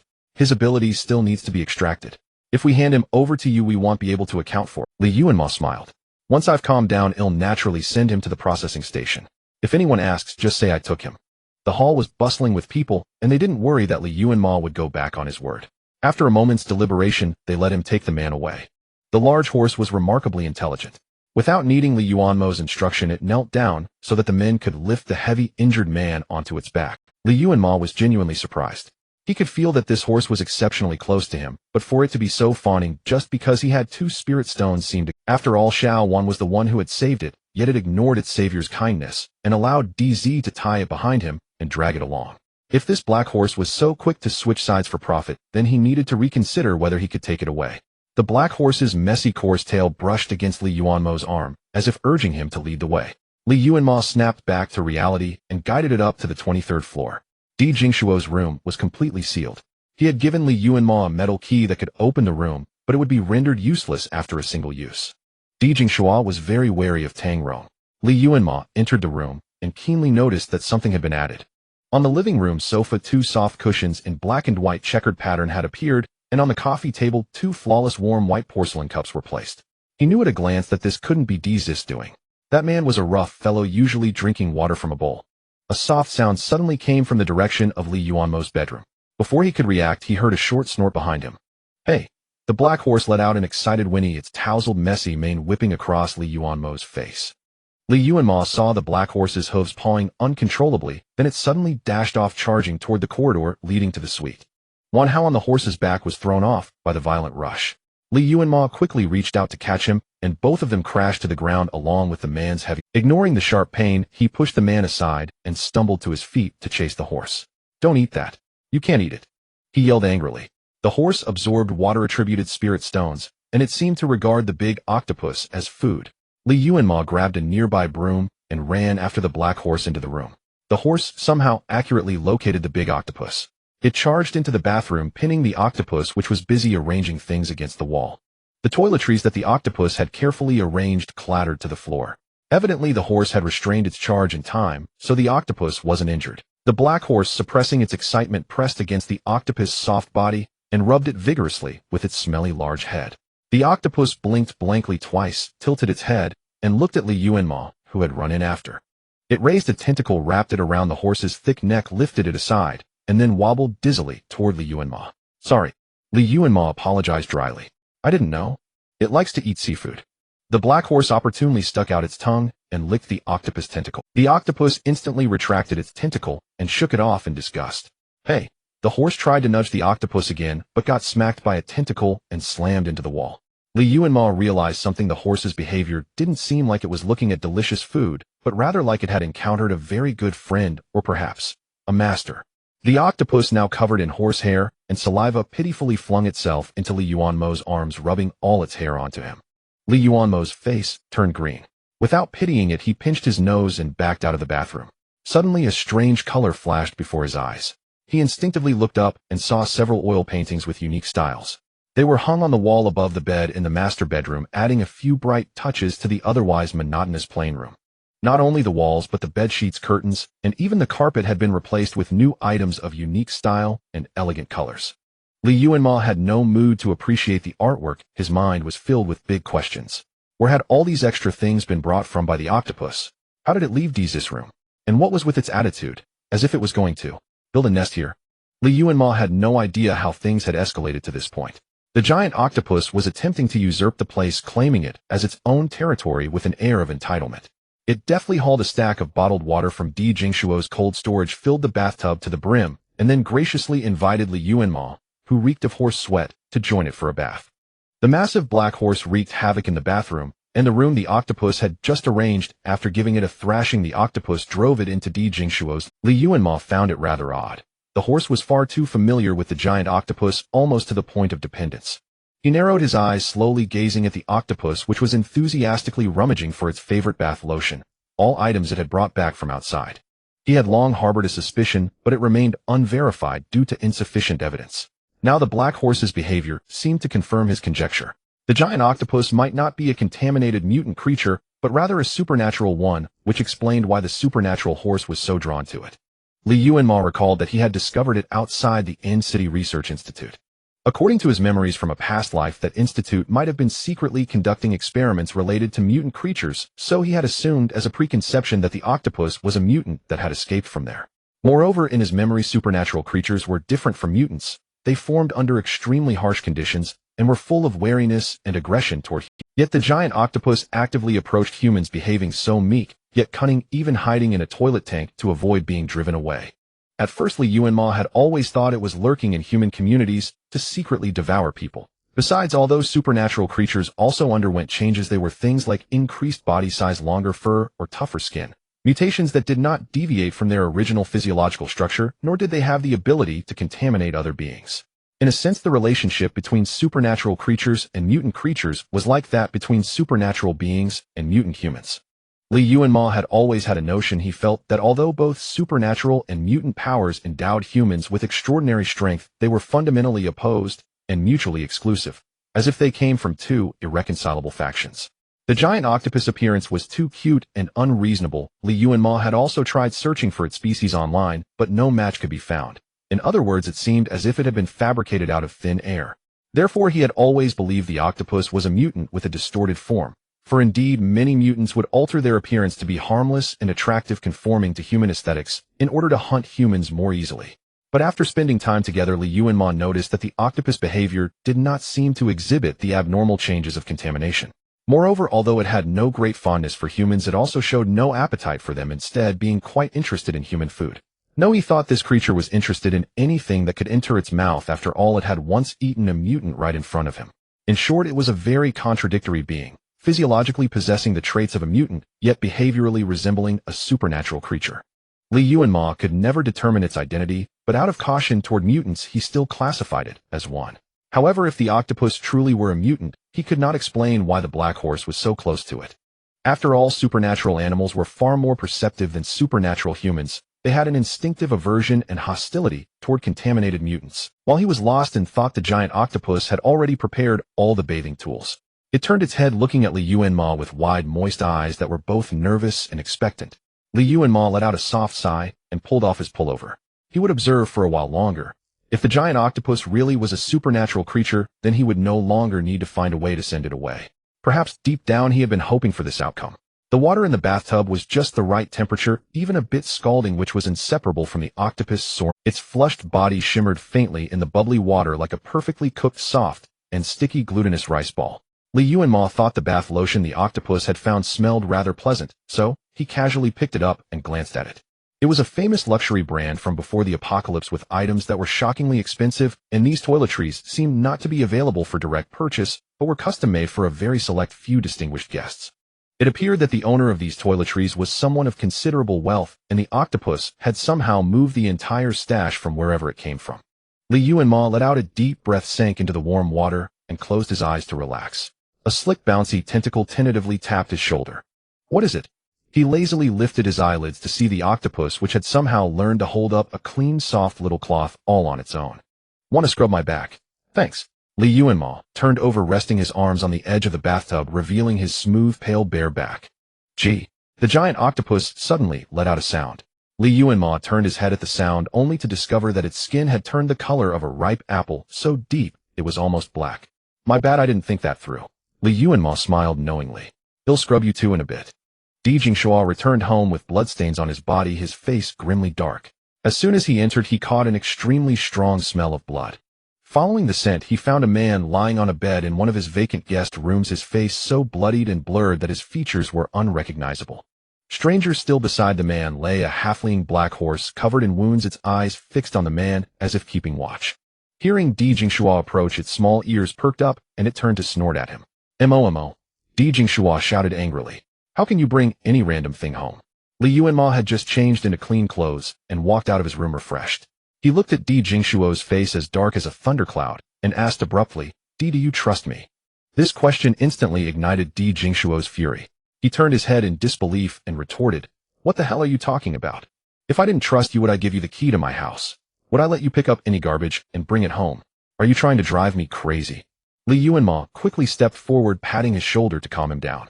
Di Jingshuo's emotions were becoming increasingly unstable, easily plunging into. I had a dream, Li Yuanmo said as if to himself. In the dream I couldn't find you anywhere, so I wandered through various survivor bases.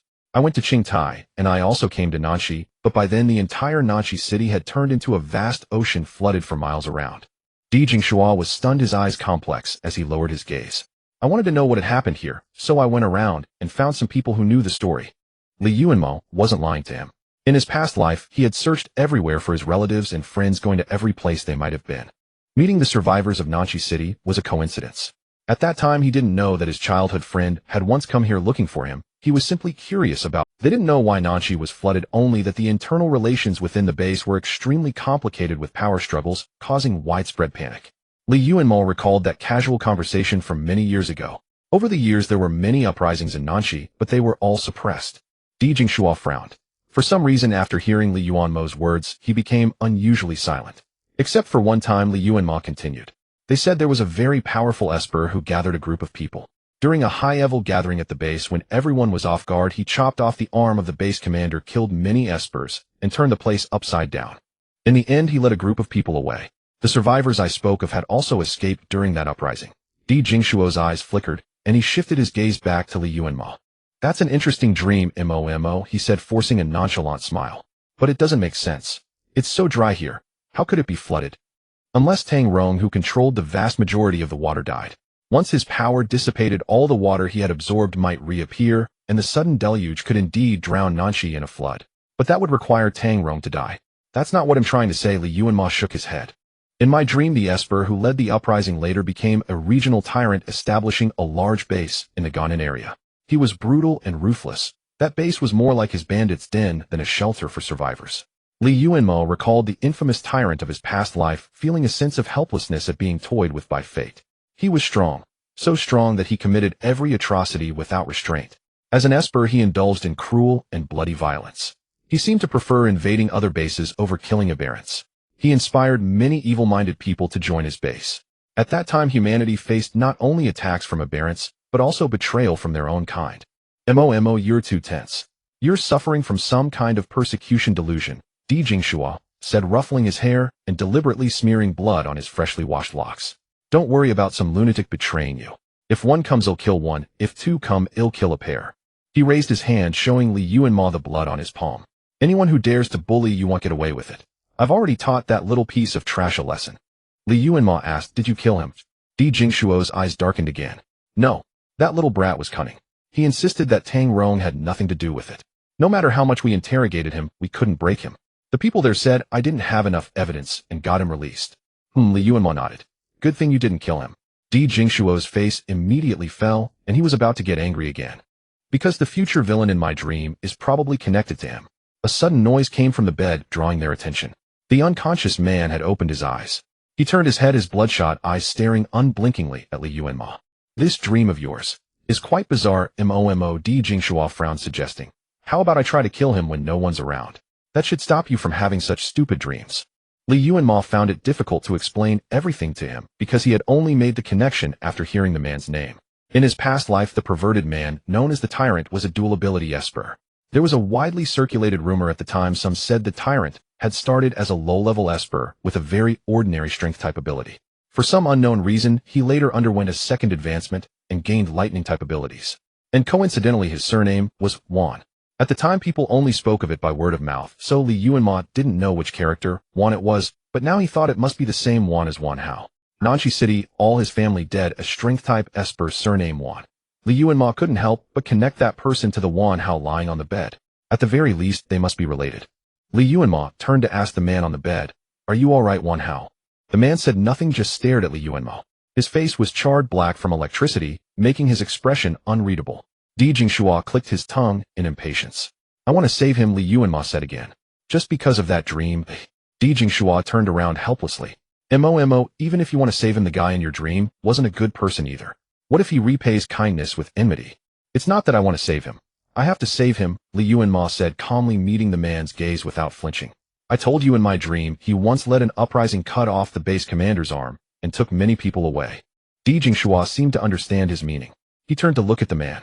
But the vast majority of people in this base are controlled by Tang Rong. If what I dreamed is true, it means he knows how to break Tang Rong's control. His voice was very low, but Di Jingshua heard it. I want to take you away, Di. After a moment, maybe a minute, maybe just a dozen seconds, Di Jingshua finally spoke with difficulty. Mo. He seemed to want to say something, but couldn't bring himself to. Li Yuanmo didn't ignore him. He had already noticed that Di Jingshua had no intention of leaving with him. Not because he was attached to the base, but because he seemed to believe he couldn't leave. Li Yuanmo didn't know why he felt that way nor what Tang Rong had done to make him so desperate. But he wouldn't give up. Even if there was only a glimmer of hope, even if he had to make a deal with the devil. Li Yuanmo often found himself lost in thought, remembering his past life, when he passed by Nanxi and saw the boundless lake. He wondered if Di had sunk beneath that lake in his past life. A restless spirit like him would never endure the long, cold loneliness of the lake.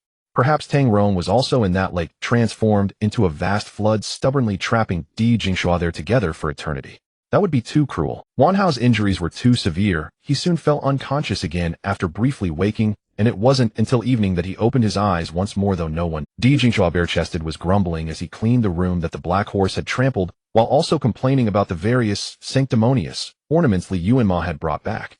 He assumed the extra items in the room were things Li Yuanmo had traded for outside. Li Yuanmo had no time to deal with him. Unwilling to waste the bathwater, he led the black horse into the bathroom, and together with the big octopus scrubbed it thoroughly. The filthy water flowed down the drain, making him momentarily think he had washed the color off the creature. After finishing everything, it was already past midnight. When the two of them and the octopus returned to the living room, they found Wan Hao had gotten out of bed and was standing blankly in front of the sofa. Li Yuanmo followed his gaze and saw that he was staring at the Gundam model he had given to Di Jingshua. Are you feeling better? He took the initiative to ask. Wan Hao remained silent, not even casting a sidelong glance at him. Li Yuanmo awkwardly rubbed his nose. Glancing at Di Jingshua, he saw him standing with arms crossed, coldly staring at Wan Hao, his expression already showing impatience. In truth, Li Yuanmo could understand Wan Hao's state of mind. If he weren't gravely wounded and had been saved from death's door by Li Yuanmo, he would probably have lunged at Di Jingshua to fight to the death. Kong. Wan Hao's voice was so hoarse it was barely audible. Li Yuanmo poured him a glass of water and set it on the coffee table. In response, the man let out a strange, mocking sneer. Professor Wang, get this straight. This is my turf, not your research institute. Di Jingshua flashed a sardonic grin. Need me to help you face reality? Where's Kong? Wan Hao turned his head, his eyes locked on him. I saw you. You took him away. Dead, his bones scattered to the wind. Di Jingshua looked at his disheveled state, a malicious smile curling at the corner of his lips. This guy's temper was as foul as a rabid dog. Even when no one provoked him, he might kick someone just for looking displeasing. Wan Hao's current behavior was no different from courting death in his eyes. Li Yuanmo pressed his arm, signaling him to calm down. He forced Di Jingshua to sit as far from Wan Hao as possible, then pulled the big octopus to sit between them. It was only then that Wan Hao noticed the giant pink plush toy beside the young man could move. A flicker of surprise crossed his eyes, and just as he was about to observe it closely, he felt a fluffy tickle near his ear. He turned his head instinctively and found a fragrant, enormous horse face blowing a snort at him. Mr. Wan, from what Di said, you used to be a researcher at the institute. Li Yuanmo asked, why did you offend Tang Rong? I refuse to answer any of your questions. Wan Hao's voice was slow and heavy. A bunch of fools heading for self-destruction, doomed to hell. Li Yuanmo had already sensed Wan Hao's hostility and anticipated no kind words from him, so he had instructed the big octopus to keep an eye on Di Jingshua. Thus, just as Di Jingshua was about to rise and teach him a lesson, he found his leg tightly bound by a tentacle of the octopus, unable to stand. Di Jingshua looked down at his foot, then raised his head to glare at the big octopus with a sinister expression. I've changed my mind. You'd better get out of my house. The big octopus' round eyes instantly welled up. Don't you dare scare it. Li Yuanmo, already overwhelmed by the tense atmosphere, snapped back fiercely. He turned the octopus head away, ignoring the troublemaker. I think you heard what Di and I talked about this afternoon. He tried to start another conversation. What talk? That fabricated dream of yours. Wan Hao gave a bitter laugh. I assure you what happened in that dream will never come to pass, because I will never leave Nanxi. He spoke with such conviction, leaving no room for doubt. The last time Li Yuanmo encountered someone so stubborn and impenetrable was in Xiushui City. At that moment, he felt the same dread of being dominated by Zhang Puzhen's glib tongue. But Wan Hao was even harder to deal with than Zhang Puzhen, because he had no intention of communicating with Li Yuanmo at all. Wan Miao, Wan Kong, twins 16 years old. Di Jingshua suddenly spoke up from the side. One works in the textile group in District A, the other at a garage delivering goods across districts. Wan Hao pressed his lips together, not even sparing Di Jingshua a glance. Have you forgotten why you killed He Dong and Shi Laowu? Compared to the enraged Di Jingshua, the calm one was more unsettling. Recently, someone has been asking Tang Rong about your younger siblings. It's only because Wan Kong is still useful that Tang Rong hasn't given them up. Guess what would happen to them if I let it slip? Wan Hao's eyes suddenly reddened. His chest heaved violently a few times as he gasped for air. The man's scara were filled with blood, making him look both pitiful and terrifying, and his rigid shoulders began to tremble slightly. Don't think you can threaten me. Wan Hao's voice was horribly raspy, as if muttering some strange incantation. Kong Kong and Miao Miao are already mature, they won't be controlled by you. Our family, the Wans, have strong bones. Li Yuanmo recalled Di Jingshuo's mention of Xiao Wan's unyielding mouth and nodded in agreement. He felt a slight regret. He had hoped to build a rapport with this man and extract useful information from him, but now it seemed all his efforts were in vain. Then let it be. He shrugged. It's a pity we couldn't become friends. Wan Hao harbored a deep loathing for the Shuigong base. To him, Li Yuanmo and Di Jingshua were enemies, and he would never show them any kindness. That was only human nature. Get some rest early. We'll see you out tomorrow. Li Yuanmo stood up, his tone still gentle. He was not a saint who gave without expecting anything in return. Since he could gain nothing from Wan Hao, he didn't need to bother hiding his whereabouts. Allowing him to stay here for a day was already the utmost of his goodwill. Everyone has their own path, and Li Yuanmo respected his choice. If not for their opposing stances, Li Yuanmo felt he could have been friends with Wan Hao. He possessed an unyielding spirit, knowing that if he didn't compromise he would die, yet he still refused to bow his head to them. Not even taking a sip of the water on the cup. He nudged the big octopus, signaling it to go rest, but it remained motionless as if in a daze. Li Yuanmo looked down in confusion and saw it staring quietly at Wan Hao, its dark eyes glinting with a trace of emerald. The color vanished too quickly, as if it were an illusion. He turned to look at Wan Hao again, who was silently leaning on the sofa staring up at Di Jingshuo's Gundam model, his brow unconsciously furrowed. Li Yuanmo paused mid-step about to leave and inexplicably followed his gaze.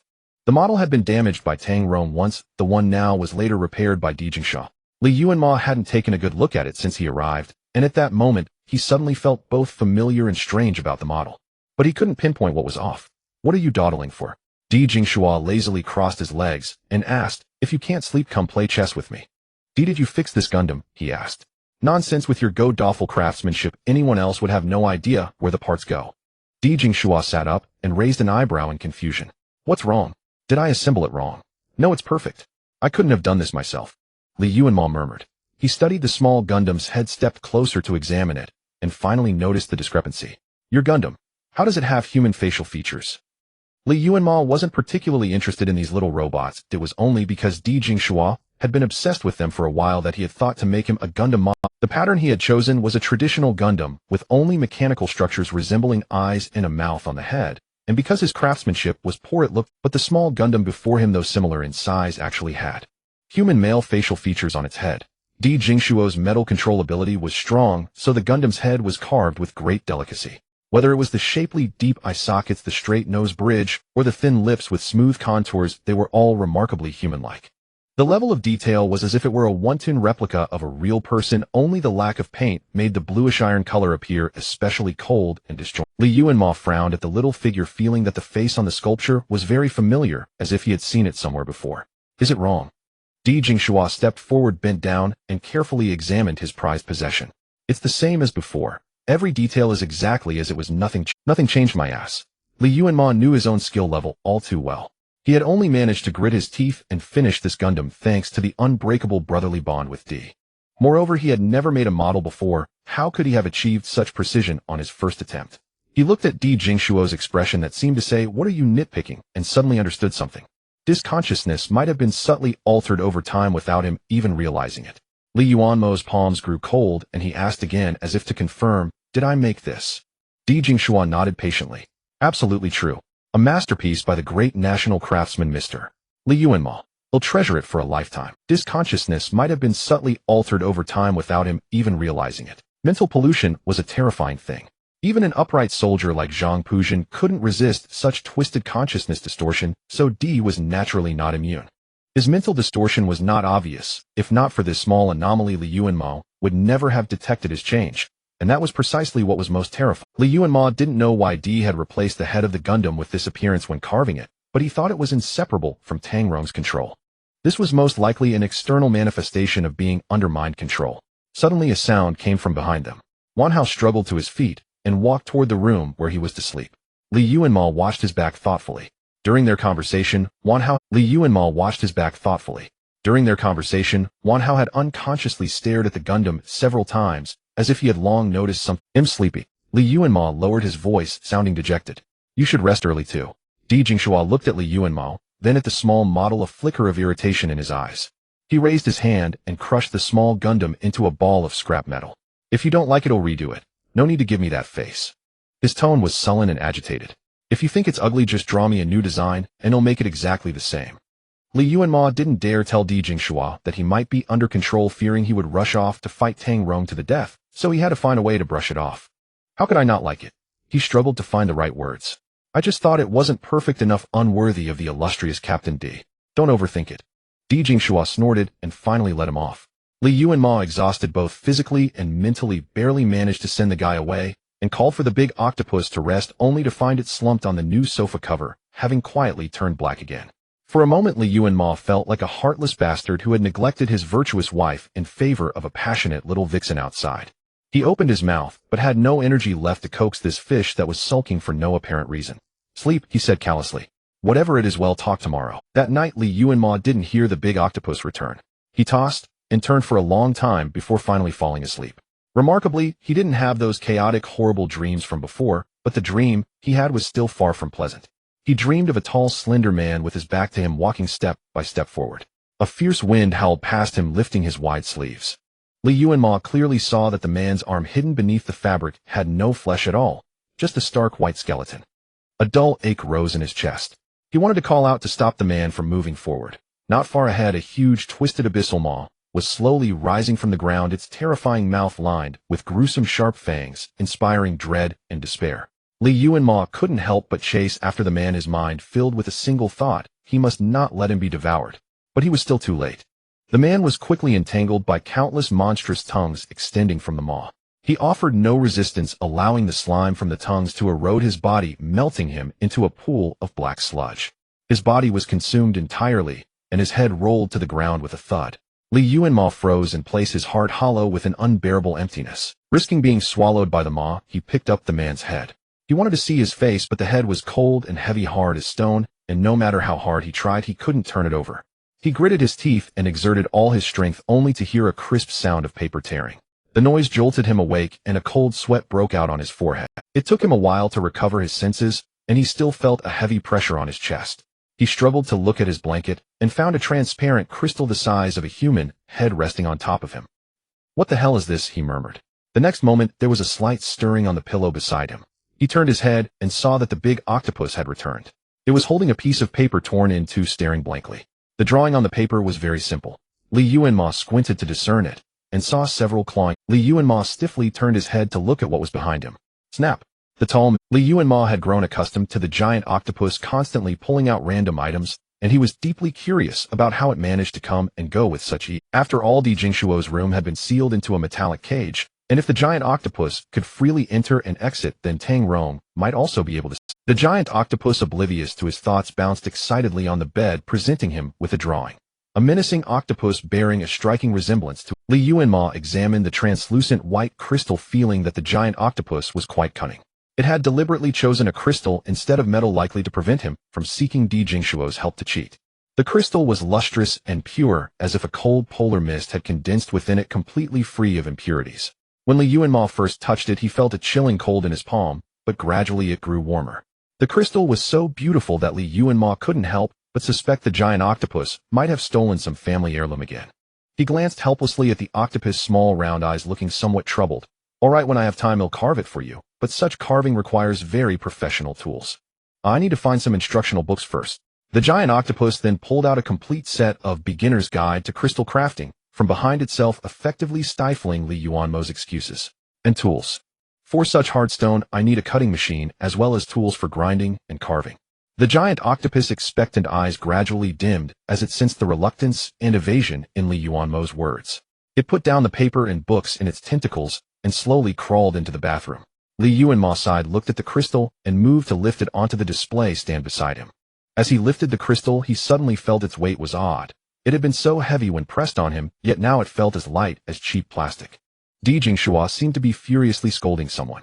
Li Yuanmo immediately got up and went out to check. Now immediately, Di Jingshua seemed to be furiously scolding someone. Li Yuanmo immediately got up and went out to check. Now immediately, get out. Di Jingshua raised his hand and melted a person-sized hole in the wall, glaring venomously at Wan Hao. Considering that Momo pick you up, I want kill you to— ha ha ha. Wan Hao's hoarse voice laughed harshly. He pointed at Di Jingshua, then at the small glass bottle at his feet. Kill me. I think you'll die sooner than me. That beast Tang Rong actually dared to give you the Institute's semi-finished enhancement liquid. Who knows what he added to it, and you nauseatingly call it holy water. Fools digging your own graves.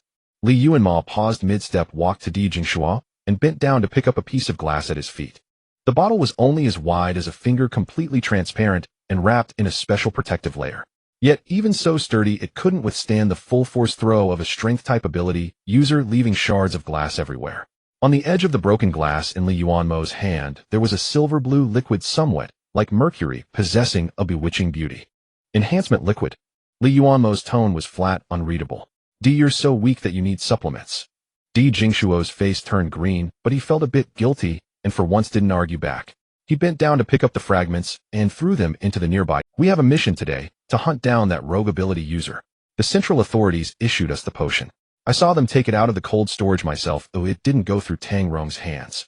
He scratched his head, irritably explaining, I never touched the enhancement liquids issued by Tang Rong, but the others said these central-issued ones are special, and drinking them might raise one's ability level, so I wanted to try. Damn. I have to go on a mission soon, and that idiot smashed them all. Wan Hao's emotions finally calmed a bit. He stared fixedly at the contents in the trash, muttering strangely, that's right, it should be like this. You seem normal enough. Li Yuanmo's mind stirred, and he looked at Wan Hao. Why are you so opposed to drinking that enhancement liquid? Is it a product of the Institute? Wan Hao glanced at him, but did not answer. Li Yuanmo was not discouraged. Perhaps the torment he had suffered recently had traumatized the man, making him behave so— I guess your punishment from Tang Rong wasn't just because you attacked the higher-ups to protect your younger siblings, right?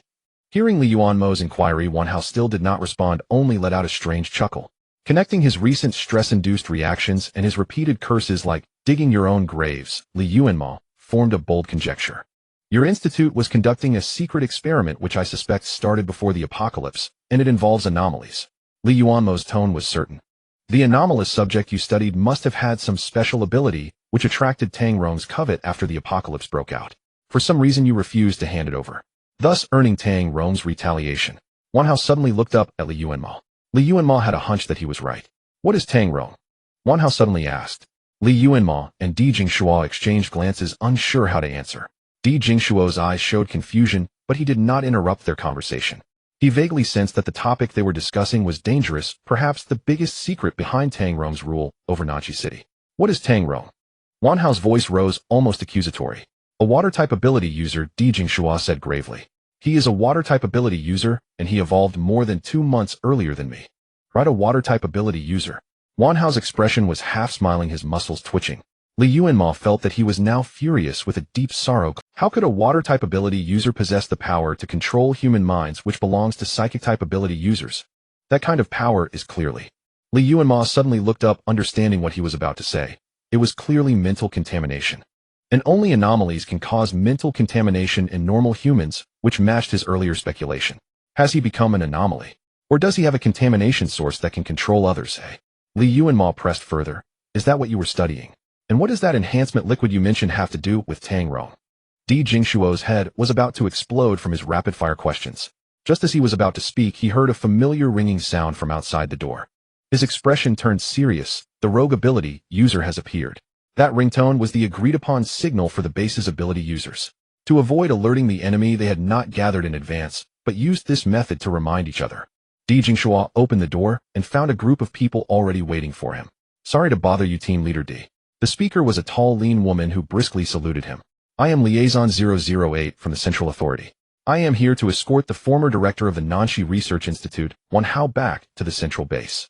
Commander Tang informed me yesterday that he had unfortunately passed away, but according to the physiological tracking signal we implanted, he is here with you. It was my oversight. I'm really glad that Director Wan is still alive.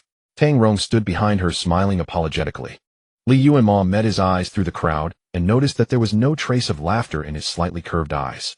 For a moment, Li Yuanmo felt as if a cold, slithering water snake had bitten him on the neck. He calmly looked back at the woman. Her number was 008, similar to those officers from the Special Defense Office. and her mission was to escort Wan Hao, different from the tasks of other central personnel. It seemed that the power structure of the central base was not centralized, but rather divided among several departments. Wan Hao did not resist. He came out from the door, keeping silent on the previous topic, and extended his hand to let the woman put on the escort device. Liaison 008. The area around Nanxi has been unsafe lately with bandits robbing travelers. Would you be willing to rest here for a couple of days? Tang Rong deliberated for a moment and invited. We have arranged comfortable accommodations for the central special envoys. Perhaps you could wait until we clear out the bandits before leaving. Li Yuanmo naturally understood this was a delaying tactic. Wan Hao must know something extremely detrimental to Tang Rong, so he had to die. Recalling the torment Wan Hao had suffered in the hotel lobby, Li Yuanmo felt that the two Wan brothers were very similar in nature. Both were intelligent. Given Tang Rong's decisive and ruthless character, if Wan Hao were of no further use to him, he would have eliminated him root and branch at the first opportunity. Currently, it seemed Wan Hao still held some information that Tang Rong had not obtained. He was very smart, and even after enduring all kinds of inhuman torture, he had not revealed these things. This allowed him and his younger siblings to survive until now. Yesterday was the day 008 arrived in Nanxi. Li Yuanmo felt fortunate that he had happened to run into Wan Hao's rampage and rescued him in time. Otherwise, Tang Rong would surely have sent someone to silence him later. No need. 008 looked Tang Rong over for a moment, her tone cold. The mission is urgent, I must leave immediately. Tang Rong's the ability users behind him trembled uncontrollably, slowly moving closer to 008. Commander Tang, you have managed Nanxi City so well, which shows you are a smart person. A smart person should know that the Special Defense Office dared to send me alone to complete this escort mission, so naturally they are not afraid of any bandits, right? 008 spoke as if chatting casually, seemingly unaware of the oppressive atmosphere. Tang Rong slowly lowered his eyes, his tone somewhat helpless. It seems I was being too talkative. I hope you will not mind my rudeness, sister. The woman gave a slight smirk, ignored him, and tugged the escort device on Wan Hao, heading downstairs. She hadn't gone far before she stopped. What's that smell, eh? She frowned and asked, what are you burning in your hotel? The others only then realized that a smell of smoke had been permeating the air. They were stunned for a moment, then their expressions changed. Damn, it's a trap. Most of the ability users who had gone to hunt the traitor had already headed toward the signal location, except for Di Jingshua, who had been delayed by Wan Hao. Get out of here. Don't stay in the hotel. He quickly instructed Li Yuanmo. Go to Eugene Garden. There's a playground there. Find a person called Old A. He'll take you to a safe house. With that, a layer of sharp, cold metal armor had already formed on his lower body. The man looked up at the ceiling and ran toward the thickest smoke. Tang Rong's target was not Li Yuanmo at the moment. He glared at the direction 008 had gone, his body dissolving into a stream of water. The formerly crowded elevator lobby instantly became deserted, leaving only the pervasive smell of smoke. Li Yuanmo didn't know where the fire had spread and turned to rush into the room to find the giant octopus. The next moment, a giant black horse leaped over the gap in the room and landed before him. Its mane billowed like a waterfall, but it did not stop its charge in front of him. As it passed, a giant pale purple octopus wrapped its tentacles around Li Yuanmo's waist, steadying him on the horse's back. Thanks. Li Yuanmo grabbed the black horse's mane, leaning against the cool, soft octopus, a smile tugging at his lips. Then out of the corner of his eye, he noticed that the octopus had also extended a tentacle, clutching a plastic bag full of books. His smile instantly froze on his face. The horse was more sensitive to fire than humans. It galloped through the empty corridors, leaping and running through the intersecting hallways without needing to identify or think. Li Yuanmo rarely rode a horse, so his body was somewhat tense. The giant octopus behind him, like manipulating a toy, slowly tilted his waist forward and positioned his tense limbs on the horse's back in a suitable posture to cushion the impact of the black horse's gallop. Soon Li Yuanmo forgot his nervousness. He felt the rhythm of the horse's back muscles rising and falling, staring straight ahead at the fleeting scenery, and a sudden exhilaration rose in his heart. The only flaw was that the giant octopus covered his mouth and nose, leaving him only a little breathing space. The 23rd floor was not low, and the black horse had to frequently detour to avoid other people, so the smoke soon grew thicker. Don't you think the horse is going the wrong way? Li Yuanmo covered his mouth and nose tightly, his vision full of thick smoke, stinging his eyes red. The giant octopus took out a book and fanned the smoke for him, gently patting his head. The black horse neighed painfully, slowing down.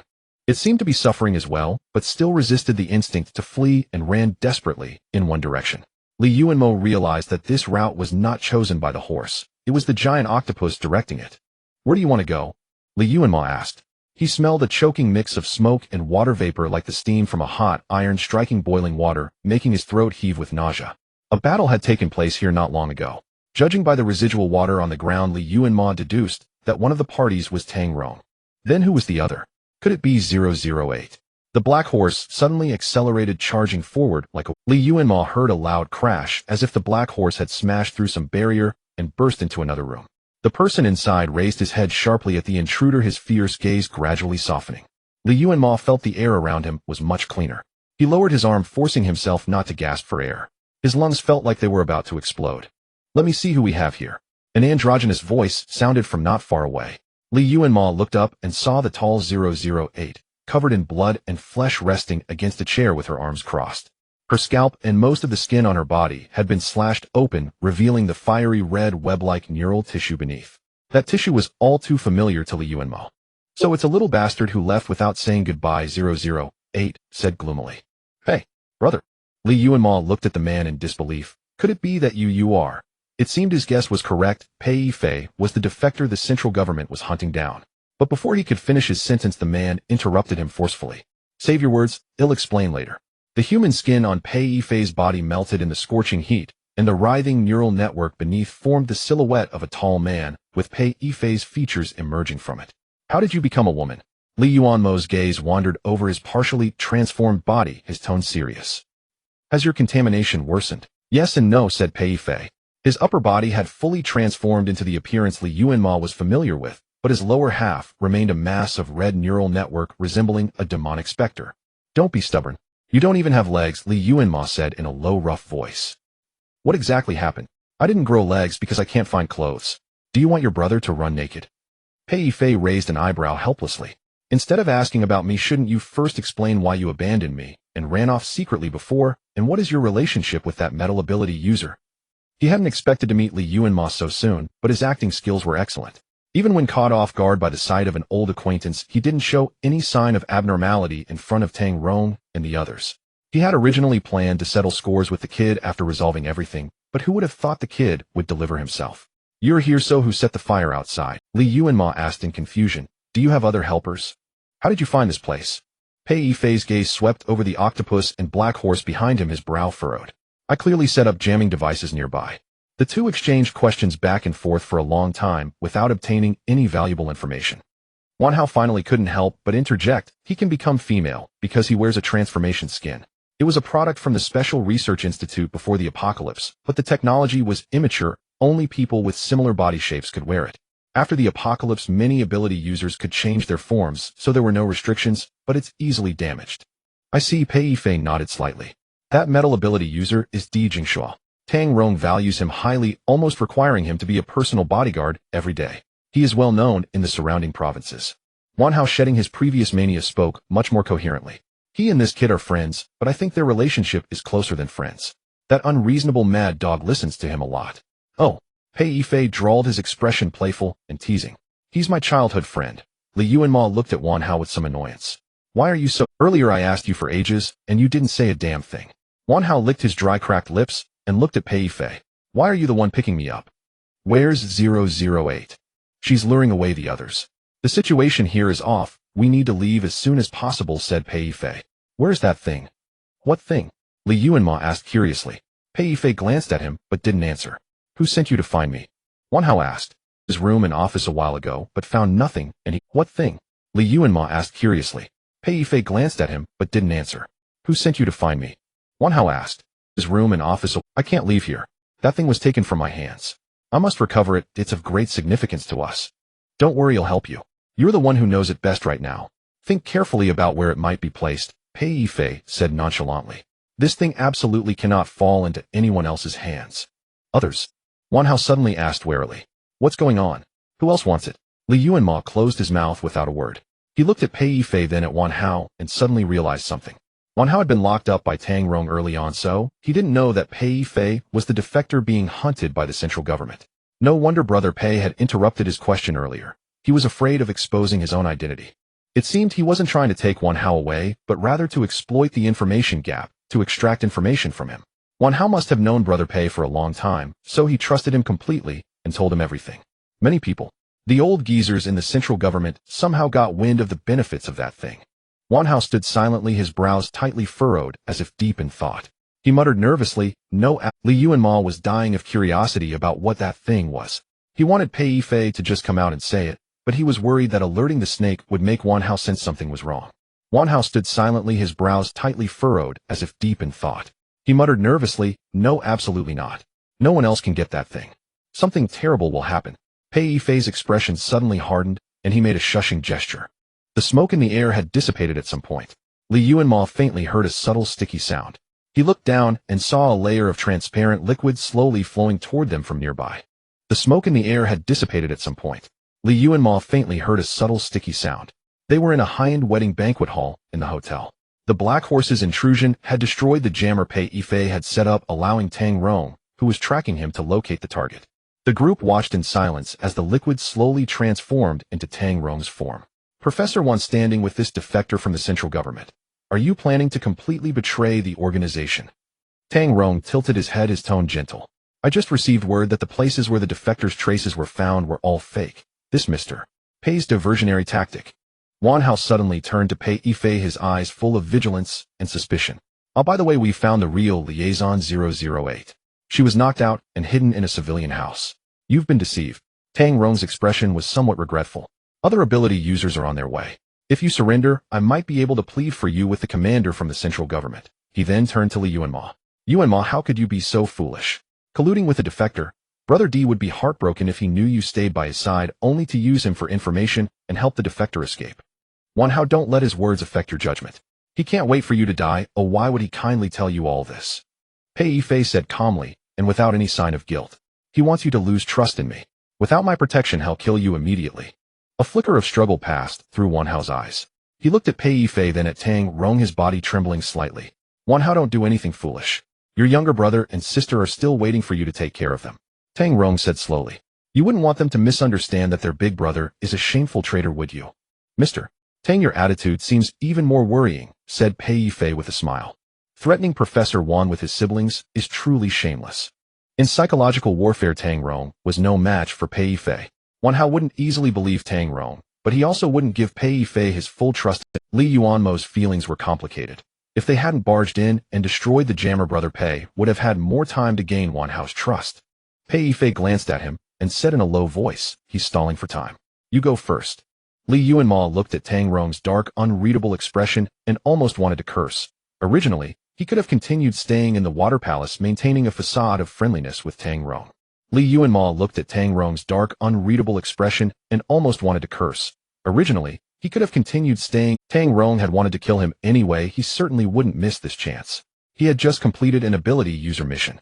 The giant octopus wrapped around his waist, patted the horse's back, and without any hesitation galloped out through the wide-open back door. We're completely unable to go back now, Li Yuanmo said with a bitter smile. He wasn't worried about Pei Yifei. If he could infiltrate the hotel under the siege of so many people, he surely had a way to leave. But he had been forced to reverse his stance.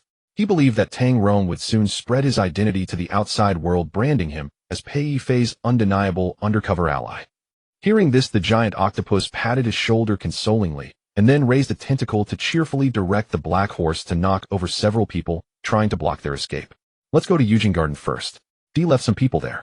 I need to leave a message for him, or he'll be worried to death. His gaze looked into the distance where a large group of people were rapidly converging on the hotel, soon sealing off the exits. The giant octopus had rushed him out just 1 minute before they arrived, a timing so coincidental it seemed carefully calculated. He furrowed his brows, trying to find some clue in the octopus' eyes. Li Yuanmo didn't want to think ill of the creature, but He furrowed his brows, trying to find some clue in the octopus' eyes.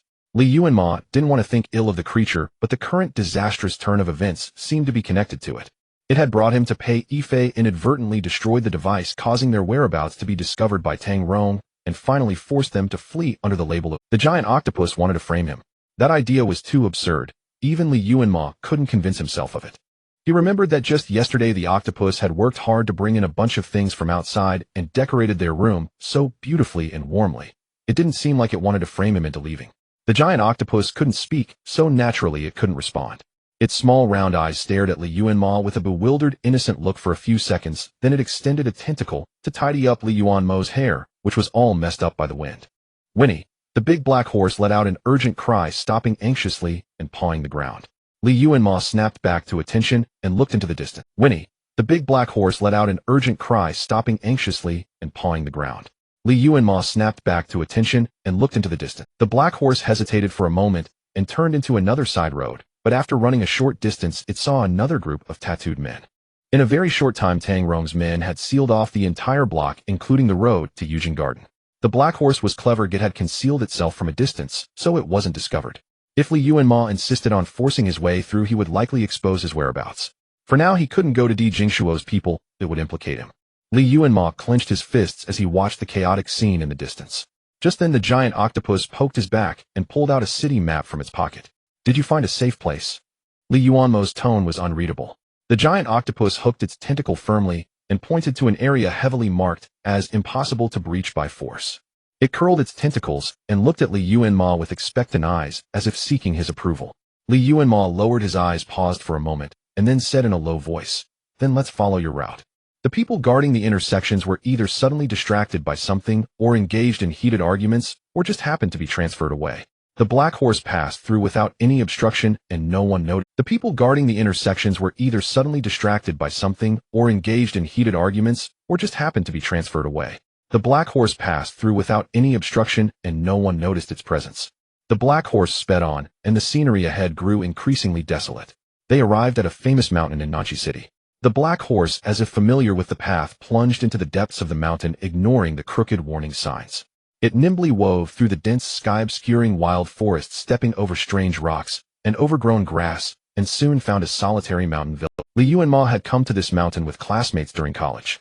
He remembered that there was a scenic area in the mountain, but it was cordoned off with a no-entry line. The staff said it was private property, and no one was allowed in. And now he was standing inside that private area, watching the giant octopus busily climb over the heavy iron gate and open the lock from inside. The black horse twitched its ears, and as if familiar with the way, carried Li Yuanmo inside. Didn't they say this place couldn't be breached by force? Li Yuanmo dismounted. He looked around at the small building whose decoration style seemed somewhat familiar and frowned. Why do I feel like there's no Could it be that the giant octopus hadn't actually entered the inaccessible area, but had just brought him to an abandoned villa on the outskirts? That made sense. No matter how powerful this creature was, it couldn't easily break through defenses that had stymied ability users for so long. It might have just happened to find a hidden courtyard. The walls and floor tiles of the courtyard were overgrown with weeds. The black horse casually found a spot and lowered its head to munch on the grass. The giant octopus squinted its eyes and pulled Li Yuanmo toward the back courtyard of the small building. Li Yuanmo was curious to see what tricks the creature was up to, so he obediently followed it around to the backyard. To his surprise, the unremarkable backyard of the small building enclosed a beautiful pond. The pond had been neglected for a long time, its water a greenish hue, surrounded by lush grass. Before Li Yuanmo could appreciate the pond, the giant octopus led him to a hidden underground passage by the pond. The damp walls of the basement were lit by a row of dim yellow lights, and a thick layer of dust covered the floor, which surprised Li Yuanmo, as there was an independent power supply here. The underground space was large, with several locked secret doors. The giant octopus took a moment to distinguish them, then raised a tentacle and smashed open one of them, crawling in eagerly and turning on the light. Li Yuanmo pinched his nose and walked through the door. When he saw what was inside, he fell into a long silence. In the room there were several different types of cutting machines. I've changed my mind. You must be a mutant. Li Yuanmo sat calmly on the sofa in the small building, watching the giant octopus heat milk for him. The giant octopus. Only a wicked mutant would have such a twisted and bizarre train of thought, Li Yuanmo stated with certainty. The giant octopus drooped its eyes in grievance, carefully pouring the tea leaves from the jar into the milk tea. Li Yuanmo had no intention of acknowledging this detestable creature. The mere thought of what had just happened made him gnash his teeth in fury. He had originally stormed out of the basement in a rage, slamming the door, but the giant octopus hurriedly chased after him, entangling his body and dragging him bit by bit into the villa. Li Yuanmo really didn't want to face this hopeless reality again, nor did he want to see its pitiable yet detestable form, but the giant octopus kept watching him nervously, preventing him from running off in anger. Thinking that this was a wild mountain, even if he stormed off in a huff, he would find it difficult to find his way back. Moreover, there were people searching for him everywhere, leaving him with no way out. Could this also be part of the giant octopus plan? Block all his escape routes, leaving him nowhere to go even when angry. Li Yuanmo wrapped his clothes tighter and turned over on the soft sofa. At some point, a chilly wind began to howl outside. Beyond the oversized floor-to-ceiling windows, there was a gloomy, overcast, rainy sky, as if a heavy storm was about to break. The dark green canopy of trees hung over the small building, casting the courtyard outside into a murky, desolate gloom. The gnarled, coiling branches resembling twisted pythons stretched across the expanse of the sky. The black horse had long since wandered off somewhere, but it seemed very happy, even excited. Li Yuanmo had no mood to care about it any longer. The small building had been uninhabited for a long time. White dust covers lay over the furniture. Li Yuanmo curled up in the corner of the wide sofa. This afternoon was exceptionally cold, and the temperature inside the room refused to rise, so the giant octopus brewed him milk tea to warm up. Shivering from the cold, Li Yuanmo thought of Di Jingshuo's furious expression upon seeing his defection, worried about how Pei Yifei would escape under the siege of Tang Rong and the central superhumans, and even remembered his little black branch. He hadn't seen it since leaving the Chandelier Fruit Grove. A furry blanket was carefully draped over him by a certain creature. The scent of cream and sugar mixed together reached Li Yuanmo's nose. Seeing that he didn't resist, the giant octopus boldly took off his shoes, tucked his icy feet into the thick blanket, and wrapped him up meticulously like a meat dumpling. The steaming milk tea was placed on the table. It poked Li Yuanmo's shoulder, but received no response. So it could only huddle helplessly by the sofa, its round eyes fixed on the back of his head. Outside, the wind raged fiercely, leaves trembling violently, producing noisy, chaotic, rustling sounds. In the distance, the muffled rumble of thunder could be heard, and a faint mist condensed on the floor-to-ceiling windows. After an unknown period of time, the sweet milk tea had gone from hot to cold and been replaced 3 or 4 times. Li Yuanmo still remained buried in the blanket, refusing to acknowledge the fish. The giant octopus crawled around the room up and down, trying to find anything that might interest him. Over a dozen guns, which ordinary people could only see in military magazines, were piled up at the foot of the sofa. A safe filled with various documents and gold bars was also carried over. Dozens of strangely colored potions carefully preserved in a freezer, and all sorts of bizarre biological specimen remains that it had found somewhere. A dazzling array of items nearly buried Li Yuanmo in the sofa. The giant octopus hadn't stopped. It turned and climbed to the second-floor study, bringing down a pile of precious books. By the time it had finally delivered the mountain of manuscripts to the first floor, it found that the blanket had become flat and empty, and the person wrapped inside had vanished. Gee! The giant octopus let out a sound. The new milk tea in the small kitchen had already boiled over and started to bubble, but the room was now empty except for the fish itself. A rare guest. Wang Shijuan lay on a rocking chair, flipping through the account books of the cake shop. She looked behind Li Yuanmo and asked, "Where's the little fish? Why didn't you come together?" Li Yuanmo didn't answer her. With a gloomy face, he sat on the edge of the pastry counter in a daze. Aunt Wang rarely saw this good-tempered boy angry, so she glanced at him with curiosity. It did something very unforgivable. "I don't want to see it right now," Li Yuanmo said in a dull tone.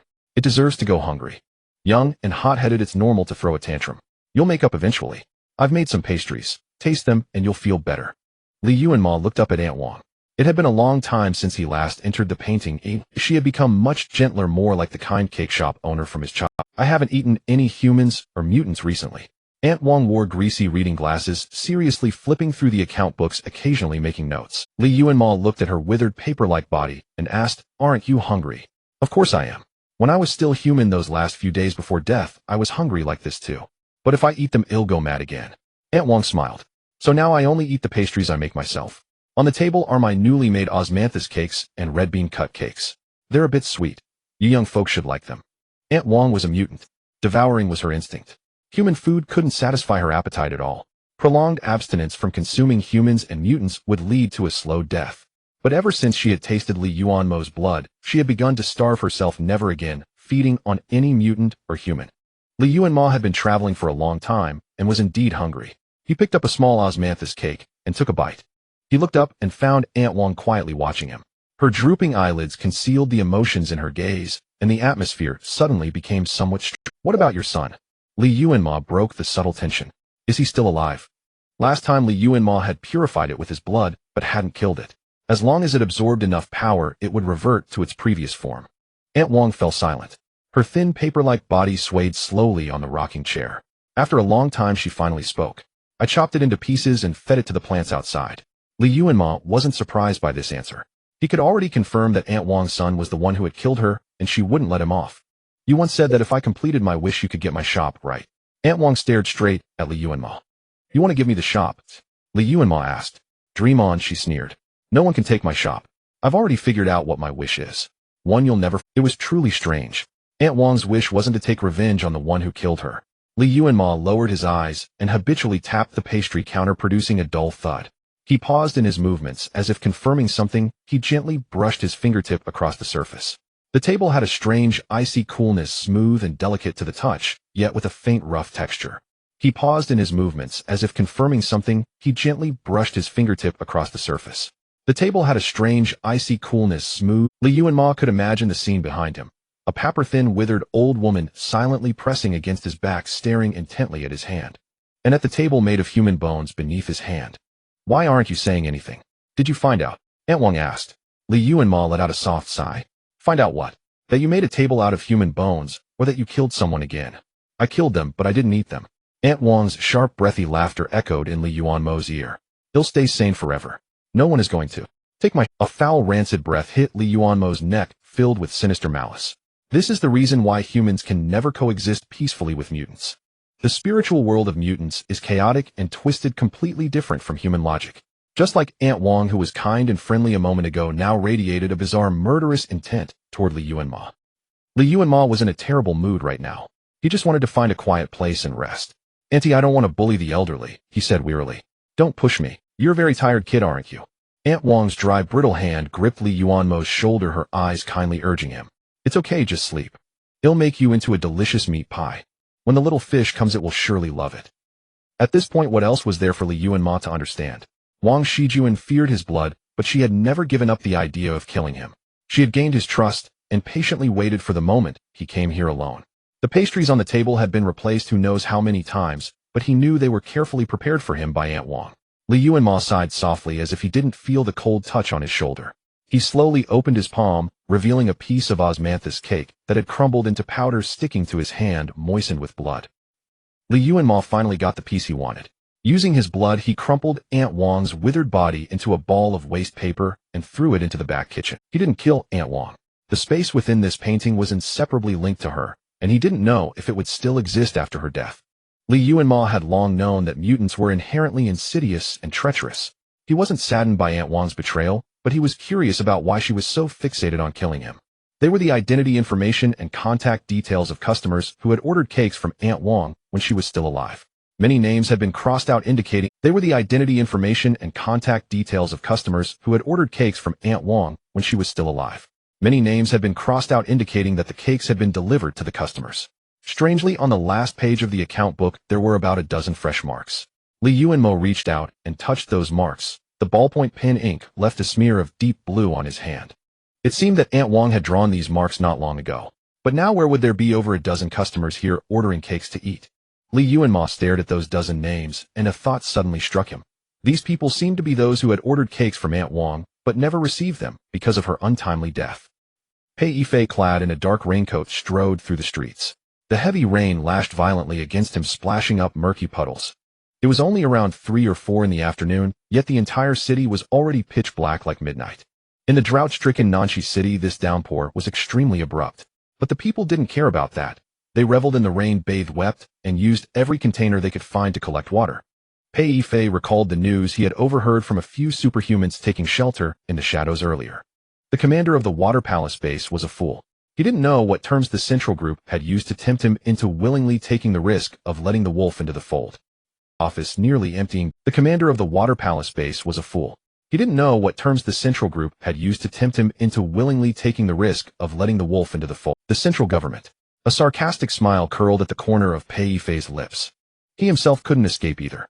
Before dying, Lu Jingzi gripped Pei Yifei's hand tightly, the veins on his face and neck bulging like twisted thick earth. He himself couldn't escape either. Before dying, Lu Jingzi gripped Pei Yifei's hand tightly, the veins on his face and neck bulging like twisted thick earthworms, his eyes filled with profound despair and terror. He said, "Old Pei, we've all been deceived. Yu Weiyong is a madman." Then he raised a gun and shoved it into his own mouth. The rain was falling harder, and the swift currents had risen above the tops of Pei Yifei's rain boots. He found an abandoned residential building and planned to take shelter there. But before he could even dry the water stains from his raincoat, an uninvited guest arrived at the door. It was a giant black octopus. Like a ghostly, ethereal specter, it silently lurked in the dilapidated corridor, quietly watching Pei Yifei. "What are you doing here?" Pei Yifei frowned. "Where is Li Yuanmo?" Whether it was an illusion, he felt the dangerous monster before him begin to tremble slightly. Its thick tentacles twitched restlessly, twisting into spiraling muddy tracks on the dust-covered, debris-littered floor. Something happened to him. Pei Yifei's eyes darkened as he threw on his raincoat. Can't even protect one person. What good are you? A clap of thunder roared in the distance, and the rain poured even harder. When Yuanmo emerged from the painting, he didn't see the giant octopus, not knowing where it had gone. Among the pile of books, he found a thin photo album. There were very few photos inside, suggesting the owner didn't like being photographed. The few remaining pictures were all group photos with the military and individual honor shots. And among the pile of books, he found a thin photo album. There were very few photos inside, suggesting the owner didn't like being photographed. The few remaining pictures were all group photos with the military and individual honor shots. But that was enough to confirm the owner of this place. Looking at that hauntingly familiar face, so conspicuous among the soldiers, his stomach felt as heavy as if he had swallowed a ton of cold hard iron. Xinjiang again. What were the odds of precisely locating the same person's secret residence in different cities? He finally confirmed one thing: the giant octopus was not an innocent mutant. It definitely had a connection with Xinjiang. Though the room was very warm, he suddenly felt a chill, as if that man who had never appeared was spying on him from behind. Yuanmo crouched on the ground, rifling through the items the giant octopus had discarded. He refrained from touching the oddly colored vials stored in the cooling box, as the memory of the giant octopus using 2.5 small bottles of potion to incapacitate Zhang Pu's men was still vivid in his mind. He wondered where that creature had hidden itself, for it had not returned for such a long time. It was truly an unpredictable octopus. Though its temperament seemed as fragile and soft as its appearance, it would occasionally exude a dangerous pressure that caught one off guard. However, if it was indeed connected to Xinjiang, then everything made sense. In his past life, that man had commanded many legendary superpowered beings and creatures, each of whom could have a biography of their own. Perhaps the giant octopus had been one of them in that previous life. Yuanmo had already categorized the giant octopus as belonging to Shun Zhengrong's camp. He speculated that the creature might be Shun Zhengrong's subordinate or a superpowered pet that had accidentally gotten separated from him, thus scouring the city for residences left by its master. Yuanmo reorganized the books and documents the giant octopus had scattered, finding them to be mostly obscure professional texts, biological atlases, military theories, and esoteric papers he could not comprehend. He found it utterly absurd that the giant octopus had once tried to use these books to curry favor with him. After tidying for a long while, he finally unearthed a foreign classic about love, its spine and corners worn, evidence that the owner had perused it many times. Was this also one of Shun Zhengrong's books? Yuanmo casually opened it, and his eyes were met with a bold, sharp, and unyielding handwriting, one he had seen before at Shun Zhengrong's residence in Qiushui City. Bored and curious to see what kind of leisure reading such a prominent figure would enjoy, he patiently skimmed through a portion of the book. One passage described a man who, to ensure the happiness of the woman he loved, reluctantly let her go, allowing her to sail away with the second male lead to a foreign land, while he remained in his homeland growing old alone. The plot was cliched and monotonous, yet it carried a poignant sense of regret and painful love. Clearly this ending had greatly displeased its reader. At the end of that chapter, someone had appended a diagram of the old-fashioned steamship from the book along with a detailed shift schedule. Clearly this ending had greatly displeased its reader. At the end of that chapter, someone had appended a diagram of the old-fashioned steamship. With so many vulnerabilities on the ship, the male protagonist could easily exploit a few to eliminate his rival without a trace. Yet he allowed his beloved to leave so easily. It was utterly stupid. Following the drawn diagram, Yuanmo attempted to simulate the scenario in his mind, and discovered that the criminal plan was extremely meticulous, highly feasible, and devoid of any loopholes. He closed the book, uncertain whether to be astounded by Shun Zhengrong's formidable execution and criminal mindset, or to criticize his paranoid and dark. So after all this, the giant octopus, no, the giant squid, had learned all its cunning tricks from this man. Yuanmo carefully smoothed the book and returned it to its place, silently reciting, "These things were all messed up by your little pet. If there's a score to settle, let the offender be held accountable, not me." Just then the keypad lock on the door of the small building was pressed. He turned around warily, only to see the door yanked open, and a tall man cloaked in humid moisture strode in with a furrowed brow. "Brother Pei." Yuanmo stood up somewhat surprised. "How did you find this place?" Pei Yifei wiped the water off his body, glanced at him, and said nothing. Behind him, a hesitant ink-black tentacle crept in. Yuanmo instantly understood. The giant octopus seeking his forgiveness had gone out to fetch reinforcements. Truth be told, his anger had already subsided considerably. Though he could have kept an eye on each other with DZ in the Aqua Palace base, now he realized that Tang Rong had eyes and ears all over the base, and he would only be constrained there, wasting time. Now that he had been forced to leave that place and had run into Pei Yifei, it might actually be a good thing.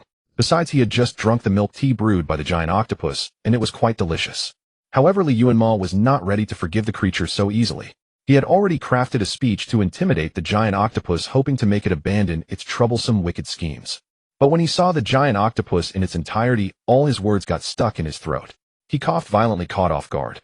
The creature had turned completely black as if to validate the mockery in his mind, truly becoming an oversized squid.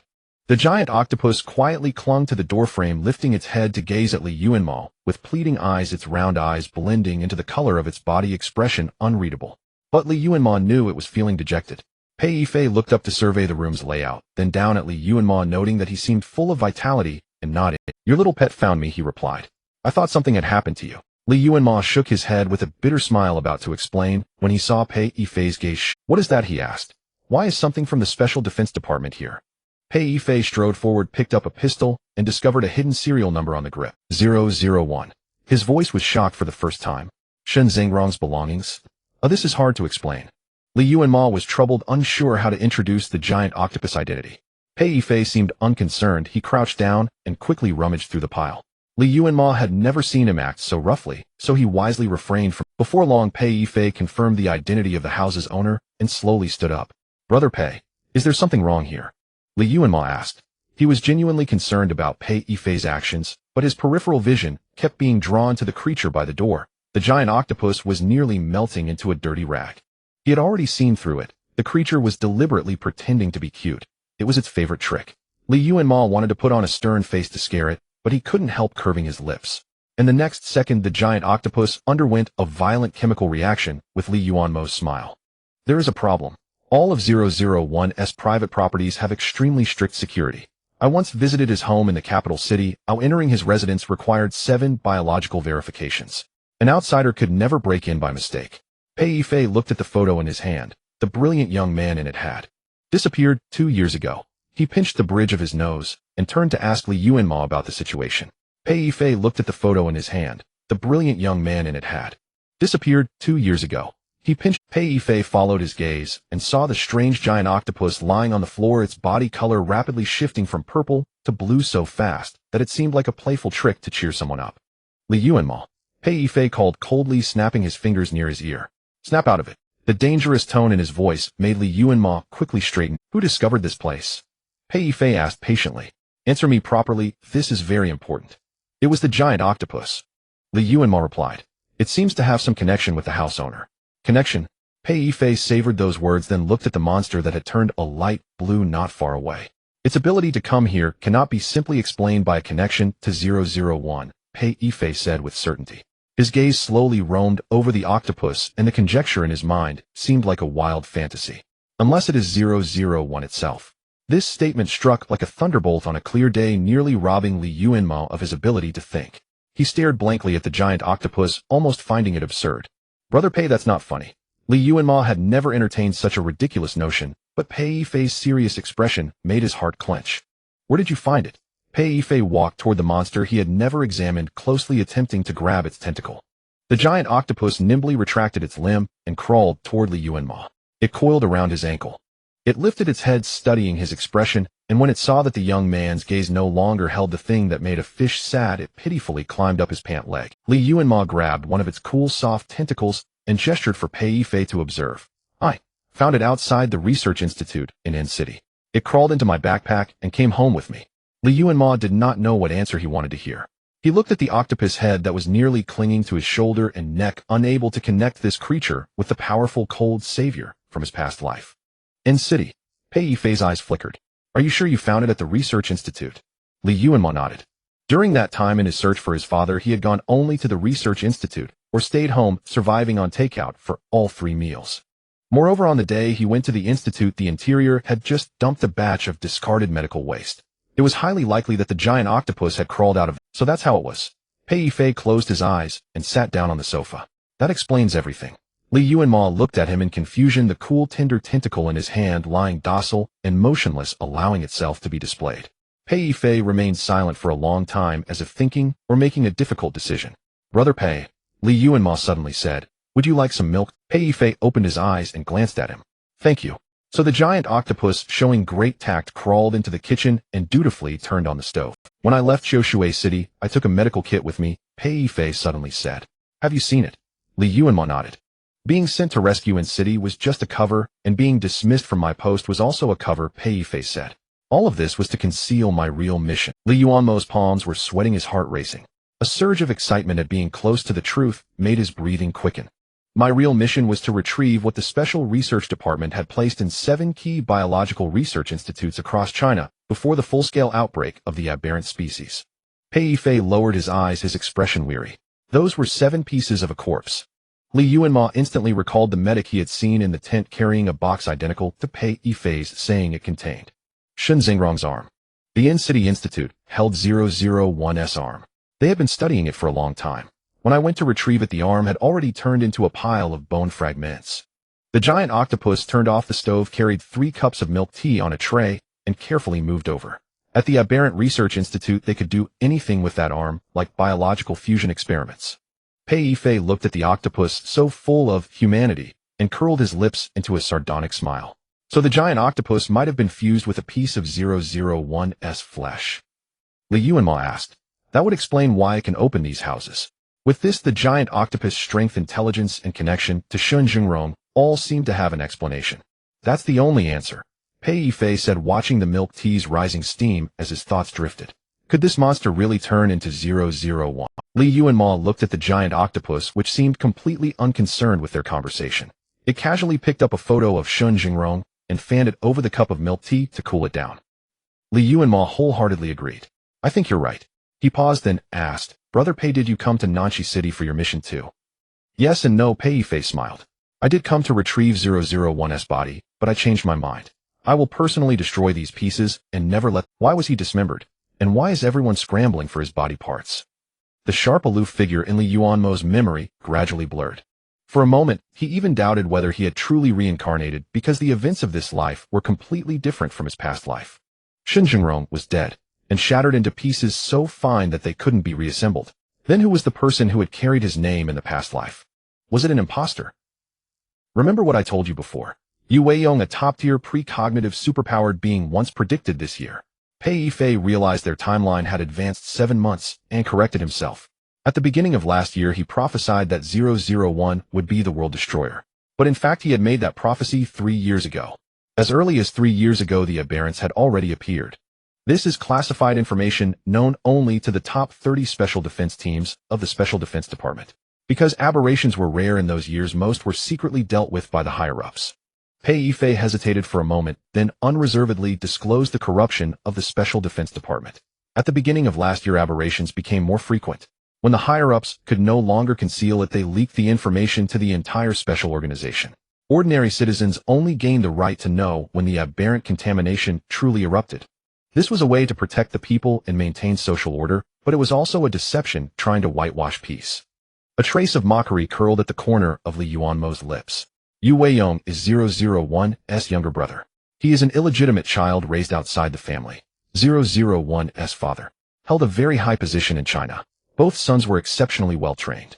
After Yu Weiyong prophesied 001's identity as the world destroyer, their father refused to give up on the child he had so meticulously cultivated. So he locked 001 in the Central Research Institute, attempting to hypnotize and brainwash him into a robot without negative thoughts, thereby cutting off his world-destroying ideology. A cup of fragrant milk tea was brought to Li Yuanmo's lips, the giant octopus having blown it to the perfect temperature. He took an instinctive sip, and the chill in his heart was partially dispelled. He held out for a long time against those top international hypnotists, and in the end they failed to brainwash him, but he went completely insane.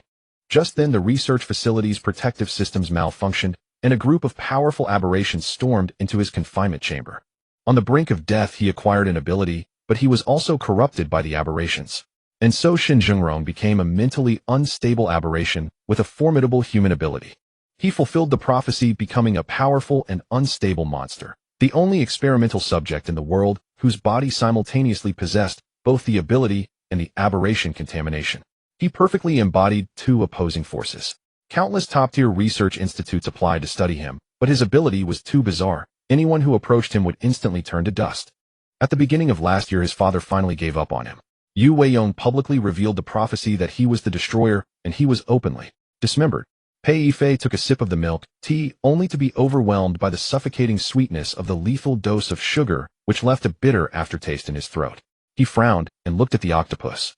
It was holding the milk tea cup, docile and gentle, leaning against Li Yuanmo's shoulder, its many tentacles lying limp on the sofa, occasionally twitching slightly. Its body had turned back to a soft pink-looking content, and pleased.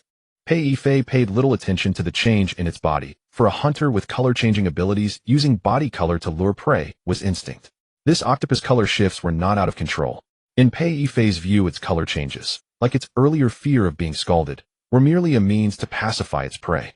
However, he could sense that this giant octopus was not deliberately concealing its emotions from Li Yuanmo. It was almost openly telling the human its thoughts through its. This behavior was more like acting cute. Brother Pei, Li Yuanmo suddenly asked, if 001's body was divided into 7 parts, then is there also one in the Research Institute of Nanchi City? Pei Yifei gave a slight nod of affirmation. Although he is dead, these body parts themselves possess immense energy. The remains of 001 stored in Nanchi City. That's exactly what Tang Rong stole from the Institute. Pei Yifei raised an eyebrow, somewhat surprised. Then do you know what that thing is, eh? Li Yuanmo recalled Tang Rong's mind control over his subordinates, and then thought of the face Di Jingshua had unintentionally carved with such lifelike familiarity into the giant mecha. He found the face familiar because its features indeed bore traces of Shen Jingrong. But he hadn't recognized it immediately because Di Jingshua had never had the chance to see Shen Jingrong's real appearance. He had only constructed his form from a simple skull framework. So where had Di Jingshua seen Shen Jingrong's skull? Li Yuanmo closed his eyes, and in his mind emerged the ferocious tattoo of the evil god on his back. One hand of the deity held a skull high aloft, symbolizing absolute dominion over the mind and spirit. The other hand summoned towering waves representing supreme control over water. It's the skull, Li Yuanmo said, slowly revealing the answer to Pei Yifei. His skull. Very clever, Xiaomo. The corpse fragment from Nanchi City was indeed 001's head. Pei Yifei gave a slight smirk, his tone light. But clever people usually meet their end in the apocalypse. Now guess again why I'm wanted. Li Yuanmo leaned back on the sofa, kneading the soft, slippery tip of the giant octopus tentacle, lost in thought. He realized that Pei Yifei was testing his ability to synthesize information as if he were selecting an ally for himself. In the apocalypse, formidable abilities were certainly important, but what mattered more was the intellect to filter information and grasp the situation. After all, the treacherous and dangerous nature of the human world sometimes surpassed even that of the Aberrant territories. Li Yuanmo meticulously sorted through the information he had gathered in his mind. You did indeed betray the Special Defense Department. He spoke slowly. But DZ once told me that the defector was an ability user, which means you concealed it well. You didn't leave because of Aberrant contamination. Pei Yifei gave a slight nod, affirming his deduction. Combined with the mission you mentioned earlier, I suspect the problem lies with 001's arm. Li Yuanmo turned to look at Pei Yifei, testing his guess. Pei Yifei suddenly smiled, his features relaxing. Li Yuanmo, I have a feeling you're the person I'm looking for. It was the first time he had praised someone so bluntly. Li Yuanmo gave a soft cough, but couldn't tell him that he was a veteran who had survived over a decade in the apocalypse, scraping by and navigating its perils. A while ago, I fell into a coma fighting against Jihan. When I woke up, you had already left. Pei Yifei glanced at Li Yuanmo. His gaze carried a hint of scrutiny. After exchanging a look, they both tacitly averted their eyes. Don't worry, I won't ask what happened back then. Pei Yifei's sharp brows softened in the warmth of the milk tea. You don't need to run to hide your secrets. In times like this, being too curious about others' secrets is just foolish. Li Yuanmo, caught off guard, raised his cup and smiled. He didn't want to gamble on human nature. Pei Yifei was a good man who had shared hardships with him, yet he still harbored many secrets from Li Yuanmo. Tonight's conversation, rather than Pei Yifei analyzing the giant octopus identity or recounting Shen Jingrong's past, was more like his repayment for Li Yuanmo having saved him and helped conceal his aberrant identity. When I woke up on the road, the entire team's atmosphere had already turned strange. Lu Jingze was somewhat mentally unstable, repeatedly telling others that he had. Pei Yifei paused and explained, Lu Jingze was the only ability user in the team. His ability was danger perception. Li Yuanmo became interested. He felt this ability was somewhat similar to his own. Pei Yifei picked up a pistol from the floor, slowly disassembling it in his hands, as if to pass the time or steady his nerves. I'm grateful to him. Because of him, the others didn't notice my abnormality. He looked down, but they never got the chance to find out. The team didn't make it past a few supply points before they were all wiped out. How did they die, eh? Li Yuanmo raised an eyebrow in surprise, pressing further. Suicide. I examined their bodies. No signs of external force. Of the 10 people in the team, 3 swallowed knives, 1 stabbed a chopstick through his eye socket into his skull, 2 drowned in the water storage barrel, and 3 used their belts to strangle themselves to death during the same night's rest. Pei Yifei's tone was calm, but Li Yuanmo could feel the chill in his words. The probability of a fully conscious, mentally sound person strangling themselves with a belt is extremely low because humans have a strong survival instinct. When faced with potentially life-threatening actions, the body naturally produces resistance and avoidance responses. For 3 people to strangle themselves on the same night without disturbing anyone else, there was definitely something wrong. Lu Jingzi showed symptoms earliest, but lasted the longest. In his final moments, he seemed to want to tell me something, but his lucid periods were too short, and he never had the chance. Pei Yifei said, later during a brief moment of clarity he knelt and begged me to put him out of his misery. Then he left me a final message and killed himself. Do you have any leads on this? Li Yuanmo frowned. Maybe some aberrant that causes mental contamination controlled them. I checked their belongings and diaries. Everything was normal before the return trip. The only unusual thing was something a soldier told me, Lu Jingzi, because half the team had died, once made a report to Central Base. After that he became strange, always searching for something in the vehicle, even trying to convince the others to turn back. He left no notes or diaries. Just before he died, he suddenly told me that Yu Weiyong had deceived them. That name again.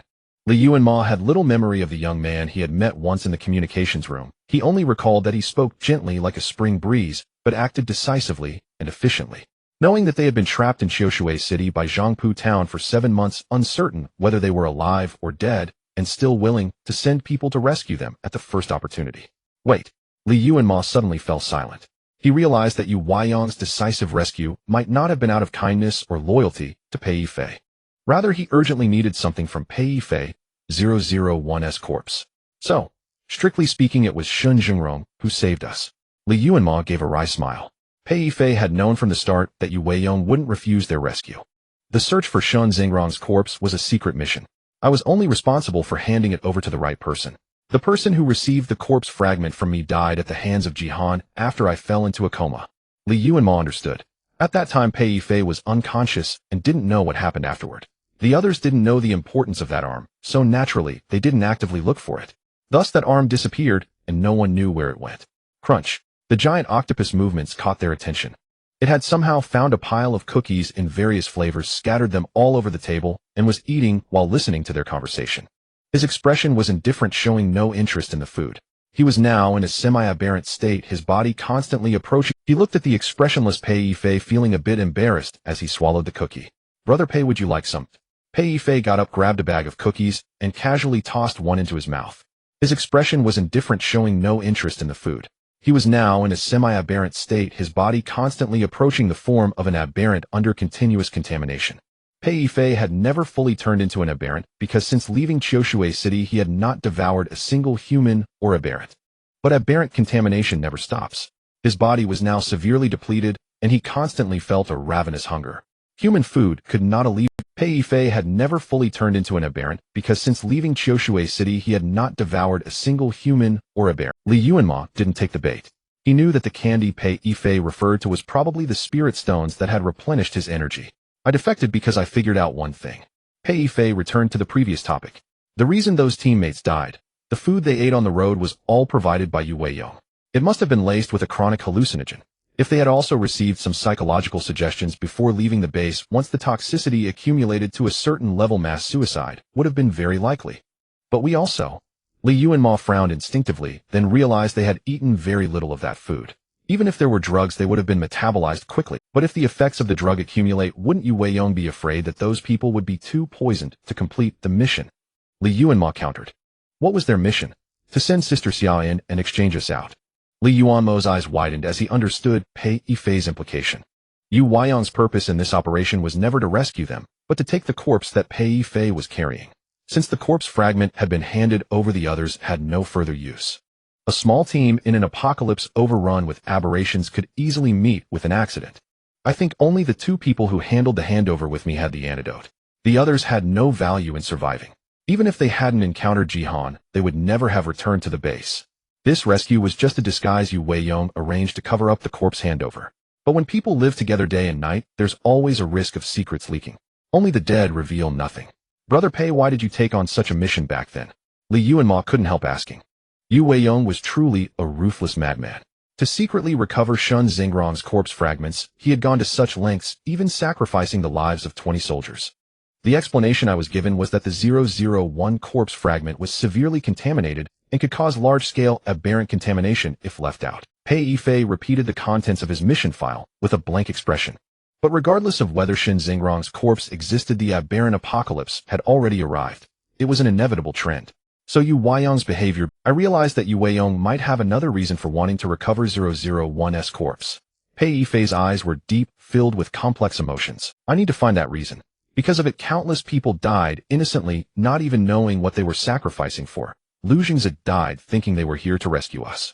He should have died on a righteous path, not in a shameful conspiracy. The cookie bag in Pei Yifei's hand was crushed into a ball of paper. His tone was calm. I want to get an explanation for them. I hadn't intended to attract the base's attention. I burned their bodies and left. But before I could make it here, the center had already issued a wanted order for me. The black horse's long tongue flicked out, swiftly rolling the stone into its mouth. The giant octopus let out a huge yawn, listlessly flopping onto the sofa.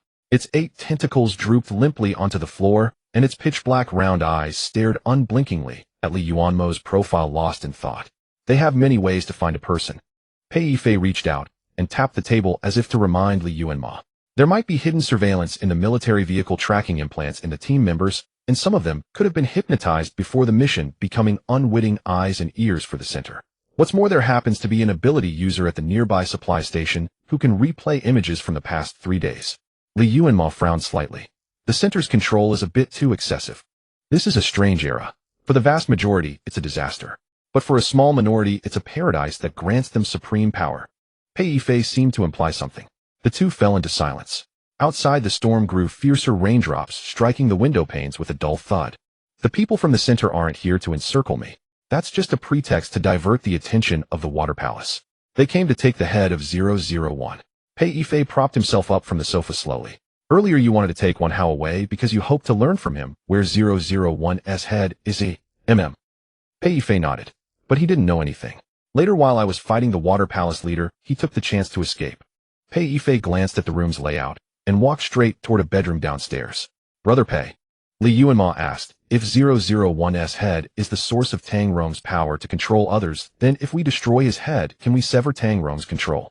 Or would those under his control die because they lose the power source? In theory, yes. But destroying 001's head won't be easy. Pei Yifei turned to look at him. Why do you ask? Have you been affected? I want to take my childhood friend away. Li Yuanmo exhaled. Tang Rong has control over him, and it's deep. It may have already affected his consciousness. I'm worried that rashly destroying the source of control might harm him. Pei Yifei's gaze suddenly turned strange, indistinct under the dim wall lamp. Li Yuanmo didn't notice. He was silent for a moment, then turned and entered the room. Let's sleep first. We'll talk after resting. I can't sleep, Li Yuanmo said helplessly. Just thinking that so many people are searching for a head hidden somewhere makes me uneasy. Pei Yifei ignored him and mercilessly closed the door. A tentacle hooked Li Yuanmo's ankle. He turned around to see the giant octopus with its eyes half closed from exhaustion. He bent down and casually wiped the cookie crumbs from its mouth. His hand paused and he felt a little awkward. He had originally planned to stay angry with it, but Pei Yifei's sudden appearance had dispelled his subtle embarrassment. By the time he remembered his purpose, the octopus had already shamelessly pressed close to him. It was extremely sleepy, leaning against his feet and trying to drag him upstairs. This made Li Yuanmo feel that getting angry would be an overreaction. He hesitated for a moment, then coldly pulled his leg out of its tentacle. I saw another guest room downstairs. They'll sleep there tonight. The octopus was too sleepy to react, following Li Yuanmo with limp tentacles, only to bump into his leg when he stopped. The octopus tried to urge him with its eyes. Don't you like the master bedroom? Li Yuanmo pointed at the ceiling. If what Brother Pei said is true, then you're half the owner here. The master bedroom is yours. The octopus' eyes slowly widened as it realized what was happening. It tentatively extended a claw and crawled 2 steps toward the guest room, but turned to see Li Yuanmo still standing there, having no intention of following. Sorry, I'm sleeping alone tonight. I don't want to wake up with something strange on my chest again. The octopus lay still and began to change color coolly. Li Yuanmo, afraid of softening, hardened his heart, stepped around it, and entered the room, closing the door. He stood behind the door and listened, but heard no sound outside. He didn't know if the octopus had left. Suddenly a flash of lightning lit up the room through the large glass window, casting everything in a ghastly white. Li Yuanmo wondered why Shin Xingrong liked such a monotonous style. He had been to 2 of his houses, both with a full wall of beautiful glass, and even the same interior. Outside the window stood a few towering ancient trees whose names he didn't know. Their massive crowns blocked half the sunlight, their trunks hidden beneath flat, dense leaves that looked like giant hands wildly shaking in the rain. On a sunny afternoon, this would be a delightful visual treat perfect for drinking tea and reading a few leisurely books. But on a cold, damp thunderstorm night, it appeared exceptionally eerie and sinister. Li Yuanmo suddenly remembered what had happened in Shan Zhengrong's previous house. He gasped, stepped forward, and pulled the curtains shut. He found clean bedding from the cabinet, made the bed, and prepared to rest. But before he could close his eyes for long, he heard a strange noise from the door he had just closed. The sound was sticky and soft, as if something wet and slippery was rubbing against his door. Li Yuanmo's eyes snapped open, staring at the doorway. In this villa, only one creature had the energy and reason to pester him. Li Yuanmo scratched his head irritably and shouted, "Octopus! Is there any?" The noise outside abruptly stopped. Not long after, just as Li Yuanmo was drifting off, the strange sounds began again. Frustrated, he sat up with a grimace, got out of bed, and prepared to open the door. But as he put on his shoes, he felt a strange suction beneath his feet. He turned on the light and looked under the bed. Only then did he notice a thin layer of water covering the floor. Li Yuanmo instinctively looked at the door, where water was steadily seeping through the narrow gap. The water seemed conscious, gathering at the foot of his bed and gradually forming a pair of standing male feet. Sensing something wrong, Li Yuanmo immediately climbed back onto the bed.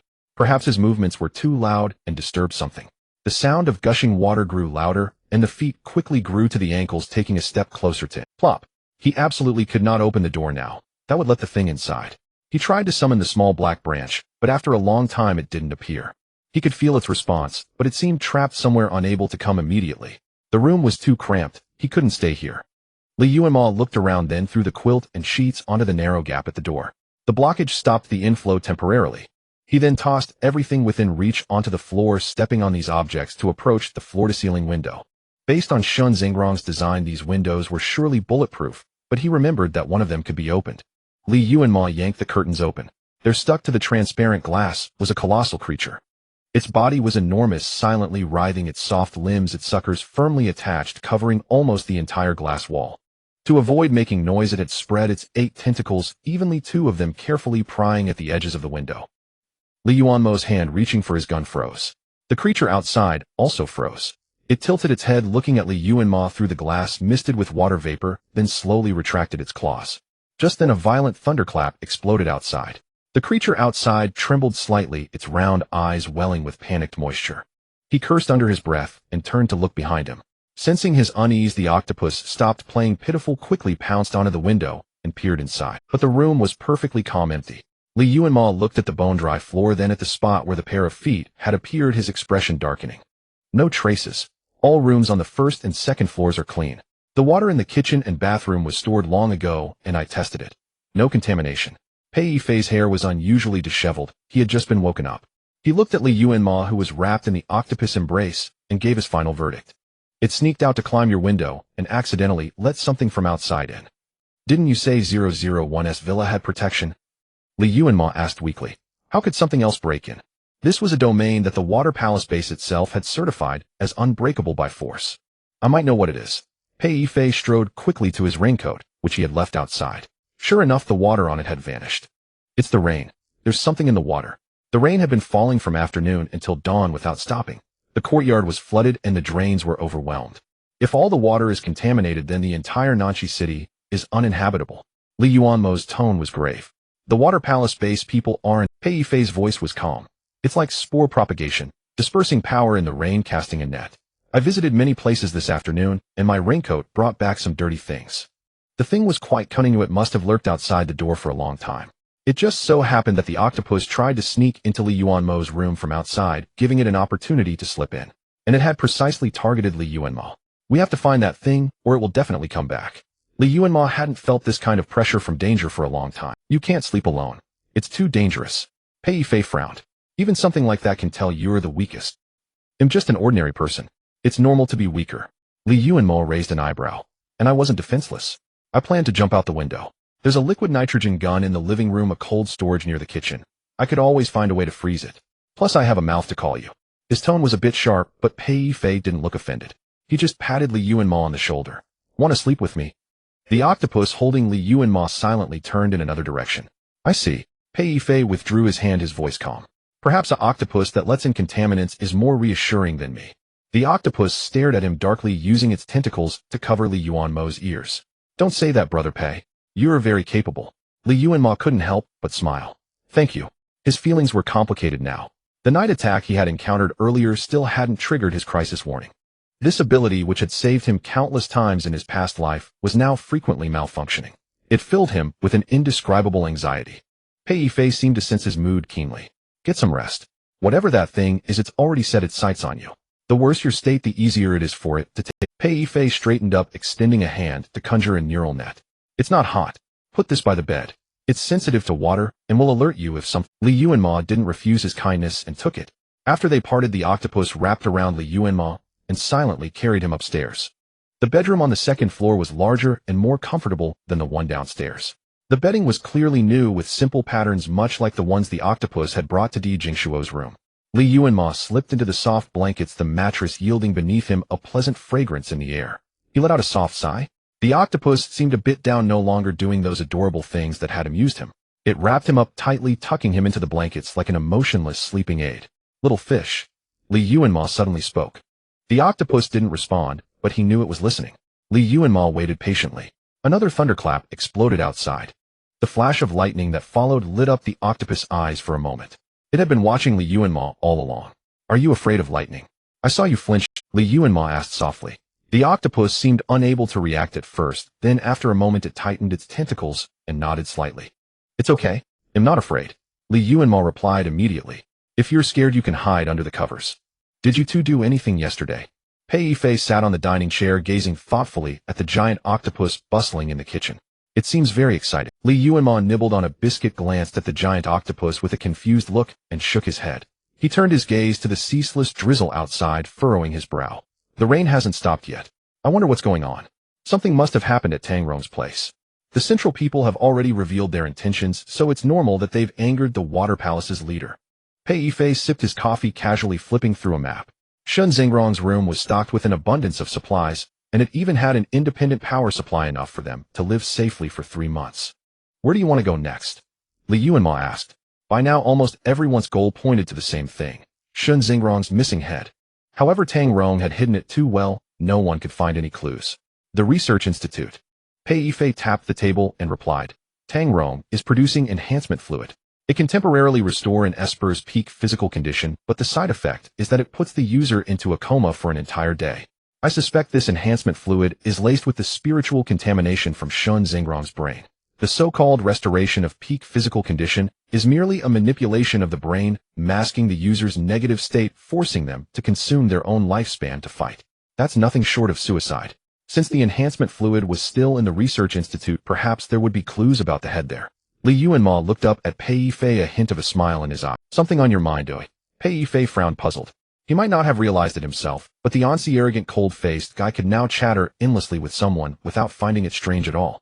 Just then the giant octopus swayed its body and crawled out of the kitchen, carrying a large plate piled high with sizzling pan-fried buns. When did 001 buy this house? Li Yuanmo asked Pei Yifei.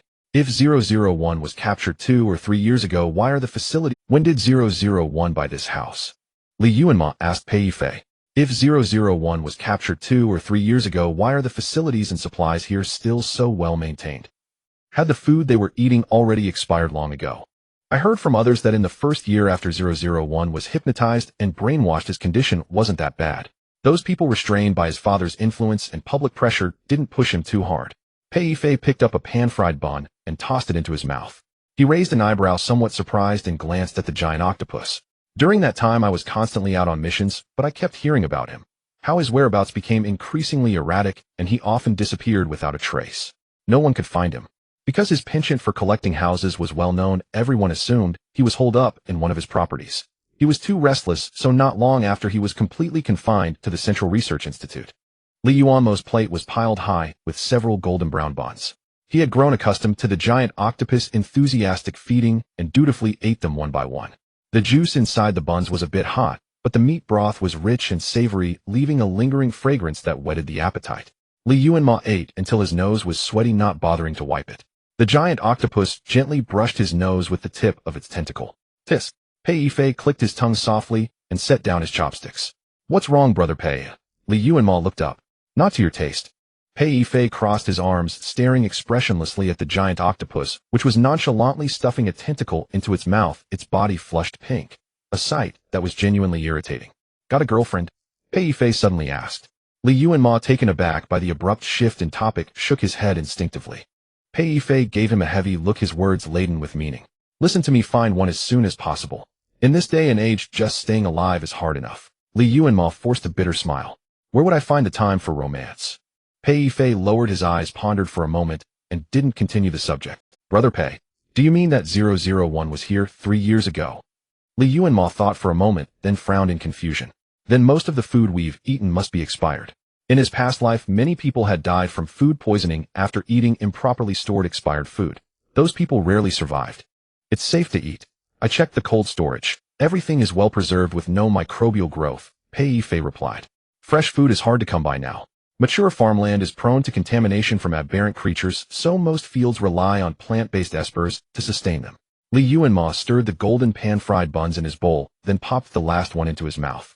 The meat juice burst on his tongue, sweet and savory with a hint of... For some reason, he felt the food didn't taste like it had been stored for 3 years, though instead it had a remarkably fresh flavor.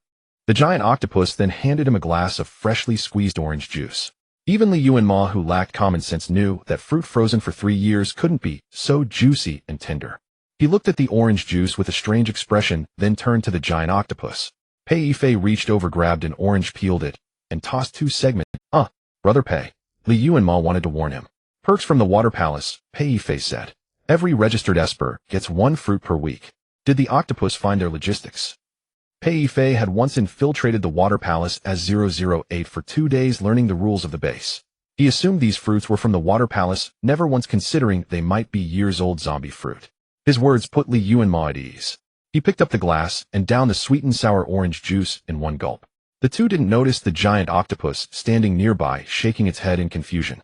These fruits indeed came from this villa. After the two finished eating, the giant octopus naturally swept the remnants of Li Yuanmo's meal into its stomach. With it around, Li Yuanmo never had to worry about leftovers. Time's running out. We need to get ready to leave. Pei Yifei tossed a raincoat to Li Yuanmo, signaling him to put it on. The raincoat wasn't an ordinary poncho, it was more like a fully enclosed protective suit with hidden buttons at the cuffs and legs that could be sealed tightly. Check the suit for any tears. Pei Yifei put on his goggles, wrapping himself up thoroughly. Watch out for things in the rain. Tang Rong can control water. There must be his eyes and ears everywhere in the rain. Will he discover our movements? Li Yuanmo asked. Don't worry. He's got his hands full right now. Pei Yifei's voice was muffled. We're not the only ones after him. Li Yuanmo sensed an underlying meaning in his words and glanced at him. Pei Yifei's blood-red eyes were hidden behind the goggles, his expression unreadable, and he offered no further explanation. The giant octopus wore no protection, showing no aversion to the rain. That made sense. If it truly contained Shen Xingrong's flesh and blood, then the spiritual contamination originating from his head would naturally be ineffective against it. In fact, it might even be able to counter-control the contaminated base members. Moreover, as a water-loving creature, it wouldn't fear Tang Rong's water-based abilities. No wonder it could move freely through the base without being affected. Li Yuanmo cast a jealous glance at the giant octopus, but the creature misinterpreted his look as fear. So when Pei Yifei finished suiting up and was about to urge Li Yuanmo to leave, he found him already tightly wrapped in the giant octopus embrace, being comforted. It was trying to carry Li Yuanmo out like that, shielding him from any raindrops. Li Yuanmo felt a chilling, murderous intent behind him and wisely squirmed out of the octopus grip. Are you trying to turn him into a useless good for nothing? Pei Yifei asked, tilting his head. A pathetic parasite that can't survive without you. Pei Yifei's tongue was venomous beyond belief. Li Yuanmo could imagine how feared he must have been in the Special Defense Department. Don't say that, Brother Pei. Li Yuanmo forced himself to defend the octopus. The giant octopus just worries I might get attacked by contaminants. You really should be attacked. Pei Yifei lowered his voice. Only after getting hurt will you learn that in danger, no one is more reliable than yourself. Li Yuanmo was about to raise his hands and surrender when Pei Yifei finally let him off the hook. He shot the giant octopus a cold glare, then turned and stepped into the rain. A tall, elegant black horse was standing under the shelter of the villa's gate, its silky mane cascading like a waterfall, waiting quietly for its master in the hazy downpour. Pei Yifei approached, lifted the horse's muzzle, and examined its neck. Is something wrong? Li Yuanmo followed closely, asking. He had to shout to be heard over the roaring rain. The storm was so fierce that the water couldn't drain fast enough, already rising past Li Yuanmo's ankles. This is Mo Li 001's most famous lead horse from the Jing City stables. What's it doing in Nanxi? Pei Yifei patted the horse's neck, signaling it to lower its head. Li Yuanmo swung himself onto the horse with the giant squishy octopus clinging tightly behind him like a blob of jelly. Pei Yifei said nothing, opened the gate, and let the horse out. The forest was dense with huge canopies blocking much of the rain's impact. The mountain path was muddy and slippery, but the black horse moved as if on level ground, its four hooves galloping through the torrent, its flowing mane like splashes of ink in the storm.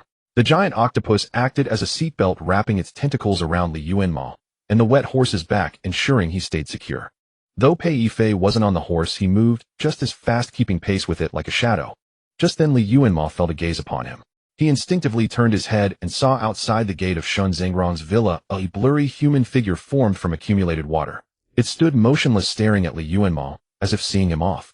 He calmly turned his head, but a storm raged in his heart. His hand on the horse's back tightened slightly.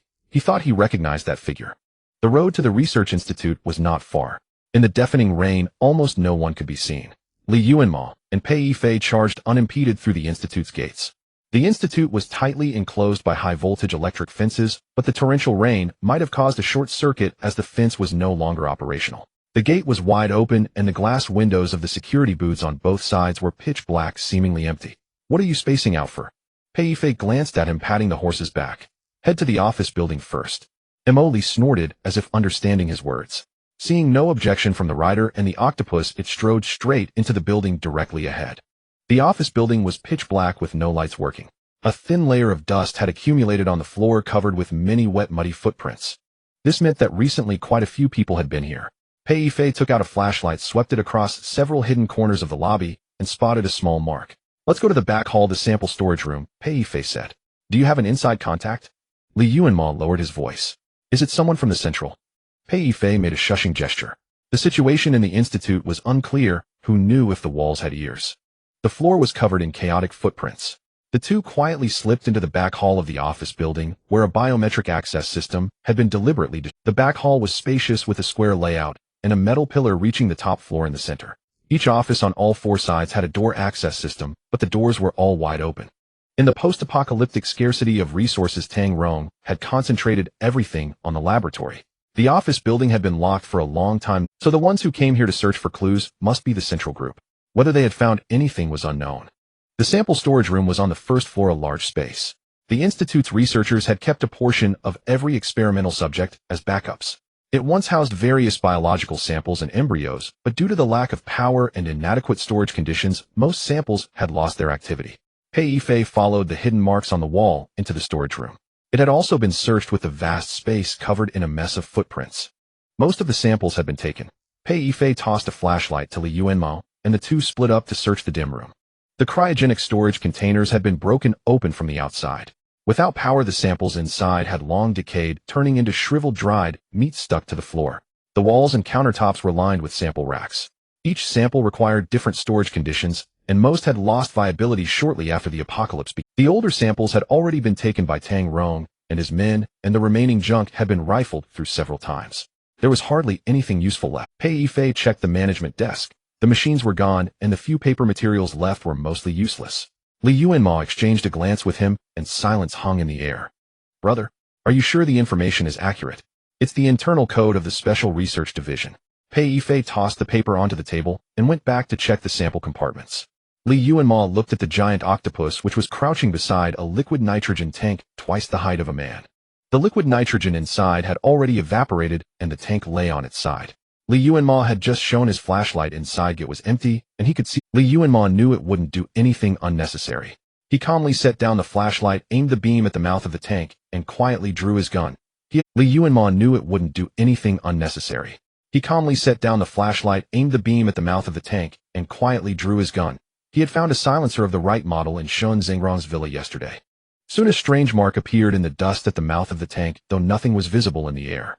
Li Yuanmo fired without hesitation, and a streak of blood burst forth in midair. Pei Yifei moved swiftly, striding to the door and tightly shutting the sample room. Friendly fire, don't shoot, a voice said in pain. The voice was androgynous, coming urgently from the mouth of the tank. Pei Yifei stood in front of Li Yuanmo, his expression dark. Name? Special Defense Office 008. The one who left you the signal. The person gasped in pain, speaking haltingly. Li Yuanmo's eyes widened slightly as he looked at Pei Yifei. 008. Wasn't that the Special Defense Office liaison whom Pei Yifei had knocked out and impersonated? Why was the voice he heard now completely different from the one Pei Yifei had mimicked back then? Why are you hiding here? Pei Yifei stepped on the patch of air. Think carefully before you answer. His stomp was heavy, and Li Yuanmo heard the person beneath him cough out a breathy sound. Li Yuanmo hadn't seen them before, probably because they were wearing some kind of special invisibility suit or possessed an invisibility ability. Since the Special Research Division could even invent disguise and shape-shifting suits, invisibility suits weren't out of the question. How was I supposed to know who came in? The person took a heavy breath, slowly becoming visible in the air. Nanshi City is sealed off by the torrential rain, and the situation is unclear. If ID rushed out to greet everyone who came in, ID have been beaten into a sample long ago. When he saw the face of the revealed 008, Li Yuanmo's eyes flew wide open. Beneath Pei Yifei's foot was a 16 or 17-year-old boy, small and thin, with a face that was extremely familiar. Wan Hao's younger brother. The boy who had stabbed Li Yuanmo in the back at the botanical garden. It's you, Li Yuanmo asked in a low voice. How did you escape? Handsome, I don't think we've met. The boy's face flushed slightly. But I don't mind getting to know you now. Pei Yifei lifted the boy off the ground, and a mess of long hair spilled down. Li Yuanmo realized he had mistaken the person. This wasn't the boy, but his twin sibling. Wan Miao. Li Yuanmo recalled the words Di Jingshuo had used to threaten Wan Hao and asked hesitantly. Wrong, her name is San Shui Miao, not Miao. The young girl smiled brightly. And am not her either. This is a memory shape-shifting suit I got from the supply station in Hachong City. Li Yuanmo was completely confused. He looked from Pei Yifei to Wan Miao, momentarily at a loss for words. 008's missions are rather special. They usually carry out covert tasks for the higher-ups. For secrecy, their appearance changes with every mission. So even now, except for their direct superior, no one knows whether this person is male or female, old or young. Pei Yifei cast a cold glance at the small girl. When you met me before, you were an adult woman. You shouldn't change your appearance so quickly. I have doubts about your identity. 008 rolled up their sleeve and winked at him. I get it. Blood test, ability value test, alien contamination test. Bring it on. The pain a handsome man inflicts I can endure. 008 was a bit noisy, making Pei Yifei frown involuntarily.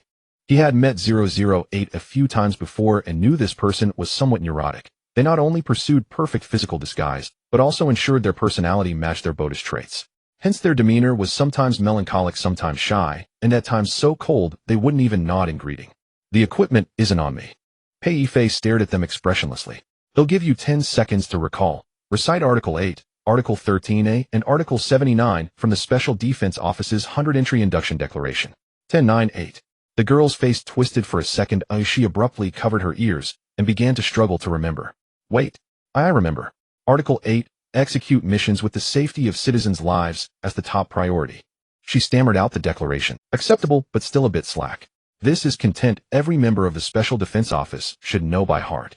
If the timing weren't so inappropriate, Li Yuanmo would have wanted to remind the upright, alien-contaminated, defected brother Pei that he was no longer the commander of the Special Defense Department.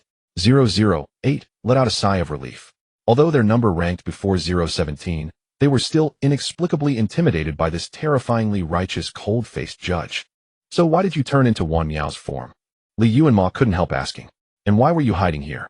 Actually, what he really wanted to ask was why 008 was willing to cooperate with the defected former teammate Pei Yifei. Taking this form was the little girl's dying wish. 008 said helplessly, my original mission was to take her brother Wan Hao away, but for some reason, I ended up saving her instead. Still, her injuries were too severe, and she died quickly. Before she died, she traded me something.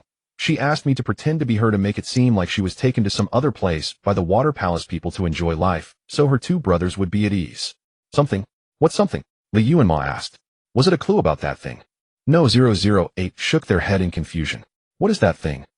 What she traded me was her own skin, the one I'm wearing now. My shape-shifting suit was badly damaged in an attack, and I needed human skin to patch the outer layer. So I just cut it down and turned into a little girl. Li Yuanmo opened his mouth in shock, but couldn't find the words to say. Wan Hao cherished his younger siblings so much. Yet one had been taken away for torture, fate unknown, and the other was skinned after death. No wonder he later turned dark, it was too tragic. Besides, you did give me a mission, didn't you? 008 winked at Pei Yifei. Find Wan Hao and pry the secrets of the Water Palace base out of him. Using his sister's identity to get close to him makes it easy to wheedle out clues. 008 winked at Pei Yifei. Find Wan Hao and pry the secrets of the Water Palace base out of him. Using his 008 said with a grimace. The Water Palace base people are going on a killing spree, and the group sent by Central is no pushover either. I'm just a small liaison officer with an independent mission. Staying among them would be a disaster. Central Base itself was divided into several factions. Although 008 and the group sent by Central were both Central members, their missions were independent. 008 had barely even met those people a few times. And even if they had, those people wouldn't have recognized their current appearance. Is that so? Pei Yifei's expression was cold, his eyes hidden in the darkness glowing dark red. Then you need to prove your worth. I don't keep useless people. You're still as sharp-tongued as ever, Commander Pei. 008's eyes were gloomy. I was thinking of putting in a good word for you when I returned to base so you could come back to the Special Defense Office. You're making it hard for me. Not needed. Pei Yifei curled his lips. You better pray that I never return to Central. 008 was choked speechless and shrugged in frustration. I do have a few pieces of news, but most people in the city already know them. Let's hear it. Several elders of the Water Palace base have defected, joining the group from Central to attack Tang Rong. But Tang Rong has a very powerful metal ability user by his side, quite formidable. Right now the two sides are evenly matched, though they both seem to be searching for something. Yuanmo and Pei Yifei exchanged a glance, understanding dawning. Yesterday Pei Yifei deliberately exposed his tracks to lure away a group of people while taking Wan Hao away. He also set fire to the hotel, throwing the base. At that time many of Tang Rong's trusted followers had left the hotel. It seems 008 had helped him with the decoy maneuver outside. After the battle between Tang Rong and Pei Yifei, Tang Rong was already severely weakened. With most of his trusted followers absent, some ability users who had long been dissatisfied with him naturally defected to Central's people.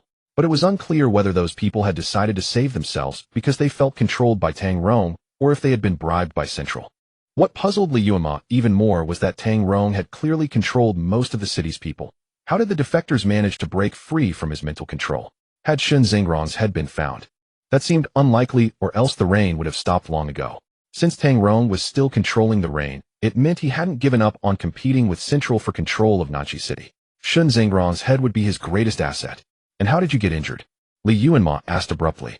008 turned their small face toward him, eyes gleaming brightly in the flashlight. That tall, cool metal ability user beat me up. He said I stole his MOMO and demanded I hand him over. 008 said, Handsome, what's your name? Pei Yifei had once disguised himself as 008, and during his exchange with Yuanmo, Tang Rong found out. Later, with many eyes around, the ability users who came later somehow spread the story, causing the oblivious 008 to suffer a beating from DZ. Yuanmo quietly turned away, pretending to be busy kneading the giant octopus tentacles. The giant octopus, bored with stroking the horse, was flattered by the sudden attention and squirmed into his arms. Where's Wan Hao now? Pei Yifei rarely showed consideration and changed the subject. Don't you have biological tracking and positioning? I have the location, but I can't get in. 008 sighed. He's in the torture chamber of the base hotel. Yuanmo guessed that Wan Hao had gone looking for his younger brother Wan Kong. Why did you need to take Wan Hao away? Yuanmo asked. Mission orders. Central Base is plagued by factional infighting, and many talented people have died. The research on aliens hasn't yielded results yet, but people are already killing each other off. 008's expression was ambiguous. The Base Research Institute is desperate for talent, especially researchers studying aliens, so they're eager to recruit from local regions. To Yuanmo's ears, these words carried a different implication. Central had sent people to search for researchers studying aliens, and also to collect Shun Zhengrong's body parts. What exactly were they planning to do? Then change of plans. First find Wan Hao. Pei Yifei made the decision. The lab couldn't be stormed. It was certainly guarded by more than one group now. Yuanmo guessed that Pei Yifei wanted to extract new information from Wan Hao, and with 008 beside them, Wan Hao's mouth would likely be easier to pry open than before. But could she really be trusted? Yuanmo watched the girl struggling to tie her hair back and slowly lowered his eyes. 008's explanation was flawless, but Yuanmo still felt there was something off about her. Don't trust her too much. Pei Yifei's voice was barely audible, drifting like a wisp of cloud through the crisp sound of horse hooves. A flicker of irritation rose in Yuanmo's heart, and he couldn't help frowning. The office area and the experiment area were far apart. The sample room was near the inner side with good soundproofing, and since Yuanmo's gun was equipped with a silencer, the brief gunshot didn't draw attention. The rain was falling harder, like a mountain waterfall pouring down, mist obscuring the path ahead. The black horse was unusually stubborn, refusing to let 008 ride. Pei Yifei had to hold her in his arms as they left together. They tried to move through buildings that could shelter them from the rain, avoiding prolonged exposure to the downpour. What troubled them was that the city's drainage system could no longer handle the massive rainfall. Several streets were already flooded to half a story high. Eventually, they took shelter in a shop less than 100 meters from the hotel. The distance was dangerous, but they had no better place to hide now. You didn't tell me the hotel had become like this. Pei Yifei's voice was cold. 008 swallowed hard, their expression equally shocked. Damn, I don't believe it either.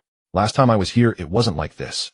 The walls of the luxurious hotel that had been the center of the water palace base had completely vanished, replaced by a structure made entirely of water. Perhaps this was its true form, which Tang Rong had hidden too well, deceiving everyone. Now that his power was lacking, he had no energy to maintain the hotel's disguise. Water palace, wasn't it a palace made of water? Could it be? I've been living inside water all this time. Li Yuanmo murmured. Dee's protection was completely useless. Tang Rong must have been spying on him every night. He finally understood why the giant octopus could come and go freely.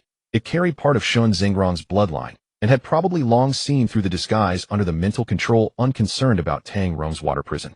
How do we get in? Can you guys swim? 008 asked gloomily. This is going to require diving, isn't it? It's just a barrier made of water. The interior is still dry space. Tang Rong wouldn't want to drown his hard-controlled ability users. Pei Yifei said, as long as we can safely pass through that water gate, we won't be discovered. Li Yuanmo wore a thoughtful expression and silently looked at the giant octopus beside him. The giant octopus. The large black horse lay quietly in the shop, neither running nor neighing, gazing through the rain at the bustling figures outside. The giant octopus, as Li Yuanmo instructed, wrapped each of the three individuals in its tentacles and carried them into the hall of the water palace. Indeed, the water barrier did not repel it with it, as cover the group smoothly entered the hotel. This is practically a bug. 008 observed the giant octopus with keen interest and asked, where did you find this mighty treasure? How does it manage to evade the water palace leader's ability?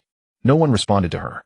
The giant octopus retreated to the side, obsessively cleaning its claws. Left claw scrubbing, right claw busily occupied. Li Yuanmo knew it had a cleanliness obsession, but he hadn't expected such a strong reaction. He rubbed its head apologetically. Don't dawdle, oh, it's not safe here. Pei Yifei said coldly, locate one house position.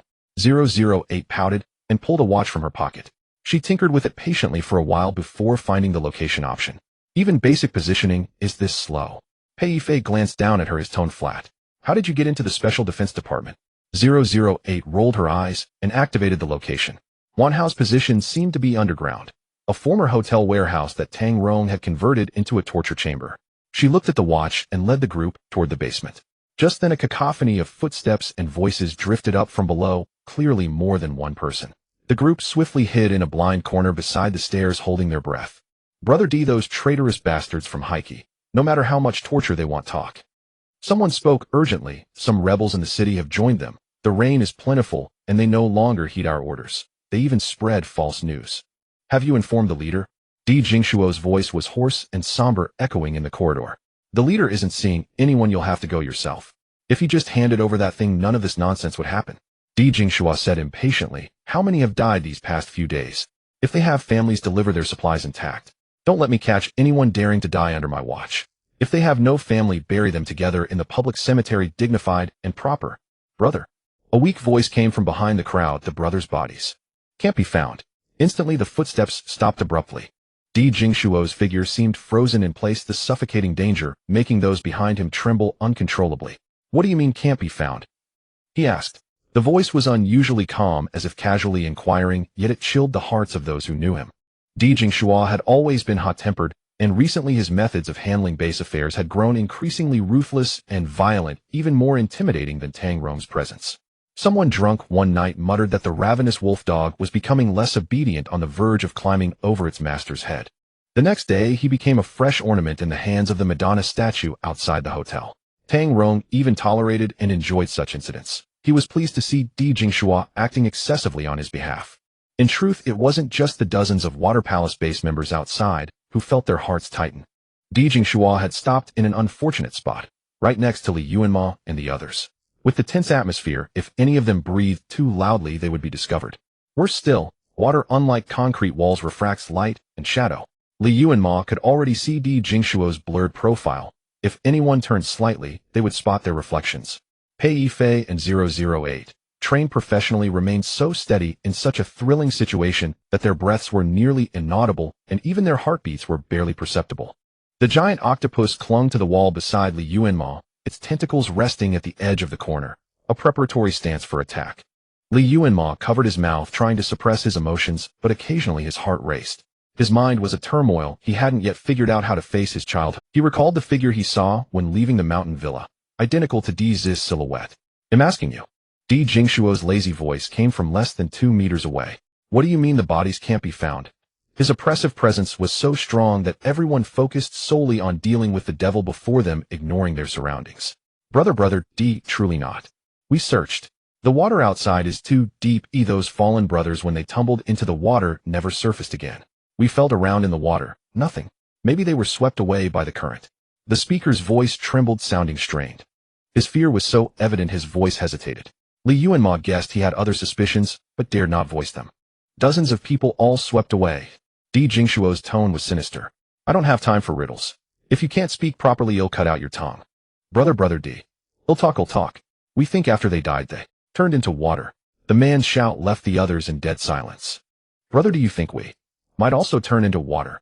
They knew that Leader Tang possessed a mysterious power that allowed them to share abilities. Near death, severely damaged parts of their bodies would temporarily turn into water, almost like a second life.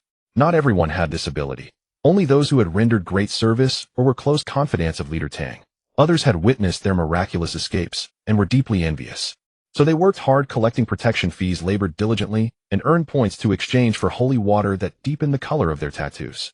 An unspoken rule in the base held that the clearer and more lifelike the tattoo on one's back, the easier it was to receive Leader Tang's ability. Who wouldn't want an extra chance at survival? Who wouldn't want a powerful ability? Yet the events of the past 2 days had terrified many. Those brave confidants around Leader Tang, after a fierce firefight with the group from the central government, had vanished. Saying vanished wasn't entirely accurate. Some had witnessed the scene firsthand. They saw those once arrogant, high-ranking officials struck through the heart by central government ability users, then fall into the water, never to reappear. But when they went to retrieve the bodies, they found nothing. Brother, we're not lying. They're gone. We only found a few torn clothes. Di Jingshuo was silent for a long time before slowly speaking. They were swept away by the water. The bodies weren't found. Don't let me hear any other talk from anyone else, understand? This meant he wouldn't pursue the matter further. The terrified ability users breathed a huge sigh of relief. Di Jingshuo finally moved, heading toward. Just then an ability user sniffed the air and suddenly stopped.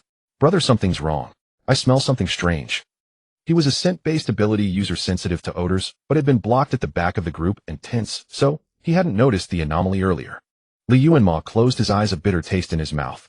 Di Jingshuo turned his head, his dark eyes fixed on him through the crowd. "You smell nothing." "Brother, I really do smell it." Eager to claim credit, the man pushed through the people in front, tracing the source of the scent. "There's a rotting death smell." 008's expression darkened. She was wearing Wan Miao's human skin. The stench must have been picked up by this sniffer. "I said you smell nothing." Di Jingshuo lowered his voice. "Brother, there really is." Still oblivious to the situation, the man feared his ability would go unnoticed. Under the astonished gazes of the others, he argued, desperately following the scent and turning toward the blind corner behind the stairs. The next second, he came face to face with Yuanmo and the others. His pupils contracted sharply, a complex expression of surprise and wariness crossing his face. But before he could open his mouth to alert, a thin blade materialized out of thin air and cleanly severed his head. The man's twisted expression had yet to fade as his head rolled to Yuanmo's feet. Scarlet blood splattered onto the walls and floor, but did not merge into the water-made walls. A warm smear touched Yuanmo's face. His mind numb, he stared expressionlessly at the corpse staring up at him from the ground. At the corner, no one dared to turn around. Di Jingshuo patiently scanned the group and asked, "Did you all smell it too?" The crowd shook their heads in unison, their faces frozen in terror. "Then let's go." The leader must be getting impatient. Di Jingshuo's voice was hoarse, tinged with a strange smile. After all sounds faded, the group stepped. They looked at the still steaming corpse on the ground, exchanging glances. "It seems we've been discovered," 008 said. "What now? Should we continue?" "Continue." Pei Yifei's gaze swept over Yuanmo's silent face, then patted his shoulder. So 008, with a grimace, continued, leading. "I never thought the smell of this skin could be detected. This base really has something. But what's with that leader? Is he letting us off? He was way too ruthless. Isn't he afraid everyone will defect?" She rambled on, but no one responded. She turned around in confusion, and saw Li Yuanmo quietly staring at her back. Handsome, is there something on my back? 008 asked puzzled. Didn't I sew the skin properly? Li Yuanmo shook his head. No, I was just thinking about something else. 008, half convinced, turned back and fell silent. The blood on Li Yuanmo's face had been wiped clean by the giant octopus, which was now disdainfully shaking its claws occasionally, dipping a tentacle tip into the nearby water wall to rinse. When that ability user died, his blood didn't dissolve into the wall, but splattered as if against a normal concrete wall. It was truly strange. They were clearly separated from the outside ability users by a layer of water, their shadows clearly visible, yet those people showed no sign of noticing them. Unless they were masterful actors, they truly hadn't seen them. Could it be that Tang Rong's illusionary barrier over the hotel hadn't disappeared? Others still thought they were in a normal hotel. It was they who were abnormal. Tang Rong's mental contamination no longer affected them, so they saw the hotel's true form. Who could have lifted the mental contamination? The giant octopus. No, if it had such ability, Li Yuanmo would have noticed the problem the first day they entered. Who could have lifted the mental contamination? The giant octopus. No, if it had such ability, Li Yuanmo would have noticed the problem the first. It had been hiding in the villa last night, capable of altering both Li Yuanmo's and Pei Yifei's mental states. But why would it do that? Was DZ controlling it? 008 gasped and nearly tripped. Li Yuanmo caught her swiftly, his hand meeting an icy coldness. Thanks, handsome. 008 looked at Li Yuanmo with a sweet smile. But the next second, the giant octopus erupted in fury and swatted her down the stairs with a single claw. Don't. Li Yuanmo couldn't stop it in time as the girl agilely flipped and steadied herself below. Are you crazy? 008 shouted angrily at it. I just praised you. The giant octopus rubbed its claws, its pitch-black round eyes fixed unblinkingly on the child below, tilting its head slowly. It was a cute pose, but Li Yuanmo thought it wasn't being adorable. It was searching for a fatal weakness in its prey. 008 gritted her teeth in fury, picked up the fallen positioning watch, and limped toward the warehouse, ignoring the others. Did you notice? Pei Yifei asked. Li Yuanmo nodded. 008 seems to be already dead. During their hiding, Pei Yifei had patiently counted 008's heartbeat. It hadn't beat once in 5 minutes.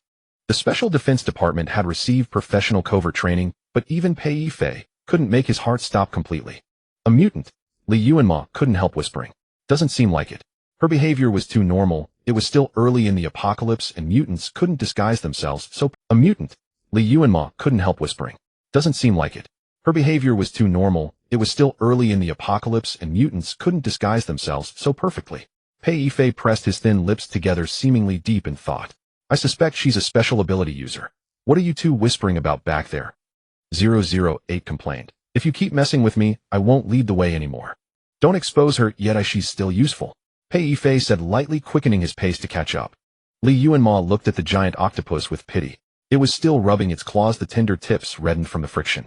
No wonder it reacted so strongly. It had been touching a dead person all along. Moreover, it was probably a corpse that had been dead for who knows how long, so much, so that even fresh human skin couldn't mask the stench of decay. Li Yuanmo didn't know what he was thinking. Perhaps his mind was in turmoil, and he needed something to distract himself. On a sudden impulse, he grabbed one of the giant claws, brought it to his lips, and gently blew on it. Under the guidance of 008, the group quickly found Wang in the damp underground warehouse. There were no guards here, perhaps due to insufficient manpower, or because they had all been taken out by Dijingshi. The warehouse was divided into iron cages, one after another. The cages were not large, only reaching Li Yuanmo's waist, and could only accommodate a person sitting or leaning inside. They might as well be called dog cages. Many people were locked in the cages, but most of them lay or leaned against the cages in a lifeless manner, silent and unresponsive even when they heard someone in. A damp, rancid, and rusty smell filled the entire warehouse, mixed with the stench of excrement. 008 walked on the sticky excrement, splashing it all over her shoes and pants. She was indifferent to the filth, curiously observing the people in the cages. The giant octopus was about to collapse. Its body, which had just been blown red on the tips of its tentacles by Li Yuanmo, uncontrollably turned blue. Unwilling to touch the filth, it coiled around Li Yuanmo's waist and climbed up the wall. I'm afraid of heights. Don't worry about me, Li Yuanmo quickly refused. You climb your wall, oh, I can endure it. Brother Pei and 008 were both down below, and being lifted by the giant octopus and hanging in the air was quite embarrassing. The giant octopus ignored him, considerately covering his eyes and gliding steadily over the warehouse ceiling. Occasionally, one or two relatively clear-headed people saw the two monsters above and couldn't help but let out hoarse screams. Soon the group found Wang. He was locked in one of the cages, lying on his side in a lifeless manner. Li Yuanmo looked carefully and saw that he was not alone. There was a bloody person in his arms. Brother. 008 trembled, collapsing outside the cage, shouting in disbelief, "How are you here?" A glimmer of light flashed in Wan Hao's dull eyes. He struggled to sit up and looked at the girl outside the cage. Meow meow meow. How did you come here? It's too dangerous. Go quickly. 008's face was pale, her forehead hair damp. She looked at the person in Wan Hao's arms, but her eyes were dry and unable to shed tears. Brother? Is that second brother? Pei Yifei stepped forward, lifted 008 up, and then crouched down. Professor Wan, it's only been a day. How did you end up? Wan Hao's excited expression suddenly cooled, and he demanded harshly, "It's you. Why are you with Meow Meow?" Brother, they are good people. The frail girl, pale and disheveled, quickly explained. If they hadn't saved me, I don't know if I could have lived to see you. Wan Hao panted heavily, coughing blood from the corner of his mouth. The motionless boy in his arms twitched reflexively. What's wrong with second brother? He's badly injured. 008 asked anxiously. If Li Yuanmo hadn't seen her true colors, he would have been fooled by her excellent acting. The girl before him seemed sincerely worried about the two people in the cage, but her eyes were dry, unable to shed a single tear.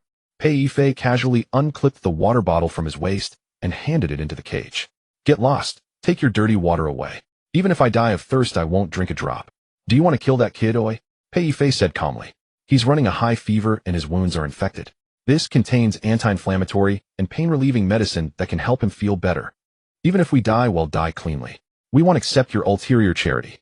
Wan Hao was terrifyingly stubborn. Even though Wan Kong in his arms was barely breathing, he refused to bow to Pei Yifei. What exactly are you afraid of? Pei Yifei frowned, obviously irritated by Wan Hao's stubbornness. I'm not on the same side as Tang Rong. I came here only to take that thing. I won't harm any innocent people. What exactly are you afraid of? Pei Yifei frowned, obviously irritated by Wan Hao's stubbornness. I'm not on the same side as Tang Rong. I came here only to take— Shut up. Wan Hao scolded 008. Do you think that thing is so simple to take away, eh? If it's taken away, there might be no survivors left in Nanxi. Li Yuanmo's eyes widened sharply, and he exchanged a grave look with Pei Yifei. Tell me in detail. Li Yuanmo crouched down, as well, his voice low and serious. What do you mean by if it's taken away, there will be no living people in Nanxi City? I don't trust any of you. Wan Hao's voice was hoarse and weary from lack of food. I don't trust any of you. Wan Hao. Pei Yifei suddenly roared and kicked the iron cage. With a heart-stopping loud crash, the sturdy cage shifted 2 meters backward, dented by the force. If there's a problem, speak up and solve it, Pei Yifei said word by word. I hate it when people play riddles with me. Earlier I said I'd take you away, but you made excuse. If you can't give me an explanation, then I have every reason to believe that you and Tang Rong are colluding using Contaminant 001 to jointly control Nanxi City, putting on a show to obstruct the central government's rescue of survivors. Li Yuanmo, seeing his terrifyingly fierce appearance, felt a pang in his heart. He immediately stood up and advised in a low voice, Brother Pei, I know you're anxious, but don't get angry with Brother Wan. I don't think he's a bad person. Pei Yifei snorted coldly and said no more. Li Yuanmo turned around and looked sincerely at Wan Hao. Brother Wan, we are fated to meet. I saved you when you were dying, and I don't want to hold it over you, but I consider myself your friend. Wan Kong and Wan Hao's arms trembled in fear from Pei Yifei's kick, his thin shoulders forming a hollow curve against his chest. Brother Pei is in a bad mood right now. Don't hold it against him.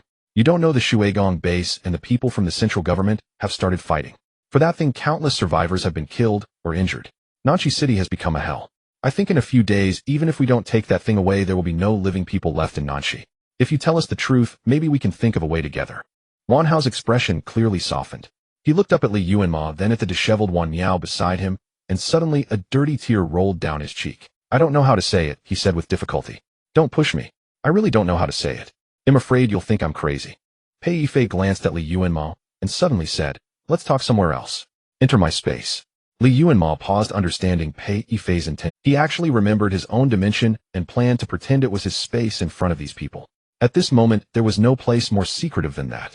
Space ability. Wan Hao was surprised. Aren't you a physical ability user?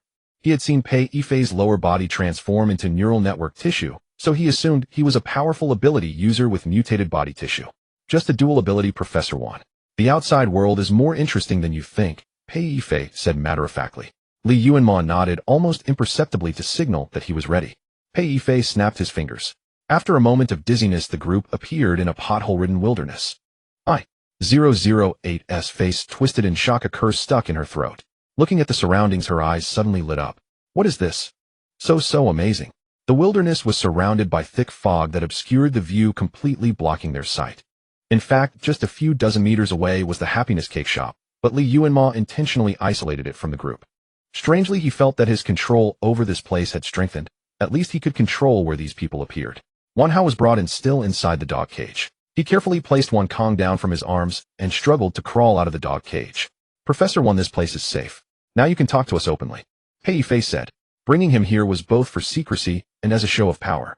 Wan Hao was not stupid. From this moment he understood that he had no other choice but to tell the truth.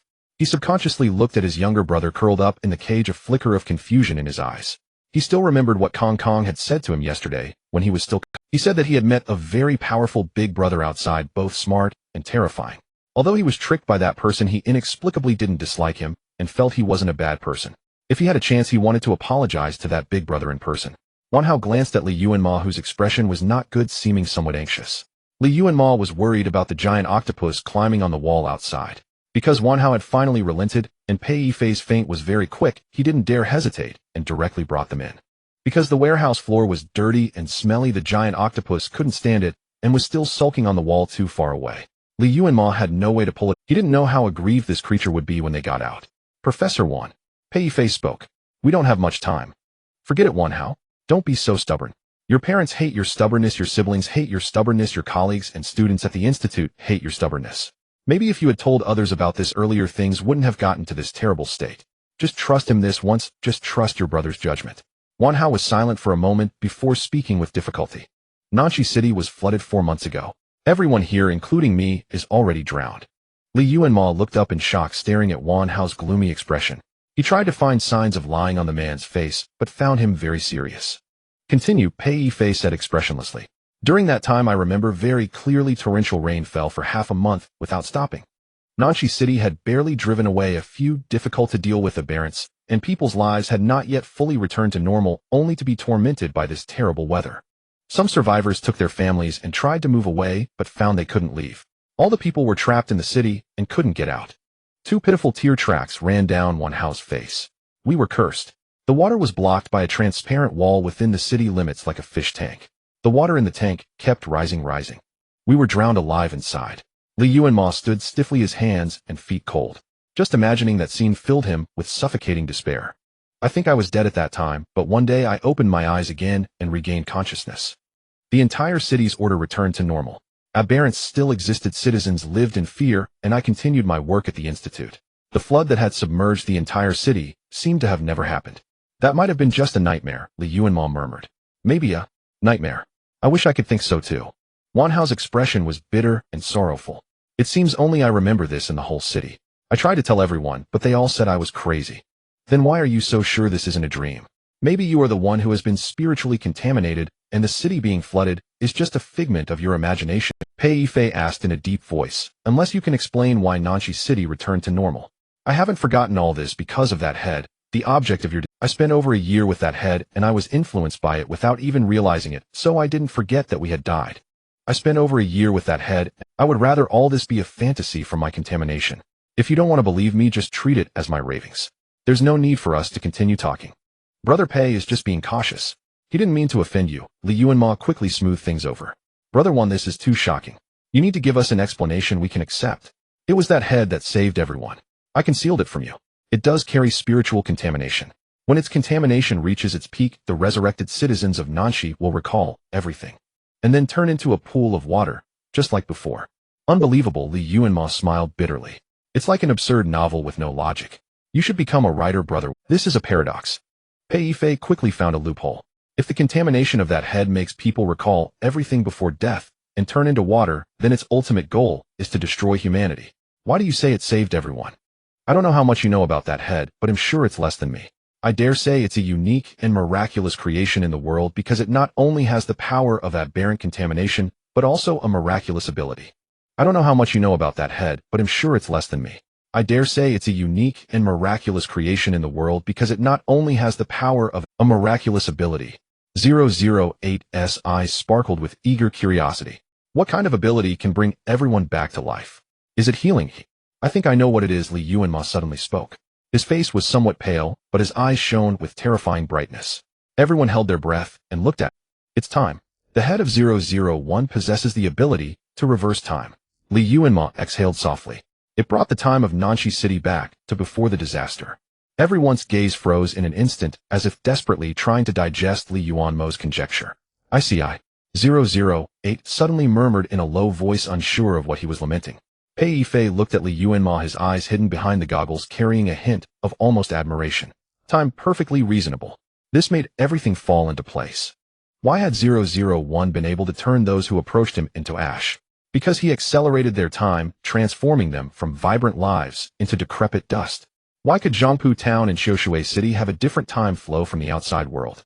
Because there existed part of 001's limb which affected the time of the entire Xiushui City.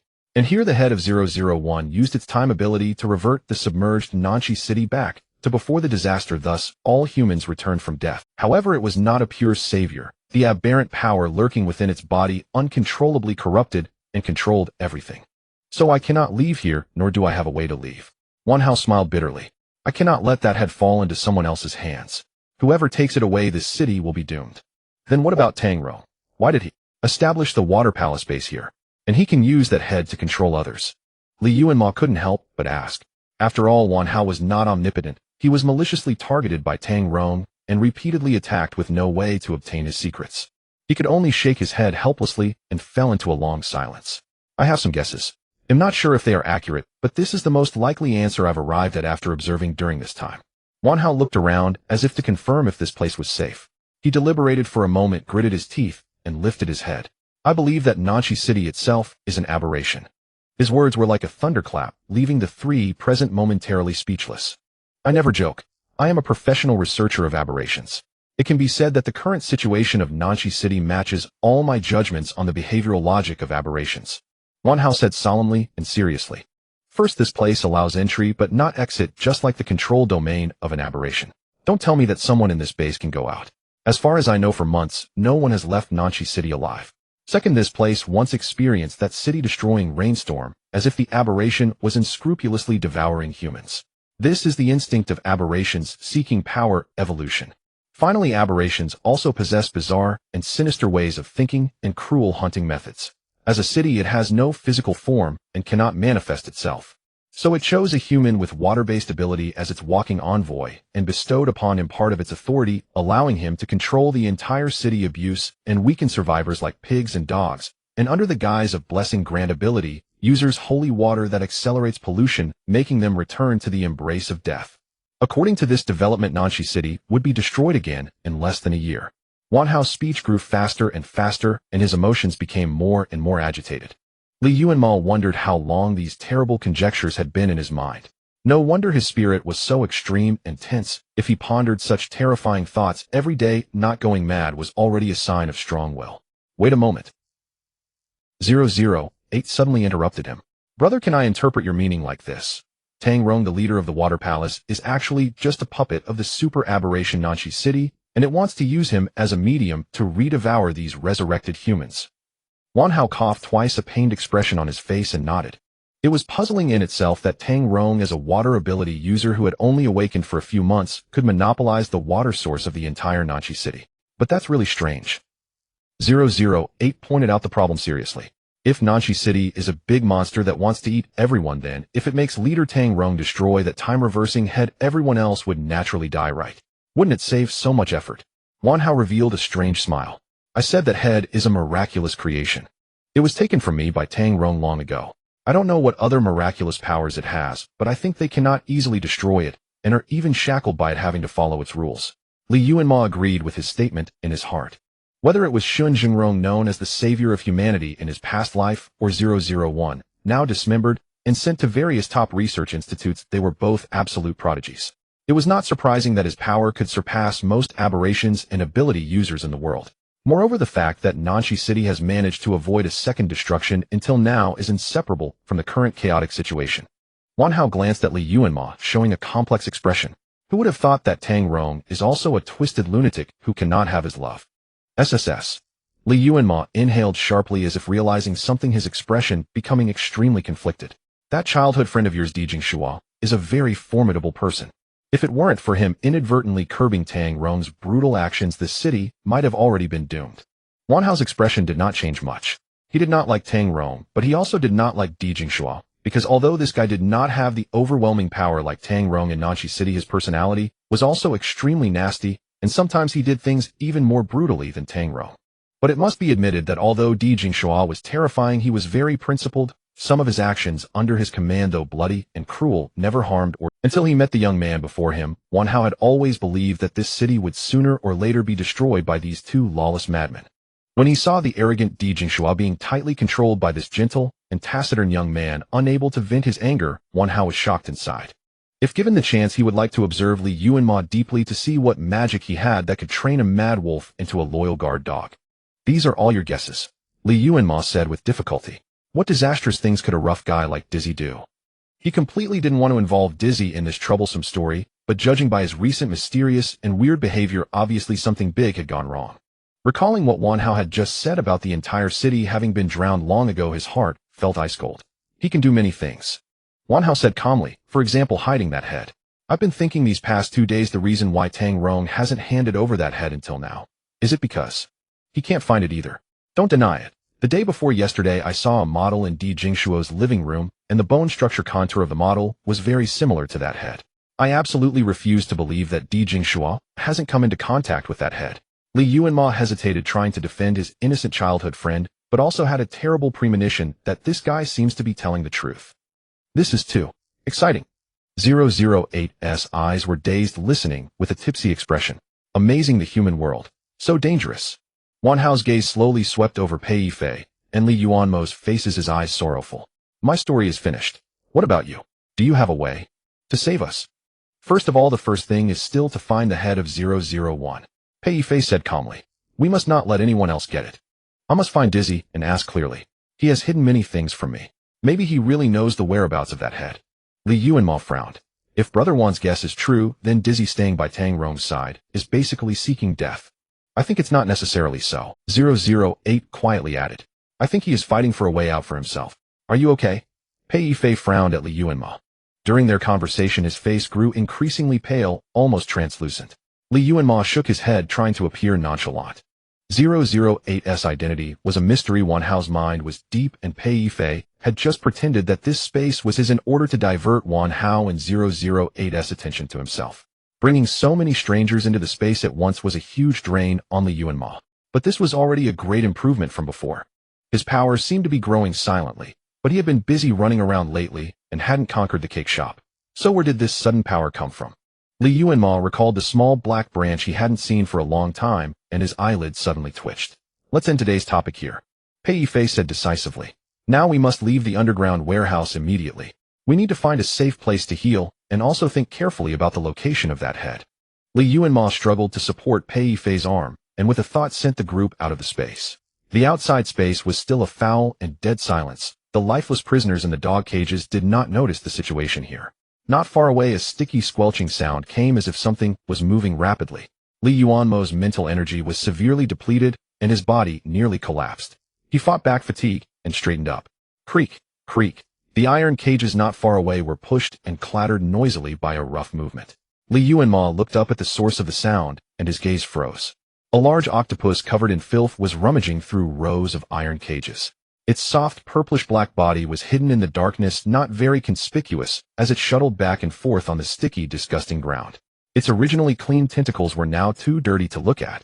As soon as the group came out of the painting, it seemed to sense something and immediately rushed toward them. Everyone saw a mass of black crawling toward them unexpectedly, then suddenly breaking in front of Li Yuanmo. The few dirty tentacles curled under its body, shrinking nervously. Li Yuanmo opened his mouth to apologize to it, but for a moment he was at a loss for words. Pei Yifei folded his arms and coldly watched the pathetic performance of the large octopus.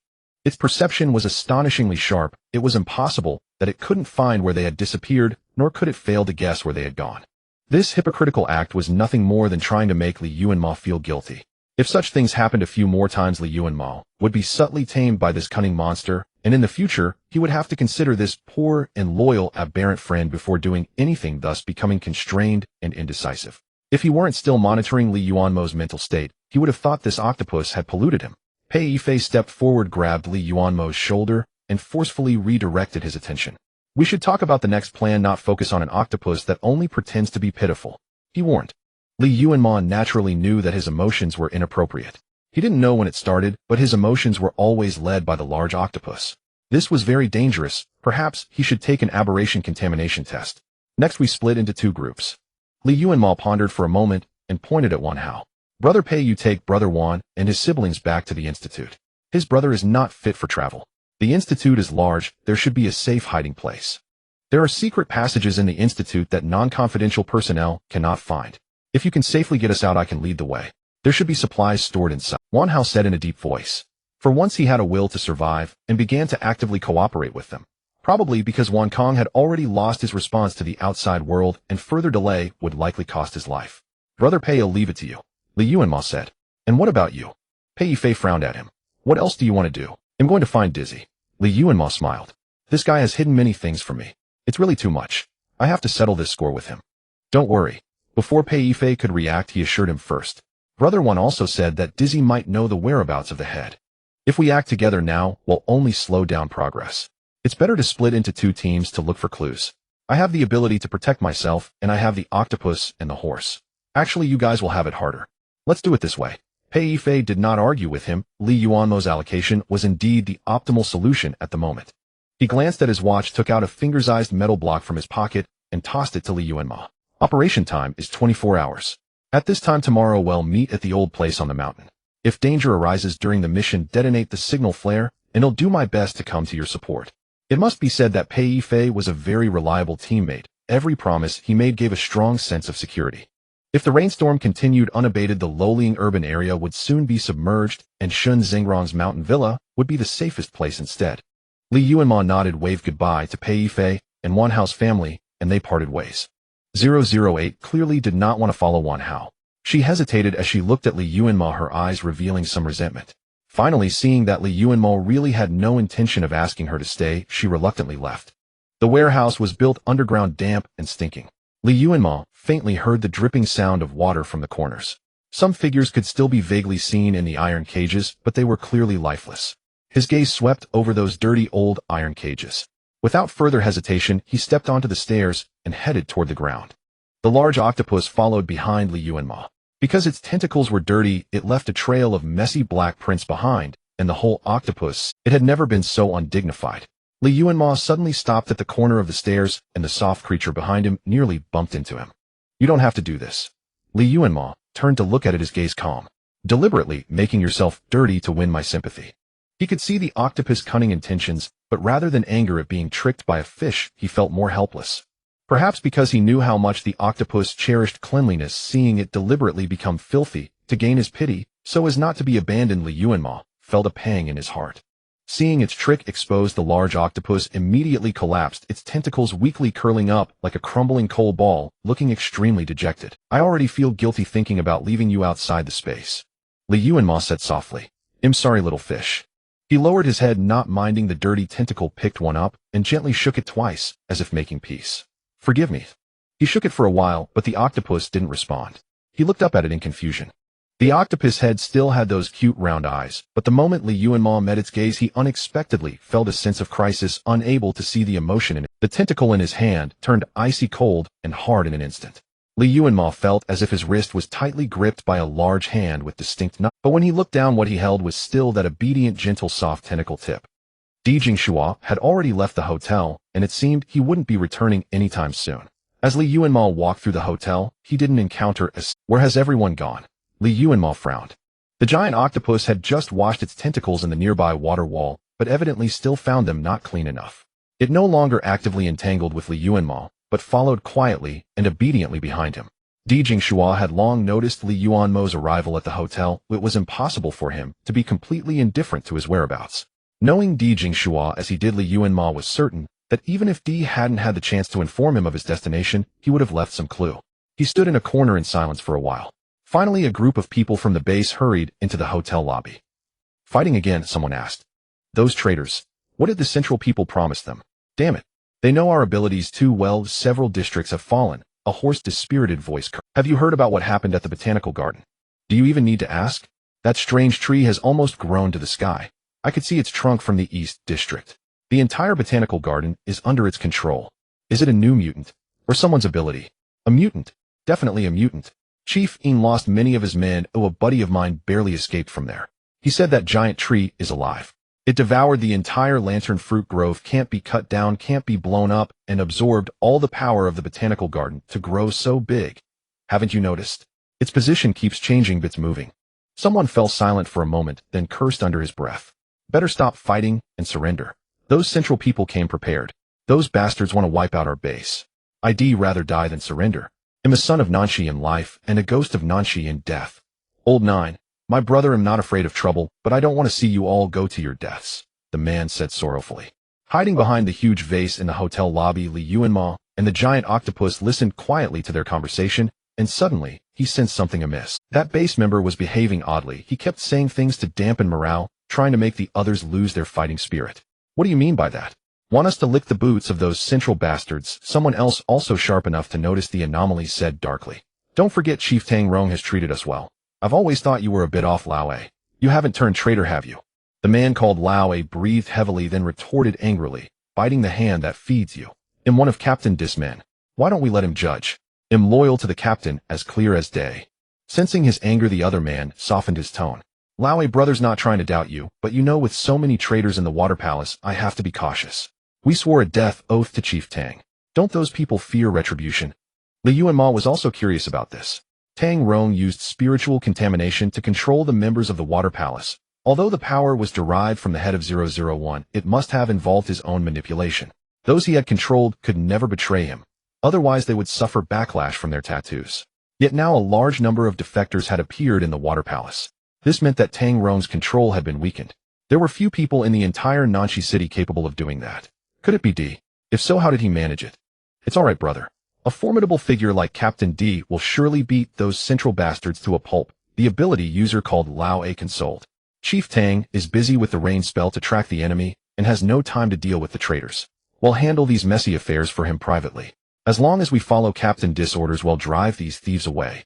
Li Yuanmo had a vague premonition that Lao's words weren't meant to comfort the other ability users, but were directed at him. Don't shout so loud. The whole floor can hear you. What if you alert Chief Tang? Stop standing there like an idiot and go interrogate the central prisoners downstairs. Lao quickly covered his mouth and made a zipping gesture. Soon the people in the lobby headed toward the underground storeroom. Li Yuanmo waited patiently for a while, and when no one else entered, he stepped out from behind the vase. Let's go, Li Yuanmo said, his tone lightening. He gently tugged the giant octopus tentacle and let it out.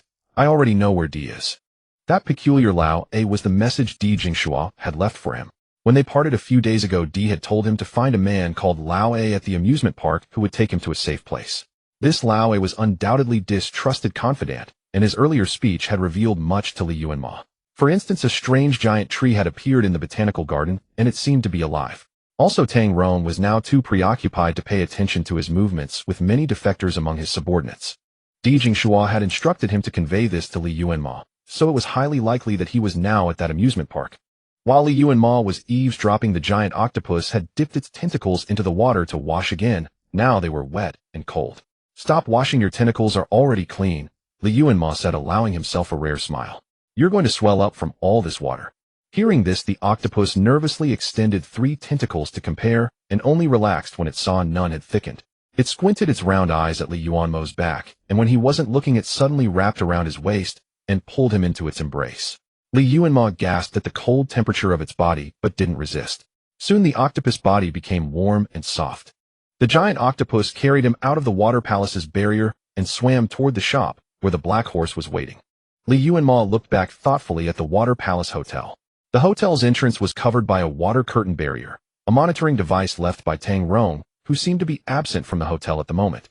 Lao had said he was busy with the rain spell to pursue the enemy, but Li Yuanmo didn't think so. If Wan Hao was correct, and Tang Rong was indeed a puppet of Nanshi, then he was now trying to replicate the flood that had drowned the entire city months ago. After a day and night of torrential rain, the rainwater in the city had risen high enough to submerge an adult. Li Yuanmo was held securely in the giant octopus tentacles, his body not touching a drop of water. From his elevated vantage point, for the first time, he could see the octopus' round bouncy head at eye level. He struggled to suppress the urge, but after a moment he couldn't resist and reached out to press its wet head. A small round dent appeared, and the texture was quite... The giant octopus, focused on swimming, looked up with its dark round eyes. Seeing that Li Yuanmo was fine, it extended another tentacle from under the water and patted his head soothingly. Li Yuanmo couldn't tell if the creature was deliberately retaliating or just being affectionate. After the octopus swam a distance, the color of the water deepened. Li Yuanmo scooped up a handful and noticed it was tinged with a faint pink accompanied by a faint smell of blood. He thought of the Madonna statue at the hotel entrance and instinctively looked in that direction. The Madonna statue stood over 10 meters tall, and even the high floodwaters only reached the stone waves beneath its bare feet. The divine Madonna bowed her head, the flesh and blood from her 1,000 hands washed down by the rain. The blood flowing from her fingers was diluted by the rain, gradually becoming clear. What was a horrifying disaster for the human world had become a redemption for the Madonna to wash away her bloodstains. Her eye sockets were empty. The human eyes Li Yuanmo had seen a few days ago had rotted and fallen out. Rainwater slid down from her hollow eye sockets, mingling with the remaining blood on her cheeks like streaks of bloody tears. During his time at the hotel, Li Yuanmo had occasionally glimpsed her. But the heavy stench of blood from her body and the fresh human limbs she held every day made him feel uncomfortable, so he always hurried past with his head down, never taking a close look. Now, however, the rain had washed away the blood, revealing the gentle, compassionate nature of the sacred goddess. Li Yuanmo suddenly realized. She was not bowing her head to look at the mortals below, but at her own slightly bulging belly. A chilling premonition made him shudder, and his hand instinctively pressed down on the octopus' round head. The octopus head tilted sideways from the pressure, and it spun in the water. "Go there." Li Yuanmo tried to keep his voice calm, but a hint of tension leaked out. "There's something on that statue." The giant octopus obediently turned and swam toward the Madonna statue. The closer they got, the thicker and more pungent the smell of blood in the water became. But Li Yuanmo ignored it, holding his breath and staring intently at the Madonna's. He wondered if it was his imagination, but he felt that something was growing inside that belly. Could it be what he was thinking? The rain grew heavier, obscuring Li Yuanmo's vision. He suddenly had a strange illusion. The Madonna's belly seemed to be rising and falling as if it were. An ominous unease made his soaked body break out in cold sweat. He pressed the octopus tentacle, signaling it to stop. In the distance, the black horse stuck its head out of the window and let out a loud neigh. It had always been obedient. Li Yuanmo had told it to stay hidden, and even though the water was almost filling the room, it hadn't left. But now it suddenly cried out as if to warn them. The sound was piercing, cutting through the noisy rain and alerting the people in the water palace. Li Yuanmo vaguely saw several dark figures appear at the hotel entrance. "Let's leave first," he whispered. "We're about to be discovered."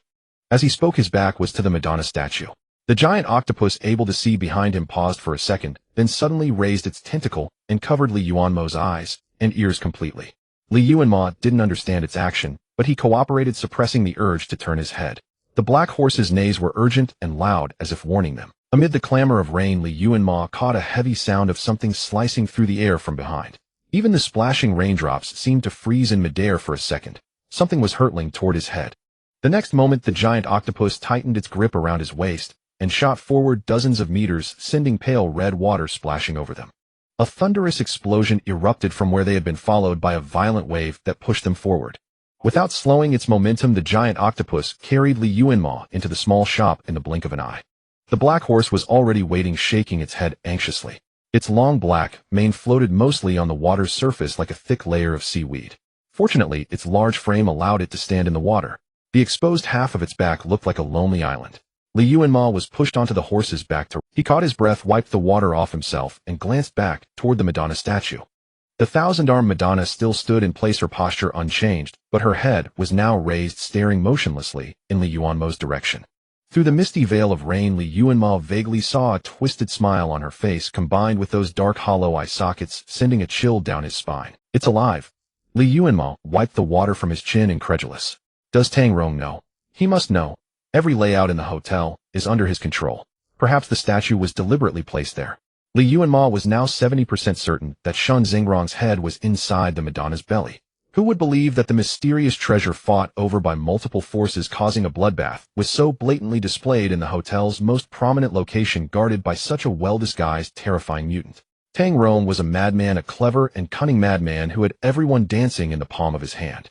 Perhaps he had known all along that the Central Base's people came to Nanxi not to chase defectors, but to seize the head in his possession. Every time they passed under the 1,000-handed blood-dripping statue with ulterior motives, Tang Rong must have been quite amused, almost bursting with laughter.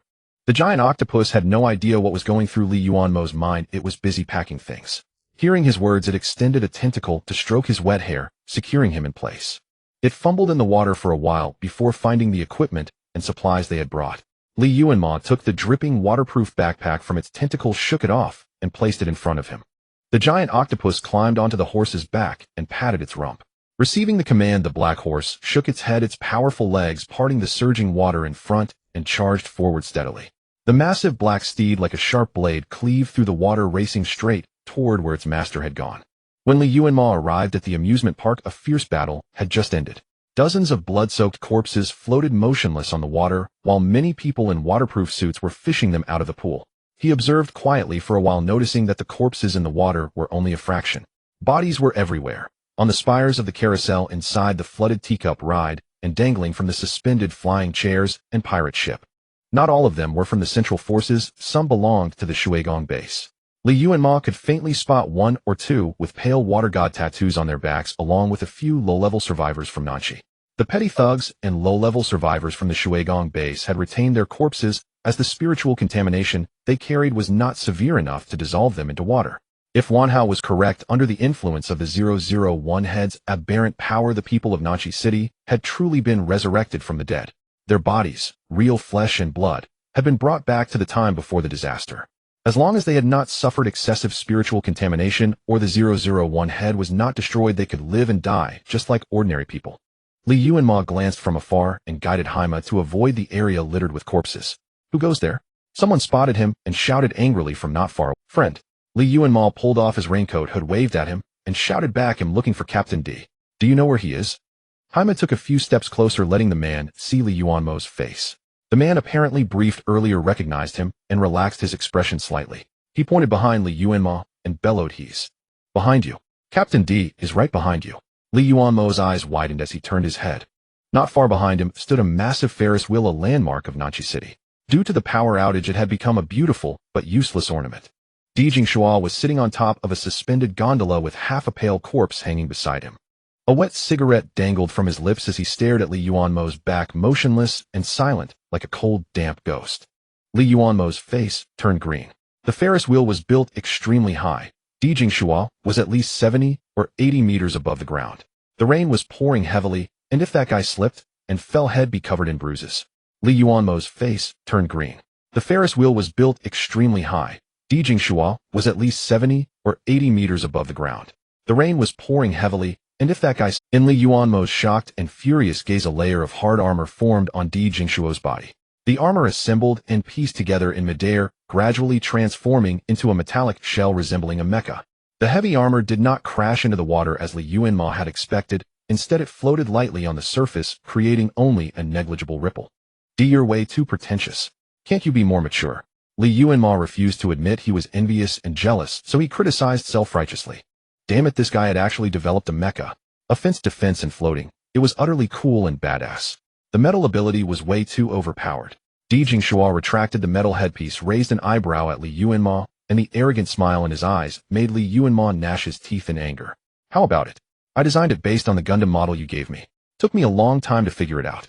Di Jingxua raised his mechanical arm and made a shooting gesture at Li Yuanmo, both cringy and cool. Only then did Li Yuanmo realize that Di Jingxua's entire outfit looked familiar. It was indeed very similar to the little robot he had once made. The giant octopus suddenly coiled around Li Yuanmo's body from behind, twitching nervously. You're way too flashy. Li Yuanmo couldn't help but smile. But it's really cool. The metal ability is just unfair. However, this outfit had been hinted at long ago. The very first time he met Di Jingxua, Li Yuanmo had seen him turn his legs into a metal armor. Seeing Li Yuanmo mock him, Di Jingxua fell silent, tilting his head slightly, with weary, drooping eyelids. Unfair, my ass. Metal isn't everything. No matter how hard the armor, there are places it can't break into. Li Yuanmo was stunned, a strange feeling rising in his heart. What are you standing there for? Soaking in this rain. Are you trying to die? Di Jingxua's gaze darkened, and his voice suddenly turned harsh. You're almost swollen from the water. I'm wearing a raincoat, so I'm not getting that wet. Hearing the oddly familiar dialogue, Li Yuanmo instinctively glanced at the giant octopus. The octopus tentacle nimbly lifted the hem of his raincoat, slipped inside, and fell up and down both his arms, then shook its head at him with certainty. The octopus tentacle nimbly lifted the hem of his raincoat, slipped inside, and fell up and down both his arms, then shook its head at him with certainty. Di Jingxua said coldly, you still owe me an explanation. The base members nearby were perceptive enough, and immediately someone rowed a boat over to Li Yuan. Brotherly, want to get out of the rain. There's food and hot water inside. Clean stuff. The water here is filthy, don't let yourself catch a cold. Looking at the man's pleading, ingratiating eyes, Li Yuanmo didn't refuse. Besides, he wanted to let Haima rest. He and the octopus moved from the horse to the boat, leading the horse as they rowed toward the rest area. Do you have anything else to do later? Li Yuanmo thought for a moment and turned back to ask Di Jingshua. Di Jingshua was silently watching him, and after a few seconds, he asked slowly, "What's up?" "I want to talk to you." Li Yuanmo gave a wry smile. "I feel like if I don't say something now, there might not be another chance." "All right." Di Jingshua reformed his helmet, his expression hidden beneath the hard, cold alloy armor. The small boat moved against the current, heading toward the highest point of the amusement park. Li Yuanmo's mind was still immersed in a vague melancholy. When the boat reached its destination and he looked up, his expression changed. He never imagined that these guys could be so creative. They had set up the temporary rest area inside the haunted house. He turned his head with a headache, and sure enough, the giant octopus was already starting to fade. He had learned that the octopus was afraid of horror movies back in the old neighborhood. One evening, bored out of his mind, he wanted to relive the leisure activities of civilized society, so he pulled out a very famous horror film. At first, the octopus happily watched the screen with him.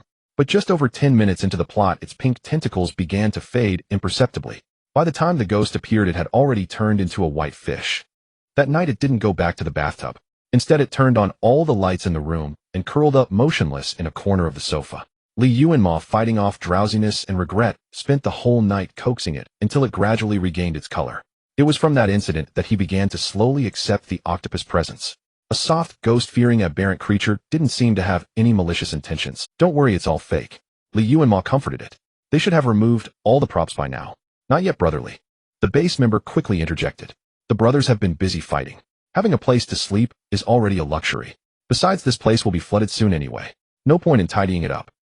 After much persuasion, Li Yuanmo finally convinced the fish boss to enter the haunted house. "Close your eyes and hold my hand," Li Yuanmo said helplessly. "Only open them when we reach our room." A cold tentacle slid into Li Yuanmo's palm, followed by another. Li Yuanmo wrapped its tentacles around his arm twice and strode boldly through the ticket hall. The haunted house was built on a small slope in the amusement park, and the further inside the drier it became. The base members had arranged a room for him deeper inside. Apparently, it was a ghost marriage theme. With one hand leading the horse and the other dragging the colossal sea creature, Li Yuanmo looked like a handsome country fellow returning from market, charging spiritedly into the pitch-black haunted house. The base member led him toward the arranged room. The haunted house had no power, dark, rugged, damp, and chilly, with gloomy decorations everywhere. Li Yuanmo would occasionally spot discarded props of skeletons or human heads carelessly thrown in corners. The passageways inside were intricate, with different paths leading to different horror themes. The floor was muddy from constant foot traffic, but if you paid attention, it wasn't that terrifying. Most base members were either preparing for battle or resting, and he could hear shouts and footsteps coming from various directions. The guide carried a flashlight, leading him through the complex corridors. Li Yuanmo followed him calmly into a blood-stained student dormitory. The room mimicked a real dormitory layout, with 4 flimsy bunk beds, the walls densely carved with the phrase "Go to die." On the lower bunks, various daily necessities, guns and medicine, were scattered haphazardly. The blankets on the upper bunks showed signs of use, but most were empty except for one bed where a man snored thunderously. They passed through the dormitory and entered an old, blood-stained operating room. Huge glass jars lined the walls, containing human limb fragments swollen in murky formaldehyde.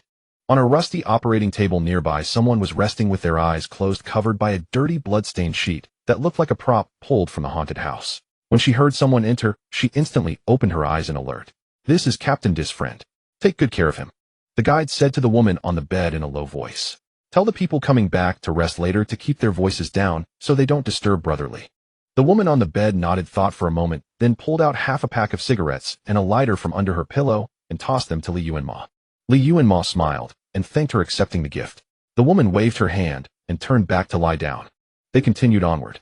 Li Yuanmo saw a snarling, thousand-eyed, evil god alter a small hotel plastered with bloody photos and a pure white art room filled with plaster head sculptures. He had heard earlier that the haunted house in this amusement park was exceptionally terrifying, a famous internet-famous attraction, but he hadn't expected the place to be designed to scare people to death. Fortunately, the base members had left many traces of daily life, washing away the lingering cold and horror. The giant octopus obediently kept its eyes closed, stumbling along as he led it. They passed several more haunted house sets before reaching a closed wooden door. "Don't worry, brotherly. Though it's deep inside, a few dozen meters further is the back," the guide explained. "But it's locked now. We're afraid those central bastards might try something sneaky." Li Yuanmo shook his head indicating he didn't mind. This spot is on high ground, it won't be flooded for at least a dozen hours. Rest easy. Food will be brought over soon. If you need anything, just notify the patrol. The guide was thorough, clearly a former minor leader in Shuigong. Thank you for your trouble. Li Yuanmo took a small bottle of spirits from his backpack and handed it to him. He had found it in Shun Xingran's villa. Originally, he planned to use it for starting a fire in the cold outdoors or to drink for warmth if necessary. The guide's smile deepened, but he shook his head and didn't reach for it. This is all my duty, he said sincerely. Captain D told us to treat you like we would. Li Yuanmo pressed the bottle into his arms. Then consider it a gift from Captain D. You did a great job guiding me. After seeing the guide off, he turned, and a musty, decaying smell of wood rushed at him. In the dim light, Li Yuanmo could vaguely make out a huge shadow against the west wall. That must be the bed. He fumbled around for a long time, but couldn't find a light switch or a candle. All the rooms he had passed had been lit by candles, so he assumed there was no electricity. Just as he was about to pull out an emergency flashlight from his backpack, the door was knocked on again. The guide had returned holding a few thick red candles and smiling at him from outside. Forgot to tell you, the amusement park's power lines were damaged by the flood. Everyone uses candles now. The ones inside have been sitting for a long time, so I brought you some new ones. Besides the candles, he also carried 4 packs of instant noodles, a 1.5-liter bottle of mineral water, a can of luncheon meat, a can of solid alcohol, and a small aluminum pot. It's not much. Too many people died just now, and the rain is heavy, so supplies are slow to come in. Please make do with this. Li Yuanmo thanked him and took. These supplies were already a fairly generous treatment in the apocalypse. In his past life, only minor leaders with abilities and small bases could enjoy such life. Before he knew it, 4 of the octopus tentacles had wrapped around his body, clinging to his shoulders and back like sticky glue, impossible to peel off.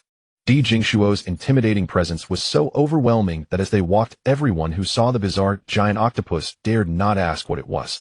In this post-apocalyptic world, many strange powers had emerged, and they naturally took it as one of them. Li Yuanmo sighed, dragging the sticky dumpling-like creature, and fumbled his way to the table in the room. Light the candle, Li Yuanmo said helplessly. I can't see a thing. The giant octopus dawdled, probing into his trouser pocket, and found the lighter. Its claws, somehow dexterous, skillfully pressed the switch of the old-fashioned lighter. A small flickering orange flame trembled between the man and the fish. Li Yuanmo brought the candle wick close, lit 3 candles in one go, and placed them on the table. The room finally brightened. Hui! The black horse seemed to see something and let out a short neigh. It raised its hoof, stepped sideways to block in front of Li Yuanmo, shielding his view completely. Li Yuanmo was curious, but the giant octopus moved faster. It tilted its head and glanced westward through the black horse's mane. Then it quietly and obediently straightened its head. What's wrong? Li Yuanmo asked it curiously. He naturally got no answer, but he saw the giant octopus body, which had just barely regained its pink color, instantly drain of color, turning so white that even the golden candlelight couldn't mask it. Li Yuanmo realized it was looking toward the bed in the room. There must be something there.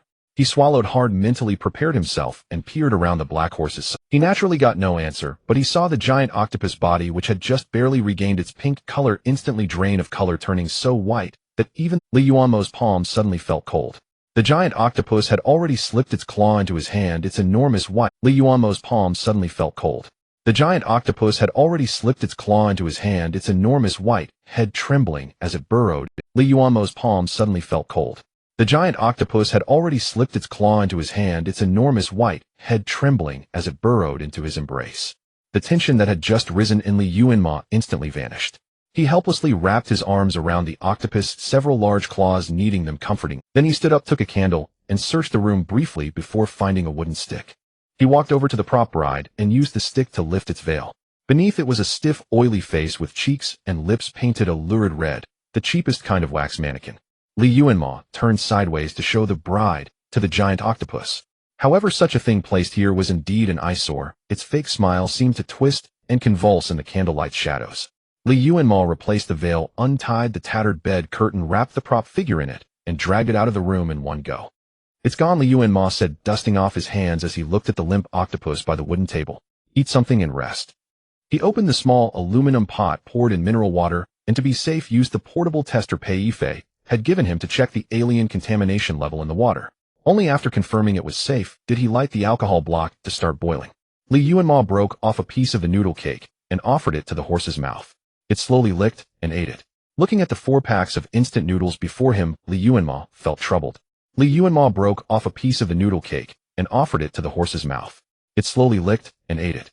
Looking at the 4 packs of instant noodles before him, Li Yuanmo felt troubled. These were clearly not enough to share among the 3 of them, a man, a horse, and a fish. Superpowered creatures were mighty and formidable, but in his past life, few could afford to keep them. A creature the size of the black horse likely needed a great deal of food.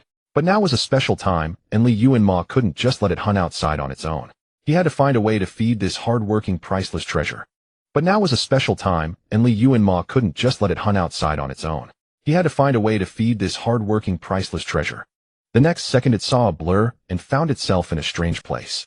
Thick fog surrounded them, and the ground beneath was pitted black soil soft underfoot, like fertile earth. Hui! The black horse shook its mane, pawing the ground uneasily. Let's go, Li Yuanmo said, tugging the giant octopus claw. There's nothing scary here anymore. Let's go find Aunt Wang and see what we can get. The happiness cake shop was dark today. The mist had crept up to the shop's door, enveloping it entirely. A dim, sickly yellow light illuminated the small cake shop. Wang Shijuan was resting in her original recliner. Her body was as thin as paper, wrinkled. The door wasn't locked. A slight push opened it a crack. From inside came a rhythmic creaking sound.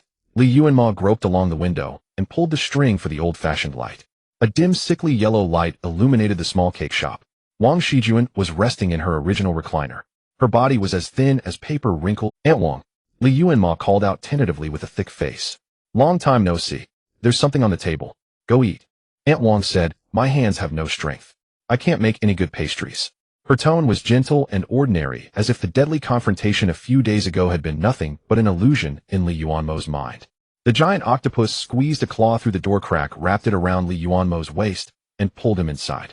Welcome, the lucky cat called out. The black horse didn't follow. It sniffed the ground outside carefully, then vigorously pawed at the soil with its hoof, as if searching for something.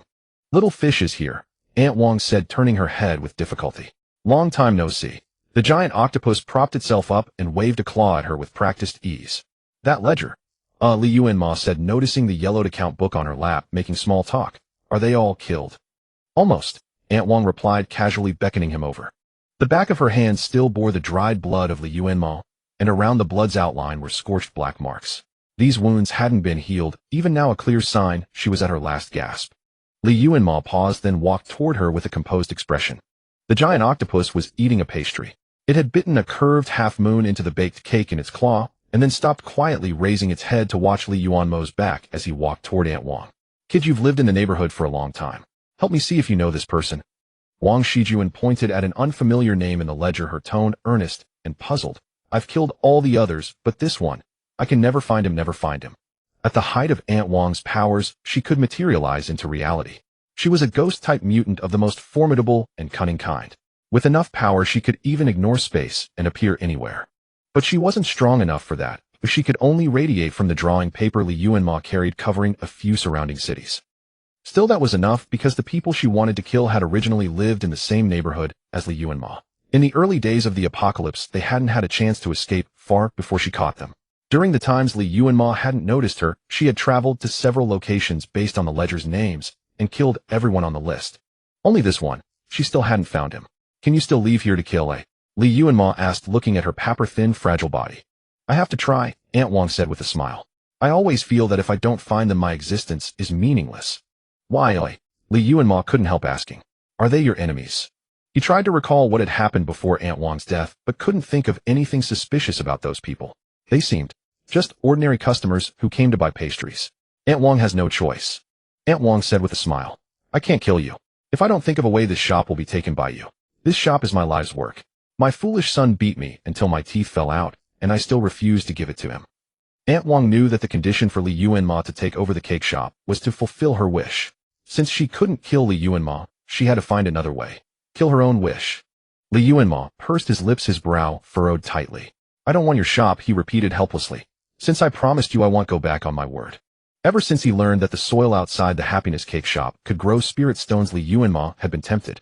If he could fulfill Wang Zijin's obsession, he could thoroughly study and control that soil, gaining an almost inexhaustible supply of spirit stones. Only a fool would generously give that up. Li Yuanmo tried to get close to her, relax her guard, and discover her obsession. But Aunt Wang was very wary of him, and the son who was most likely the object of her obsession had long been killed by her own hand. If he hadn't happened to see the list in that ledger last time, Li Yuanmo might still not have guessed her wish. But now, even if he had guessed, it was too late. Wang Shijuan had realized what she wanted before he did. An obsession is the goal that keeps a person alive and also the driving force that turns a person into a ghost. Li Yuanmo often pondered Aunt Wang's motive for killing, but when he finally understood the answer, he couldn't help but feel a complex pity in his heart. He took the ledger from Wang Zijin's hand and read through it. All the names had been crossed out with deep black lines. He could even feel the killer's joy and excitement from those strokes. Except for one name, Lu Jiangwo. Li Yuanmo's fingers trembled slightly. Do you know him? Wang Shijuan caught that flicker of anomaly and immediately pressed. Do you know him? Of course he did. Lu Jiangwo was the grumpy old man who lived downstairs. On the eve of the apocalypse, they had even spoken. He remembered calling Grandpa Liu's son before leaving, asking him to take the old man away. You haven't found him? Li Yuanmo asked hoarsely. Why not? Wang Shijuan stared intently at his expression, her tone urgent and defeated. I can't sense his presence. It's like something is interfering. There are only two possibilities: he's dead, or he's become an existence like me. But it was too strange. If he was dead, Wang Zijin's wish should have been fulfilled, but it hadn't. If Lu Jiangwo had become a mutant, why couldn't she find him at all? Could he be blocked by some barrier interfering with her perception? Li Yuanmo closed his eyes at a loss for words. He didn't know whether to be sad that Grandpa Lu might have met with misfortune or to sympathize with Aunt Wang's bad luck. Where is he? Have you seen him? Wang Shijuan pressed again. I won't tell you, Li Yuanmo said, closing the ledger and handing it back to her. Wang Zijin's kindly face instantly twisted into a horrifying, ugly sneer. She glared viciously at Li Yuanmo, her whole body trembling uncontrollably. Suddenly a searing pain shot through her back as if burned by fire. She turned her head instinctively and saw the pinkish-white giant octopus holding a half-eaten baked cake, its round black eyes staring at her. Aunt Wang collapsed into the chair, clutching her ledger, and burst into loud sobs. The sound was hoarse and desolate. Li Yuanmo suddenly felt a surge of guilt, like a delinquent youth with a vicious pet breaking into a lonely elderly woman's shop, destroying things, and making her weep helplessly. He stepped back to where the giant octopus was, letting Aunt Wang digest her grief alone. Her only hope was in the hands of the very thief who wanted to take her shop, a truly despairing situation for any mutant. Don't worry, I can't find him either, Li Yuanmo said, forcing himself to explain. Even if Grandpa Lu is alive, he's probably been sealed away by someone and can't. So much time had passed, the territory of Zhangpu town had likely undergone earth-shattering changes. If Lu Jiangwo was still there and hadn't come out, he would have been contaminated and turned into a mutant. Aunt Wang, you should be happy. See, I can't find him either. Wang Zijin's dried eyes couldn't shed tears as she simply didn't believe Li Yuanmo, and just kept. The black horse outside the cake shop was attracted by the sharp cries. Its huge face pressed against the glass, peering in curiously. It seemed to be chewing something in its mouth, looking somewhat pleased. In this cramped space, only the old woman who treated the cake shop as her life truly felt despair and sorrow. Aunt Wang, why did you kill them? Li Yuanmo suddenly asked. He already had an answer in his heart, but he couldn't help wanting to confirm it with her. That Aunt Wang is really something. Someone was complaining loudly outside the happy cake shop. My daughter had been looking forward to her birthday cake for days, and she left without a word, causing her to cry all day. I didn't leave. Who says otherwise? The person next to them replied helplessly. The cake shop's phone can't be reached, and we can't get in touch with her son either. Do you think that scoundrel of a son might have taken his mother and fled to avoid debts? He pulled out the phone line. I didn't run away. But honestly, Aunt Wang's cakes are just average. The thing is, we're neighbors, so we try to support her business. There are things we don't want to say to her face.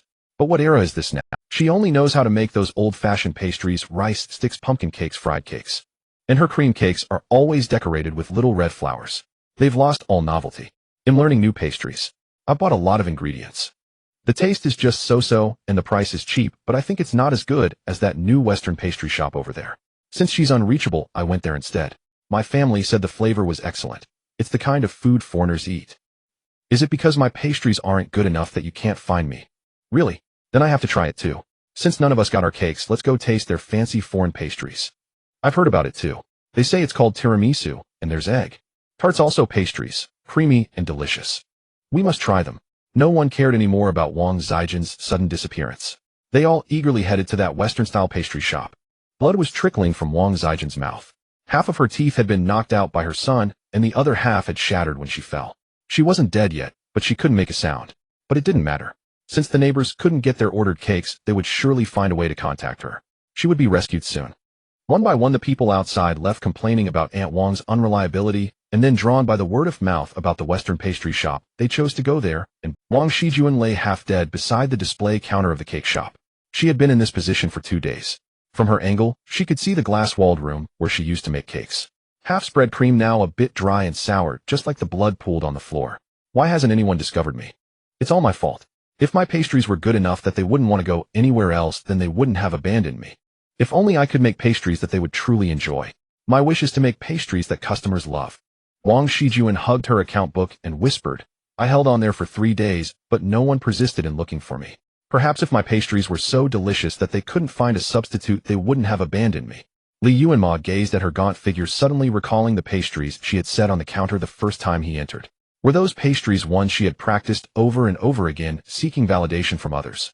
Essentially, those customers had done nothing wrong. They simply didn't want to waste time looking for Aunt Wang, and chose a more novel cake shop instead. Aunt Wang had fallen into extreme paranoia and self-loathing. The contamination of the Aberrant had warped her normal human thinking.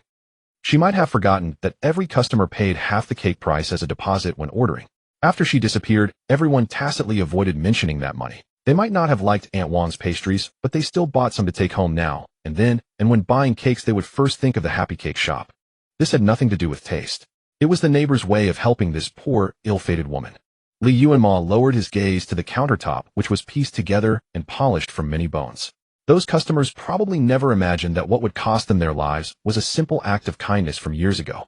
What should be blamed for how things turned out? The kindness of the neighbors, or the despair that grew in Aunt Wang after one hope after another was shattered? Yuanmo thought this was not her original intention. The aberrant contamination had twisted her mind, awakening the most grotesque, distorted, and evil thoughts deep within a person. In his past life, he had once heard a safety lecture by an aberrant research scientist at a base. The scientist described the human mind corrupted by aberrant contamination with a dark humor. Xiaoling loved watering the flowers at exactly 10 in the morning. It was something she had to do every day. But one day she was locked in a dark room with another person. They comforted and encouraged each other through a difficult night. The next morning at 10 o'clock, it was time for her to water the flowers again. If she were a normal human, she would suppress that urge, recognizing that it was sinful to think about such trivial daily routines in such a situation. But if she had been contaminated by the aberrant power, she would immediately follow her inner desire, cut off the other person's neck, fashion a watering can, and water the flowers at 10 o'clock sharp. The aberrant research scientist concluded that the most terrifying aspect of aberrant contamination was not the need to feed on humans for power. Rather, this contaminating force meticulously selects beings burdened by deep obsessions, fundamentally altering their thought processes, causing them to inflict even more horrific calamities upon humanity. Thus, the contaminated aberrant creatures can no longer comprehend human morality and emotions, yet they are still driven by their own obsessions, often creating spine-chilling horrors. Aunt Wang's deepest obsession at the time of her death was to make pastries that would earn genuine praise. She believed she had died because her pastries weren't good enough. If they had been sufficiently enticing, she wouldn't have perished. This obsession drove her to begin making all kinds of new pastries and frequently capturing lucky customers from the real world to taste her creations. Yuanmo speculated that if those customers did not sincerely praise her food, she would fly into a rage and devour them, using their corpses to decorate the cake shop and as ingredients for cakes. In her eyes, as an aberrant, human flesh was the most delicious thing. Pastries made from it, and a shop decorated with it would surely attract other customers. But the more she did this, the more terrified those she captured became. At this stage, she began killing indiscriminately, thereby accumulating immense power and gradually being corrupted into a ghostly aberrant that was losing its self-awareness. Later, she accidentally ingested Yuanmo's blood, which by some twist of fate purified part of the contamination. Although her thought process remained bizarre, she had regained the ability to think independently. At that point, she learned that once Yuanmo fulfilled her wish, he would obtain the cake shop. To prevent him from taking the shop, she began to calmly contemplate what her wish truly was. Was it to kill her vile, stupid son? She killed him without hesitation, only to realize that this was not what she truly desired. Then, was it to have her pastries genuinely loved by others? Regrettably, after her death, she could no longer make food that people enjoyed. The dishes made from human flesh were only to her own liking. She began to remake normal food that humans could eat, taking it out and randomly giving it to people in the real world. In the early days of the apocalypse, many people had no food. When they received Aunt Wang's pastries, most were overjoyed and expressed endless gratitude. Yet no matter how many ate them, Wang Zijin's wish remained unfulfilled. Apparently, simply having people enjoy her pastries was not enough to satisfy her wish. Aunt Wang didn't like those people. The calculation and greed in their eyes irritated her. What she loved most was watching the voracious little octopus eat her pastries. It ate with such earnestness and delight, its appearance so cute and endearing, that she couldn't help but make all sorts of delicious treats to fill its belly. All her efforts to make pastries and fine tasters were merely attempts to atone for the regret and remorse before her death. If only she had made them better those All her efforts to make pastries and fine tasters were merely attempts to atone for the regret and remorse before her death. If only she had made them better those customers who had once ordered cakes wouldn't have given up on her so quickly. So using her meager energy, she tracked down those people. Some had already died in the apocalypse, others were still clinging to life. Wang Shijuan tried to feed them the pastries she had painstakingly made, but when they saw her resurrected from the dead, they were only filled with panic and terror, unwilling to even taste her food. So Aunt Wang turned them into decorations for the cake shop. Since they hadn't come in here when she died this time, they would have to stay and keep her company. At that moment, Yuanmo realized that fulfilling Aunt Wang's wish had always been an impossible dead end. He smiled bitterly and shook his head. Old and I can't take the cake shop away from you. See, even you yourself can't fulfill your own wish. I used to think this was a terrible thing, Wang Shijuan said lightly. But now that I think about it, it doesn't seem so bad.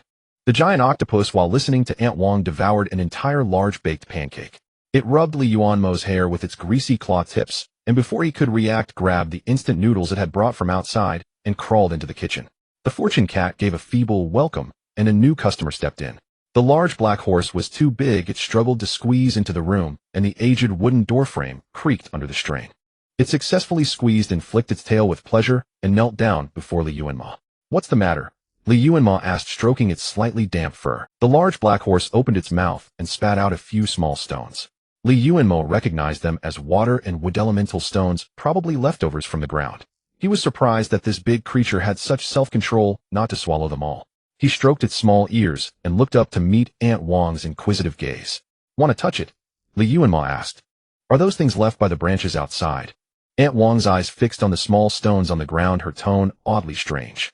Yes, they are purified aberrant power. Perhaps Aunt Wang was no longer wary that Yuanmo would steal her cake shop, so she became more talkative. Was it done by those saplings? I hate them. They purified my power and nearly drained me dry. Yuanmo was curious. Do you know where this thing came from? I don't know. Aunt Wang turned her head, looking at the yellowed glass window full of thick, white mist. After a moment she said, but I can feel that they don't belong to this world originally. A flicker of surprise crossed Yuanmo's eyes. He asked back, what do you mean by not belonging to this world?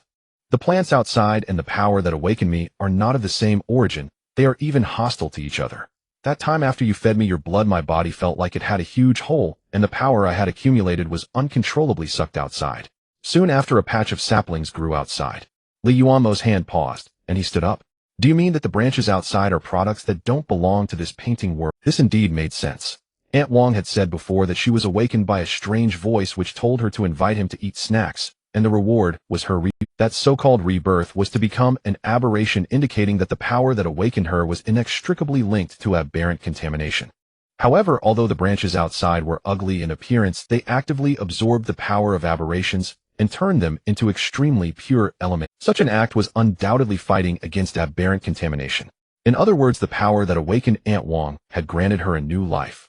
But the branches outside would strip away her power as an aberration and might even drain her body dry. And these branches that could destroy aberrant power were very likely awakened by Yuanmo's blood. Yuanmo silently looked at his own arm, his heart filled with doubts. What was that power that awakened Aunt Wang? And why did it ask him to eat snacks? What was wrong with his body? Why did his blood have such a strange effect? In his previous life he had been injured many times, but he never knew his blood had such miraculous power. His mind felt as if it were being torn by two completely opposing forces, his heart hollow and restless. He even entertained a terrifying guess. Could he be in some fantasy aberration domain, where everything after rebirth was just his pre-death illusion, while his real body had become a monster's food reserve? Otherwise, why was everything that happened different from his previous life?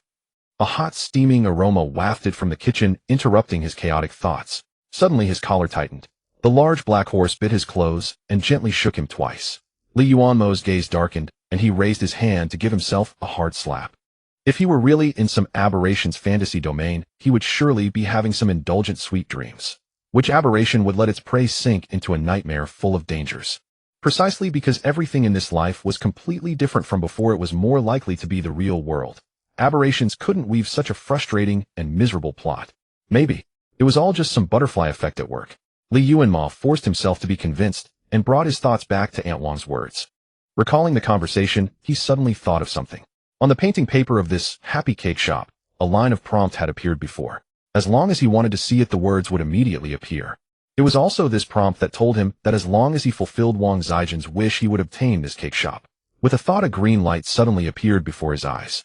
This time the light was exceptionally bright and striking. Activated entropy domain. Happy cake shop. Danger level.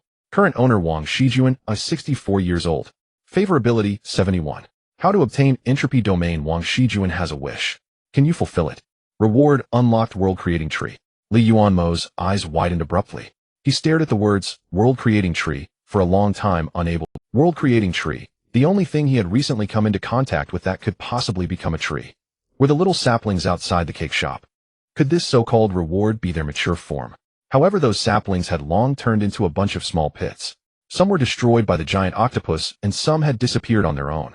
He had only summoned one of the small branches into the real world. Another possibility, that only one branch was summoned, might not be because his power was limited, but because these saplings would devour each other to evolve. The one he summoned was the juvenile form of the world-creating tree, which had gathered the power of all the branches. What's wrong with you, kid? Aunt Wang looked at him in bewilderment as he slapped himself one moment and then stared blankly at the air like a demon the next. He seemed crazy, even more like an aberration than she was. She couldn't see the words before Yuanmo. Not just her, even the giant octopus couldn't see them. In this world, only Yuanmo could see this string of words. These were words that existed for him, a prompt that could only be activated by his blood. Yuanmo inexplicably glanced at Aunt Wang. The old woman's body was withered and thin like a piece of paper. He had always thought that she had become like this because she hadn't eaten for a long time. Now thinking about it, it might also be related to the branches outside constantly absorbing her power to grow. Things were now very clear. The saplings that could purify aberrant power were parasites, invaders trying to seize the authority of the painting paper. These words, these branches, were all helping Yuanmo seize the authority of the world within the painting. When Yuanmo emerged from the painting, the big octopus had already fed him to the brim. Rubbing his somewhat bloated belly, he drifted like a ghost to sit on the grimy ancient bed, only to have someone catch his waist. He sprang up abruptly and stepped back 2 paces. What are you dodging? Di Jingshuo's voice came languid and calm from the darkness. What have you done that weighs on your conscience? He seemed utterly unconcerned about how Yuanmo had materialized out of thin air in this room. DZ. Yuanmo lit a candle and brought it close to the bed. When did you get here? Just arrived, Di Jingshuo replied. I had nothing much to do, so I came over. Didn't you say you wanted to talk to me? Yuanmo spotted the thermal container at his feet, picked it up, and opened it. From inside the lid came a familiar aroma of meat. Braised ribs? He asked, somewhat surprised. You made them? No, I fished them out of the water, Di Jingshuo said coldly. I brought them for the dogs. But there are no dogs here, Yuanmo said fretfully. Only an octopus, a horse, and me. The big octopus peeked out, half of its pinkish head from behind Yuanmo, curled its tentacle around the candle in his hand, and curiously stared at the thermal container in his arms. Yuanmo, catching the familiar scent of ribs, couldn't help but laugh. In that moment, he suddenly felt a sense of release. Even if he were truly trapped in some damn illusion, right now it seemed no big deal. Being able to see a long-lost friend again and eat ribs he hadn't tasted in years, that was already worth it. Thank you, DZ, Yuanmo said sincerely. Your gratitude is to run off with a wild octopus behind my back. Half of Di Jingshuo's face was hidden in the candlelight, his eyes cold and sharp like a tangible blade wanting to pierce that soft head. Even Yuanmo felt the unsettling atmosphere. The big octopus, however, seemed completely oblivious to Di Jingshuo's hostility. It reached a tentacle into the thermal container, dipped it in the broth, then stuffed it into its mouth. Don't steal someone's recipe at a time like this. Yuanmo, unable to tolerate it any longer, pushed its head behind him and turned to explain to Di Jingshuo, who was about to interrogate him. DZ, give me some time. He'll tell you everything from the beginning. It's complicated, and I'm afraid you'll find it hard to accept. Does it have to do with your ability? Di Jingshuo tapped the spot beside him casually with his index finger. Yuanmo sat down next to him directly, just like when they were kids, sleeping and chatting together, taking off his shoes and crossing his legs. The originally dusty and cold wooden bed had been cleaned, thoroughly covered with a thick mattress and topped with 2 brand new soft cotton quilts. This was only a place for them to rest for one night, and the base members could barely make do with prop sheets to sleep under. Yuanmo felt a bit guilty looking at the bed. Apparently Di Jingshuo hadn't just arrived, as he claimed he had been waiting here for a long time. The big octopus followed closely behind him, climbed onto the bed softly, and served as his backrest. Can it die, eh? Di Jingshuo asked seriously. I can get you a different pet. Yuanmo disliked his tone and didn't understand why he harbored such deep hostility toward the big octopus. So he pretended not to hear and skipped the topic. I don't have any ability. That whole plant-based ability I mentioned before was a lie. Li Yuanmo confessed. Actually, that branch I summoned doesn't belong to me. Di Jingshua took off his shoes and sat facing him. He waved his hand casually, and the table and chairs in the middle of the room were drawn over. The candle was placed on the table, illuminating the small space. Li Yuanmo glanced curiously at the table, but didn't see anything metal-related on it. However, a thin layer of water had already accumulated on the floor seemingly without notice. I know you don't have any ability. There's no fluctuation of that kind of power on you, Di Jingshua said. In the future, don't claim to be an ability user outside. It's easy to give yourself away. Li Yuanmo had never been associated with ability users in either his past or present life, so naturally, he didn't know about the peculiar energy perception among them. He smiled helplessly. By the way, DZ, he suddenly remembered what happened in the painting earlier, and asked hurriedly, has a giant tree appeared in the city recently? Di Jingshua nodded with little interest. Do you know where it is now? I suspect it's related to the small branch I summoned before. I can't summon it now. Its location keeps changing. Di Jingshua said. A flying ability user observed its trajectory. It had been moving toward the mountain on the outskirts, but because its roots are too deep it has to tear them off when moving, so it's very slow. Today it changed direction and started moving toward the water palace base. Li Yuanmo gasped, leaned back, and fell despairingly onto the big octopus soft body. He realized a terrible thing. Previously he had been attacked by a strange water current at night in Shun Xingrong's villa and had summoned the branch. But although he could sense its response, it never appeared. Could it be that it was trying to get closer to him, just a bit too slow? Then today it changed direction, obviously chasing after him. Li Yuanmo couldn't bear to imagine how devastated the little branch would be after running halfway with great effort, only to find that he had moved again. I suspect that strange giant tree, Li Yuanmo said with difficulty. It was your ability back then, Di Jingshua took over. It's the same one, no doubt. I've seen what that tree looks like. Although it has grown a lot, it still has the shadow of its former self. Don't you have anything you want to ask me, eh?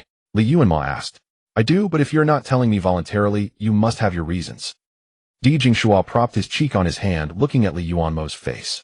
It's fine, Momo. I have many things I've hidden from you too. We're even now. Li Yuanmo sat facing him in silence for a long time.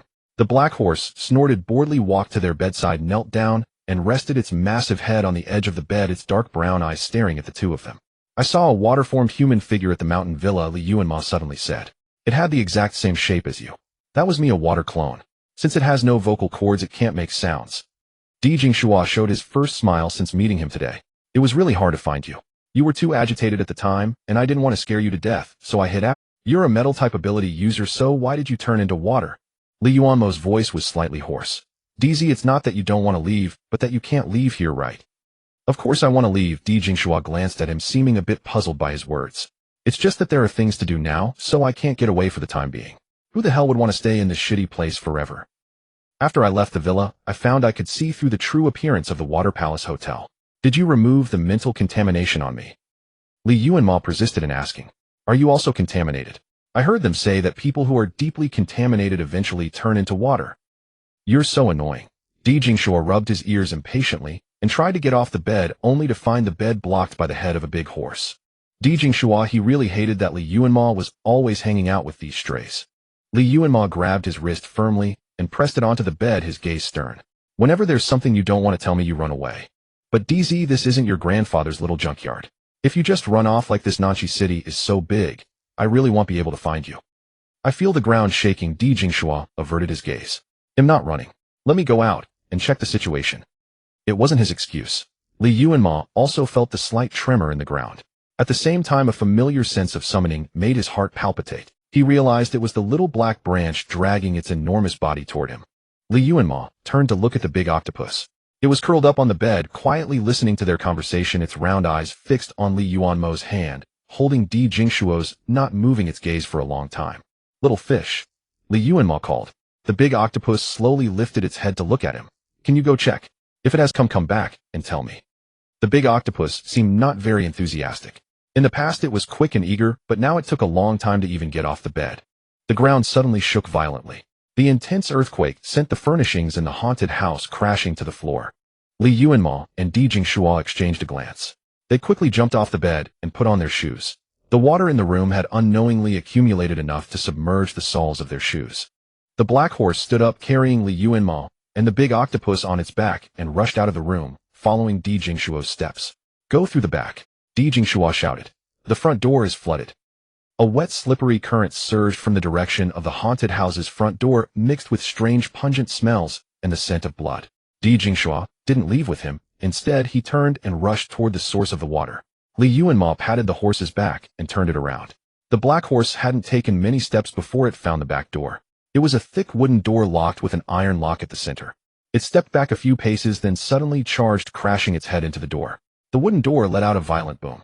The black horse rammed 3 times, and finally the door, unable to bear the strain, split open with a large gap.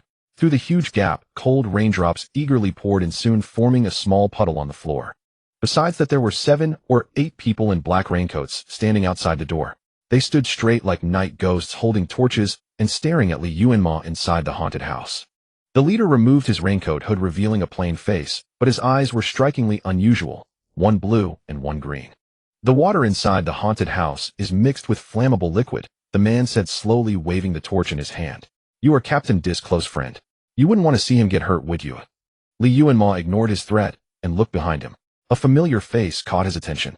It was the base guide who had led him into the haunted house. The man's eyes darted away as if he dared not meet his gaze. Sorry, Brother Li, he mumbled. We have to recognize the situation. Who are you? Li Yuanmo asked expressionlessly.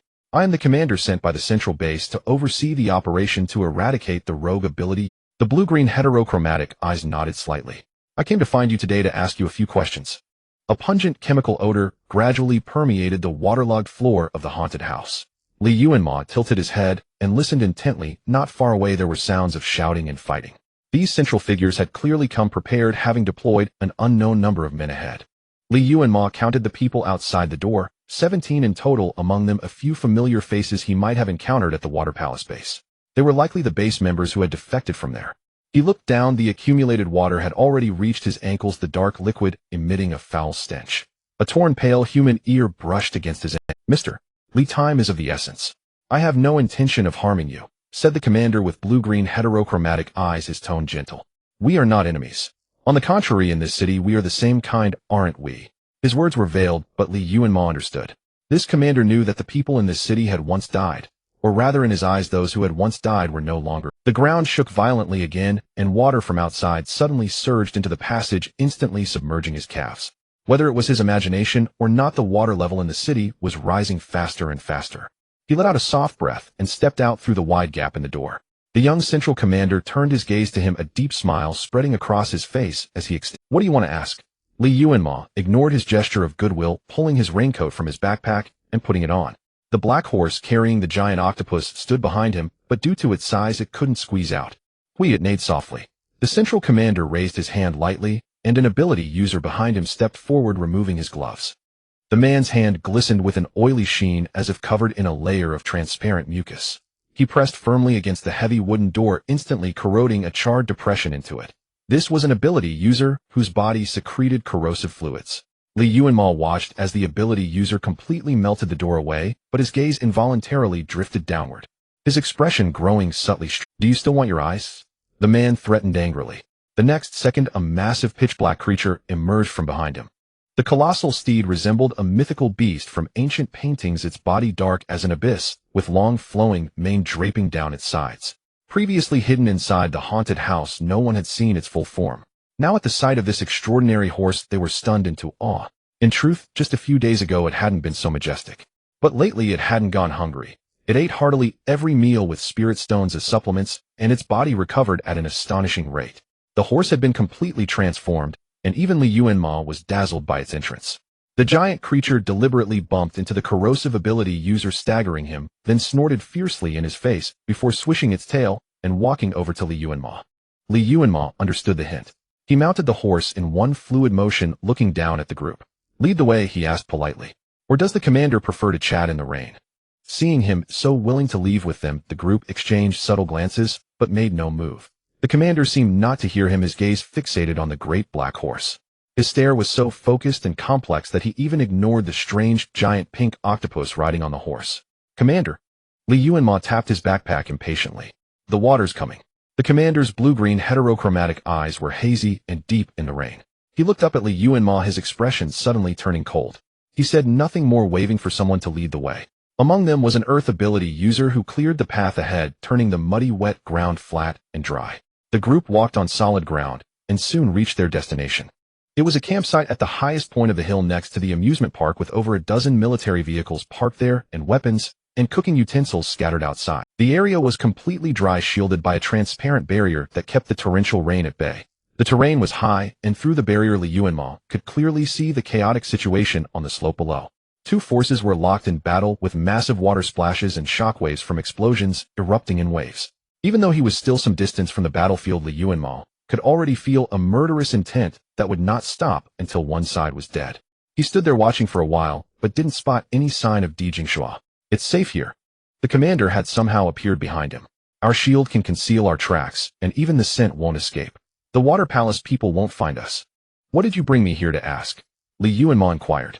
The Black Horse and the giant octopus were not far away, surrounded by a group of people performing a fit. The giant octopus didn't want to be touched, so it climbed up a tree, curling its tentacles and quietly watching his direction. Beneath the tree, a pile of fresh fruits and vegetables had been placed before the great Black Horse. It had no appetite, listlessly raising its head, enjoying the service of a group trimming its mane and checking its wounds. It seemed completely at ease, as if it were used to such treatment. Mr. Li, do you know Pei Yifei? The commander began after a moment of deliberation. I know him, Yuanmo paused. I heard you're hunting him down. He is one of the top warriors of the Special Defense Department. I regret that he has become our enemy. The commander shook his head, his words hinting at something. In fact, this matter is not irredeemable. We don't intend to annihilate him completely. Are you telling me this, or hoping he'll pass it on to someone else? Yuanmo smiled. I feel. Though I've never met you, you seem to know me quite well. The commander's blue-green eyes glinted. He shook his head honestly. I apologize for the intrusion, but gathering intelligence before a battle is standard procedure for the central base. We happened to discover that about half a month ago you and team leader Pei shared a period of hardship. Before Pei defected, he even tried to search for you despite his illness after you left the rescue team. I think you must have been good companions. So, Yuanmo patiently guided him to state his purpose. You want to use me to lure out Pei Yifei? That won't be necessary. We know his location. The commander curved his lips slightly. Every member of the Special Defense Department has a unique tracking signal, though they themselves are unaware of it. Yuanmo was genuinely surprised. He raised an eyebrow, waiting for him to continue. You've probably already met him and know the purpose of our mission here. The commander smiled. We came to Nanchi City just to retrieve something that was left here. If you can help us find it, I promise you that the Special Defense Department will cancel the kill order on Pei Yifei, and you'll also be offered a position at the central base. Me? Yuanmo looked puzzled. Then you've got the wrong person. I've only been here a short while, and I can barely get enough to eat. How could I possibly find something? Your heartbeat is a bit fast, Mr. Li. The commander raised his hand and lightly tapped the spot over Yuanmo's heart, his voice slow and deep. Don't be so quick to deny it. I think you're a sensible person. He gave Yuanmo no chance to respond, turning and walking away decisively. Food and rest have been prepared here. Until you've made up your mind, I'm afraid you'll have to stay put for a while. He clearly believed Yuanmo knew where the item they wanted was hidden. If Yuanmo couldn't produce it, he would likely be trapped here. Yuanmo watched him walk away, pressing hard on his own heart, but didn't feel the rapid heartbeat the commander had mentioned. That man's perception was unnervingly acute, almost inhuman. Still, Yuanmo wasn't bothered by the threat. In fact, he was somewhat pleased to have found a place where he could rest like a normal person. The Special Defense Department possessed top-tier ability users and an array of advanced technology. They must have realized Yuanmo wasn't an ability user, which was why they were so unguarded around him. But they failed to notice that sometime during the night, a few strange branches had quietly sprouted from the soil beneath the campsite. Yuanmo stepped over the black, withered, ugly branches as if nothing were amiss and walked toward the tree. The Black Horse's mane had just been trimmed, its glossy dark coat looking especially spirited. Seeing that Yuanmo had finished his conversation, it nudged the food brought by the central base people toward his feet with its muzzle. The giant octopus slowly climbed down from the tree and leaned against Yuanmo. What's wrong, little fish? Yuanmo sensed it had been in a low mood ever since it came out of the painting. The giant octopus said nothing, but a cool tentacle curled around his wrist. Tired? Yuanmo patted its large head. Let's go rest.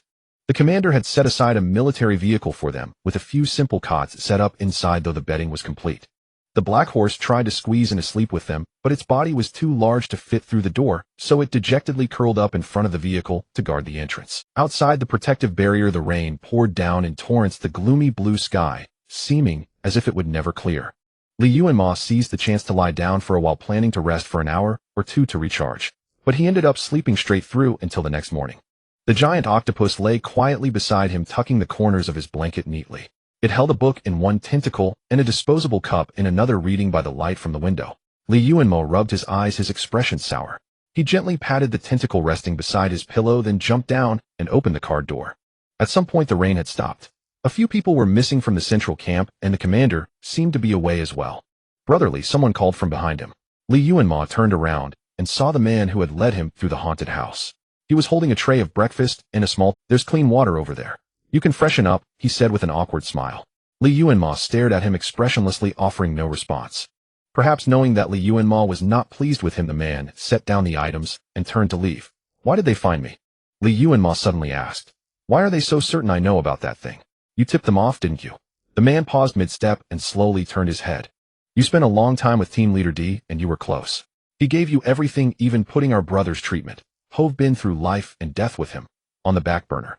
Apart from Chief Tang and Team Leader D, you're the most likely person to know where that thing is." The man said, "Don't blame me. I have a child and parents to support. I just want to survive. I've only been here a few days." Li Yuanmo couldn't help but curse. D isn't crazy enough to tell me about this stuff? Team Leader D never lets anyone into his room, but he let you in. Besides, after you disappeared the other day, he secretly diverted some of his forces to search for you. You must have made some private deal. The man's tone was certain. This commander from the central base is remarkable. He can even detect lies. You'd better be smart about this. Li Yuanmo glared at him, speechless. Now he understood. The man was speaking with conviction, but in reality, he had no concrete evidence. It was simply because he was close to D that he had been targeted. He needed a tool to pledge allegiance to the central base, and Li Yuanmo happened to fit the bill. Who would have thought that by sheer luck he had actually found the right person? Li Yuanmo had indeed discovered the location of Shun Xingrong's head. What a damn mess. Li Yuanmo narrowed his eyes, his face darkening. Was it you who put the drugs and accelerants in the haunted house? Li Yuanmo had slept straight through until morning. That was no coincidence. There must have been some sleep-inducing substance in the house that he had accidentally inhaled. Combined with the strange smell he noticed before leaving, it was certainly the work of this traitor. "I'm sorry," the man said with a helpless smile. "I'll apologize to them when I get the chance." Li Yuanmo stepped forward and threw a heavy punch at the man's face. The man staggered, nearly falling. His physical strength was weaker than Li Yuanmo had expected, and he showed no intention of resisting. Li Yuanmo's eyes were cold. He twisted his wrist and landed another punch. The man was also an ability user, though his ability was unclear. Given that he had become a small leader under Di Jingxua, he must have been competent. He silently took the 2 hits, wiped the blood from under his nose, bowed to Li Yuanmo, and then turned and walked away. Li Yuanmo watched him leave, then turned around to find that everyone else in the base had stopped their work and were looking in his direction. His gaze swept over the crowd politely, and those caught by his glance turned their heads away as if nothing had happened. The commander had specifically instructed before leaving that this guest must not be disturbed. Although they didn't know the consequences, the people of the central base were most obedient. Li Yuanmo found a wash basin, washed up briefly, and returned to the temporary rest vehicle. The giant octopus had somehow found a camping table on which sat a freshly brewed bucket of instant noodles steaming hot. The people of the central base had prepared mostly instant rations. Li Yuanmo opened the breakfast the guide had given him, which contained fried oil tea flour and beef. He poured hot water over the oil tea flour, stirring it into a sticky brown mud that piqued the giant octopus' curiosity. "What book were you just reading? Can you understand it?" Li Yuanmo asked casually while mixing the oil tea.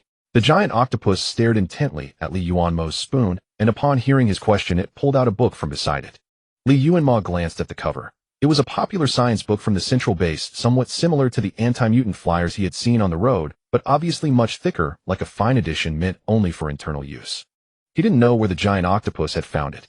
It opened the book and flipped to a page for Li Yuanmo to see. Li Yuanmo's stirring hand suddenly froze. He frowned and read the contents of that page word by word carefully. This page introduced the transformation suit invented by the Special Research Department. Due to technical limitations and material shortages in the apocalypse, the suit was as fragile as human skin. It could perfectly mimic real human skin texture, but if severely damaged, it would tear directly like human skin and could not be repaired. 008. Didn't she say she used human skin to repair the transformation suit? Li Yuanmo murmured. Suddenly realizing something, his expression changed drastically. 008 hadn't worn some kind of transformation suit repaired with human skin. She was using Wang Miao's body. That 008 indeed possessed the memories of the real 008. Brother Pei had tested her many times, and she had passed each trial smoothly. However, every time she answered a question, she seemed to ponder with a troubled expression, as if searching for the answer from within her mind based on Brother Pei's question. One of the reasons Li Yuanmo had been unable to confirm whether she was 008 was that she was very familiar with the jargon and rules of the Special Defense Department. He had even suspected earlier that this 008 was the real 008, but had been corrupted into a mutant or had gained a special ability and wanted to hide it from them. But if the content of this book was accurate, it meant that 008 could not have continued using a damaged transformation suit. Her body was truly Wan Miao's. The rotting smell on her was because Wan Miao had long been dead. Even if the Special Research Department were lightning fast, they couldn't produce a new transformation suit in just half a month. Moreover, half a month ago 008 was probably already on her way here. Half a month. Even if the Special Research Department were lightning fast, they couldn't produce a new transformation suit in just half a month. Moreover, half a month ago 008 was probably already on her way here. Could it be that she was truly Wan Miao? Impossible. If she were really Wan Miao, why would she hide her identity from them? After all, a fragile girl would be more easily accepted by them than a mysterious special defense agent. Besides, how would Wan Miao know the secrets of 008 and the Special Defense Department? Li Yuanmo bit his index finger, his heart growing anxious. He had a terrible guess. Inside this 008's body, there might be a monster that could steal human memories. It had first parasitized 008's body, digested her memories, and then moved into Wan Miao's body. But before it could fully absorb Wan Miao's memories, it was discovered by Pei Yifei and him. This also explained why it didn't disguise itself as Wan Miao and why it chose to avoid them when they encountered it in the sample room. Because it hadn't fully familiarized itself with Wan Miao's memories, it feared slipping up in front of them. So it used the information gap, fabricating a reparable transformation suit, staying by their side as 008 and deceiving them all. After all, Brother Pei had just come out of Qiushui City and might not know whether the Special Research Department had developed a transformation suit that could be repaired with human skin in the past 7 months. This monster was intelligent, cunning, audacious, and its purpose was unclear. However, judging from its interactions with them over this period, it also seemed to be actively seeking the secrets of Nanqi City. Li Yuanmo didn't know whether it had killed 008 and Wan Miao after parasitizing them, or entered their bodies after they had died. If it was the former, then Brother Pei and Wan Hao would be in danger. You didn't let her get close to me before. Was it because you sensed something strange about her, afraid she would invade my mind? Li Yuanmo looked at the giant octopus. Hearing Li Yuanmo's question, its round eyes curved. Li Yuanmo noticed a somewhat narcissistic pattern whenever they were alone. The giant octopus seemed to... Hearing Li Yuanmo's question, its round eyes curved. Li Yuanmo noticed a somewhat narcissistic pattern whenever they were alone. The giant octopus seemed to be in an exceptionally good mood. Whenever an outsider was present, it would become sullen and aloof. Now it happily raised its claw, scooped a spoonful of the salty oil tea, and brought it to Li Yuanmo's lips. Li Yuanmo took a bite and found it quite tasty. The next second, he saw the giant octopus scoop another spoonful and eagerly stuff it into its own mouth. Wait, that's the spoon I used. Li Yuanmo couldn't stop it in time and saw it squint its small round eyes, apparently enjoying the taste. Nay, the black horse lowered its head, its black mane hanging straight down onto Li Yuanmo's nose and neck. The tall black horse cast a heavy shadow over Li Yuanmo's head, bringing its mouth close to sniff the spoon in the giant octopus claw, as if wanting a The next second, it was sent flying by a fierce slap from a pink tentacle. The horse shook its head vigorously, collapsed to the ground, and let out a pitiful whine. What are you doing? A furious cold voice came from behind Li Yuanmo. He turned and saw the commander. He was radiating coldness, and his face, usually with a hint of smile, was now icy. His whole demeanor exuded a sinister aura. He strode quickly toward the black horse, cradled its large head, and carefully felt it for a moment. Its face is swollen, he said coldly, then stood up and looked at Li Yuanmo. His blue-green heterochromatic eyes were devoid of emotion. Li Yuanmo was baffled by his series of actions, wondering why he attached such importance to the black horse. The giant octopus strikes looked fierce, but it was actually very measured and didn't hit hard. The horse's behavior was just part of their play. The giant octopus strikes looked fierce, but it was actually very measured and didn't hit hard. The horse's behavior was just part of their play. Mr. Li, do you know whose horse this is? The commander asked abruptly after a long silence. Li Yuanmo thought it might be Shun Zhangron's, as he had heard Brother Pei. The commander was from the central base, which was also the headquarters of the Special Defense Department. Shen Zhengrong had once worked there, so he might have met the commander. Li Yuanmo's mind turned. He stood up and smiled. No idea. I rescued it by chance on the road. Name your price. I'm taking this horse away, the commander said in a tone that brooked no argument. The commander was usually a man of deep thoughts, never revealing his emotions. No one could guess his intentions. Who would have thought that this inscrutable officer would show such intense emotion now? Even the people from the central base following him couldn't help but glance at the horse again and again. Why should I? Li Yuanmo refused calmly. This horse is quite intelligent and can serve as a means of transport. I have no intention of trading it away for now." A chilling sense of danger rose from Li Yuanmo's back. He remained expressionless, meeting the commander's gaze calmly. The black horse rose nimbly from the ground, flicked its long tail, and used its massive body to block the commander's view of Li Yuanmo. Its large dark brown eyes under long lashes, usually warm and moist, now showed a fierce hostility. Beneath its glossy black coat, muscles tensed, so the black horse made no sound when it was about to attack. Li Yuanmo heard a strange noise like the sharp screech of He followed the sound and saw the commander's fist clenched so tightly it creaked, and the black gloves he always wore split open. "Commander, you must be careful," one of his men reminded him worriedly, but seemed hesitant to speak plainly. The commander slowly forced a gentle smile, nodding slightly at Li Yuanmo. "I apologize, I overstepped. Sorry for troubling you. I just..." Really, Li Yuanmo, being on their turf, knew not to be unreasonable. He returned a hearty smile and patted the horse's glossy coat. Understandable. The unpleasant conflict quietly dissolved. Both sides, each with their own thoughts, sat down on camping chairs and began to chat face to face like old friends. "I see the rain has stopped. Has the water palace surrendered?" Li Yuanmo asked.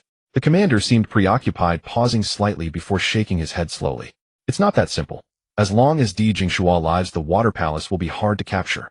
It seemed Di hadn't gotten into trouble yesterday." Li Yuanmo sighed in relief. A spoonful of salty oil tea suddenly touched his lips. He saw the soft tentacle on the spoon handle and instinctively opened his mouth to eat the paste. The next second, the tip of the tentacle turned red.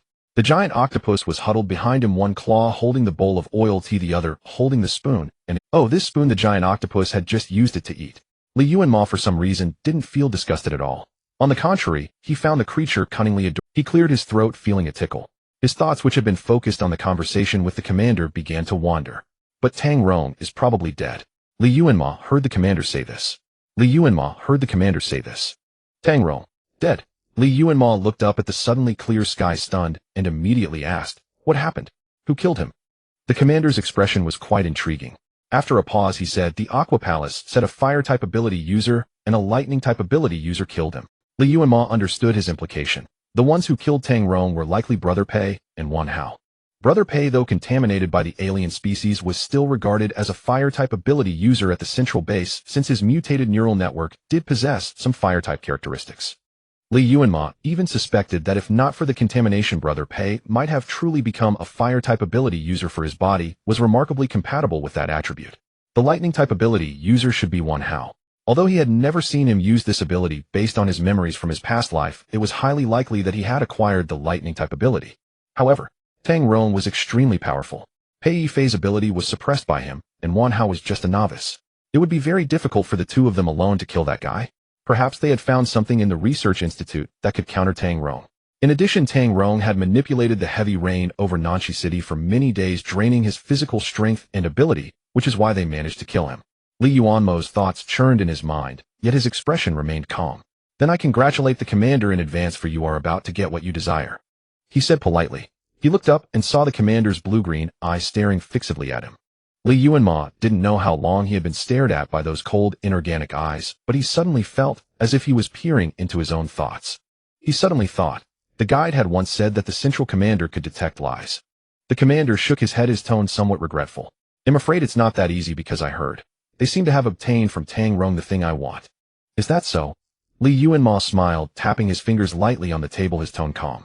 "Then if the commander is willing to let me go, perhaps those two, out of gratitude, would offer that thing to you willingly." He was lying. The commander was bluffing. If that thing had really been obtained by Pei Yifei and the others, he wouldn't be this calm. As a dangerous defector, Pei Yifei had too many uncontrollable factors. Given the central base's high regard for that thing, they would not be in the mood to sit and chat with him cheerfully.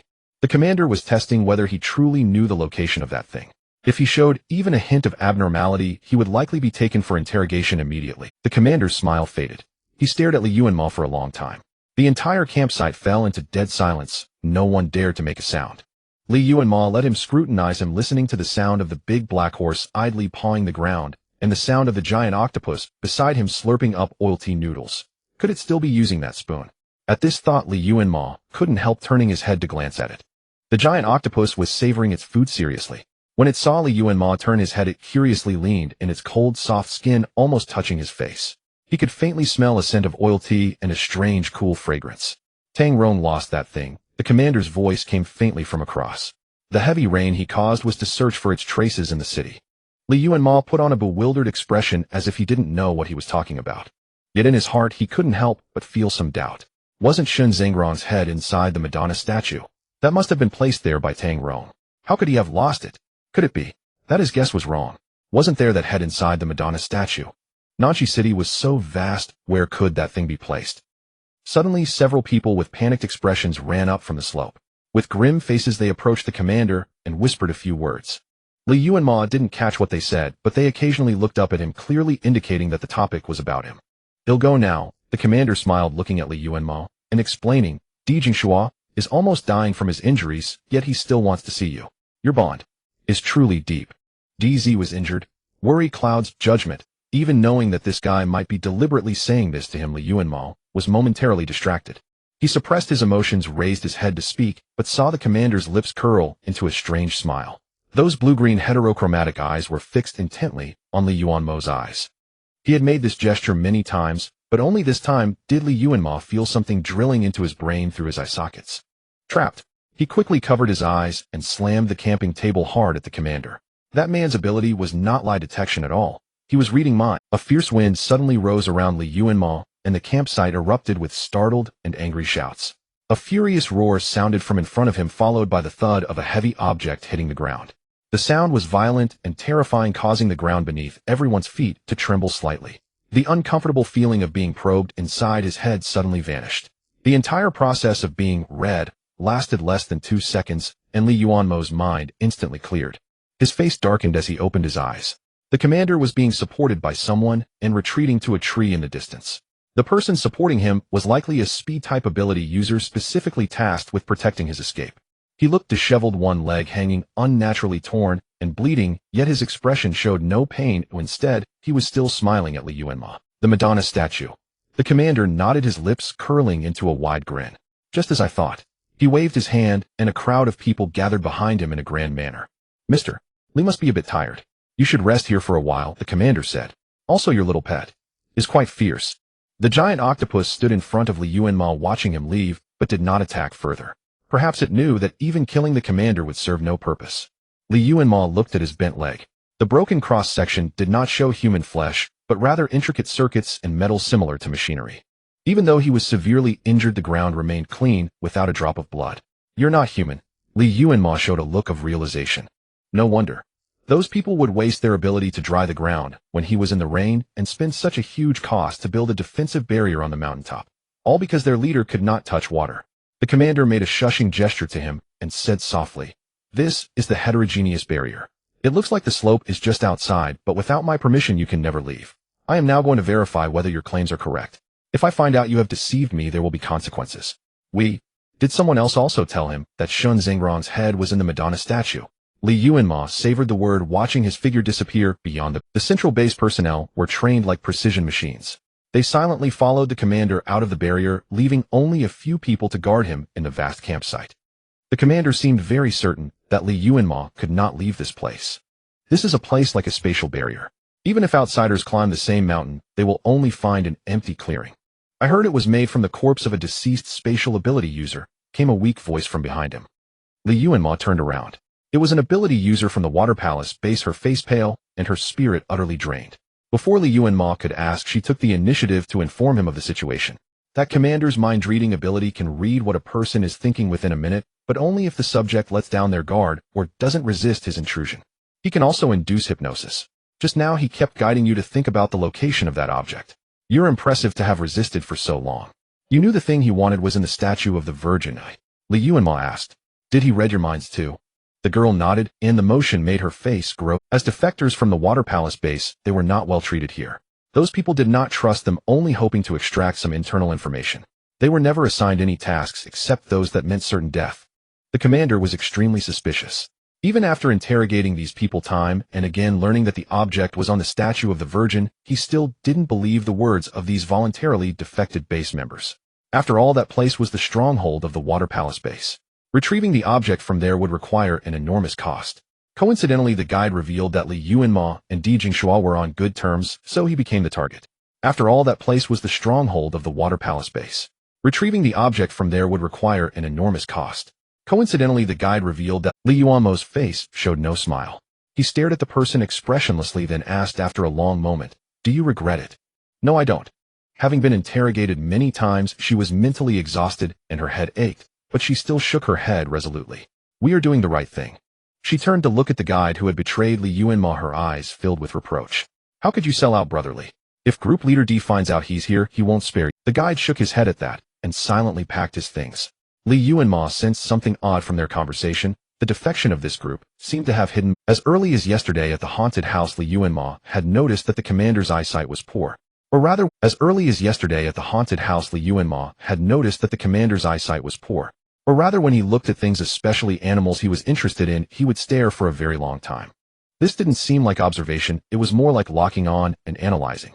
The commander's eyes didn't seem to perceive the full scope of the environment like a human's. Instead, he could only see living creatures. Was this a side effect of mind reading or related to his abnormal mechanical body? Therefore, every time he appeared, he was accompanied by a group of ability users with various powers assisting him to function as a normal person. But he and that group of ability users were too confident, not realizing that in this place danger came not only from human ability users. Yuanmo curled the corner of his mouth and looked at the inconspicuous little tree in the corner. As early as yesterday, he had sensed its presence. This world creation tree was very clever. It knew that its massive size would attract the attention of various ability users. So yesterday, during the torrential rain and the chaos of ability users, it sank its body underground. The days of heavy rain had made the soil soft and muddy, quickly concealing the traces of its descent. Last night, as everyone headed to the campsite, they didn't know that a huge and bizarre tree had been following them underground, shadowing their steps, and had entered this space along with Yuanmo. The tremor of the ground just now was not only due to the giant octopus attack. If the commander had stayed in his mind for a few more seconds, countless strange branches would have pierced out from under the entire camp, skewering them like kebabs. "I think I roughly understand what's going on here," he said abruptly. The sudden defection of the Water Palace base members, the endless rain in Nanchi City, Tang Rong's sudden death, the commander's caution and cunning, and the secret reason why Di Jingxua refused to leave with him. The remaining Water Palace base members stiffened, looking at him warily, as if afraid he would say something he shouldn't. Yuanmo fell silent, then turned to look at the giant octopus. It had been following him all along, and when it saw him turn, it gently nuzzled against him. "What to do? I'm a bit angry," he muttered, pressing his forehead against one of the giant octopus' purpler tentacles, his voice so soft only the octopus could hear. "I want to beat him to death, but I'm afraid I won't be able to go through with it." The giant octopus patted his shoulder and back, then suddenly felt something warm drip onto its tentacle. This made it rare for it to become flustered. It wrapped Yuanmo in its body, swaying gently, like soothing a fragile baby, its cool skin pressing against Yuanmo's cheek. "If you were a human, you would be very gentle," Yuanmo mumbled. The fish's body paused, its pitch-black round eyes widening slightly, letting in no light, as if it were contemplating something. "Winnie." The black horse approached. Yuanmo extended its big tongue and licked the small part of his face that was exposed. Saliva accidentally smeared onto the tentacle of the giant octopus that was holding Yuanmo. It was a bit afraid of being hit by the giant octopus and cautiously backed away a few steps, only to find that the giant octopus was spacing out, completely unaware of its small mistake. Yuanmo looked at the black horse through his blurred vision and suddenly noticed something unusual behind it. The withered little branch in the corner of the camp swayed slightly, its dry branches sprouting a few beautiful, dazzling sky-blue crystal leaves. Yuanmo stared at the little tree for a long time, then jumped down from the giant octopus. Instead of trying to find a way out, he and the giant octopus pillaged the camp's supplies. This team's supplies were abundant. The ingredients were fresh, and many were things hard to come by in the apocalypse. Clearly, the commander had a significant background. Not only did he have so many powerful ability users escorting him, but he also prepared enough supplies to ensure a comfortable journey for the entire group. Yuanmo and the giant octopus helped themselves to the supplies, unceremoniously tossing plenty of fresh fruits, vegetables, and meat into the cake shop, and started a fire to cook lunch. The remaining ability users in the camp exchanged glances, but did not stop them. The giant octopus hadn't had such abundant ingredients in a long time. Wanting to comfort Yuanmo with delicious food, it went all out and prepared 8 dishes and 1 soup along with a cute fruit platter. "Wow!" came an exclamation of awe from behind them. Yuanmo pushed several tables together, took out 2 cups of plum wine he had scavenged from the logistics vehicle, and poured 2 glasses. He didn't invite anyone else to join. This was food specially made for him by the giant octopus, and he intended to savor every bite alone. The fragrant rice was piled high, with spicy boiled pork slices making his nose sweat. The giant octopus carefully picked out the crab meat, placed it on a plate, and tossed the crab shell into the black horse's mouth. The yam and pork rib soup was rich in flavor, the yams soft and sticky. Yuanmo drank 3 large bowls in a row. Seeing him eating with such gusto, the giant octopus was both happy and hesitant, occasionally sneaking a tentacle to press his belly, afraid he might overeat and burst. Suddenly, a dull, oppressive rumble sounded from underground, shaking the people and vehicles in the camp. Yuanmo steadied himself against the black horse. Suddenly, a dull, oppressive rumble sounded from underground, shaking the people and vehicles in the camp. Yuanmo steadied himself against the black horse, patiently waiting for the earthquake to end. The rumbling sound was extremely oppressive, like the low calls of mammoths in an ancient wilderness or rolling thunder across the earth, the frantic drumbeats before a tense standoff under battle flags. Everyone's heart seemed to be pulled by that sound, their nerves freezing instantly. They've succeeded, Yuanmo said, looking at the gradually darkening sky. Nanchi City was about to change. That Madonna statue was no easy opponent. Its entire body was incredibly hard, and it was a monster capable of infinite limb regeneration. No one knew where the Shuigong base had gotten such a troublesome aberration. No, perhaps it hadn't been an aberration before. It had been corrupted by that thing, which was why it was now so frenzied and pathological. The commander wiped the reeking water stains from his face, fixing his blue-green eyes on the Madonna statue in a deathly stare. Its arms writhed and flailed in the air, preventing the ability users from getting close. The countless frenzied limbs resembled a tangled mass of pythons or the disgusting antennae of some insect. Attack its belly. It's protecting its stomach, the commander commanded calmly. The head is just a decoy. No one doubted the commander's orders. Instantly, all attacks shifted from the statue's head to its chest and abdomen. Arrows, fireballs, and wind cannons rained down like a storm, forcing the massive, heavy statue back more than 10 meters. The clash between ability users and monster threw up countless filthy, stinking water droplets, obscuring the target. Commander, watch out. A subordinate shouted toward the commander, then lunged to tackle him to the ground. Where he had stood, dozens of giant stone hands pierced through, sending knee-deep water splashing violently. The ability users deployed from the central command were battle-hardened. They had been locked in combat with this creature for an unknown length of time, believing they had worn it down to exhaustion. Yet they never expected the cunning beast to manipulate its own severed arms, sneak them underwater, and locate the commander's position. You should command from a safer location, the ability user who had rescued the commander said, still shaken anxiety in his eyes. It's too dangerous here, and you can't touch the water. It's fine. I need to see that thing appear with my own eyes to be at ease. The commander tugged his sleeve back, his face streaked with grimy water, yet his expression was pleased. Did you notice? The monster has been targeting me specifically. It had accurately pinpointed the enemy's most vulnerable weakness and core, even seizing opportunities to kill him amid the fierce assault of the ability user. Seeing its attack miss, the Madonna statue's mouth widened until it nearly split to its cheekbones. The twisted stone cavity was pitch black, oozing thick, viscous black liquid. Something is controlling it, the commander murmured to himself. Guess who? Tang Rong. Isn't he dead? His subordinate took him to the roof of a flat building where there was little accumulated water and a clear view of the entire battlefield. Several speed-type ability users kept luring the Madonna statue to attack them, while others took the opportunity to hack at its arms and belly. The Madonna was indeed formidable, but not as formidable as a group of cunning humans who worked in perfect sync. Its centipede-like stone arms were severed again and again, each time regenerating, but the prolonged attrition gradually slowed its movements. The ability users pressed on, relentlessly striking its belly at every opportunity, forcing it to abandon its offensive and wrap its arms around its abdomen, cocooning itself into a gray chrysalis. It's on its last legs. The group's spirits lifted as they unleashed all manner of abilities upon the Madonna, slicing off layer after layer of arms. The Madonna's belly was far tougher and harder than its arms, seemingly made of a different material. When the abilities struck, they produced a crisp clang, like blades clashing. After several assaults, the stomach showed no deformation or damage. The ability users feigned attacks in one direction, while striking from another, surrounding the Madonna like a trapped beast from all sides. They were like annoying mosquitoes that could fly and burrow, and even with its regeneration, the Madonna found itself increasingly strained and outmatched. Dozens of its stone arms kept falling into the accumulated water with a rustling sound, splashing murky waves.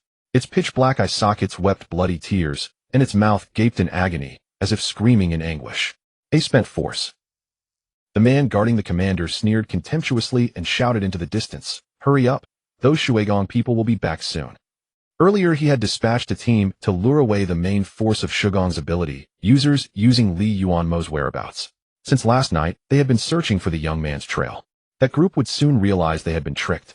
They had to extract the item from the Madonna statue before then. Finally, after barely holding out for half an hour, the Madonna's limbs could no longer regenerate. The ability users swarmed in like locusts, hacking and blasting its body into a pile of rubble.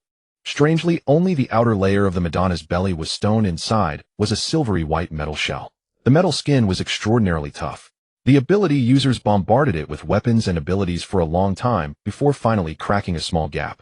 Found it, an ability user cried out in ecstasy. He turned his arm into a slippery, slimy mass, squeezed it through the narrow metal gap, and touched a smooth, curved bone. He was certain it was the coveted target, but oddly the bone inside seemed exceptionally small, less than the size of his palm. He pulled out the small skull fragment and waved it toward the commander, signaling that he had found the item. However, the commander did not show the approval he expected.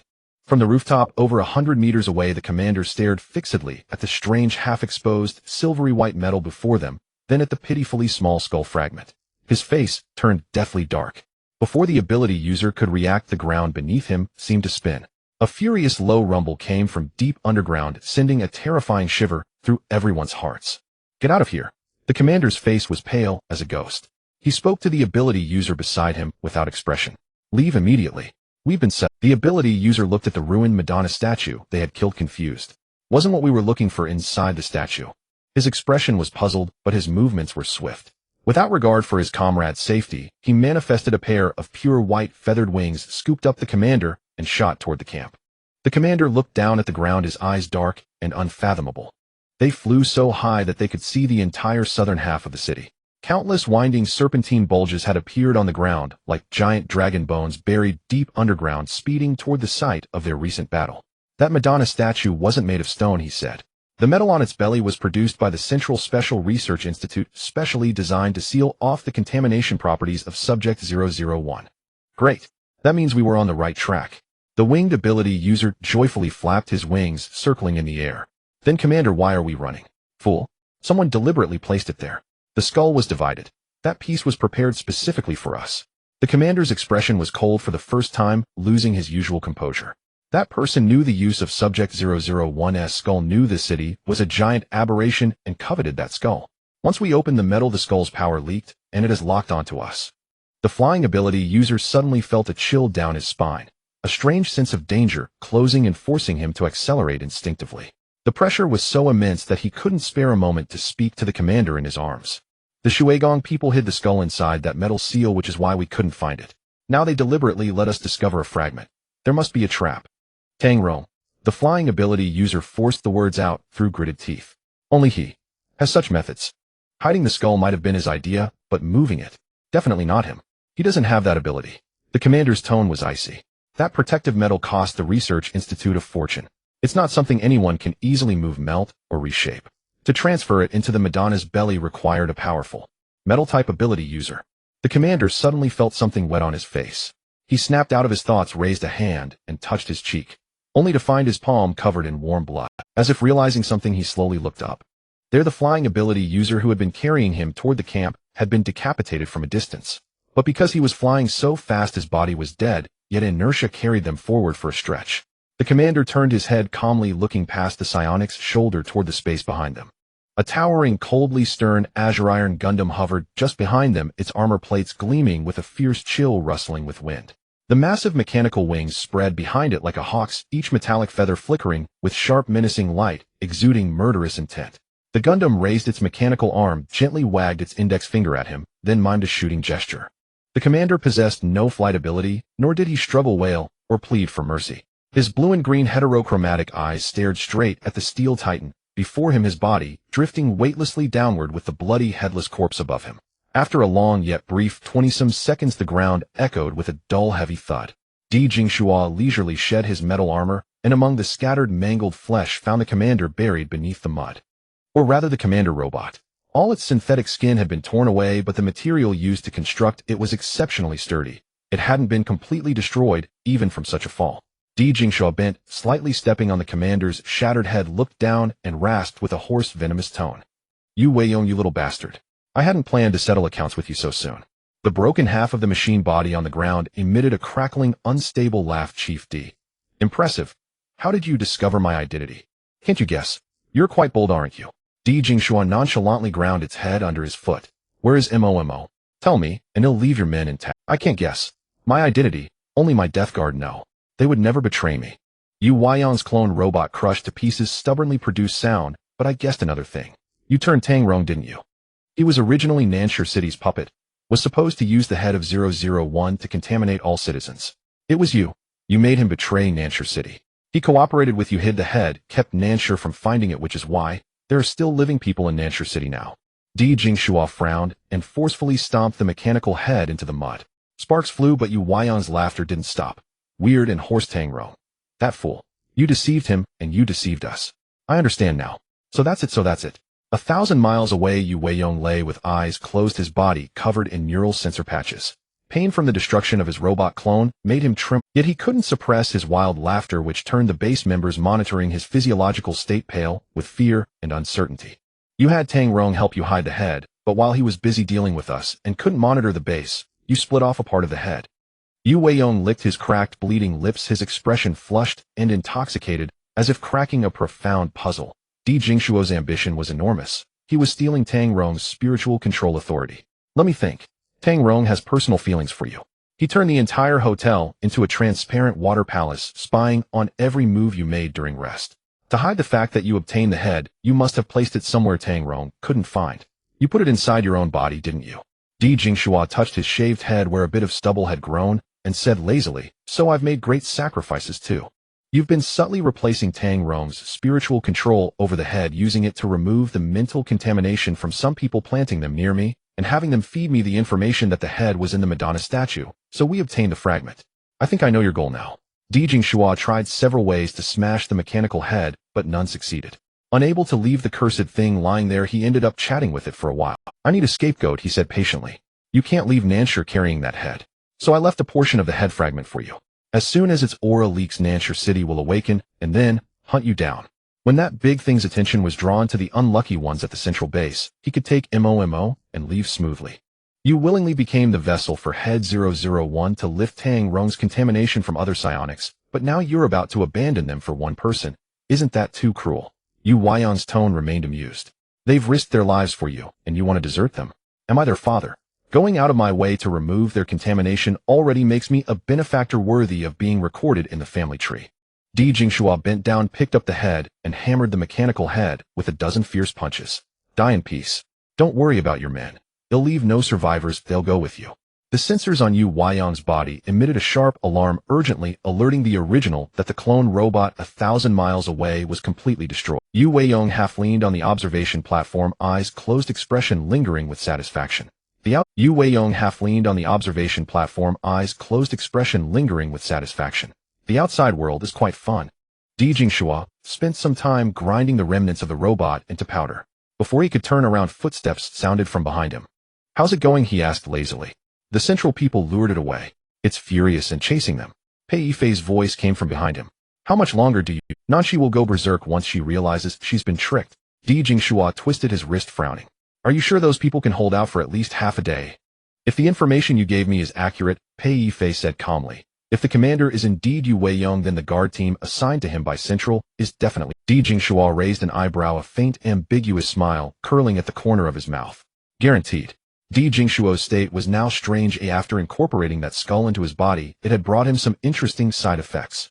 For instance, he had gained the power to eliminate the spiritual contamination from Water Palace psychics. Or rather, not eliminate, but transfer.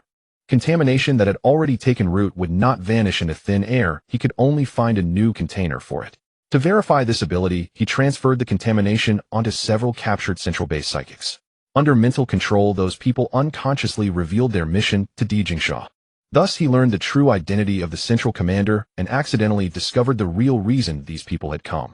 They were using the pretext of hunting down defectors to search for this skull in Nanshi. It's quite something, this thing, Di Jingxua said with a malicious grin. So many people want it. I'm almost reluctant to hand it over to you. Going back on your word comes at a price. Pei Yifei's expression was calm and composed. Team leader Di, you wouldn't want to make an enemy out of someone like me. Di Jingxua waved his hand dismissively, and the hard Gundam shell once again enveloped his body. Not in the mood to play games with you. I wonder if those idiots have found the signal. Damn it, where the hell was Momo taken? Li Yuanmo had been taken away a long time ago. It wasn't on Di Jingxuo's orders. One of his subordinates had acted on his own accord. The bastard. Yu Huayan's mind was too deep. He refused to believe the claims of those who had voluntarily defected and thus never walked into the trap. Time dragged on, and the rain fell ceaselessly day and night, flooding many survivors' shelters. In the vast Nanshi city, the space belonging to humans was already cramped. This torrential rain, which had gradually turned into a flood, washed away many humans beneath the dark churning waters who knew how many pale, swollen corpses floated. They had nowhere to go, unable to escape Nanshi city or reach safe regions, forced to wait in despair on their shrinking patches of land. Among them was the family of that psychic. Eager to complete the mission and return to protect his loved ones, he had arbitrarily dragged Li Yuanmo into this plan. His original intention was only to use Li Yuanmo to pledge allegiance to the commander, but by accident it made these people believe their story. Yet he did not know that Di Jingshua had his own plans for this rain all along. This rain was summoned by Tang Rong. The reasons for the rain were twofold: first, to deal with the domineering central psychics, and second, to punish Di Jingshua, because he had discovered Di Jingshuo's disloyalty. Tang Rong was a man of dark and twisted mind. He had long known that Di Jingshua enjoyed defying his orders and would indulge those ant-like survivors. However, in his eyes this was nothing serious. He even delighted in the contemptuous, arrogant gaze Di Jingshua gave him when he defied his words. He allowed Di Jingshua to openly build his own faction and even welcomed his attempt at rebellion, willing to join him in defying their master Nanshi. All of this in Tang Rong's twisted logic was normal. Because Di Jingshua was born to be rebellious and ferocious, his sharp, venomous spikes should make every person who approached him bleed and retreat in shame. Tang Rong was willing to deliberately delay the city's doom of being corrupted and destroyed by the alien species just for him. He savored every moment spent with Di Jingshua. In his eyes, none of Di Jingshuo's actions counted as betrayal, not even if Di Jingshua summoned thousands of golden arrows in a meeting and pierced his heart, because no matter how angry or resistant he was, in the end they would die together, entwined like an endless rushing river for all eternity. As long as Di Jingshua was willing to stay peacefully here, none of it was betrayal. But ever since that person arrived, everything changed. Di Jingshua showed that person unprecedented care and indulgence. He let him enter the room that Tang Rong had longed to spy on, laughed and cursed with him, and even cooked for him. He allowed him to stay alone in his territory and even used his privileges, which he had never deigned to touch before, to help him complete the base's mission as quick. This was too disgusting, too infuriating. Tang Rong had prepared many interesting games for Li Yuanmo. He had plenty of time and means to deal with this object of his burning jealousy. But he never expected that Di Jingshua had lied to him. His grand public assistance in getting Li Yuanmo into the Water Palace base was merely a diversion to confuse. From start to finish, he had never intended to let Li Yuanmo settle in Nanshi City. What made Tang Rong most desperate was that Di Jingshua not only planned to send Li Yuanmo away, but also began plotting his own escape from Nanshi City. He actually wanted to leave the Water Palace base. He actually wanted to leave him. Unforgivable. The contamination carried in the rain summoned by Tang Rong could cause hallucinations, gradually driving people berserk and eventually insane. No matter how tight the waterproof measures, no one could escape the pervasive rain mist, let alone the fact that the torrential downpour itself was a massive disaster. He would use this great rain to find the skull hidden by Di Jingshua, make Di Jingshua watch the survivors and psychics he had painstakingly protected die in endless conflicts, find Li Yuanmo, and kill him in excruciating agony. In short, Tang Rong had changed his mind. He would destroy Nanshi, let everything vanish into the endless waters. Then he would be with Di Jingshua forever, and no one could ever separate them. His jealousy and rage had killed or injured most of the survivors in Nanshi City within a few days. Everyone prayed for this terrifying rainstorm to stop. It was at this time that Di Jingshua found Pei Yifei and Wan Hao from the Research Institute. He struck a deal with Pei Yifei, offering the hidden skull as a reward for killing Tang Rong. He told them Tang Rong's weaknesses and location, then led his people to evacuate most of the survivors from the danger zone. In the midst of this frantic activity, he still could not find Li Yuanmo's whereabouts. He seemed to have vanished into thin air in this city. At the thought, Di Jingshuo's face darkened ominously. "We have news." Wan Hao came running from a distance, his ill-fitting glasses hanging askew on his face. "The Water Palace psychics and Li Yuanmo. We have news about them." Di Jingshua and Pei Yifei both turned to look at him. "He's on that mountain. He never went far." Wan Hao's face was also grim. Still heavily injured, his speech was somewhat slurred. The central barrier trapped him. "Where is he now?" Di Jingshua impatiently pressed his shoulder, making his already unclear words even more stammering. Right there. That vanished giant tree has reappeared. It broke through the central shield and brought Li Yuanmo out." Di Jingshuo's expression eased slightly, as if something had occurred to him. He turned his head toward the amusement park. His position was low, but from afar he could still see a small patch of dark, twisted, gnarled branches. The tree seemed even taller than before. One more thing. Wan Hao gasped for breath and spoke slowly. Speak. Tang Rong. Seems not to be dead. Wan Hao exhaled wearily, his tone grave. All the accumulated water in the city is being controlled, converging toward that tree. To be honest, I'm a bit afraid of heights. Li Yuanmo clung to a thick branch, making dry small talk with the endless trunk before him. I never thought that in just a few days you'd grow so big. He estimated his current altitude at least 500 meters above the ground, where the central base campsite below had long been shattered by the massive trunk. The creation tree, wasn't it too exaggerated? Could it grow uncontrollably until it created a new world? He had to admit the dark branch grew larger and larger, but its branches remained as ugly as ever. He didn't understand what was wrong with this creature. It only grew a trunk without leaves, and its countless black twisted branches resembled a sky-covering web of sinister black spider silk, casting a gloomy shadow over the surrounding hundreds of meters. The dark branch. No, it should be called the creation tree. Heard Li Yuanmo's praise of its towering stature and became somewhat smug, rustling its branches with a loud shalalala. If anyone stood beneath the tree at that moment, they would see the sky full of withered vines and black net-like sinister branches writhing like demonic dancers, utterly terrifying. Gee! The big octopus let out a dissatisfied cry, retracting its claws and tightening its grip around Li Yuanmo's waist. Li Yuanmo quickly said, find the branch is wide enough, I won't fall off. Whether it was his imagination or not, he felt the trunk beneath him slowly growing at a visible rate. The roots of the creation tree were deeply buried in the hillside beneath them, its intricate root system pushing the earth of the slope upward. Li Yuanmo sensed that the creation tree was constantly absorbing nourishment from here, and that nourishment was likely the floodwaters that had inundated Nanchi City. Recalling that when the creation tree was still a small branch, it had absorbed contaminated power from aberrant polluted lantern fruits, transforming them into pure water-attributed spirit stones to fuel its growth. This indicated that one of the conditions for the small branch to grow was absorbing purified aberrant contamination power. Since it had grown so large in such a short time, it must have found a source of contamination to absorb power freely. Throughout Nanchi City, only the Nanchi itself, an enormous aberrant, could provide such abundant energy. However, this creature wasn't foolish. It wouldn't directly seek aberrant power from Nanchi. It must have obtained its power indirectly through some medium, such as this torrential rain. He touched the dry, rough branches of the creation tree, suspecting that the reason the fierce rain hadn't completely submerged the entire city might be due to the tree's constant absorption of floodwater for growth. The creation tree was enormous and shouldn't have noticed Li Yuanmo's subtle touch. Yet when he stroked its trunk, it trembled, as if tickled, shaking uncontrollably. Li Yuanmo even faintly heard an ethereal giggling sound. It sounded utterly eerie. He thought it was a strange hallucination, so he hesitated and scratched its trunk again. Giggle. Giggle. Gidge, don't tickle me, it's itchy. Gidge? Li Yuanmo's face instantly turned green. Was it calling him brother? The creation tree was so tickled that it shook violently, causing the big octopus to sway left and right. It gathered the branches beneath it, dizzy and disoriented, lying beside Li Yuanmo and wrapping its tentacles around him to secure him. I won't tickle you anymore, calm down, Li Yuanmo whispered. We're going to fall. The creation tree muttered Gidge for a while before finally settling down. Li Yuanmo leaned wearily against the main trunk, still shaken, staring at the ground below. If he fell from this height, it would be a disaster. Hui! Li Yuanmo looked up and met the gaze of a horse face on the upper branch. The big black horse was kneeling on a very thick branch, resting.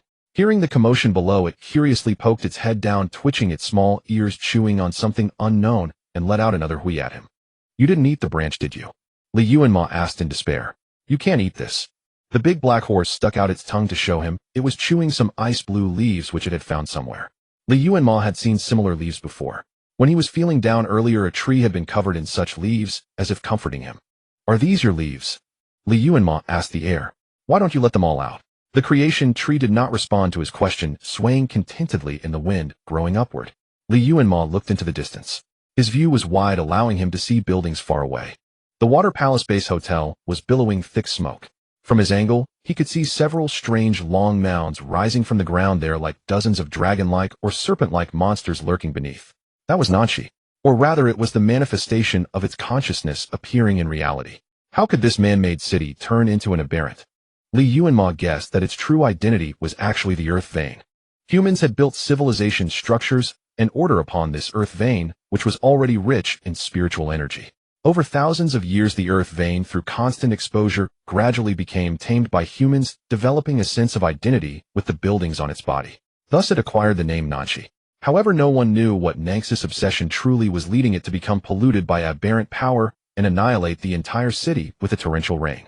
Li Yuanmo sat perched on a branch staring blankly toward the water palace when he suddenly noticed several thin dark figures rushing toward him from afar. What is that? Li Yuanmo frowned and squinted to identify them, realizing they were the fleeing members of the water palace who had escaped earlier. After realizing that the commander and his party had already alerted Nanshi, Li Yuanmo refused to sit idly and wait for his doom. The Chuangjie tree sensed his desire to leave, tore itself from the ground, and shattered the barrier. The others in the camp were terrified by the sudden giant tree, thinking it was a mutant pollutant that had abruptly appeared. The moment the barrier shattered, they fled. The people from the water palace tried to take him along, but unfortunately a branch happened to be right under Li Yuanmo's feet. The strange tree seemed deliberately to lift him high into the sky. After a moment of hesitation, they gritted their teeth and decided to leave, first heading back to the water palace base for reinforcements. Why are they back? Li Yuanmo frowned, watching the dozen people racing below at incredible speed. These were all formidable ability users handpicked by DZ to infiltrate the central base as moles. They must have had considerable skill, so why were they now fleeing like beaten dogs? Yes, Li Yuanmo had already realized that the commander's mission to seize Shinzangrong's head was a trap set by the water palace base. He lowered his eyes slightly, his expression complex and unreadable. The group was running faster and faster, as if being chased by some terrifying monster. Li Yuanmo looked behind them and saw that on the green grass, not yet covered by accumulated water, a gray-blue stain was gradually spreading.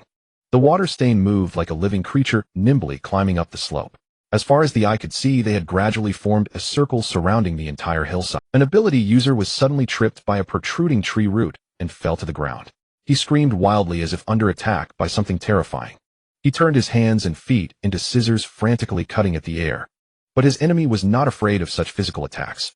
A dark patch of water quickly spread beneath the ability user like a soft quagmire, slowly swallowing his convulsing body bit by bit. What is that? Li Yuanmo straightened up in shock, momentarily forgetting his fear of heights, and leaned over the edge of the branch to look down. The giant octopus tightened its grip around his waist like an elastic safety rope, dragging him little by little to a safe area. The ability users, panting heavily, fled into the coverage of the Chuangjie tree's branches, still shaken and unsure whether to continue approaching the giant tree or stay and wait for rescue. The strange water outside was extremely dangerous. The slightest touch would induce terrifying hallucinations, plunging one into depression or extreme madness until they were completely devoured. The strange water outside was extremely dangerous.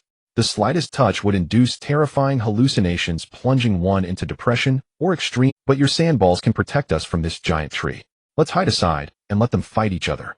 Zhangku, the ability user who had once guided Li Yuanmo through the haunted house, wiped the sweat from his face, wearily, his lips pale. He was not an attack-type ability user with very poor stamina. In this escape, if other ability users hadn't carried him along, he would have surely died. The strange water came ferociously. If not for Chi Ni's earth-based ability, which keenly sensed the anomalies in the ground, they would have been completely wiped out. Steady. Your mind is starting to get confused. He suddenly snapped at an ability user beside him. The ability user he pointed at jerked his head up, staring straight at him. I just saw my youngest son. He was dressed in dirty clothes, crying to me in the water. During the escape, 3 ability users had accidentally touched the strange water and were drawn into hallucinations.